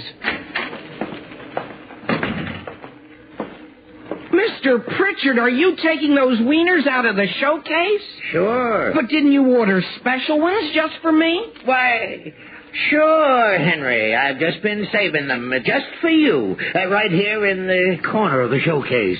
Oh, well, that's good. Boy, have I got a headache. Oh, that's too bad. I don't know why I let myself get talked into managing these things. Excuse me. Do you mind if I just watch you weigh those wieners? Now, look, Henry, just keep away from these scales. Sure, I'd be glad to. Only I have to look after all the little details, such as... Such as what? Well, Mr. Pritchard, I don't suppose your thumb's actually resting on the scales. It just looks like it does. Look, I'll throw in 2 extra wieners if you'll get down off my counter. Sure. Gee, thanks very much. You want me to leave the wieners in this here box? Yes, please. And would you put some heavy brown paper on it and lots of string? All right. I don't want anything to go wrong. Hi, Hen. You got everything straight, Homer? I got your bike from the garage, if that's what you mean. Did they check it from top to bottom? They put air in the tires. What else can you do with a bike? It's got to be in perfect running order, Homer. I told you that. I've got a big responsibility. Listen, Henry, who asked you to be responsible anyway? What do you mean by that? Just because the kids gave you the money for the wieners, that doesn't mean you had to talk everybody into peddling way out into the country. Well, what's wrong with that? Gee whiz, it's work. But think of the appetite it'll give you. Henry, I don't need anything to give me an appetite. Why can't we have the wiener roast in your backyard, the way you said in the first place? Homer, when I invited the kids to my backyard, how was I to know my father had just planted grass seed and was going to be unreasonable about it? Well, what's the matter with your front lawn? Homer, listen. Why sit on an uncomfortable lawn when you can sit in solid comfort on McCorkle's Rock? Here, Henry, here's your wieners. That'll be $3. Sure, I've got it right here. Right? Henry, what's the matter? Oh, boy. Why are you turning all your pockets inside out? Oh, boy. Homer, have you got any money? What do you mean if I got any money? Where's our $3? I had it in this pocket here. The one with the hole in it? It was all folded up. Oh, boy. Mr. Pritchard, what are you doing? Are you blind, Henry? He's unwrapping the wieners. Now, wait a minute, Mr. Pritchard, wait a minute. Homer, I want you to go all the way back to my house on your hands and knees. Now, listen, Henry. Hey, wait a minute. Why are you taking your shoe off? Look! Here's the $3 in my sock. What? And it's still all folded up. Well, I'll be darned. Mr. Pritchard, would you mind wrapping those wieners up again? All right. Boy, Homer, isn't this my lucky day? I'll say. Let's get going. Where'd you put my bike? Right out there at the curb, behind that truck. You mean the one that's... Homer, the truck's backing up. Hey! Oh, gee, where's my bike? Hey, mister, look out! Hey, cut it out!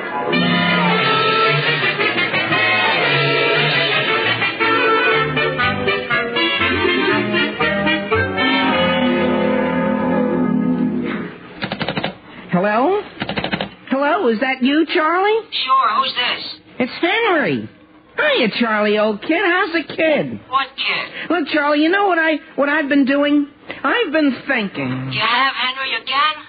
What do you mean by a statement like that? Well, you did some thinking yesterday, Henry, and all I did was get confused. What's confusing about it, Charlie? Instead of sitting around and being bored in my backyard, we're having a swell Weiner roast in the open air at McCorkle's Rocks. What's so confusing about that? Nothing, I guess. Except you keep changing your mind all the time. No, I don't. Okay.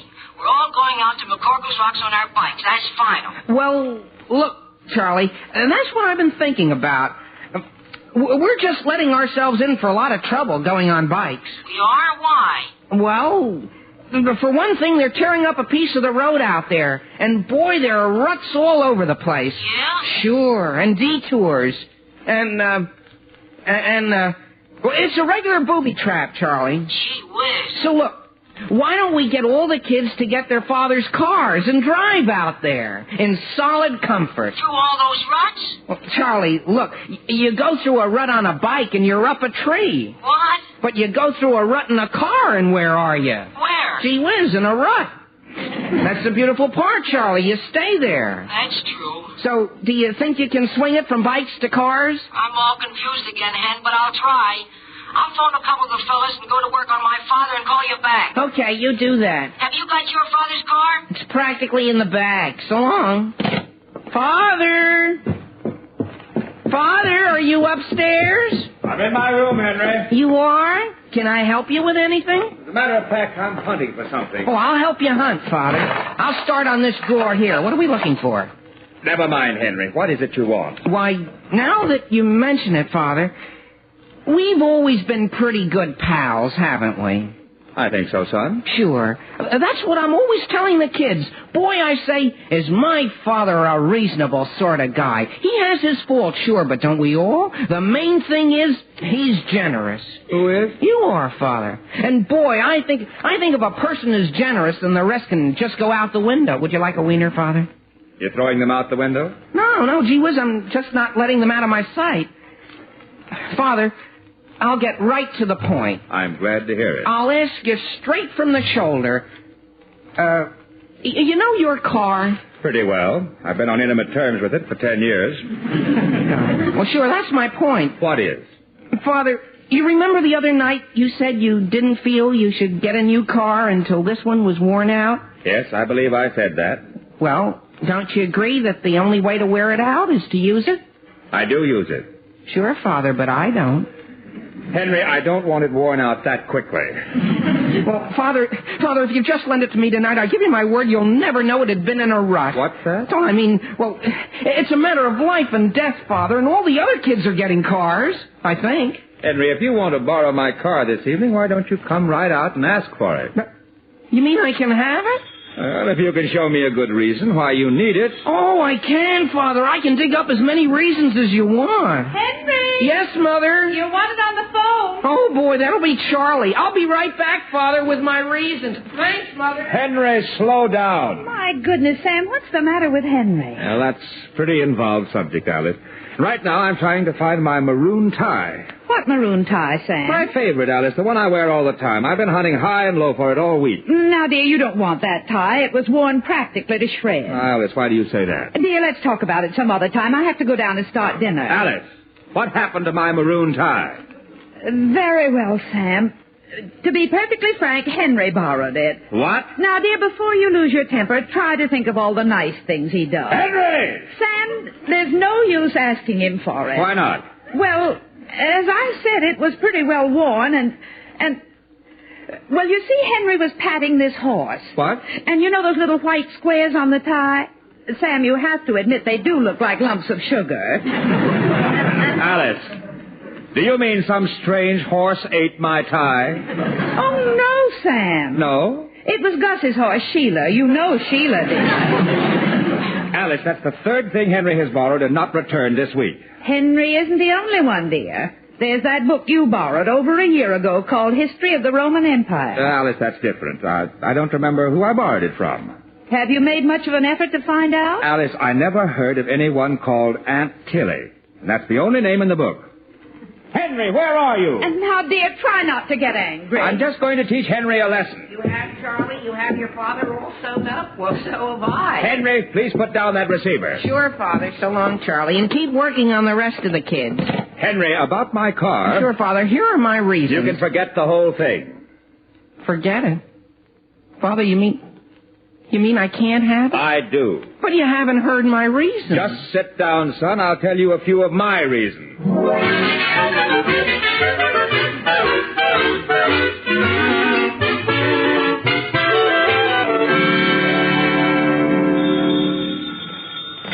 Hello? Hi, Homer, old-timer. How are tricks? Is that you, Hen? Sure. I was just going to phone you. My father finally forked over his car. We're all set. We are?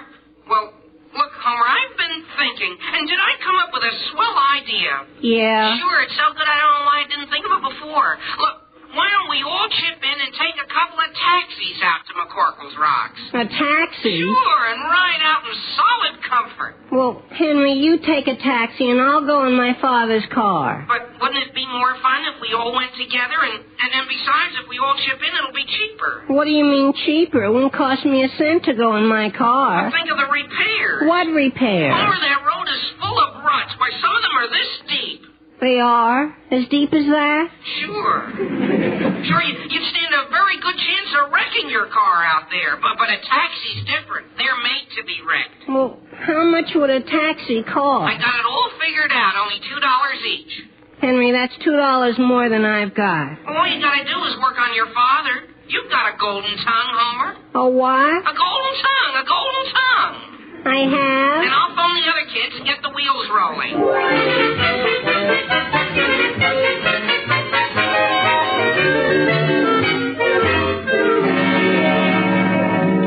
But Father, Henry Aldrich can get $2. Now, wait, Charlie. Mother says it's all right with her and it's all right with Mr. Aldrich. So why isn't it all right with you? What do you want the $2 for? I told you could have my car, didn't I? Yeah, but suddenly we've all decided to go out to McCorkle's Rocks by taxi. By taxi? Why?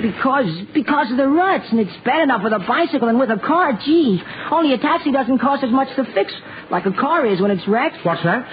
I think that's my reason. I'm all confused. Now, just a minute. Who's running this Weiner roast? Henry Aldrich. Very well. Before my headache gets any worse, I'm going to phone the Aldriches and find out what's going on. I still don't think you'll understand it any more than I do. Number, please. Elm 303. Elm 303. Charlie, run along. Can I listen, Father? I'd like to find out what's happening. I'll tell you what's happening. Now, run along. Yes, Father. Hello.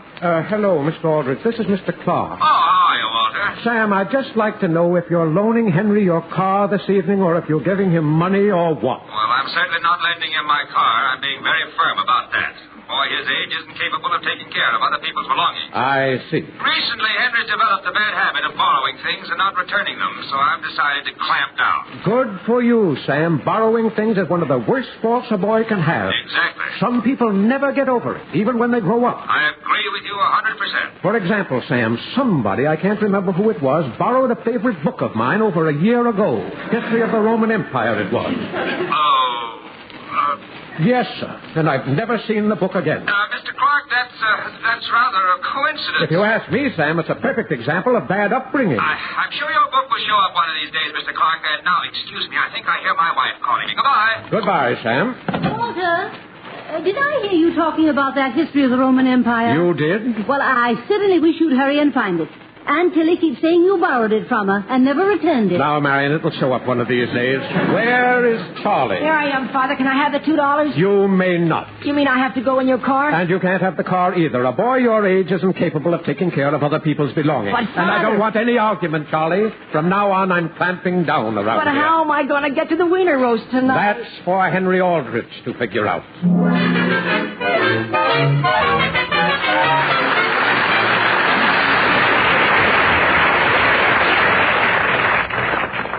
And now, getting back to the troubles of Henry Aldrich. Henry has undertaken the management of a Weiner roast at McCorkle's Rocks. And when a truck ran over his bicycle, he swung the boys around to going in cars. Now, Henry can't get a car, and his attempts to raise money for taxis seem to have backfired. The scene opens in the Aldrich living room. It is 6 o'clock the same night.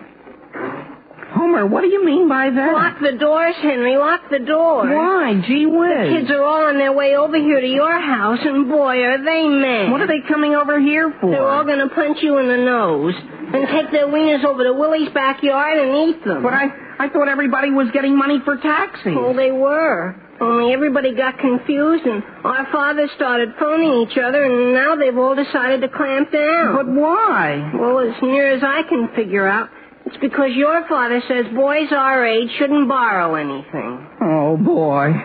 Well, frankly, Homer, I'm kind of tired. I don't mind a bit having the whole thing over at Willie's. The trouble is, Hen. What? You're not invited. I'm not invited? After all I've done? That's why you're not invited. Well, gee, that's the thanks you get. Well, then wait a minute. Homer, listen, I just got an idea. Henry, take my advice and forget it. Look, when the kids get here, you stall them, see? Don't let them get near the wieners. And in exactly half an hour, they're going to get the biggest surprise of their life.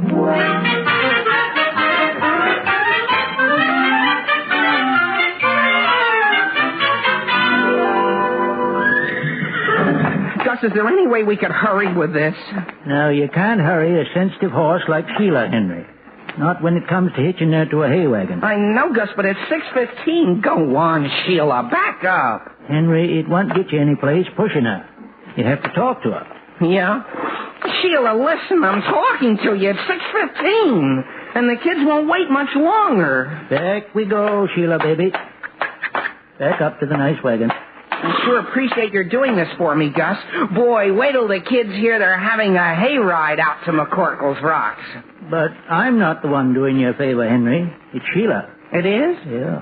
You don't know what this is costing her. She's allergic to hay, you know. But is that right? Yeah. Poor baby, she's got hay fever. There you go, Sheila.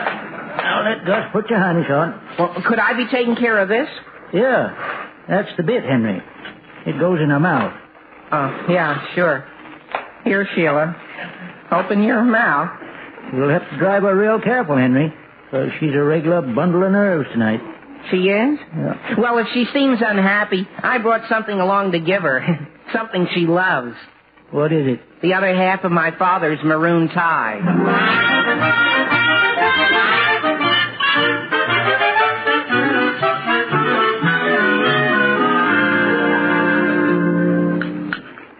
I wish you wouldn't bolt your supper like that. I'm not bolting. I'm just in a hurry. Did you wrap up the book? Yes, dear, and I padded it with brown paper. It's on the hall table. But I still wish you'd face Mr. Clark like a man instead of sneaking over there. Just as long as he gets his book back, he doesn't care how it gets there. Oh, I still don't approve of you just tossing the Roman Empire up on his front porch. What's that? Don't worry, folks. It's only me. Homer, what are you doing at that window? I'm not coming in, Mr. Aldrich. I'm just scouting. Where's Henry? Have you heard from him? No, Homer, but he said he'd be back here by 6:30. Homer, are all the boys still on the front porch? Yes, sir. Why don't you have them wait inside? In the hall, with Henry's box of wieners right there on the table. Hey, Homer, where are you? Yeah, where are you, Homer? What's going on? Your whole family gets here. I can't hold out much longer. What do you mean? Sam, isn't it grand? What is? The way Henry has managed this entire affair with all the boys leaning on him. Why, with his capabilities, he might even... Yes? Sam, I wouldn't say this to anybody else, but just think, President Aldrich. That's going just a little far, Alice. I don't know if he got the proper guidance and help. For instance, Sam, I do think you should have let him have your car tonight. Nonsense, Alice. If I'd let Henry my car, he wouldn't have had the satisfaction of working this thing out for himself. Well, I know, When he left here, he said he had a solution to the whole transportation problem. Well, that's true. When he works it out, the boys will respect him for it, and so will I. Well, I suppose so, dear. It's just that I understand boys better than you do. Now, where's that history of the Roman Empire? I'd better get over to the Clarks. Good heavens, what's all that racket? Well, Sam, open the door and see. What? We want our Now listen, fellas, you can at least take your hats off. Where's Henry? Who cares about Henry? Where's our wait a My goodness, Sam, speak to them. You speak to them, Alice. Where's my book? Oh, there. Sam, that's not your book. That's Henry's box of wieners. Oh. Then this is the book. Mama, so do our Weiner. Hey, now look, boys, let go of me. Don't tell them, they'll lynch him. Sam, come back here. You understand, boys? Boys, listen to me.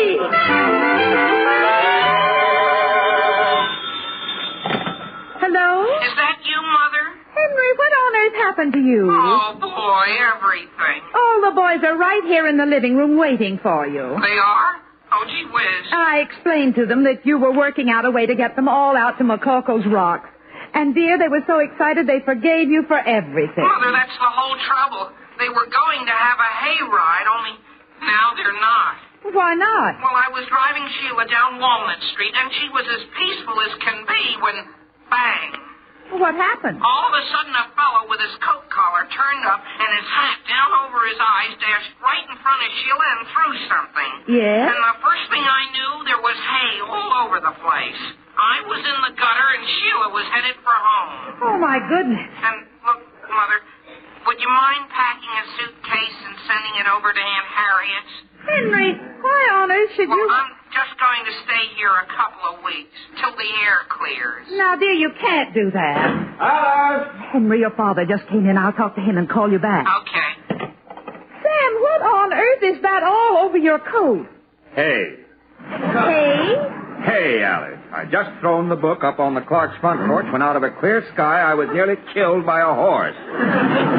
You mean it was you? What? Sam Aldrich, do you realize what you've done? What I've done? When you ran in front of that hay wagon, you upset Henry's whole apple cart. Alice, will you please explain what you're talking about?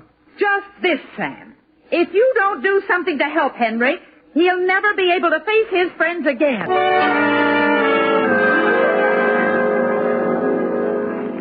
Alice, I'm exhausted. Here you are, dear. I brought your slippers down for you. Thank you.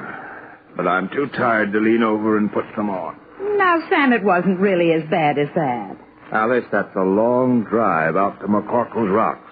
Well, I do think you could have taken the boys out there without making 2 trips.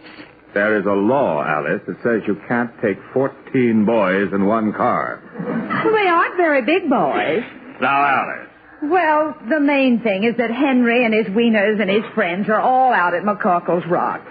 I'm sorry you're tired, dear, but I'm glad that Henry's happy. Seems to me that it should have been a simple thing for Henry to arrange a Weiner roast without running into all that trouble. He did his best, Sam. He may have made a few little mistakes. That's just it. He should learn not to make mistakes. By one little mistake can alter the whole course of the world. Yes, dear. Oh, did I tell you Mrs. Clark phoned while you were out? Mrs. Clark? They didn't see me, did they? Oh, no. They wanted us to come over and play bridge this evening. What's that? After all I've been through? I knew you'd be tired, dear, so I said no. Good. I invited them over here instead. Over here? Alice, why did you do that? The last thing in the world I feel like doing is playing bridge with the Clarks. Oh, you'd better answer the phone, Sam. I'll have to start on the refreshment. But Alice... That's a fine thing. Hello? Hello there, Mr. Aldrich. This is Walter Clark. Well... Hello, Walter. I hear we're playing bridge tonight. Yes. Well, I'm delighted. Look, Sam, would you mind if we brought along the refreshments? Oh, now, that won't be necessary. But we'd really like to. You see, earlier this evening, some stranger tossed a package up on our front veranda. What's that? And when we opened it, it turned out to be a box of Wieners. Wieners? You mean... Oh, no.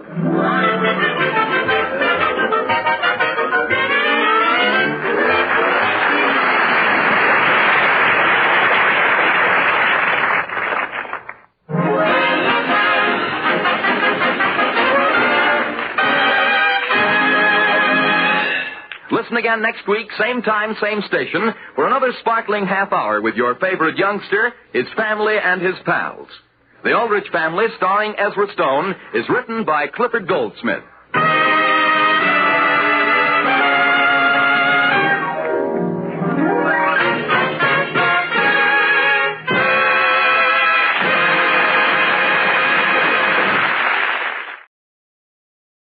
Mother, is Maxwell House really the only coffee in the world? Well, your father says so, and your father knows best. Yes, it's Father Knows Best, transcribed in Hollywood, starring Robert Young as father.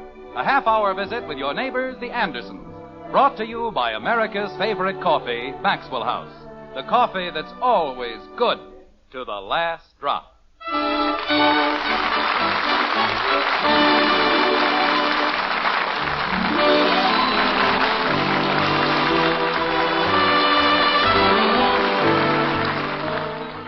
To be or not to be, that's quite a question, isn't it? Whether 'tis nobler in the mind to suffer the slings and arrows of outrageous fortune, or to take arms against a sea of troubles. That's a question, too, and quite a problem. In Springfield, in the white frame house on Maple Street, the Andersons are old hands when it comes to questions and problems. Big problems, little problems, they've had their share of them all. Like this. I've never seen anything like it in my whole life. Jim. Oh. Bless, O Lord, this food to our use and our lives to thy service. Amen. Amen. All right, Kathy, eat your dinner. Say, Dad. Tell me golf is a game of skill. Dad. He couldn't do anything wrong, and I couldn't do anything right. Dad. What is it, Bud? Look at Betty. What about her? Betty? Betty? What? What's the matter with you? Nothing, Father. Nothing at all. Well, stop daydreaming and eat your dinner. Yes, Father. She still thinks she's Camille. All right, Kathy. I think she's nuts. Bob. Well, holy cow, Mom. She walks around coughing all the time. Never mind, Bud. Just eat your dinner and be quiet. Holy cow. You know what he did on the sixth hole, Margaret? He sliced one out of bounds, it hit a tree, and bounced right back on the green. Yes, dear. That's a great way to win the semifinals, isn't it? Skill. Huh. Daddy, What is it, Kathy? why do they call Marguerite the Lady of the Camellias? Because that's what she wore, camellias. Now forget about it and eat your dinner. Gee whiz. Betty, will you please pass the butter? Father, What is it, Betty? it's very kind of you, monsieur, to speak to me so gently. What? Here is the butter. Oh, for crying out loud. Betty, what in the name of... What's gotten into you? Why, nothing, Father. Well, then stop it. The play is over. You were wonderful. You were sensational, but it's over. Now come on back to earth. It's all right, Jim. It may take her a few days, but she'll get over it. I know, but a man can stand just so much. We've had Camille for breakfast, dinner, and supper for the last month, and I'm getting sick of it. If this keeps up, she won't be in any more plays, and that's a promise. What a play. Oh, Armand, I love you. Nobody even got shot or anything. Father, What is it, Betty? do you know who was in the audience last night? We were. A talent scout from Hollywood. Wouldn't it be wonderful? Betty, Yes, Father. don't fall into the swimming pool. What? Betty, I saw the show last night, and, well, this is a practical world. You've got to realize... Jim. Margaret, I'm merely trying to explain to her... Jim, she's so young. Let her dream. Just for a little while. Well, I think the entire thing is ridiculous. Me too. Eat your dinner and be quiet. Gee whiz. I'm going to dedicate myself, my entire life, to the theater. Bud, pass the potatoes, please. Do you want to know why? No. Come on, Bud. Here you are, Dad. Thank you. Because there are moments when I lose myself in that dream. Because there are days when I am weary of the life I lead and imagine that I have another. Because in the midst of my turbulent existence, though my reason, my pride, my senses are alive, my heart is so tired of never finding tender understanding. Little do people care. Ah, shut up.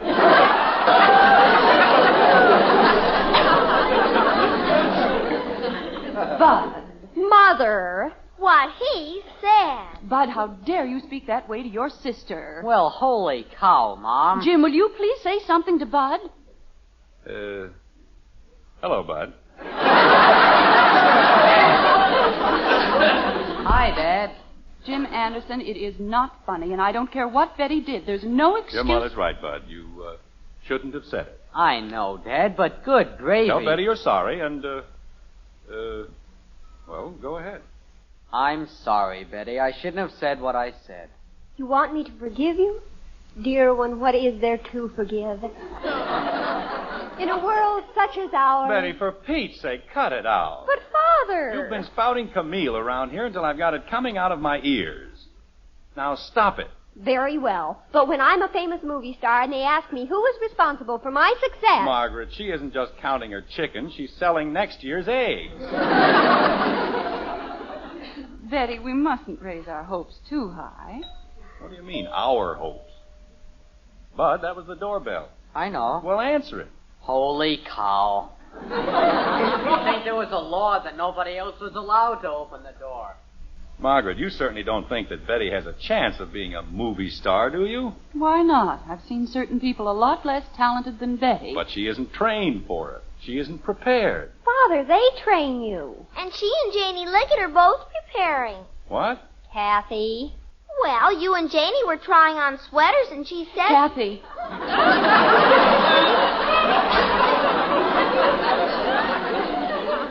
Kathy, why don't you go in and do your homework? I haven't finished my milk. Well, finish it. And behave yourself. Hi, Betty. Oh, Billy, come on in. Hello, Billy. Glad to see you. Hello, Mr. Anderson, Mrs. Anderson. Beautiful evening, isn't it? Oh, hello, Billy. How are your mother and father? Just fine, thank you. Would you care for a piece of cake? No, thanks. We've got to run along. Janie Liggett's throwing a big party for the Dramatic Club. Sort of a celebration, you know. Yes, Betty was telling us. Bud, what are you doing out there? I'm waiting for the doorbell to ring again. Stop being such a smart aleck and come back here. Unless you'd rather skip your dinner. Well, every time I sit down, the doorbell rings, and I'm the only one who ever gets to answer it, so... Sit down and finish your dinner. Holy cow. We were just talking about the play. Weren't we, Jim? Yes, we certainly were. We thought it was wonderful. Didn't we, dear? Yes, we certainly were talking about it. Billy, tell him what the club critique said about my performance. Well, as the director of the various productions, I run a critique after each performance. A sort of symposium.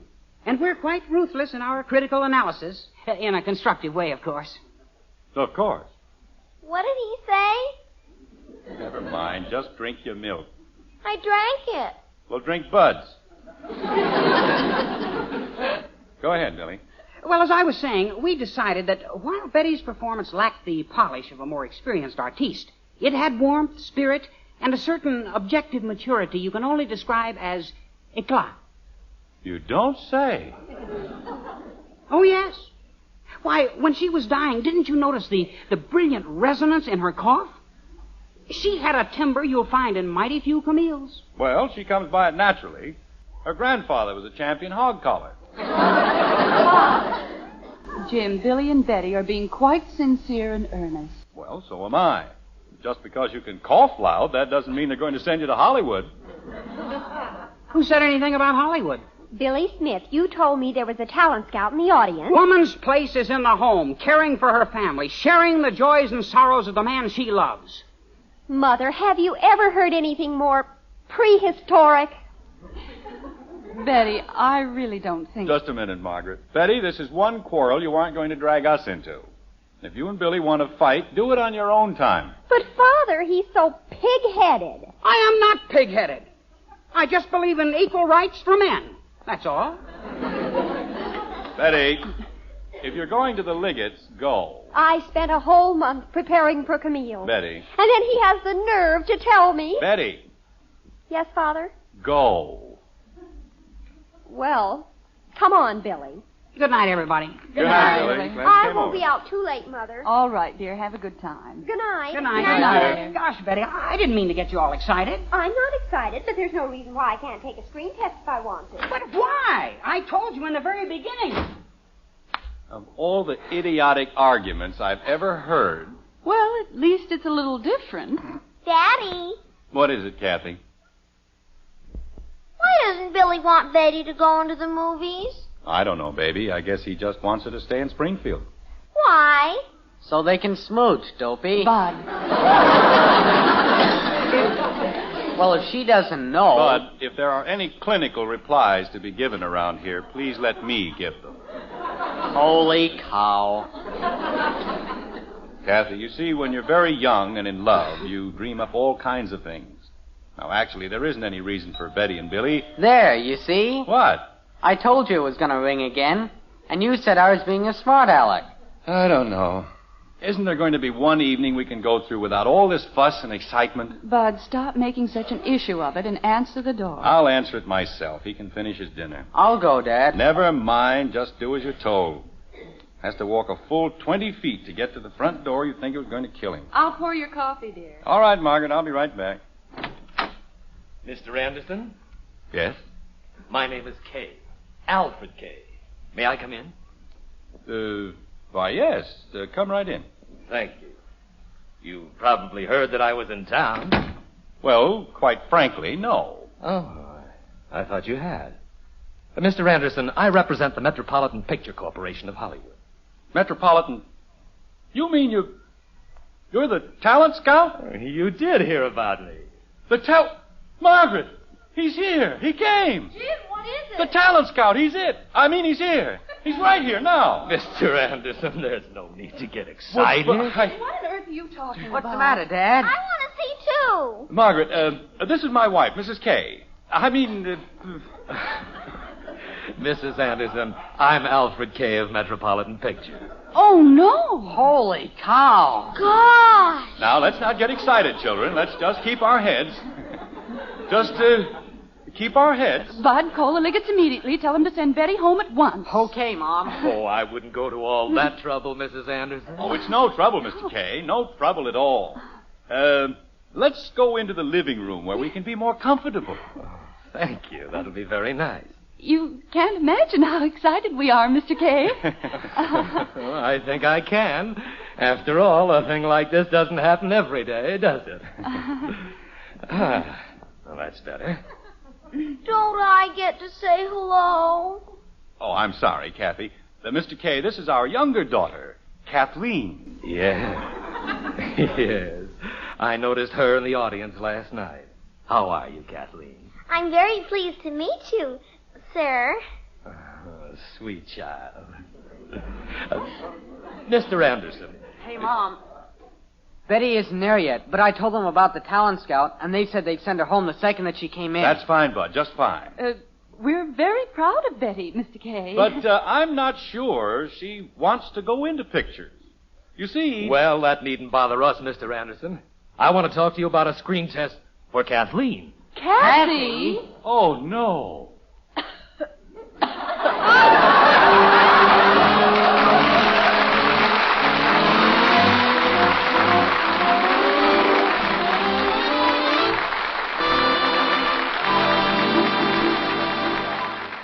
A cup of coffee keeps right on making good news these days.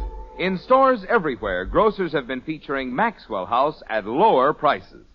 And now they're featuring lower prices still on America's favorite brand of coffee. Something we're all happy to see. You, your grocer, and Maxwell House, too. Now the world's most famous coffee flavor comes to you at the lowest prices in months. Wonderful, good to the last drop flavor you can count on cup after cup, day after day. Because with Maxwell House coffee, we have just one aim, to bring you the most in flavor and satisfaction every pound you buy.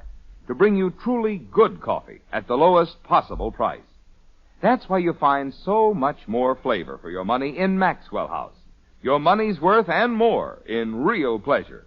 And at today's prices, it's more than ever today's coffee buy. Look for that familiar blue Maxwell House tin in your store. Featured these days at still lower prices. The lowest prices in months. See how much you enjoy a cup of coffee that's always good. To the last drop. A very few minutes have passed in the white frame house on Maple Street. And the status is not what you would call exactly quo. Betty is on her way back from the Liggets to meet the talent scout. And Billy Smith, who is jealous, doesn't want her to meet the talent scout. We think. But that's all right, because the talent scout has left anyway. And besides, he didn't want Betty, he wanted Kathy. And furthermore, well, you can see how, with just a little consideration and common sense, normal excitement can be completely controlled and turned into a sort of seething confusion, like this. But, Daddy, you said you didn't want me to go into the movies. I know, but you didn't have to tell him you'd rather be a lady wrestler. Well, I would. Jim, I'm worried. About what? About Betty. What are we going to tell her? What can we tell her? We'll tell her the truth, that's all. Jim, there are times when the truth can be very cruel, especially to an imaginative young girl. Well, I'm certainly not going to lie to her. Lying is a sin. Kathy, why don't you dry up? Can't you see we've got a problem? Yes, Bud. Kathleen, if you start that phony coughing again... I'm sorry, Father. I'll try to control myself, even though something deep within me... Stop it. Margaret, if she's going to keep that up... She won't, Jim.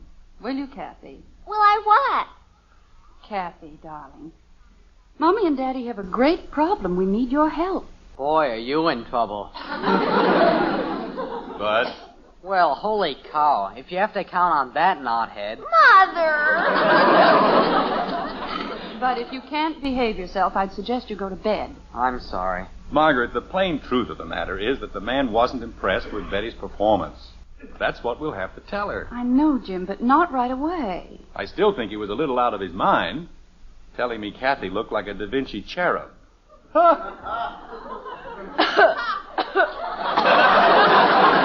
stop it. I'm sorry, Daddy. I forgot. Margaret. Yes, dear? Do you suppose we made a mistake? We could have sent her all the way out to California. Jim. What have you got against California?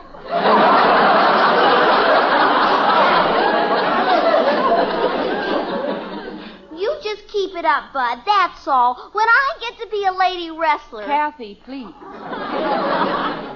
We have a very great favor to ask of you, and we haven't very much time. Margaret, I say you're making a mistake. Tell Betty the truth, and if she isn't big enough to take it... Jim, believe me, this is one time when the truth is a very dangerous thing. If we can just convince Betty that she doesn't want to go to Hollywood... I can just see that. We can try, Jim. If we succeed and she doesn't want to go, then it won't make any difference if she finds out about Kathy. In other words, you're going to put yourself at the mercy of that, cherub. What else can we do? Dad, how would it be? Just a moment, Bud, please. Kathy, will you promise not to say anything to Betty about Mr. K?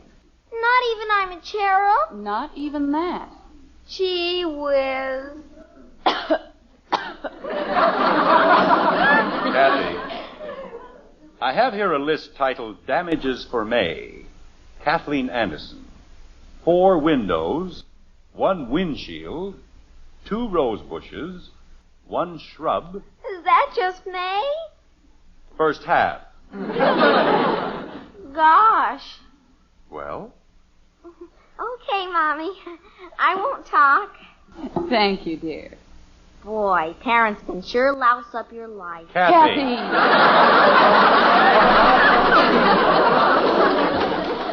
Mother! We're in the living room, Betty. Remember, Kathy, not a word. Okay. Kathy. You mean I can't even call? I'm sorry we took so long, but you know how traffic is these days. We left the second Janie told us, but... Mother, where is he? Well, you see, dear... But Janie said the talent scout was here. She told me. Daddy sent him away.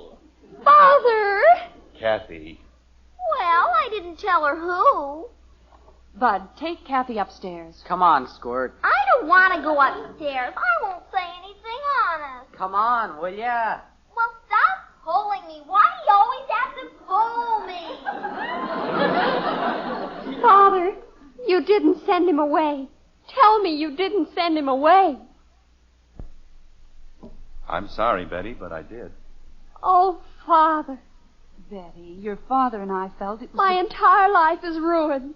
Everything I'd hoped for, everything I'd planned. Betty, if you'd only try to understand... Understand? Mr. Anderson, this sort of treachery passes all understanding. What? As Betty's director, I say you have perpetrated a crime against the arts. Stolen from the silver screen one of its most glittering gems. You have purloined... Wait a minute. Which side are you on, anyway? You said you didn't want Betty to go into pictures. I said that? I? Did Svengali hide Trilby under a bushel basket? Did Cecil B. DeMille? Oh, go home. Father! Stop saying father. If you must know the truth... Jim, please. Margaret, if they're going to accuse me of having ruined the movie industry... Betty, whatever we did was for your good. You must know that. But after I'd worked so hard and so long, a whole month, and it's just thrown away. Honey, you aren't ready to be an actress. You haven't lived enough or suffered enough. I could have lived and suffered in Hollywood, couldn't I?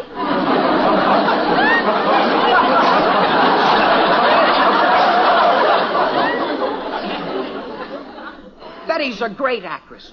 One of the greatest I've ever directed. And I've had almost 2 years of it. Wait a minute, Billie.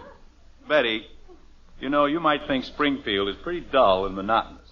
But this is where you belong. This is your home. That has nothing to do with it. I wanted a career. I wanted to be a success. And you spoiled everything. Did I? Betty, there's one thing you've got to learn. There are a great many kinds of career.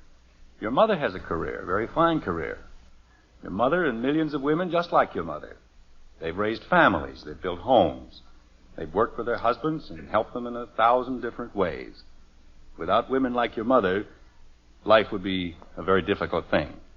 True, being a wife and a mother isn't as glamorous as being a movie star, but the rewards are so much greater. I never heard of anybody getting an Oscar for being a mother. Well, they give out different rewards to mothers. They give a mother a baby's tears to carry in her heart. They give her laughter and love to comfort her on lonely nights. They give her dirty faces to wash and hems to let out. They give her the greatest collection of memories a woman can want. You can take all your picture stars, all your scientists, all your women who have made names for themselves in industry and commerce, and the most successful woman, the woman with the greatest possible career, is still the plain, everyday mother. That's telling her, Dad. Jim. Just a minute, Margaret. Weren't you kids told to go upstairs? We are upstairs.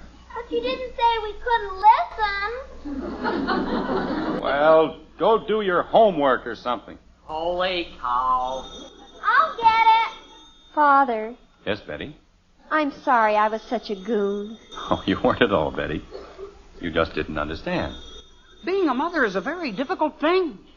Very difficult indeed. Especially if you're a man. Yes.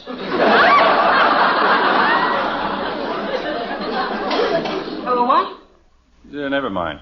Betty, naturally we realize that you're very disappointed. Oh, no, I'm not, Mother. Not really, I guess. Well, anyway, you've got something Janie Liggett hasn't got. They didn't want her to be a movie star. That's right. Wait until she hears I turned it down. Oh, Billie. Now, just a second, Betty. Let's not make a big thing out of this. Oh, who's that on the phone, Kathy? Oh, I took care of it. It was just a reporter from the Springfield Herald.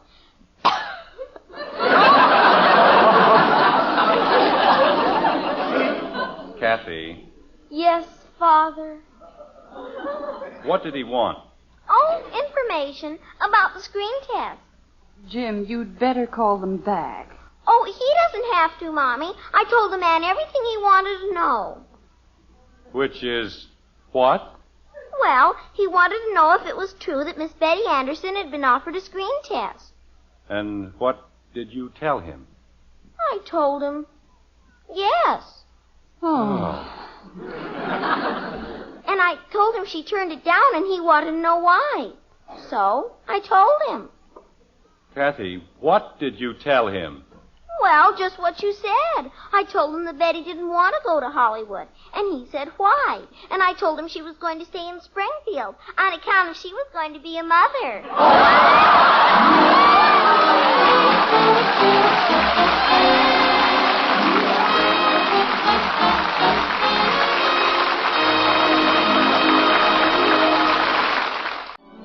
All across the country, grocers have been doing a pleasant job in recent weeks, putting lower price tags on Maxwell House coffee. And now those grocers are doing the job again. Yes, these days they're featuring Maxwell House at lower prices still, the lowest prices in months. Certainly that's welcome news for you folks who drink Maxwell House every day. And for you who haven't been getting that wonderful good to the last drop flavor, now's the time to bring home a blue Maxwell House tin. Find out how much more real enjoyment there is in a cup of coffee when it brings you the world's most famous flavor. Flavor you can count on always, because we're mighty proud of it. And we'll never compromise on the quality of a single pound. For truly good coffee, for today's coffee buy, look for Maxwell House. Featured these days at the lowest prices in months. It's always good to the last drop. A day is past, and in Springfield, the Andersons wait anxiously for the newspaper, which is to carry a retraction on the original story about Betty Anderson, American Mother. Buried on one of the back pages, they're going to find the retraction all right, and it reads like this. The editors of the Springfield Herald regret a slight inaccuracy in yesterday's story concerning the screen test offered to Miss Betty Anderson of this city. We are happy to state that there is no basis of fact in the report that she is to be a mother. In an effort to learn the complete details in this matter, however, the Herald, with its policy of accurate reporting, interviewed Mr. Alfred Kay of Metropolitan Pictures as he was leaving from the Springfield airport. Mr. Kay confirmed the fact that Miss Anderson had been offered a test and supplied the true facts concerning her refusal. After completing her education in Springfield, he told us, Miss Anderson is going to embark on a career as a lady wrestler.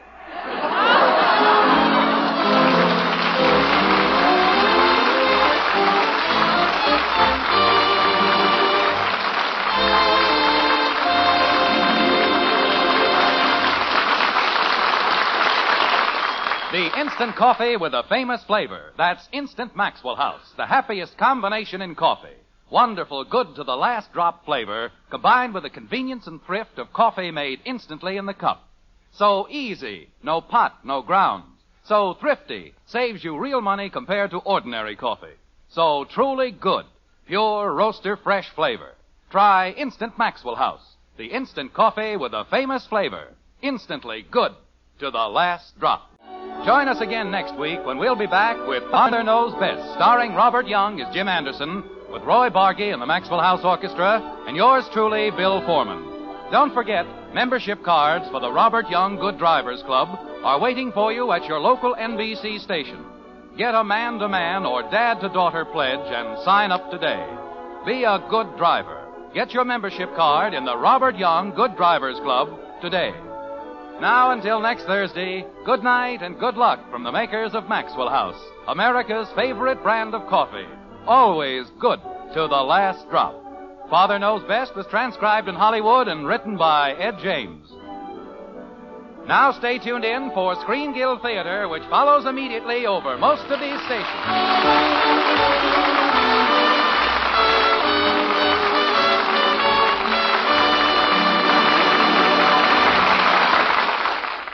Stay tuned for Humphrey Bogart in The Maltese Falcon on NBC.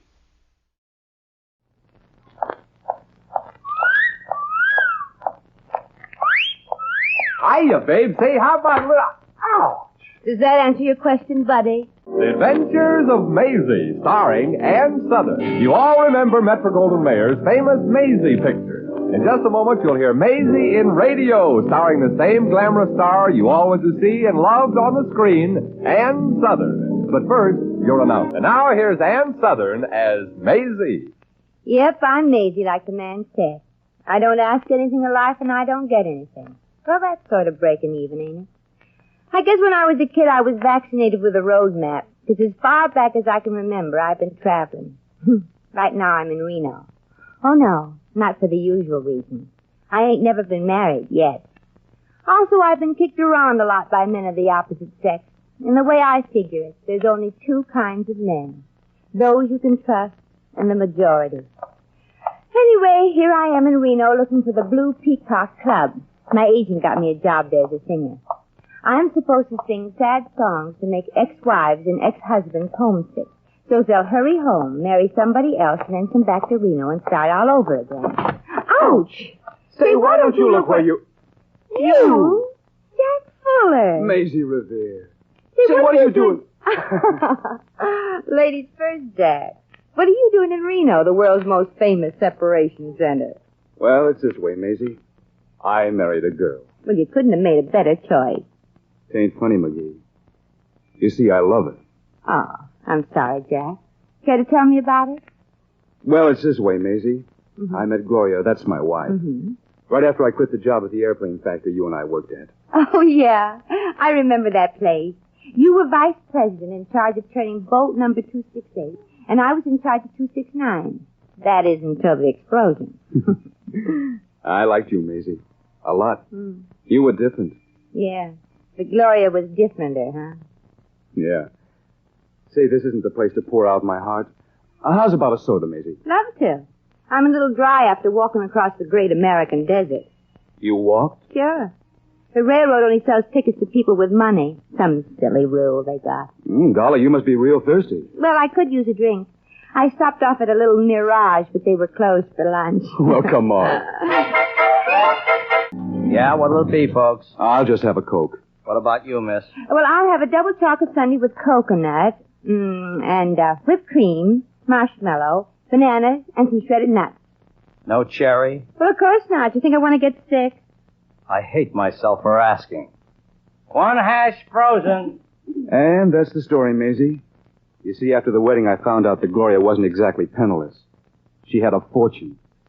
It was terrible. Some terrible, I'll say. You see, her father was from Texas. He was a millionaire. Well, naturally. Well, when we got married, she agreed to live on what I make. Oh, I do all right. But one day... You had a fight? Yeah. How did you know we had a fight? Well, that's obvious. You were married. Yeah. But this wasn't just a plain little disagreement. You see... Here's your Coke, mister. And here's your little tidbit, miss. Thanks. Hey, wait a minute, Sonny. I can't eat this. Who can? You forgot a spoon. Oh, here you are, miss. Coconut, whipped cream, marshmallow. Now, Jack, where were we? Up to the breakup, I think. Maisie, I can't figure Gloria's change of heart. She still loves me. I'm sure of it. Oh, yeah? Then why is she going to court tomorrow for a divorce? Look, Sonny, nobody asked you. Yeah. Maisie, you've just got to stop her from getting that divorce. Stop her? How can I stop her? Yeah, how can she stop her? Well, I don't... come on, Maisie. Let's get out of here and go someplace where we can talk undisturbed. Here's your money, long ears. Yeah, so long, Mr. Anthony. Sorry we can't stay for you to hear the rest. But this conversation is calculated to keep you in suspense. Hey, miss, you left your gum parked on the stool. Oh, that's all right. If I don't call for it in 30 days, it's yours. Well, you haven't answered the question yet, Jack. How am I supposed to stop the divorce? I don't know, but you've got to do it. Even if you have to kidnap Gloria. But kidnapping's a federal offense, honey. Besides, I won't have the time. I got a job. Look, Maisie, I love her. Oh, dear. Well, how about starting at the beginning and let me in on a few of the details? Like, what's all this about, Well, Gloria was away visiting Daphne Ashburn when, well, all of a sudden her letters stopped. Daphne Ashburn? Uh-huh. That don't listen like a gal you can trust. Could be. You see, Daphne's a distant relation, a cousin twice removed. Yeah, but she wasn't removed far enough, huh? If Daphne's mixed up in this, I haven't been able to find it out. And I've tried. I tried to see Gloria and get an explanation. And she wouldn't see you? She had me thrown out of her hotel for pestering her. Well, why don't you write her a letter? I've written dozens. I don't believe she gets them. In fact, Maisie, I'm convinced something funny's going on. And I want you to move into that hotel and find out. Hotel? Jack, when you move into a hotel, they always ask embarrassing questions. Like, when are you going to pay your bill? I'll take care of the expenses. Now, here's a letter I've written, and if Gloria reads it, I think she'll give up this idea of a divorce. Some way I want you to get it to her and see that she reads it in person. Well, I'll try, but I'm not... Maisie, you've got to. You've got to find out who's poisoning Gloria's mind against me. You've got to stop that divorce. But, Jack, you're asking me to be a detective, a regular private eye. Please, Maisie, it means so much to me. Please. Well, all right. But I've got a feeling that this may be one private eye that's headed for a punch in the nose.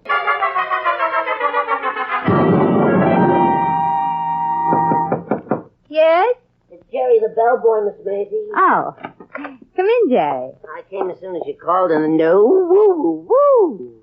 Gee, must be this new sweater I'm wearing, Jerry. Your eyes are bumping against your glasses. Oh, Here's the ice you ordered, Maisie. Well, you better put it on your forehead, Jerry. You look like you're running a temperature. Oh, okay. Hey, Jerry. Maybe I can use you. Huh? I mean, I'd like you to do me a favor over and above your line of duty. Well, I'm off duty at 5. No, I don't mean that. Oh. Listen, Jerry.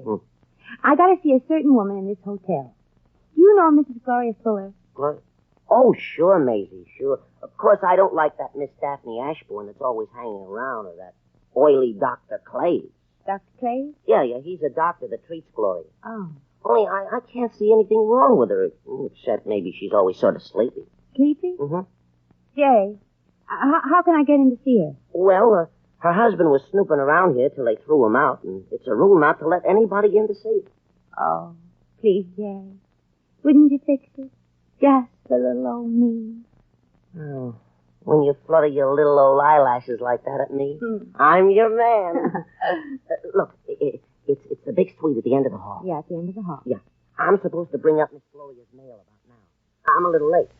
So if you were to knock on the door, well, there you are. Oh, thank you, Jerry. And one more thing. What's Gloria Fuller like? Oh, she's a sweetie pie. She ain't wanted by Uncle Sam. No, by Brother Jack.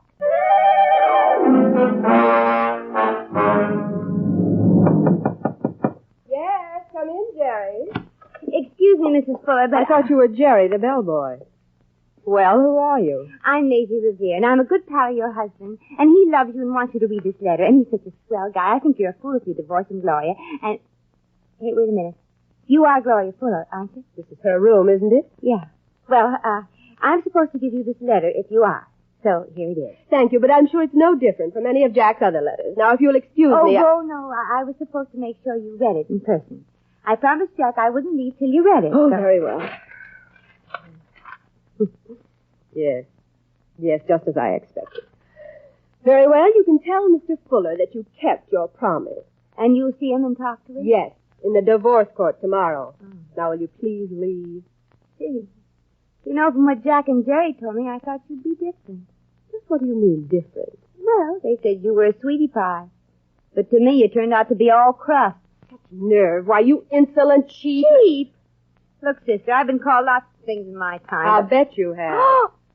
Now, please leave. I'm expecting friends for lunch. Don't worry, Tootsie. I'm leaving. And be careful with that lunch. Don't tip over your saucer of milk. Well, how do you figure that one, Daphne? Clay, did you hear it all? I happened to be bending over to tie my shoelace, and my ear came flush up to the keyhole. Say, what if Gloria heard it? Not a chance. Not with the sleeping pill I gave her. She'll be out for another half hour. Good. Here's another letter. Can you take it up to your room and fix it up before she wakes up? Naturally. I'll even have it fixed up before the beautiful Maisie gets through reporting back to Gloria's true loving husband. And I just wish I could hear what she has to say about the girl she thinks is the real Gloria.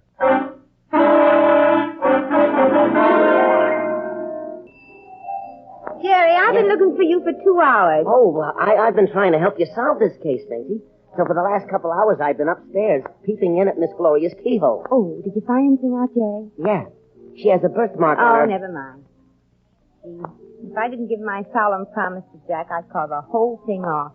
The next time I run into little Gloria, I hope I'm driving a truck. Oh, gosh, but you wouldn't want to hurt Miss Gloria. Why, she's a doll. She's out of this world. And I wish she'd stay out. Imagine that hunk of living proof that cousins should marry calling me cheap. Oh, well, gosh, Maisie, she sure looks like an angel. Just look at her over there. Where? I don't see her. Sitting at that table right over there. But that's not the woman I talked to. I mean, Jerry, who's that tall willowy girl coming to the table? Well, that's Miss Daphne Ashbourne. Oh, it is. And she told me she was Gloria Fuller, the female impersonator. Maisie, where you going? Well, now we'll see who can call me cheap. Say you. This is the one, Gloria. Are you Gloria Fuller? Yes, I am, Miss Ravier. Well, now I smell a rat. Oh, you do? Yes, rat. Gloria, did you know that this woman passed herself off as you, and she read a letter from your husband, and Jack's one of the nicest guys in the world? Yes, Miss Ashburn told me all about your visit at my suite. Oh, she told you, huh? Telephone call, Miss Ashburn. You can take it in the alcove there. Oh, no, thank you, Jerry. I'll take it in my room. Well, I hope you're satisfied, Miss Peroxide of 1950. Peroxide? Why, Miss Ravier, please. Gee, what she makes me think of her. I could wash out my mind with DDT. Miss Ravier, I try not to think badly of anyone, so I suppose you don't know what was in Jack's letter. Well, I didn't read it like old Needle knows, but I know he really loves you. He does? Mm-hmm. Really? Yeah. Oh, no. No, he couldn't. In every letter he's written me lately, he's demanded money, a lot of money. That's why I broke off with him. Oh, I don't believe it. Well, here's the letter you brought. Here, I'll show you. Let me see. I don't love you, so you can have your freedom. But I demand a 50-50 split of every cent you've got. Wait a minute. Is this Jack's writing? I'd know it anywhere. Oh, and dopey me. I thought he was a swell guy. I used to think so, too. Oh, dear, and I'm sorry I bothered you, Gloria. And please, if I were you, I wouldn't let this hurt me too much. It does hurt us. Maybe I'm not as stout-hearted as you. Oh, sure. Stout-hearted Maisie, that's me. A heart of oak and a head to match. Well, I'll tell that Jack Fuller a thing or two. Hey, didn't you like him, Maisie? Where's the phone booth, Jerry? Oh, right around this corner. I'll tell that Jack Fuller what a heel he is. Here's the phone booth, Maisie. Oh, only there's somebody in it. But I tell you, Daphne, I'm not doing Jerry, that boy. Who is he? Sounds like Dr. Clay. I tell you no, Daphne, no. Uh-huh. And he's talking to that Miss Daffy Ashford. I was gambling, yes, and I've got to have some money. Now, look, you put $200 in an envelope and have Jerry the bellboy bring it to my room. Oh, why do you worry about money? We'll have plenty as soon as we get control of the Fuller dame. Sure, call Jerry right away. Jerry, here behind the booth. Yeah, Maisie. There he goes. Well, I guess I won't call Jack Fuller after all. Jerry, something's wrong here, and I'm going to find out about it. Yeah, and I'll help you, Maisie. As soon as I take that money to Dr. Clay. Wait a minute. You're not going to take it to him, Jerry. I am. Oh, but, Maisie, I don't trust Dr. Claves. I don't like him. I don't like him either, Jerry. But before I get through with him, I think he's going to like me. You see, I know men. Really? How did you find out so much about men, Maisie? I refuse to answer that, Jerry, on the grounds that it might incriminate me. The Adventures of Maisie, starring Ann Southern, will continue in just a moment. And now back to Maisie. Men.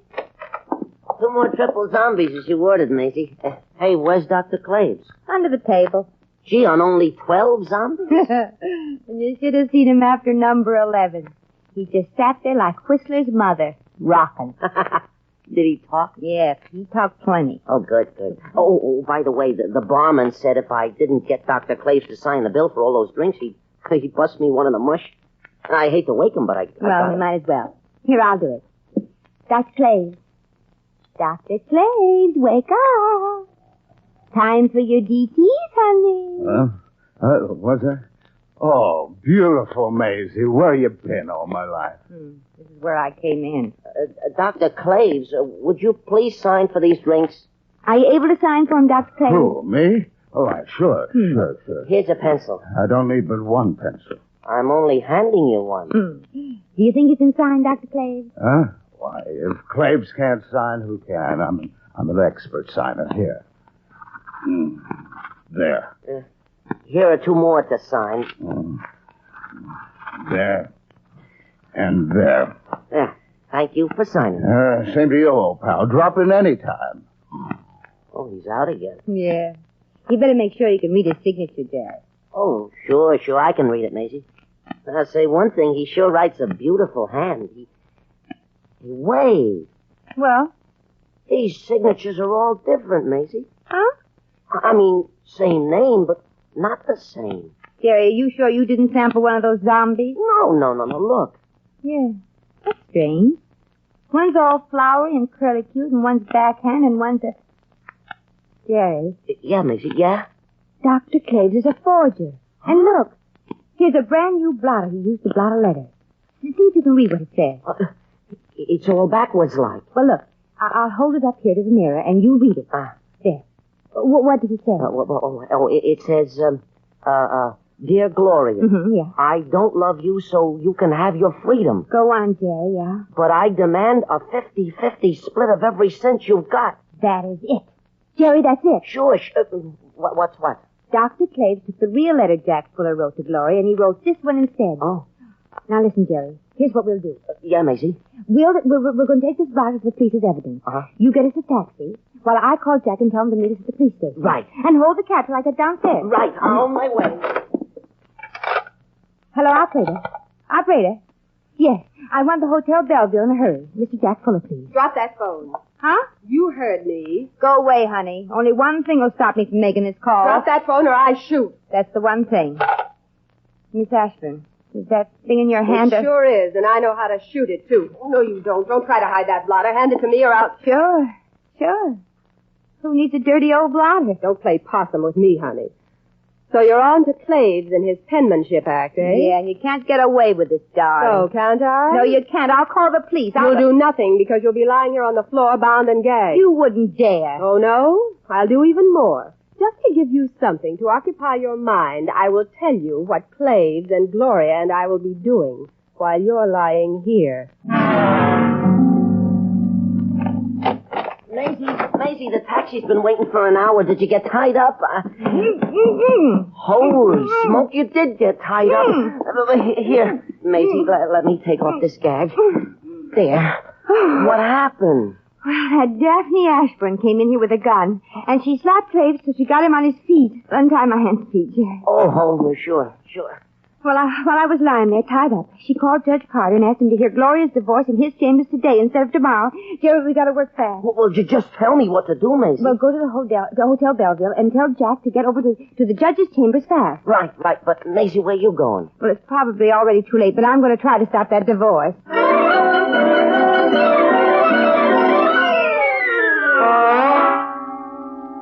There being no further testimony and evidence in the case of Fuller versus Fuller, the court is inclined to enter a bill of divorcement in favor of the plaintiff.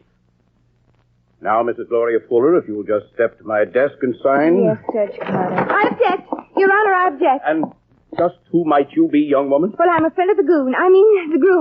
Divorcee. I'm a friend of Jack Fuller, and he loves Gloria, and she doesn't really want a divorce if she only knew the facts. May we have order, please? And although these are my private chambers, this is still a court of law. Mrs. Fuller, do you know this young woman? Well, I've seen her. Judge Carter, she's pestered Gloria before. She's a cheap, phony blonde. Phony? I'll show you the roots. I'll show you my baby pictures. Your Honor, would you allow me to speak for a moment as a doctor? I'll allow anybody to speak if they'll clear up this nonsense. All right, Dr. Claves. Thank you. This young woman is Maisie Ravier. I had a chance to observe her very closely earlier today when she came to me as a patient. I went to you as a patient. You were blotto and flat on your back. What is this? Please, Your Honor, I'm demonstrating something, so I ask you to listen closely. Now, Maisie, just how would you describe me to Judge Carter here? I describe you as a heel who's been forging letters to make Gloria believe her husband is after her money. Oh, that sounds fantastic. As you can see, Your Honor, this is obviously an acute case of hyperophronia. That's a lie. I never had anything but the measles. No, there now, Maisie, just be calm now. Do you know the meaning of hyperophronia? Well, no. But I've been vaccinated and I can prove it. No, never mind. Hey, wait a minute. Just what does it mean? Suppose you tell her, Your Honor. Well, that is to say, I'm not too familiar with some of these technical medical terms, but I take it means that a person... Exactly, Your Honor, as nutty as a fur-lined fruitcake. Now, wait a minute. Judge, you don't think I'm off my trolley, do you? You're not even near the track. Now, just a minute. Well, you came in here in a most fantastic manner, and you've made some exceedingly wild statements which are unsupported by evidence. There, darling. Please, Daphne. However, the court does not leave such matters to chance. There for you, darling. May we have order? As I was saying, the court's principal interest here is in seeing justice done to the person most concerned. Mrs. Fuller. Yes, Judge Carter. Now, I want you to consider your answer carefully, my dear. Do you want a divorce from your husband, Jack Fuller? Well, Of course you do, Gloria. You know all the things we've planned. Well, Mrs. Fuller? Well, I did love him, Judge, but... Yes, I do want a divorce. All right, my dear. Just sign Just here. a minute, Gloria. You still love your husband. He never did anything bad to you in his life, and all he wants is a chance. I don't. I did love him, but now Okay. If you don't want Jack Fuller, I do. The way he kisses. I object, Your Honor. I always do, too, but Jack is so convincing. It's not true. Jack wouldn't look at another woman. You see, Jack, I told you she still loves him. Maisie. Oh, Jerry, where's Jack? He wasn't in, so I left a message. And on the way over, I stopped at the police station to check on Dr. Clay. Yeah. You what? Jerry, quickly. They want him for forgery, don't they? Well, no, Maisie, they don't. You see, now, Your Honor. He's only wanted for grand larceny, embezzlement, swindling widows and orphans, and practicing medicine without a license. Come on, Deputy, let's get out of here. Stop him, Your Honor, stop him! They won't get far, Maisie. Maisie, I saw Dr. Clays and Daphne running down the corridor. Is anything... Gloria. Oh, Jack. Gloria, did you... No, she didn't, young man. And you can thank Maisie here for saving her for you. Oh, shucks, it was nothing, kids. And Gloria, as far as Jack and me and that kissing stuff, that was also nothing. Oh, Maisie, you're a real pal. The best pal a guy ever had. And you and I and Gloria are going to have some real times together, just the three of us. Huh, Gloria? You will forget all this stuff that happened. All right, darling. But on one condition. I'll do anything, honey, anything. I don't trust a real close pal as beautiful as Maisie here. You don't mind, do you, Maisie? Oh, of course not, honey. Sometimes when I'm with a handsome man, I don't trust myself either. So? So what? Well... If you even so much as smile at me again, she'll come right back here to Reno. Right, Flo? Right, Maisie. Jack and I are going back home for a second honeymoon. Oh, but Maisie, what about you? Oh, don't be silly, Jackie. What would I do on your honeymoon?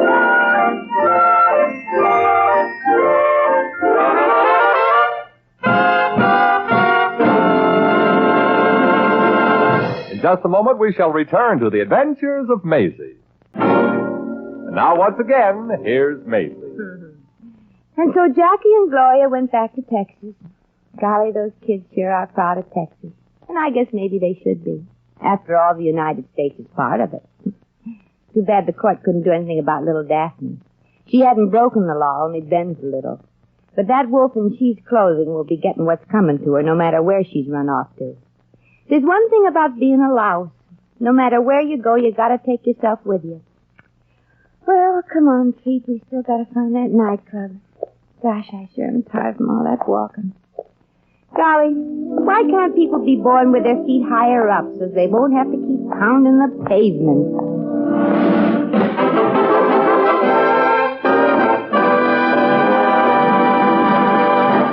You've just heard The Adventures of Maisie, starring Ann Sothern. Maisie is presented by arrangement with Metro-Goldwyn-Mayer, producers of Battleground, starring Ben Johnson, John Hodiak, Ricardo Montalban, and George Murphy. Maisie was written by Arthur Phillips. Original music was composed and conducted by Harry Zimmerman. Supporting cast included Sidney Miller, Hugh Studebaker, Stanley Waxman, Mary Shipp, Bob Cole, Jerry Hausner, and Rhoda Williams. Jack McCoy speaking.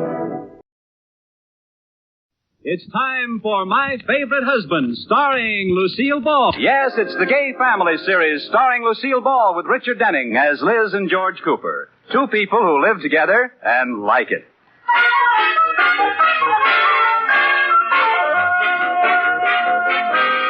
As we look in on the Coopers tonight, George and Liz are entertaining Mr. Atterbury and his wife, Iris.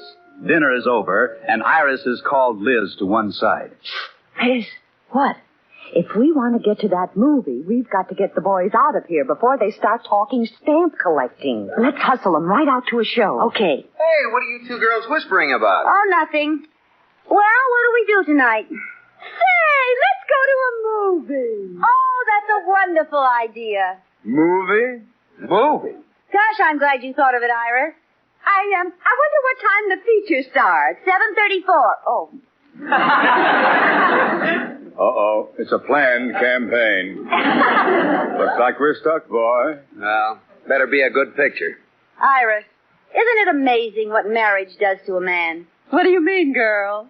That man who just said it better be a good picture is the same one who used to say, who cares about the picture? Let's sit in the balcony and neck. Never mind, Liz. We went to the theater for 2 years before I found out they also had movies. Liz. I thought it was an indoor park. All right, Liz. Never would have seen a picture if I hadn't learned to kiss with my eyes open. Now that will do. I know just how you feel, Liz. Now, Iris. It's true, Rudolph. It's been years since we sat in a movie with your arm around my waist. It's been years since my arm would reach around your waist. Rudolph. Oh, now, let's not fight. Come on. Whose car should we go in? Let's all go in ours. All right. Oh, Iris, I have a wonderful idea. What? Well, it's pretty revolutionary, but just for a change, you sit in front with Rudolph, and I'll sit in back with George. You mean each sit with our own husband? Well, it does sound silly, doesn't it? I guess we better go normal married style, with 2 men in front and the 2 women in back. We can try it the other way if you want, Liz. Oh, come now, boy. What would people say? Anyway, it would be dangerous with Rudolph driving. He'd have to turn all the way around to talk to George. He could talk to you. About what? Okay, the jokes are starting to hurt. Let's get going, huh? Okay. And to show you what a sport I am, I won't even show Mr. Atterbury my new stamps. Oh, good. Now, come on. Then What we'll just... new stamps? Nothing. Tell him on the way, George. Oh, it's not much. I got a full sheet of 10 franc Andoras. No! Oh, I've got to see those. Rudolph, we don't have time. Oh, it'll just take a second. No, absolutely no. Now, they're right here in the den. Wait till you see how these Andoras are perforated. You come right back or I'll perforate your Andorra. I'll give you 2 minutes, Rudolph. Hurry up.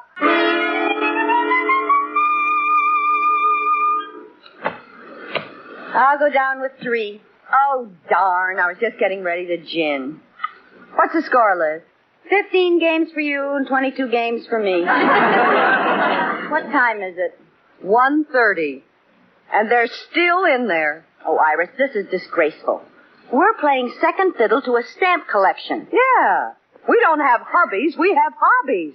And when they come out, I know just what they'll say. Well, I thought you girls wanted to go to the show. Why aren't you ready? If I hear that once more, I'll scream. Oh, you're a lucky man, boy. Well, it is a nice collection. See, that didn't take long, did it, Liz? No. Well, I thought you girls wanted to go to the show. Aren't you ready?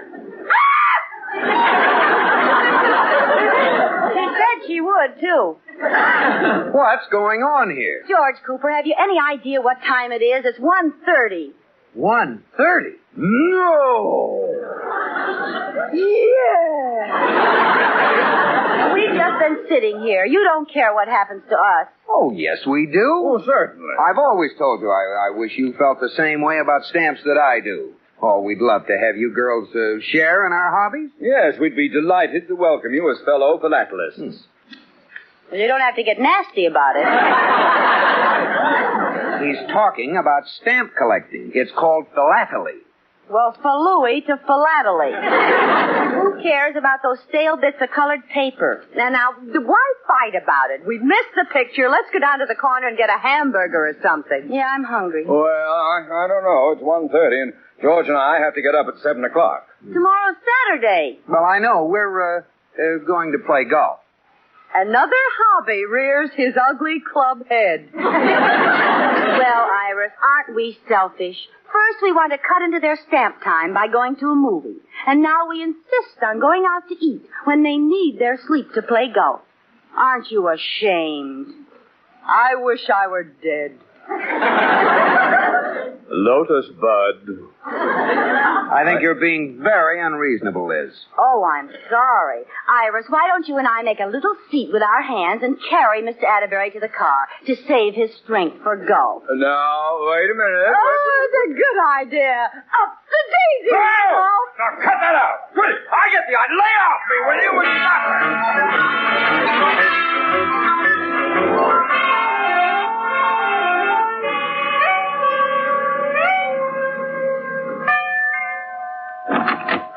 Iris, what are you doing here so early? I just dropped Sneed and Hogan off at the golf club. I thought this would be a good time for us to have a council of war on this hobby business. Yeah, come on in. I've been thinking about it, too. They either gulp us to death or stamp us to death. Disgraceful. Well, what are we going to do about it? Hey, I heard of an old Indian cure. You let your husband smell the smoke from a burning stamp collection. Oh, no. I tried to get rid of George's stamps once. You want to get killed? Was he mad? Wow. And there was nothing to get mad about. I wasn't wasting his stamps. I was using them to mail letters. It was very considerate. Yeah, I didn't even touch the new ones. I was only using the real old ones. Pardon me, Mrs. Cooper. May I say something? Sure, Katie, what is it? Well, I don't think you can do anything about the stamps. But as an ex-member of the Golf Widows Society, I could make a suggestion. The chair recognizes Katie. Well, my first husband, Clarence, used to play golf every weekend, and one Saturday afternoon, my brother stopped in to see me and left his cigar in the ashtray. When Clarence came home, I told him about it, and he never played golf again. Why not? I don't have a brother.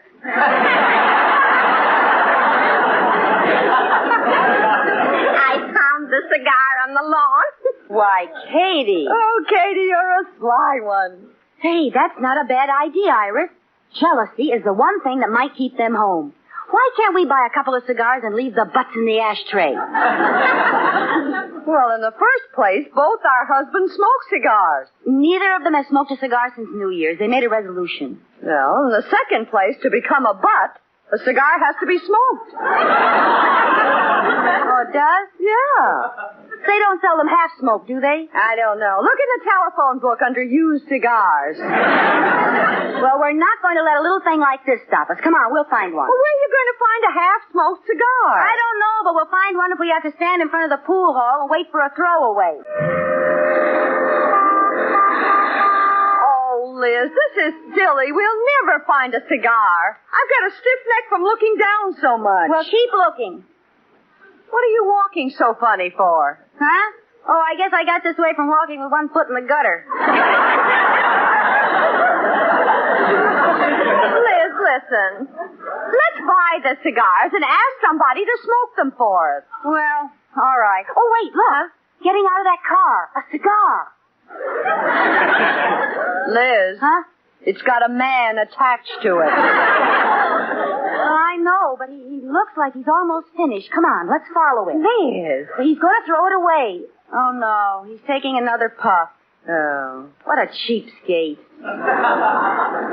Look how short he's smoking it. He could leave a little for us. There, he's throwing it away. I'll get it. Liz, at least wait till it hits the ground. Well, okay. Now, go get your cigar. He's gone in that building. You wait here. Oh, no, you don't. I seen that first.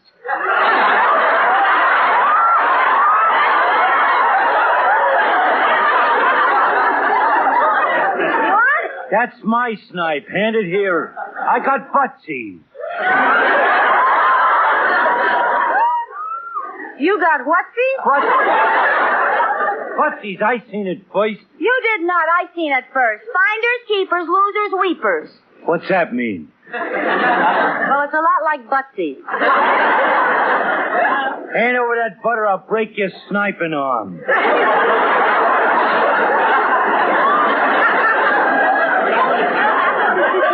I'm not afraid of you. Help! Lover! This thing spiked my foot!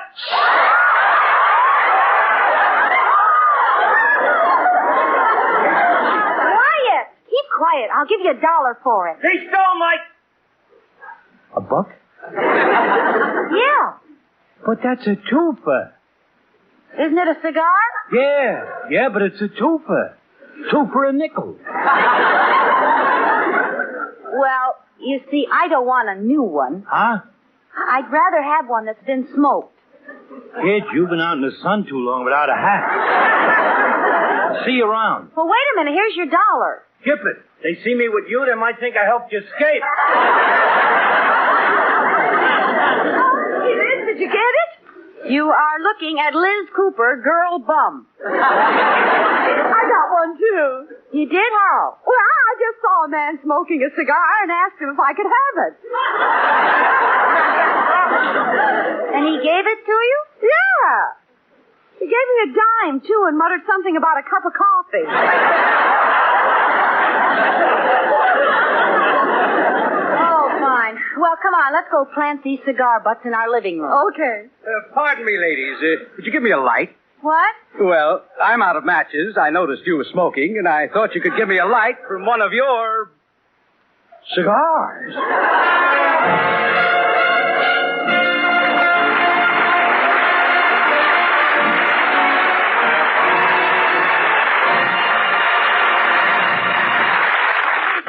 Hi, honey, I'm home. Oh, I'm in the living room, dear. Phew, what a day. I'm bushed. I think I'll go up and take a shower before dinner. Wouldn't you like a piece of candy before you take your shower? What? There's some real good candy over there by the ashtray.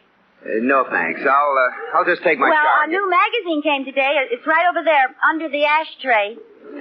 Liz, what are you driving at? Do you want me to take my shower in the ashtray? Well, no, it's just that... Hey, and why don't you clean out that ashtray once in a while? Hey, wait a minute. How did that cigar get in there? Cigar? Liz, who's been smoking cigars in my house? You have. This isn't my brand. It's a cheap cigar. Liz, is there another? Another? You don't know the trouble I had with this one. Well, now, don't try to clown your way out of this, Liz. Who smoked it? Well, I'll tell you the truth, George. But remember, it's your fault. My fault? If you're going to be gone every Saturday and Sunday playing golf and leave a gorgeous creature home all alone, who can be responsible? Liz, do you mean that... I'll get that. Now, you stay right here. I'm not through with you. Hello? George, boy, this is Mr. Atterbury. Oh, yes, sir? Do you have a cigar in your ashtray? Gosh, I knew it was cheap, but I didn't think you could smell it clear over there. I found a cigar over here, too. Boy, that guy really gets around. It was the strangest thing. When I came home, I lay down on the sofa. Pretty soon, Iris came sneaking into the living room, opened her purse, took out a dead cigar butt, and put it in the ashtray. No. Just as she started to cross the room with it, I sneezed. Well, what happened? The cigar and the ashtray are now in the chandelier. I don't get it. Oh, we're married to a couple of crafty characters, boy. They're trying to frame us with the old jealousy angle. Oh, so that's what they're up to. Yeah. Well. George, what are you talking about so long? Thanks for calling. Goodbye, Mr. Atterbury. What's for dinner, Liz? What's for dinner? George, have you forgotten our terrible domestic crisis? No, but I've been thinking it over, dear. I play golf on weekends. You're entitled to your fun, too. What? All right, George, it's on your shoulders. You know the old saying, when the cat's away. Yeah, the mouse will plant phony cigars in the ashtray. It was not a phony cigar. It was a real one, and a real man was here, and how'd you find out it was a fake? Iris forgot to check the sofa before she set the scene. Mr. Atterbury saw all. Oh. Well, I'll take my shower now, and then I better nap. I'll need my strength for golf tomorrow. Oh, go stick your head in a sand trap. Hi, Iris. Come on in. The Council of War meets again. What's up? I have a new plan. We're going to share their hobbies. If we can't get them to stay home, we're going to go and play golf with them. I call it Operation Stinker. Oh. So that's why you told me to find a pair of Rudolph's old golf knickers. Yeah, I dug up some of George's plus fours. Come on, we got to get out there before they tee off.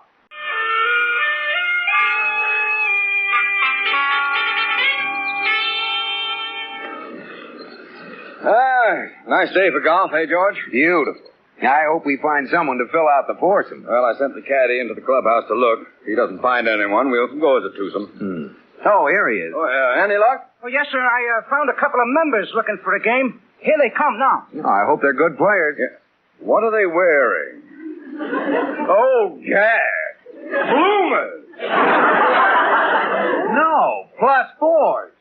The ones on the left look more like +8s. Oh, no, it's Iris and Liz. Quick, boy, pretend we haven't seen them. Go ahead, tee off. Now, Patty, give me a club. Never mind, just throw a ball down and kick it.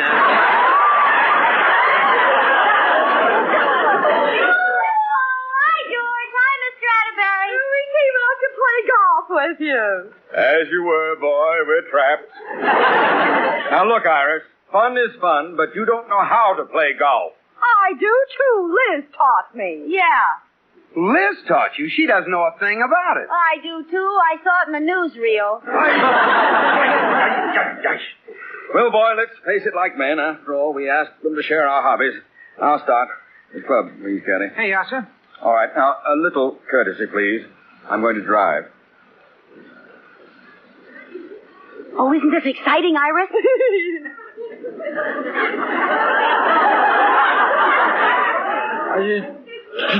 What did he stop for? Please, Liz. He wants you to pay attention while he drives. Why, the big ham. Liz, I would like to drive. Well, what's stopping you? I was afraid my swinging would interfere with your conversation. No, go ahead. You don't bother me. Liz, to put it politely, shut up when someone is driving. Ooh.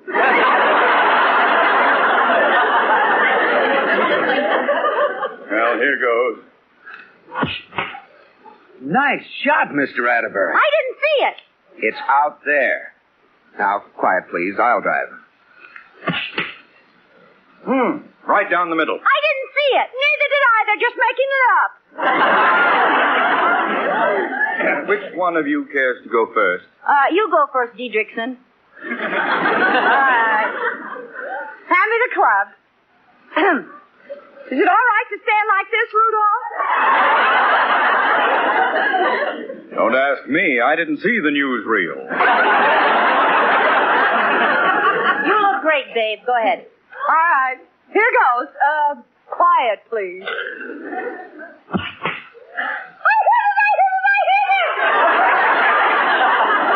How far did it go? The ball or the club?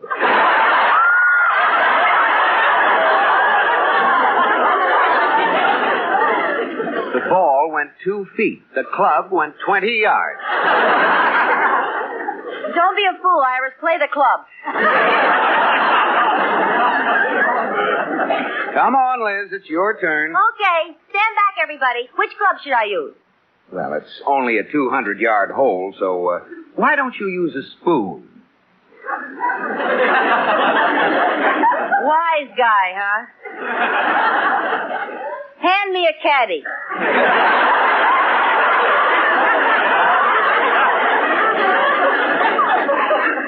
Before this goes any further, here's a driver.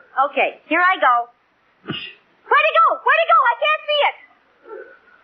Look down. Who put that ball down there? You did. You haven't hit it yet. Oh, well, here I go. Well, here I go. Well, here I go. Not even close. Am I getting warm? If you are, it's from the exercise. Liz, you see that green plot of grass way down there? Uh-huh. Yeah, well, now try to put the ball on it. Put the ball on the green. Here I go. I hit it! I hit it! Where did it go? It's going into the woods. No. It hit a tree. It's bouncing out. It's going into the trap. No, it hit a stone. It's going into the water hole. No, it isn't. It's rolling across the bridge. Gad, it's on the green. Come on, everybody. Let's see how close it is. All right. Oh, there it is. There's the ball. It's just a couple of feet from the flag. Liz, you almost got a hole in one. A hole in one what? Oh, no. Liz, you see this green? Yes? Well, there's a little hole right in the middle of it. You're supposed to put the ball in the hole. Oh, you wouldn't tell me that back there.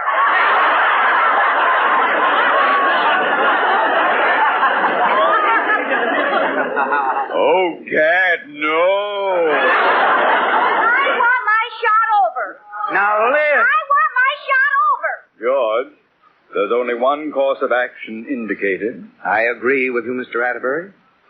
Shall we break our clubs all together or one at a time? One at a time. Caddy, my driver. Brassy. Spoon. Matthew. Oh, what a shame. And I was just beginning to like this game. Favorite Husband has been presented through the worldwide facilities of the United States Armed Forces Radio and Television Service. This is the American Forces Network, Europe. Our last two shows of the collection start out with Ruby's Diamond from Amos and Andy, which was one of the longest-running sitcoms on radio from 1928 all the way to 1960, starring Freeman Gosden as Amos Jones and Charles Correll as Andrew Hogg Brown, two African-American characters. It originated on station WMAQ in Chicago, then went nationwide. First on NBC and then later on CBS. A TV show also ran briefly from 51 to 53. Despite there being some criticism from the African-American community about two white men voicing black characters, and using what some described as racial stereotypical speech, the show was a huge success for most of its run, among all demographics. Each actor also voiced numerous other parts in the show, such as Gosden voicing George Kingfish Stevens. In this one, Andy decides to buy a birthday gift for Amos's wife, Ruby, and he goes to a dime store to buy her a fake diamond ring. Little does he know that some criminals have stolen a diamond and dropped it in among the fake diamonds at the dime store to get away from the police. Of course, it's the one that Andy bought.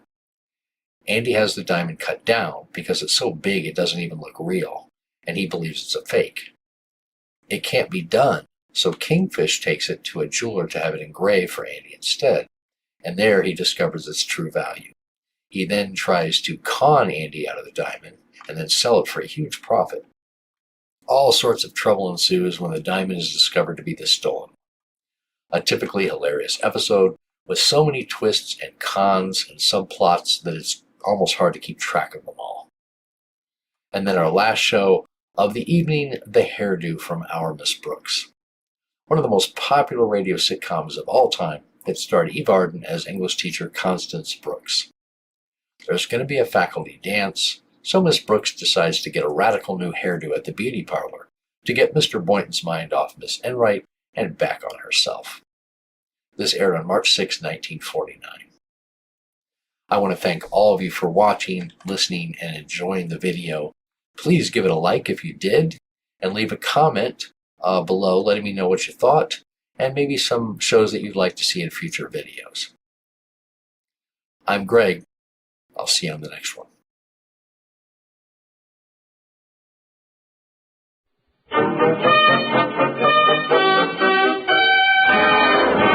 Good evening, ladies and gentlemen, and welcome to the Amos and Andy Show. On the wall of Andrew H. Bound's office is a large calendar, and the third Friday of the month, which happens to be today, has a circle drawn around it. And from what Andy is telling Lightning right now, there's some doubt as to just why Andy was anxious to remember this particular day. Now, look, Lightning, a man don't draw no circle around a day unless it means something. Well, you ain't got no idea what it's for, huh? Now, let me think. What did I circle today for? Nothing doing up the lodge. Income tax ain't due till March. If they still got that thing going on. Wait a minute, Lightning. When is Easter? Easter, I don't know exactly, but I don't think it's a day, 'cause I ain't seen no bunnies around the store. Yeah, February the 18th. It ain't Decoration Day. It ain't Labor Day. Let me see, February the 18th. I know it ain't the 4th of July, I know that. You know what? I say I know it ain't the... Oh, that was pretty dumb, wasn't it? Yeah, Wait a minute. I know the reason I done put that circle around the date. Oh, why? It's to remember to buy Ruby a present. Today is Ruby's birthday, and Ruby is one of the best friends I got. She sure is. What is you going to buy her, Miss Andy?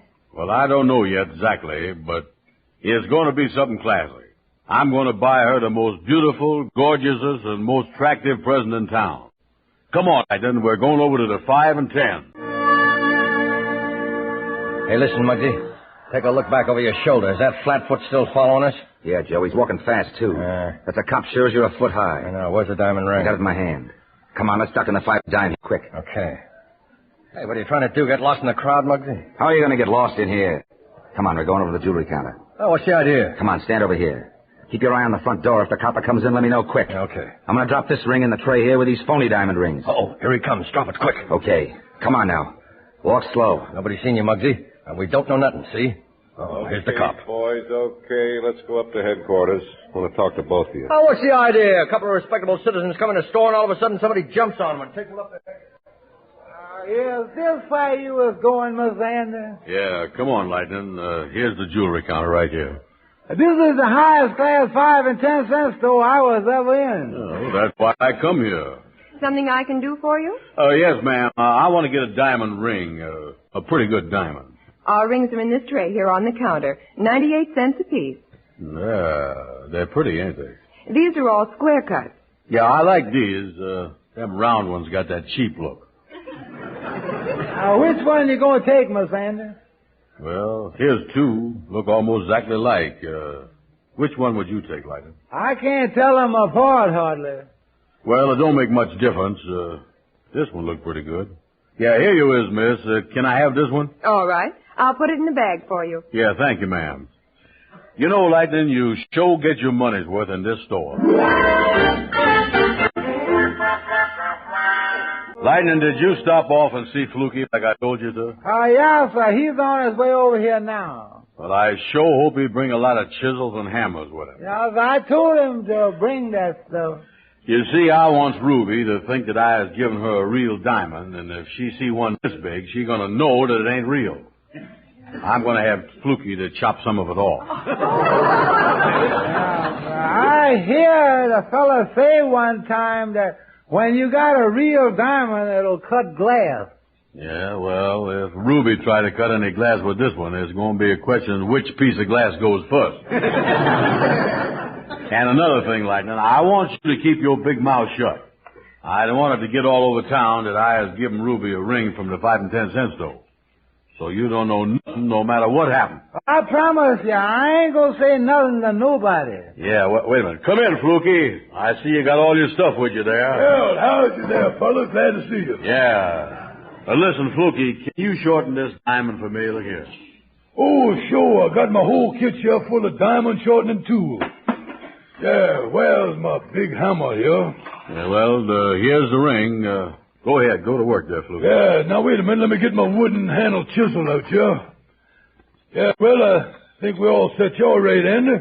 Andy, you hold the diamond flush against the floor with the ring part up. Okay, Fluky. Lightning, you hold this big chisel right there on the diamond. Put it right about there. Just chop off a little there. That's it right there. Okay, I got it. Boy, it sure takes a flock of people to shorten a diamond, don't it? All right, hold it now, everybody. I go smack it. I missed it. Listen, Lightning, you move the chisel. Watch it, will you? We are shortening the diamond here, not the floor. Let's try it again now. Put the chisel right about here, Lightning. Yeah, sir. All right, here we go.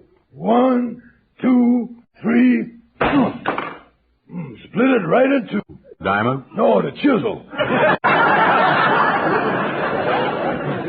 Yeah, they sure make these fake diamonds hard, don't they? You see there, Lightning? I told you that this was a good imitation. Yeah, sir. Sure is hard, all right. Say, look, Fluky, I think we better forget about shortening the thing. You're able to bust up the ring and everything else there. Yeah, well, I done used my biggest chisel on the thing, so I wouldn't know where to go from there, and I ain't got no more chisels.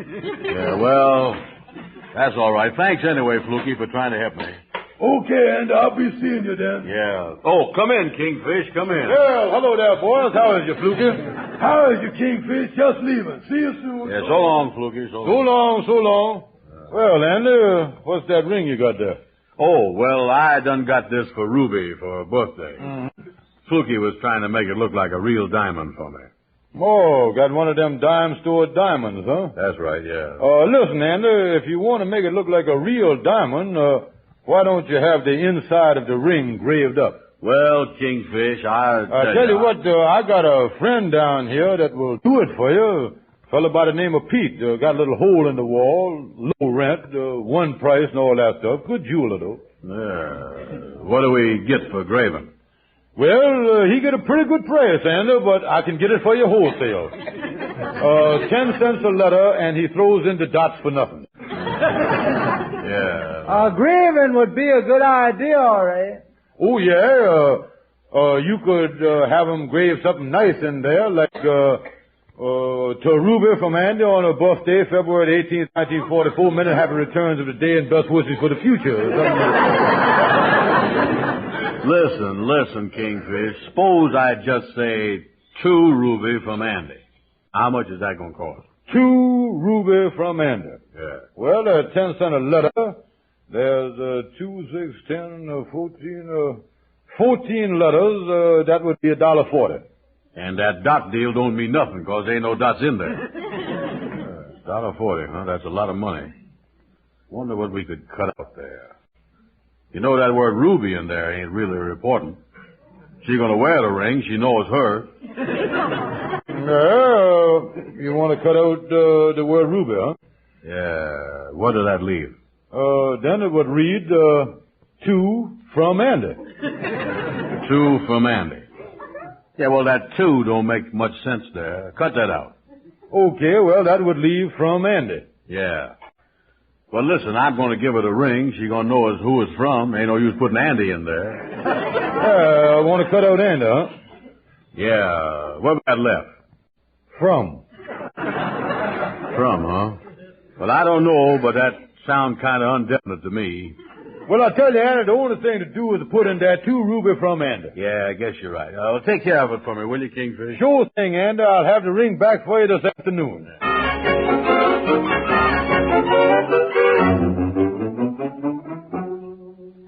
So like I say, Pete, this friend of mine wants the ring graved up. He wants to put in there 2 Ruby from Andy. Okay, Kingfish, I can do that. And don't forget, Pete, you told me that if any graving work that I brung you from the brothers, you'd give me 25%. And, what you looking at? You got a mighty fine ring here, Kingfish. Oh, what you mean? That's a blue white stone. That's one of the finest diamonds I ever saw. Wait a minute, you mean that that's a real, genuine diamond? It's worth a couple of $1,000 wholesale if it's worth a cent. Don't take it, Pete. Hand me that ring right back. Give me that ring. Give me that ring.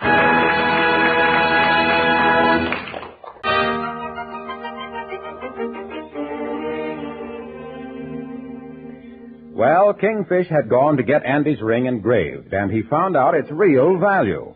Just now, he's returning with it to Andy. Come in, Kingfish. Brother Andy, here's the ring. Oh, you got it graved up already? Yeah, you know, there's a funny thing about these dime store rings. This high-class graver that I done took it to told me that it would ruin his graving instrument if he graved on tin. Yeah. Yeah, he said what you ought to do is to take this to a tin cutter. I is, huh? But a funny thing happened, Brother Andy. A cheap old tin ring like this that ain't no good to nobody walks into my life to fill a vacant niche. What you mean walks into your life? It so happens, partner dear, that on every anniversary I has done give my wife a present, except on her 10th anniversary, which is the 10th year of marriage bliss. And what I want to do is to buy this ring from you to fill up that vacant hole that I has done left in my long string of anniversaries. Wait a minute, though, Kingfish. I'm going to give that ring to Ruby. Oh, now listen, Andy, I is in a hurry. Now look here, you can get another ring. I tell you what, whatever you paid for this ring, I'm willing to give you 100% profit. And that's as high as a markup can go. It's OPA stuff and everything right there. What you mean? Tell you what, I'll give you $5. $5? Oh, no, that's just my first offer now. That's my first offer. Yeah, well, wait a minute here. Let's skip the in-between offers now and get right down to the last offer then. Yeah, I think you're right, Andy. We get dicking around. First you dicker, then I dicker. Pretty soon we all dick it out here. Yeah, we sure will. Yeah, my last and final 100% offer is $20 cash. I got the money. I, as your pal, and I want to help you. All right, sold. $20. Give me the money. Now, Brother Andy, it just so happens that I got a contract here in my pocket, all drawn up in advance, to save you time. Even making you the party of the first part. Because I love you. And I want to do everything I can to help you. Yeah, what do it say? Yeah, here's the contract. I'll read it to you. Say here, Andrew H. Brown, party of the first part, and George Stevens, party of the second part, hereby agrees to wit and whereas, that Andrew Brown, being in his top form and right mind, feeling good, and knowing what he's doing, accepts from the Kingfish $20 and will never claim any part of any diamond ring that the Kingfish has got. Go ahead. Say here then, as far as ownership of said ring is concerned, Brown agrees that he never saw it, never owned it, and hereby knows that it is the sole property of the Kingfish. And he does not know where the Kingfish got it, if by hook or crook. Still being in his right mind, Andrew Brown fixes his hand and seal. Sign right there on top of them dots right there. Yeah. Andrew H. Brown. There you is. Yeah, here's the $20. Okay. I'll have Lightning get a box of candy for Ruby so that her and Sapphire won't both get rings. Amos and Ruby is coming over here in a little while.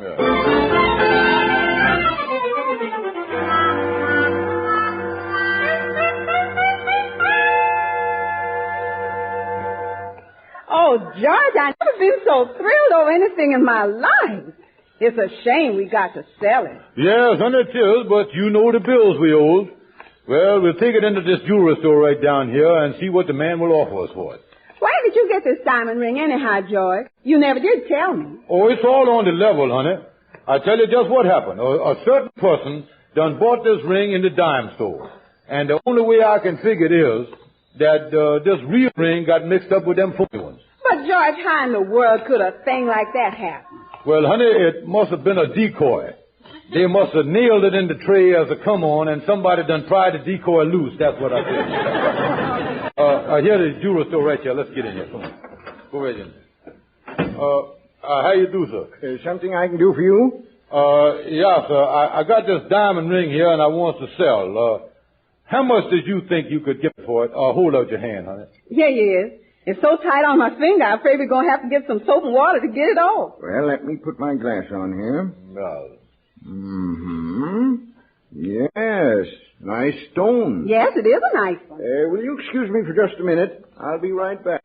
Yeah, so we wait, y'all. Go right ahead. Take your time. Sure got some nice stuff in this store, George. Yeah, where you going? Oh, I just want to look around these showcases back here. Look at the jewelry. Look in these cases. Must be $1 zillion worth of stuff in here. Look at that gold stuff, them clips with watches in there. Wonder whatever happened to watch fobs. Well, yes, I ain't got no business complaining, though. Oh, George! What's the matter, honey? I was in the back of the store, and I heard the man call the police and tell him a woman is in his store wearing that hot diamond ring, what was described in the police bulletin. That the police ought to come right over here. Oh, me, come on. Let's get out of here quick. Come on, here. Well, George, what you gonna do? Give me that ring. Pull it off your finger quick. Listen here. You go home and don't answer the doorbell till you hear from me. I go into Andy's office. Come in, Kingfish. Come in. Hey there, Brother Andy. How you feel there? What's the matter? What you out of breath about? Who's out of breath? Just had a attack of asthma here. Your eyes still look like it. I'm getting all right, though. Yeah, you're getting well fast, aren't you? Brother Andy, I gotta see you. Well, you're looking at me. What's the trouble? Brother Andy, it's my conscience. You was unhear the people's conscience gnawing at them. Mine is chewing me to pieces. Partner, dear, I want you to take this ring back. Now, hold everything, Kingfish. If you think I'm going to give you the $20 back, you're crazy. We done signed a contract. Andy, look here. Will you please let my conscience finish talking before you start butting in here, please? Go ahead.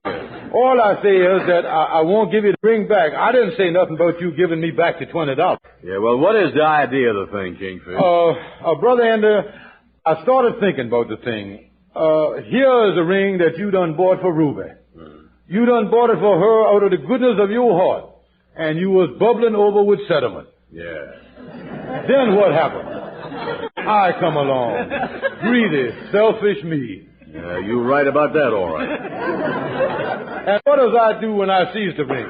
Right off the bat, I thinks of my wife. Is it her birthday? No. It's Ruby's birthday. But I done forgot all about Ruby. And I didn't realize what the ring would mean to her, you see. Yeah. And even her little children. Oh, Andy, I was a snake in the grass. That's what I did.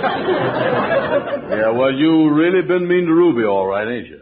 Yeah, now look here. Now let's get down to business. Andy, I got a contract all drawn up here, giving you back the ring and letting you keep the $20 besides. Yeah. Is I still going to be the party to the first part? Well, to tell you the truth, Andy, just so there won't be no confusion, you was going to be the only party in the contract. Yeah, well, that's good, all right. Now, I'll read it to you. Stay here. I, Andrew H. Brown, still in my right mind, even more than I was when I signed the other paper. And I say here, I hereby certifies that I is the only one in the whole world that knows anything about that diamond ring. See, there it is. Now, sign right there on top of them dots there. Okay. I like this contract better than the other one. Tell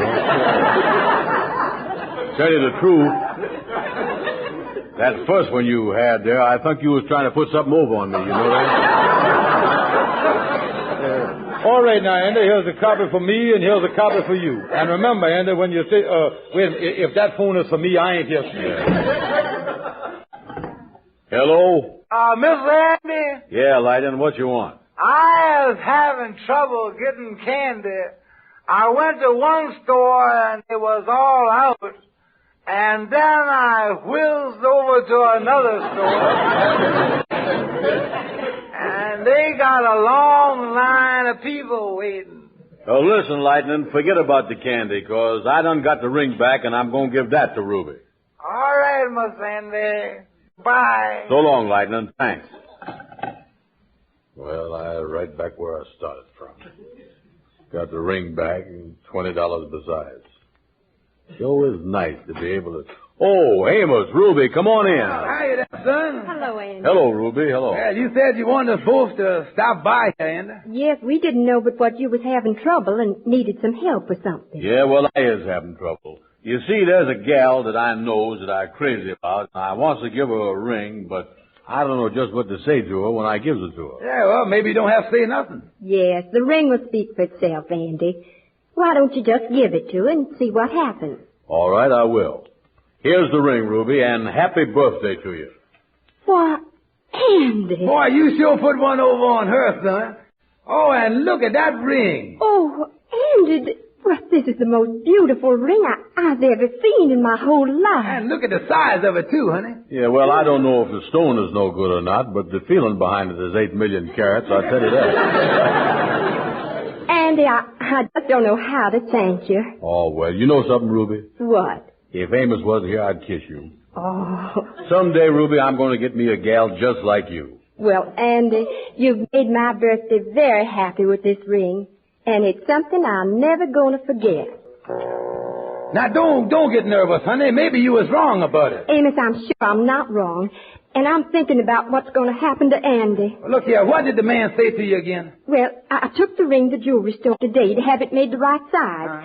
And the man at the jewelry store told me this ring was worth at least $2,000 or $3,000. This diamond ring here worth $2,000 or $3,000. It's a real diamond. Oh, me, that's bad, all right. Give me that ring, Ruby. What are you going to do, honey? I know this much. Andy never bought it. I got to do something fair. Lightning, I want you to tell me something. Do you know where Andy got this ring that he give Ruby? I know some, Miss Amos. I don't know nothing about it. Now, listen, Lightning. This is important. If you know where Andy got that ring, you got to tell me. Well, to tell you the truth, I knows where he got it, but I ain't supposed to know that he got it there. Where? Where he got it. Well, listen, Lightning, you don't have to give away no secrets, but we got to get this ring back to where Andy got it from, or we're all liable to be in a mess. Will you promise me that you'll take it right back there to where you got it right now? Well, I was supposed to be home in 5 minutes, but I'll take it there for you, Miss Amos. I tell you, Muggsy, there's a good chance that the ring is still in the tray where we dropped it. I don't think they sell many of those rings. But don't forget, it's been there 2 days now while they've been holding us in the clink. Well, at least they didn't get anything out of us. If that ring is still there, everything will be okay. Here's the counter here. We don't want to hang around here too long either. May I wait on you? Yeah, miss. I think we're going to buy one of these rings. Yes, they're very nice. Yeah, we want to look them over, miss. Stick with us. We're in a hurry. Excuse me, miss. Hey, wait a minute, buddy. Can't you see she's waiting on us? Excuse me. I just got something here that I want to... Look, we don't care what you got. Take your time, see? Yeah, sir. You see it, Joe? No, not yet, Muggsy. Excuse me. I was in kind of a hurry. Say, are you going to be quiet or am I going to have to punch you right in the nose? Now, wait a minute. Yeah, sir. I don't see it, Joe. Well, did you look at all of them? It'll just take me a couple of seconds. Get back, will you? Oh, miss, please don't push me like that, please, sir. It ain't here, Muggsy. You sure? I'm positive. Can you beat that? It's gone. Let's get out of here. All right, punk. Go ahead. Come on, Joe. Yeah. Well, may I help you now? Yes, ma'am. I want to return this diamond ring and get my money back. Oh, a return. Well, just drop the ring in the tray there. I'll give you your money. Yes, ma'am. My, those fellows were certainly rude. They looked at every ring in the tray and didn't buy one. Sorry you didn't make a sale. Maybe they would have liked this one.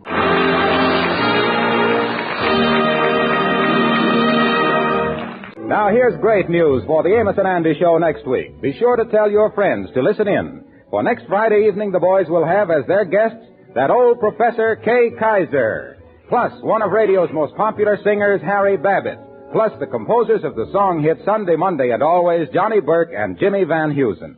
All four in person next Friday night on the Amos and Andy show. Our program is broadcast to our armed forces everywhere. This is Harlow Wilcox speaking for all of us with a final reminder. You know, it's not such a lot that the boys and girls overseas ask, just a letter from home. A breath of the old hometown, little familiar things they want to know about that only you can tell them. A letter from home is next best thing to being home. So don't please ever be too busy to write. And when you do write, make sure the boys get those letters by sending them V-mail, for V-mail is the safest means, the only guaranteed means of getting it there. V-mail is fast, and because it saves precious cargo space on ships and planes, it's the most patriotic way to send a letter. Be sure to address your V-mail letter correctly and completely to avoid any delay in delivery. Write those boys now. Palmolive Soap, your beauty hope, and Luster Cream Shampoo for soft, glamorous, caressable hair bring you Our Miss Brooks, starring Eve Arden.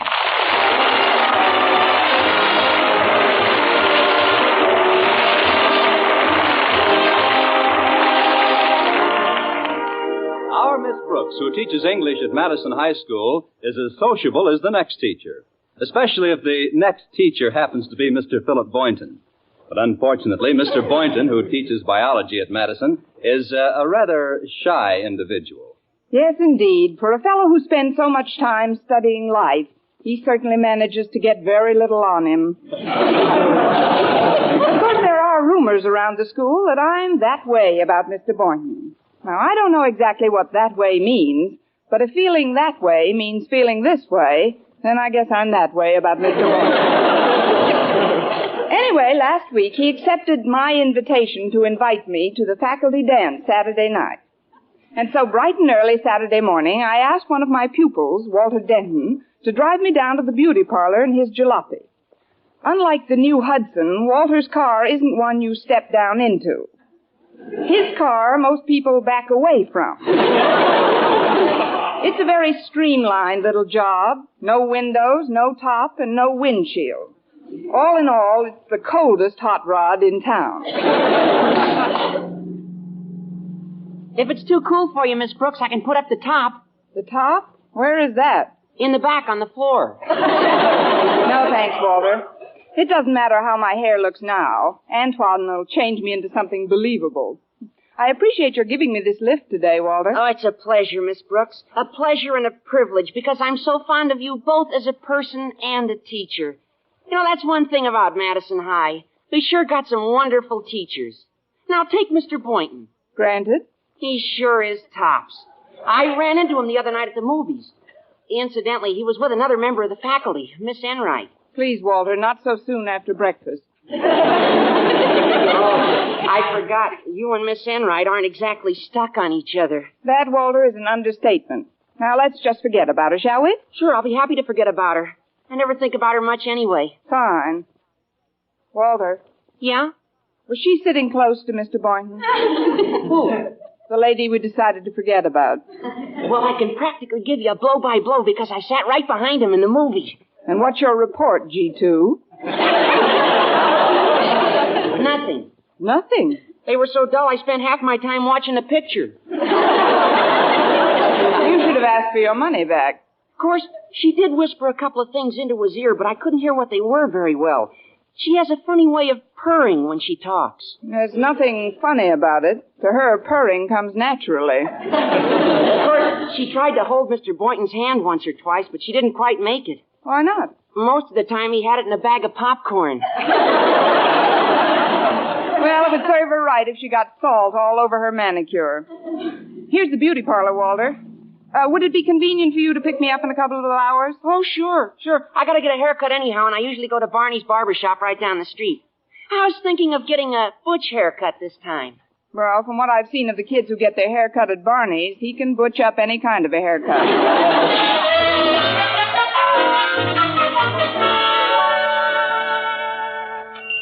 Hello, Antoine. Well, if it isn't Miss Brooks. A long time no see, like the man says. What man? Oh, there you go. You're not in my shop 2 minutes and you're pulling my leg. But I don't care. I'm delighted to see you at any time. You're such a challenge to a beautician. Challenge?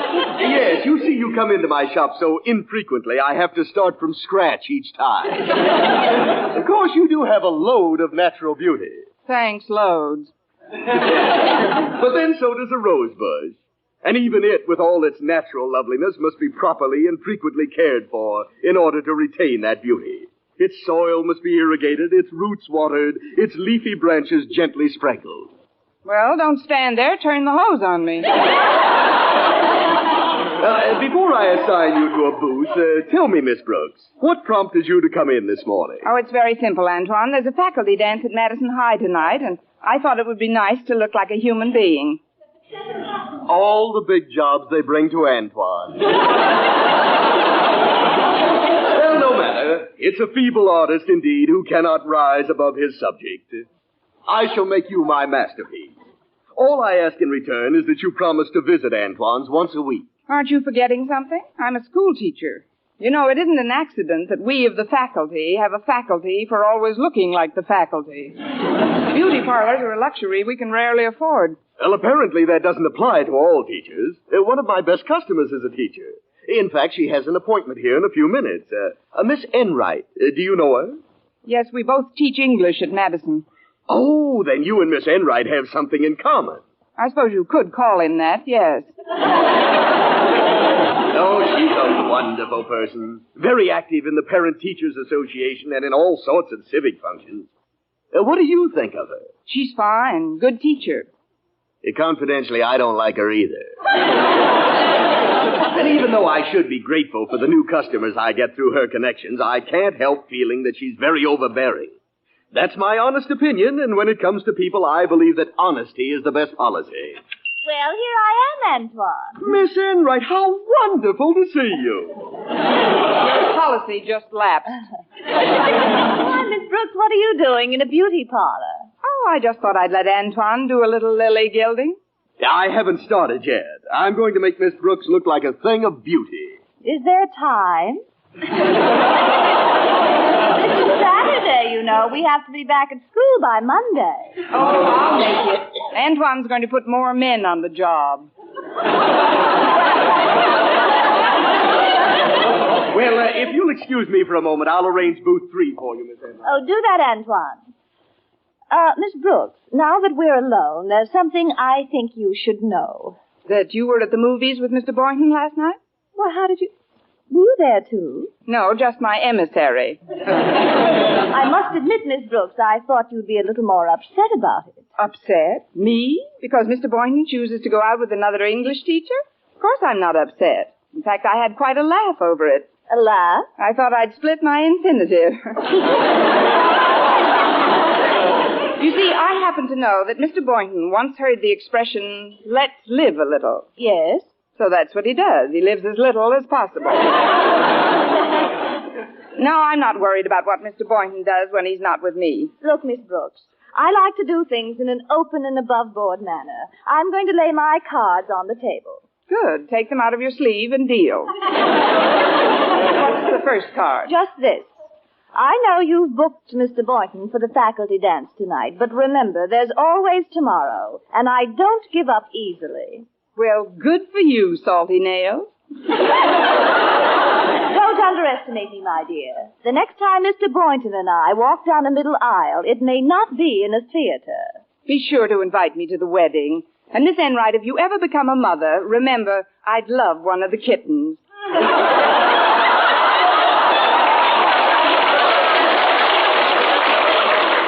Ready for you now, Miss Enright. Yes, coming, Antoine. I'll see you and Mr. Boynton at the dance, Miss Brooks. I'll be looking forward to it with considerable revulsion. Booth 3. Here it is. Sit right down here, Miss Enright. Antoine, before you do anything for me, I want you to take care of Miss Brooks. But your appointment... I'll wait. There's a certain way I want you to take care of Miss Brooks. First of all, I want you to comb her hair up in back and give her bangs in front. But that wouldn't suit her face at all. Exactly. Then I want you to be sure and see that she's got pounds of makeup on. Plenty of rouge, eyeshadow, everything. But she won't like that. Neither will Mr. Boynton. I know the type. And whatever you do, don't let Miss Brooks look into a mirror. Tell her to wait for her first reaction from a member of the opposite sex. But, Miss Enright, suppose she doesn't want me to... She'll agree to anything you suggest. She knows you're an expert beautician. Well, then how can I betray her faith in me? I'd feel like a traitor. A despicable traitor. Antoine, dozens of women patronize this shop at my suggestion, and at my suggestion they go elsewhere. Now, are you going to give Miss Brooks the works or not? Well, Benedict Arnold made a nice living for years.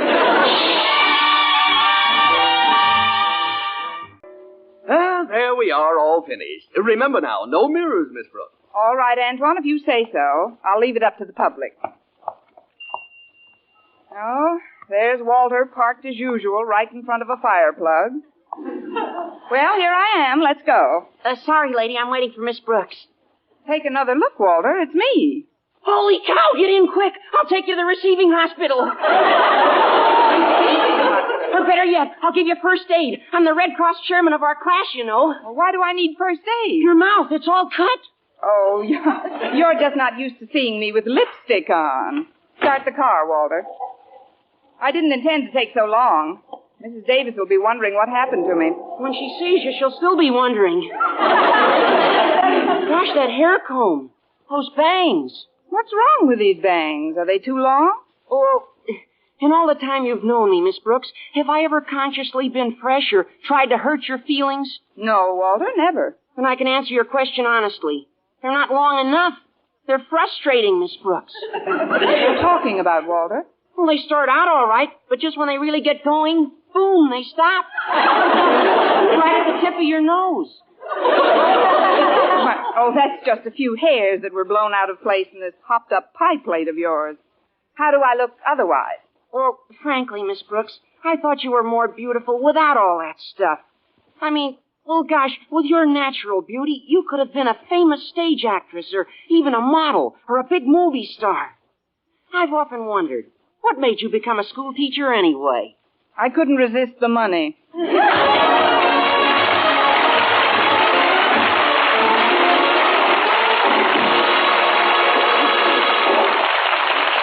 Miss Brooks, starring Eve Arden, will continue in just a moment. But first, here is Vern Smith.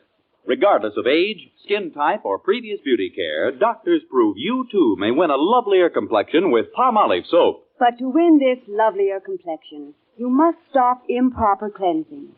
Instead, use Palmolive the way doctors advise. 36 doctors, leading skin specialists, advised using Palmolive soap this way for 1,285 women with all types of skin. Young, old, dry, oily, normal. And using Palmolive soap alone, 2 out of 3 won lovelier complexions.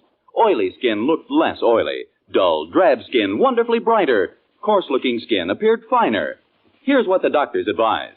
Wash your face with Palmolive soap 3 times a day.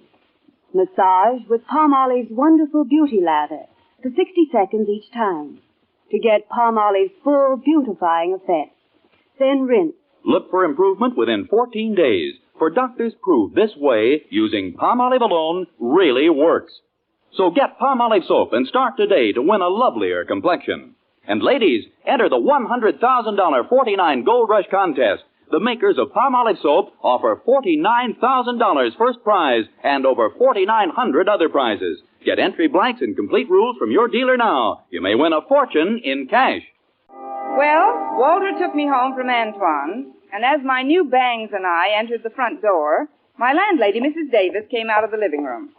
Hello, Mrs. Davis. Oh, how do you do, madam? If you're looking for Miss Brooks, she isn't in. I'm her landlady. Well, maybe I can refresh your memory. Good morning, Mrs. Davis. I can't pay the rent till next week.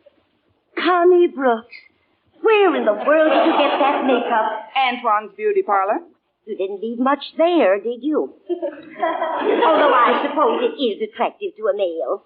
By the way, has he called? Mr. Boynton, you mean? Not this morning, Connie. And I know why you didn't get any calls last night either. Why? I discovered our phone wasn't working.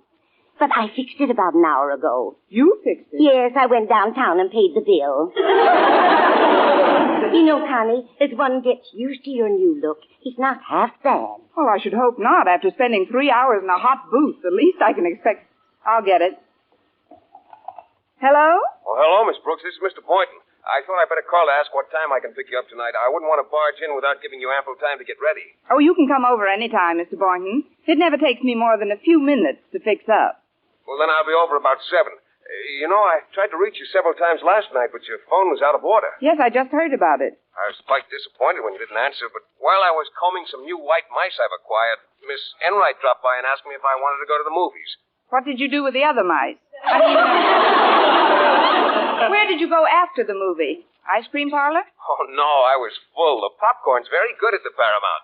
Yes, I know. Don't they have a slogan that goes, if it's Paramount Picture, it's the best popcorn in town? I don't know about that, Miss Brooks, but this wasn't a Paramount picture. It was an independent. It was about some girl with a lot of money who wants her sweetheart to quit being a poor songwriter and work in her father's doorknob factory. Does he? No, but he writes a big hit song after they separate, and when he's got as much money as her father, he asks her to marry him again, and this time she says yes. I can't understand it. Me either. You ought to see the girl this fellow proposes to. She's got 2 inches of makeup on, and she wears bangs. Bangs? The most ridiculous-looking getup you ever saw. How any man in his right mind could fall for anybody like that? Well, I won't keep you any longer, Miss Brooks. I'll pick you up at 7. Goodbye. Goodbye. Oh, I wish I hadn't let Walter go home. He could have taken me back to Antoine's. I'll get it, Connie. Well, Osgood Conklin, how is Madison's handsome principal today? Fine, Margaret, fine. As you know, my wife's preparing all the refreshments for the dance tonight, and she wondered if you'd be kind enough to help her out with a few sandwiches. Why, of course, Osgood. Shall I make the same kind of sandwiches I did last time? White fish and peanut butter? No, thank you. I've brought some Hello, things. Mr. Conklin. Miss Brooks has been to the hairdresser's, Osgood. Doesn't she look interesting? Well, I really don't know. It's hard to tell. I can see you all right, Miss Brooks, but how in the world can you see me? Oh, it's easy, Mr. Conklin. I just blow a little, and there you are. As a matter of fact, I've got to get back to the beauty parlor right away. Do you think you could give me a lift? I suppose so, Miss Brooks. And Mrs. Davis, you'll find the ingredients for the sandwiches in this package right here. All right, Osgood. I'll get started right away. See you later, Father. Goodbye, Mrs. Davis. Well, come along, Miss Brooks. I'll drop you off. Whitefish and peanut butter?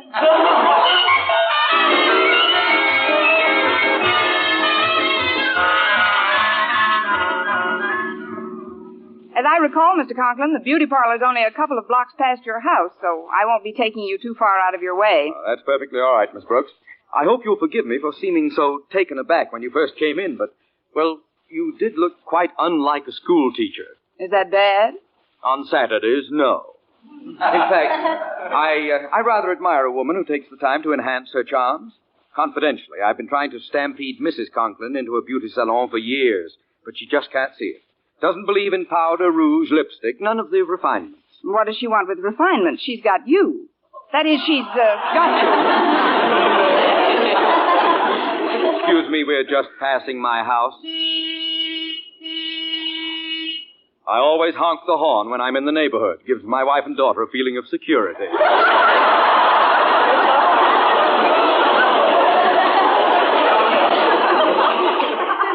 But as you just said, Miss Brooks, she's got me. That's the trouble. She doesn't have to patronize beauty shops to hold on to me, and she knows it. Of course, if she had some reason to be jealous of me, Jealous. Miss Brooks, do you think that if Martha were jealous... Oh, pardon me, Mr. Conklin, but if you'll just pull up here, this is Antoine's. Where? It's that little building with the dimple in the door. Thanks for the lift, Mr. Conklin. You're welcome, Miss Brooks. And we can pursue the topic of my wife's peccadillos at the dance tonight. Oh, definitely. I'm one of the best peccadillo dancers in town.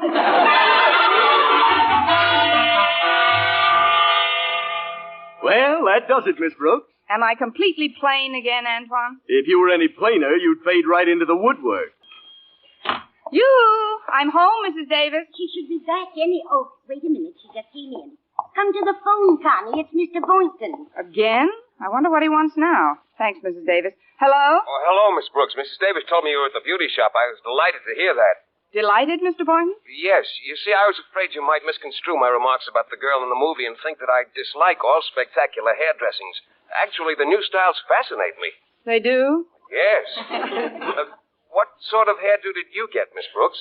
Well, what I got was more of a hair don't. But I'm sure you'll like what I'm going to get again, Mr. Boynton.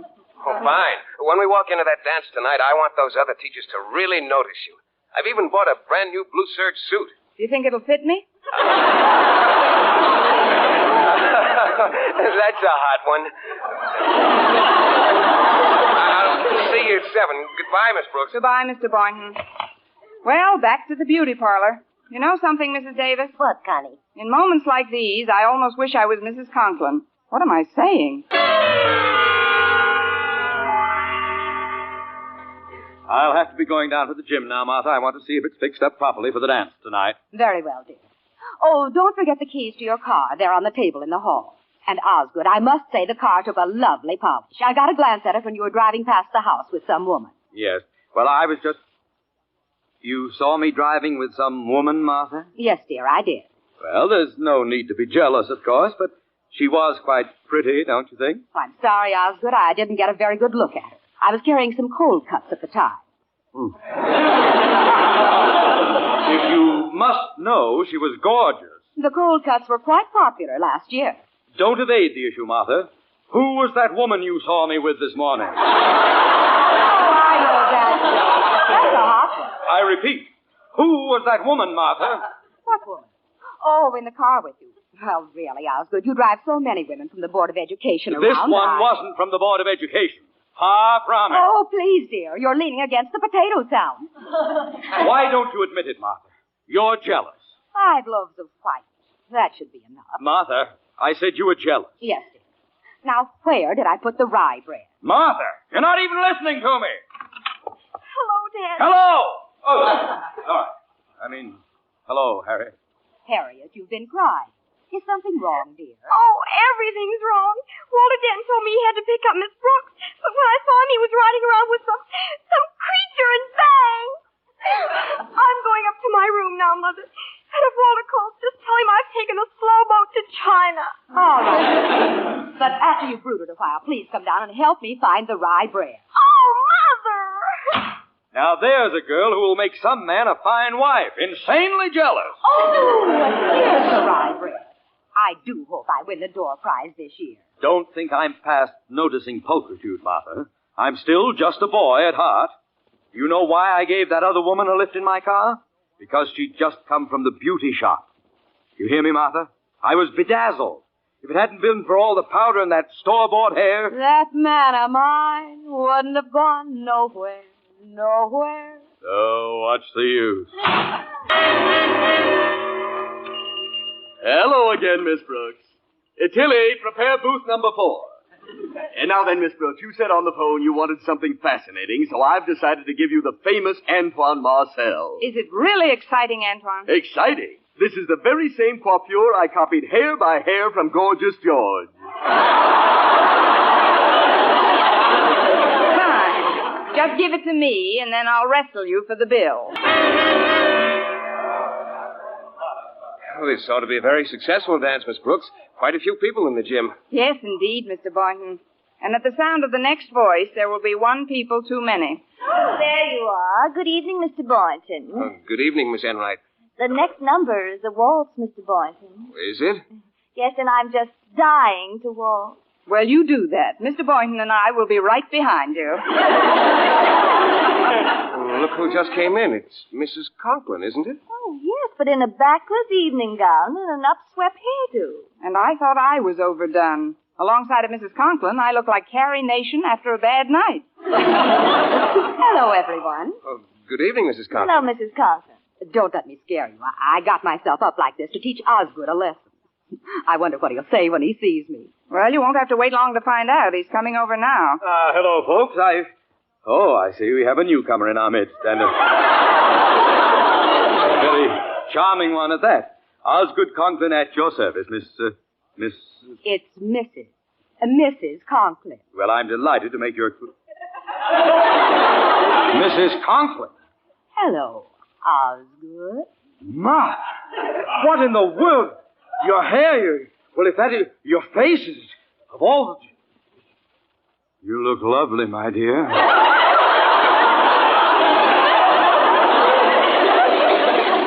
I'm going to have every dance with you tonight.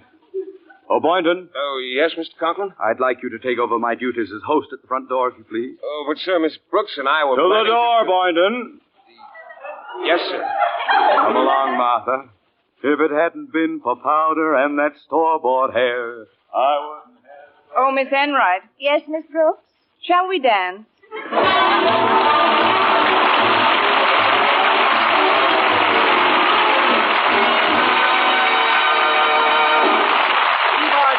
Miss Brooks returns in just a moment, but first... Dream girl, beautiful luster cream girl. Tonight, show him how much lovelier your hair can look after a Luster Cream shampoo. Only Luster Cream brings you K-Dumit's magic formula blend of secret ingredients plus gentle lanolin. Gives loveliness lather even in hardest water. Glamorizes your hair as you wash it. Luster Cream. Not a soap, not a liquid, but a dainty cream shampoo. Leaves hair fragrantly clean, free of loose dandruff, glistening with sheen. Soft, manageable. Gives new beauty to all hairdos or permanents. 4-ounce jar, $1. Smaller sizes, either tubes or jars. Tonight, try Luster Cream Shampoo and be a Dream girl, beautiful luster cream girl. You owe your crowning glory to a luster cream shampoo. And now, once again, here is our Miss Brooks. Well, Mr. Boynton got away from the door just in time to ask me for the last half of the last dance. You look lovely tonight, Miss Brooks. I feel I put you to a lot of trouble today. Oh, it was nothing. Of course, I did lose about 5 pounds, but it was mostly around the scalp. Attention, please. Ladies and gentlemen of the faculty, it is my pleasure at this time to announce the winner of the door prize. She is none other than our Miss Brooks. Congratulations, Miss Brooks. Thank you, Mr. Conklin. Now, I know you're all anxious to find out what the door prize is. Well, I have here a ticket, Miss Brooks, entitling you to 1 free treatment at Antoine's Beauty Parlor. Mr. Conklin, would you tell me one thing? What's that, Miss Brooks? Is this for putting on or taking off?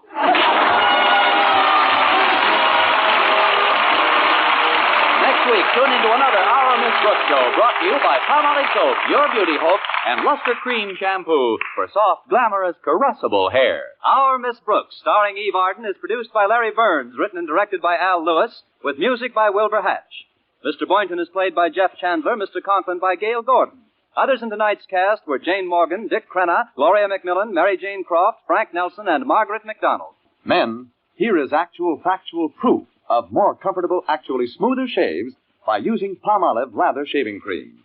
1,251 men tried the Palmolive Lather way to shave described on the tube. And no matter how they shaved before, 3 out of 4 got more comfortable, actually smoother shaves. Try Palmolive Lather Shaving Cream. See if you don't get more comfortable, actually smoother shaves the Palmolive Lather Shaving Cream way. For mystery liberally sprinkled with laughs, listen to Mr. and Mrs. North, the exciting fun-packed adventures of an amateur detective and his beautiful wife. Tune in Tuesday evenings over most of these same stations. And be with us again next week at this same time for another comedy episode of Our Miss Brooks. Bob Lamont speaking. This week marks the 37th anniversary of the Girl Scouts, and the Colgate-Palmolive Peat Company takes this opportunity to wish a very happy birthday to all Girl Scouts of America, whose fine program trains the girls of today to be better citizens in the world of tomorrow.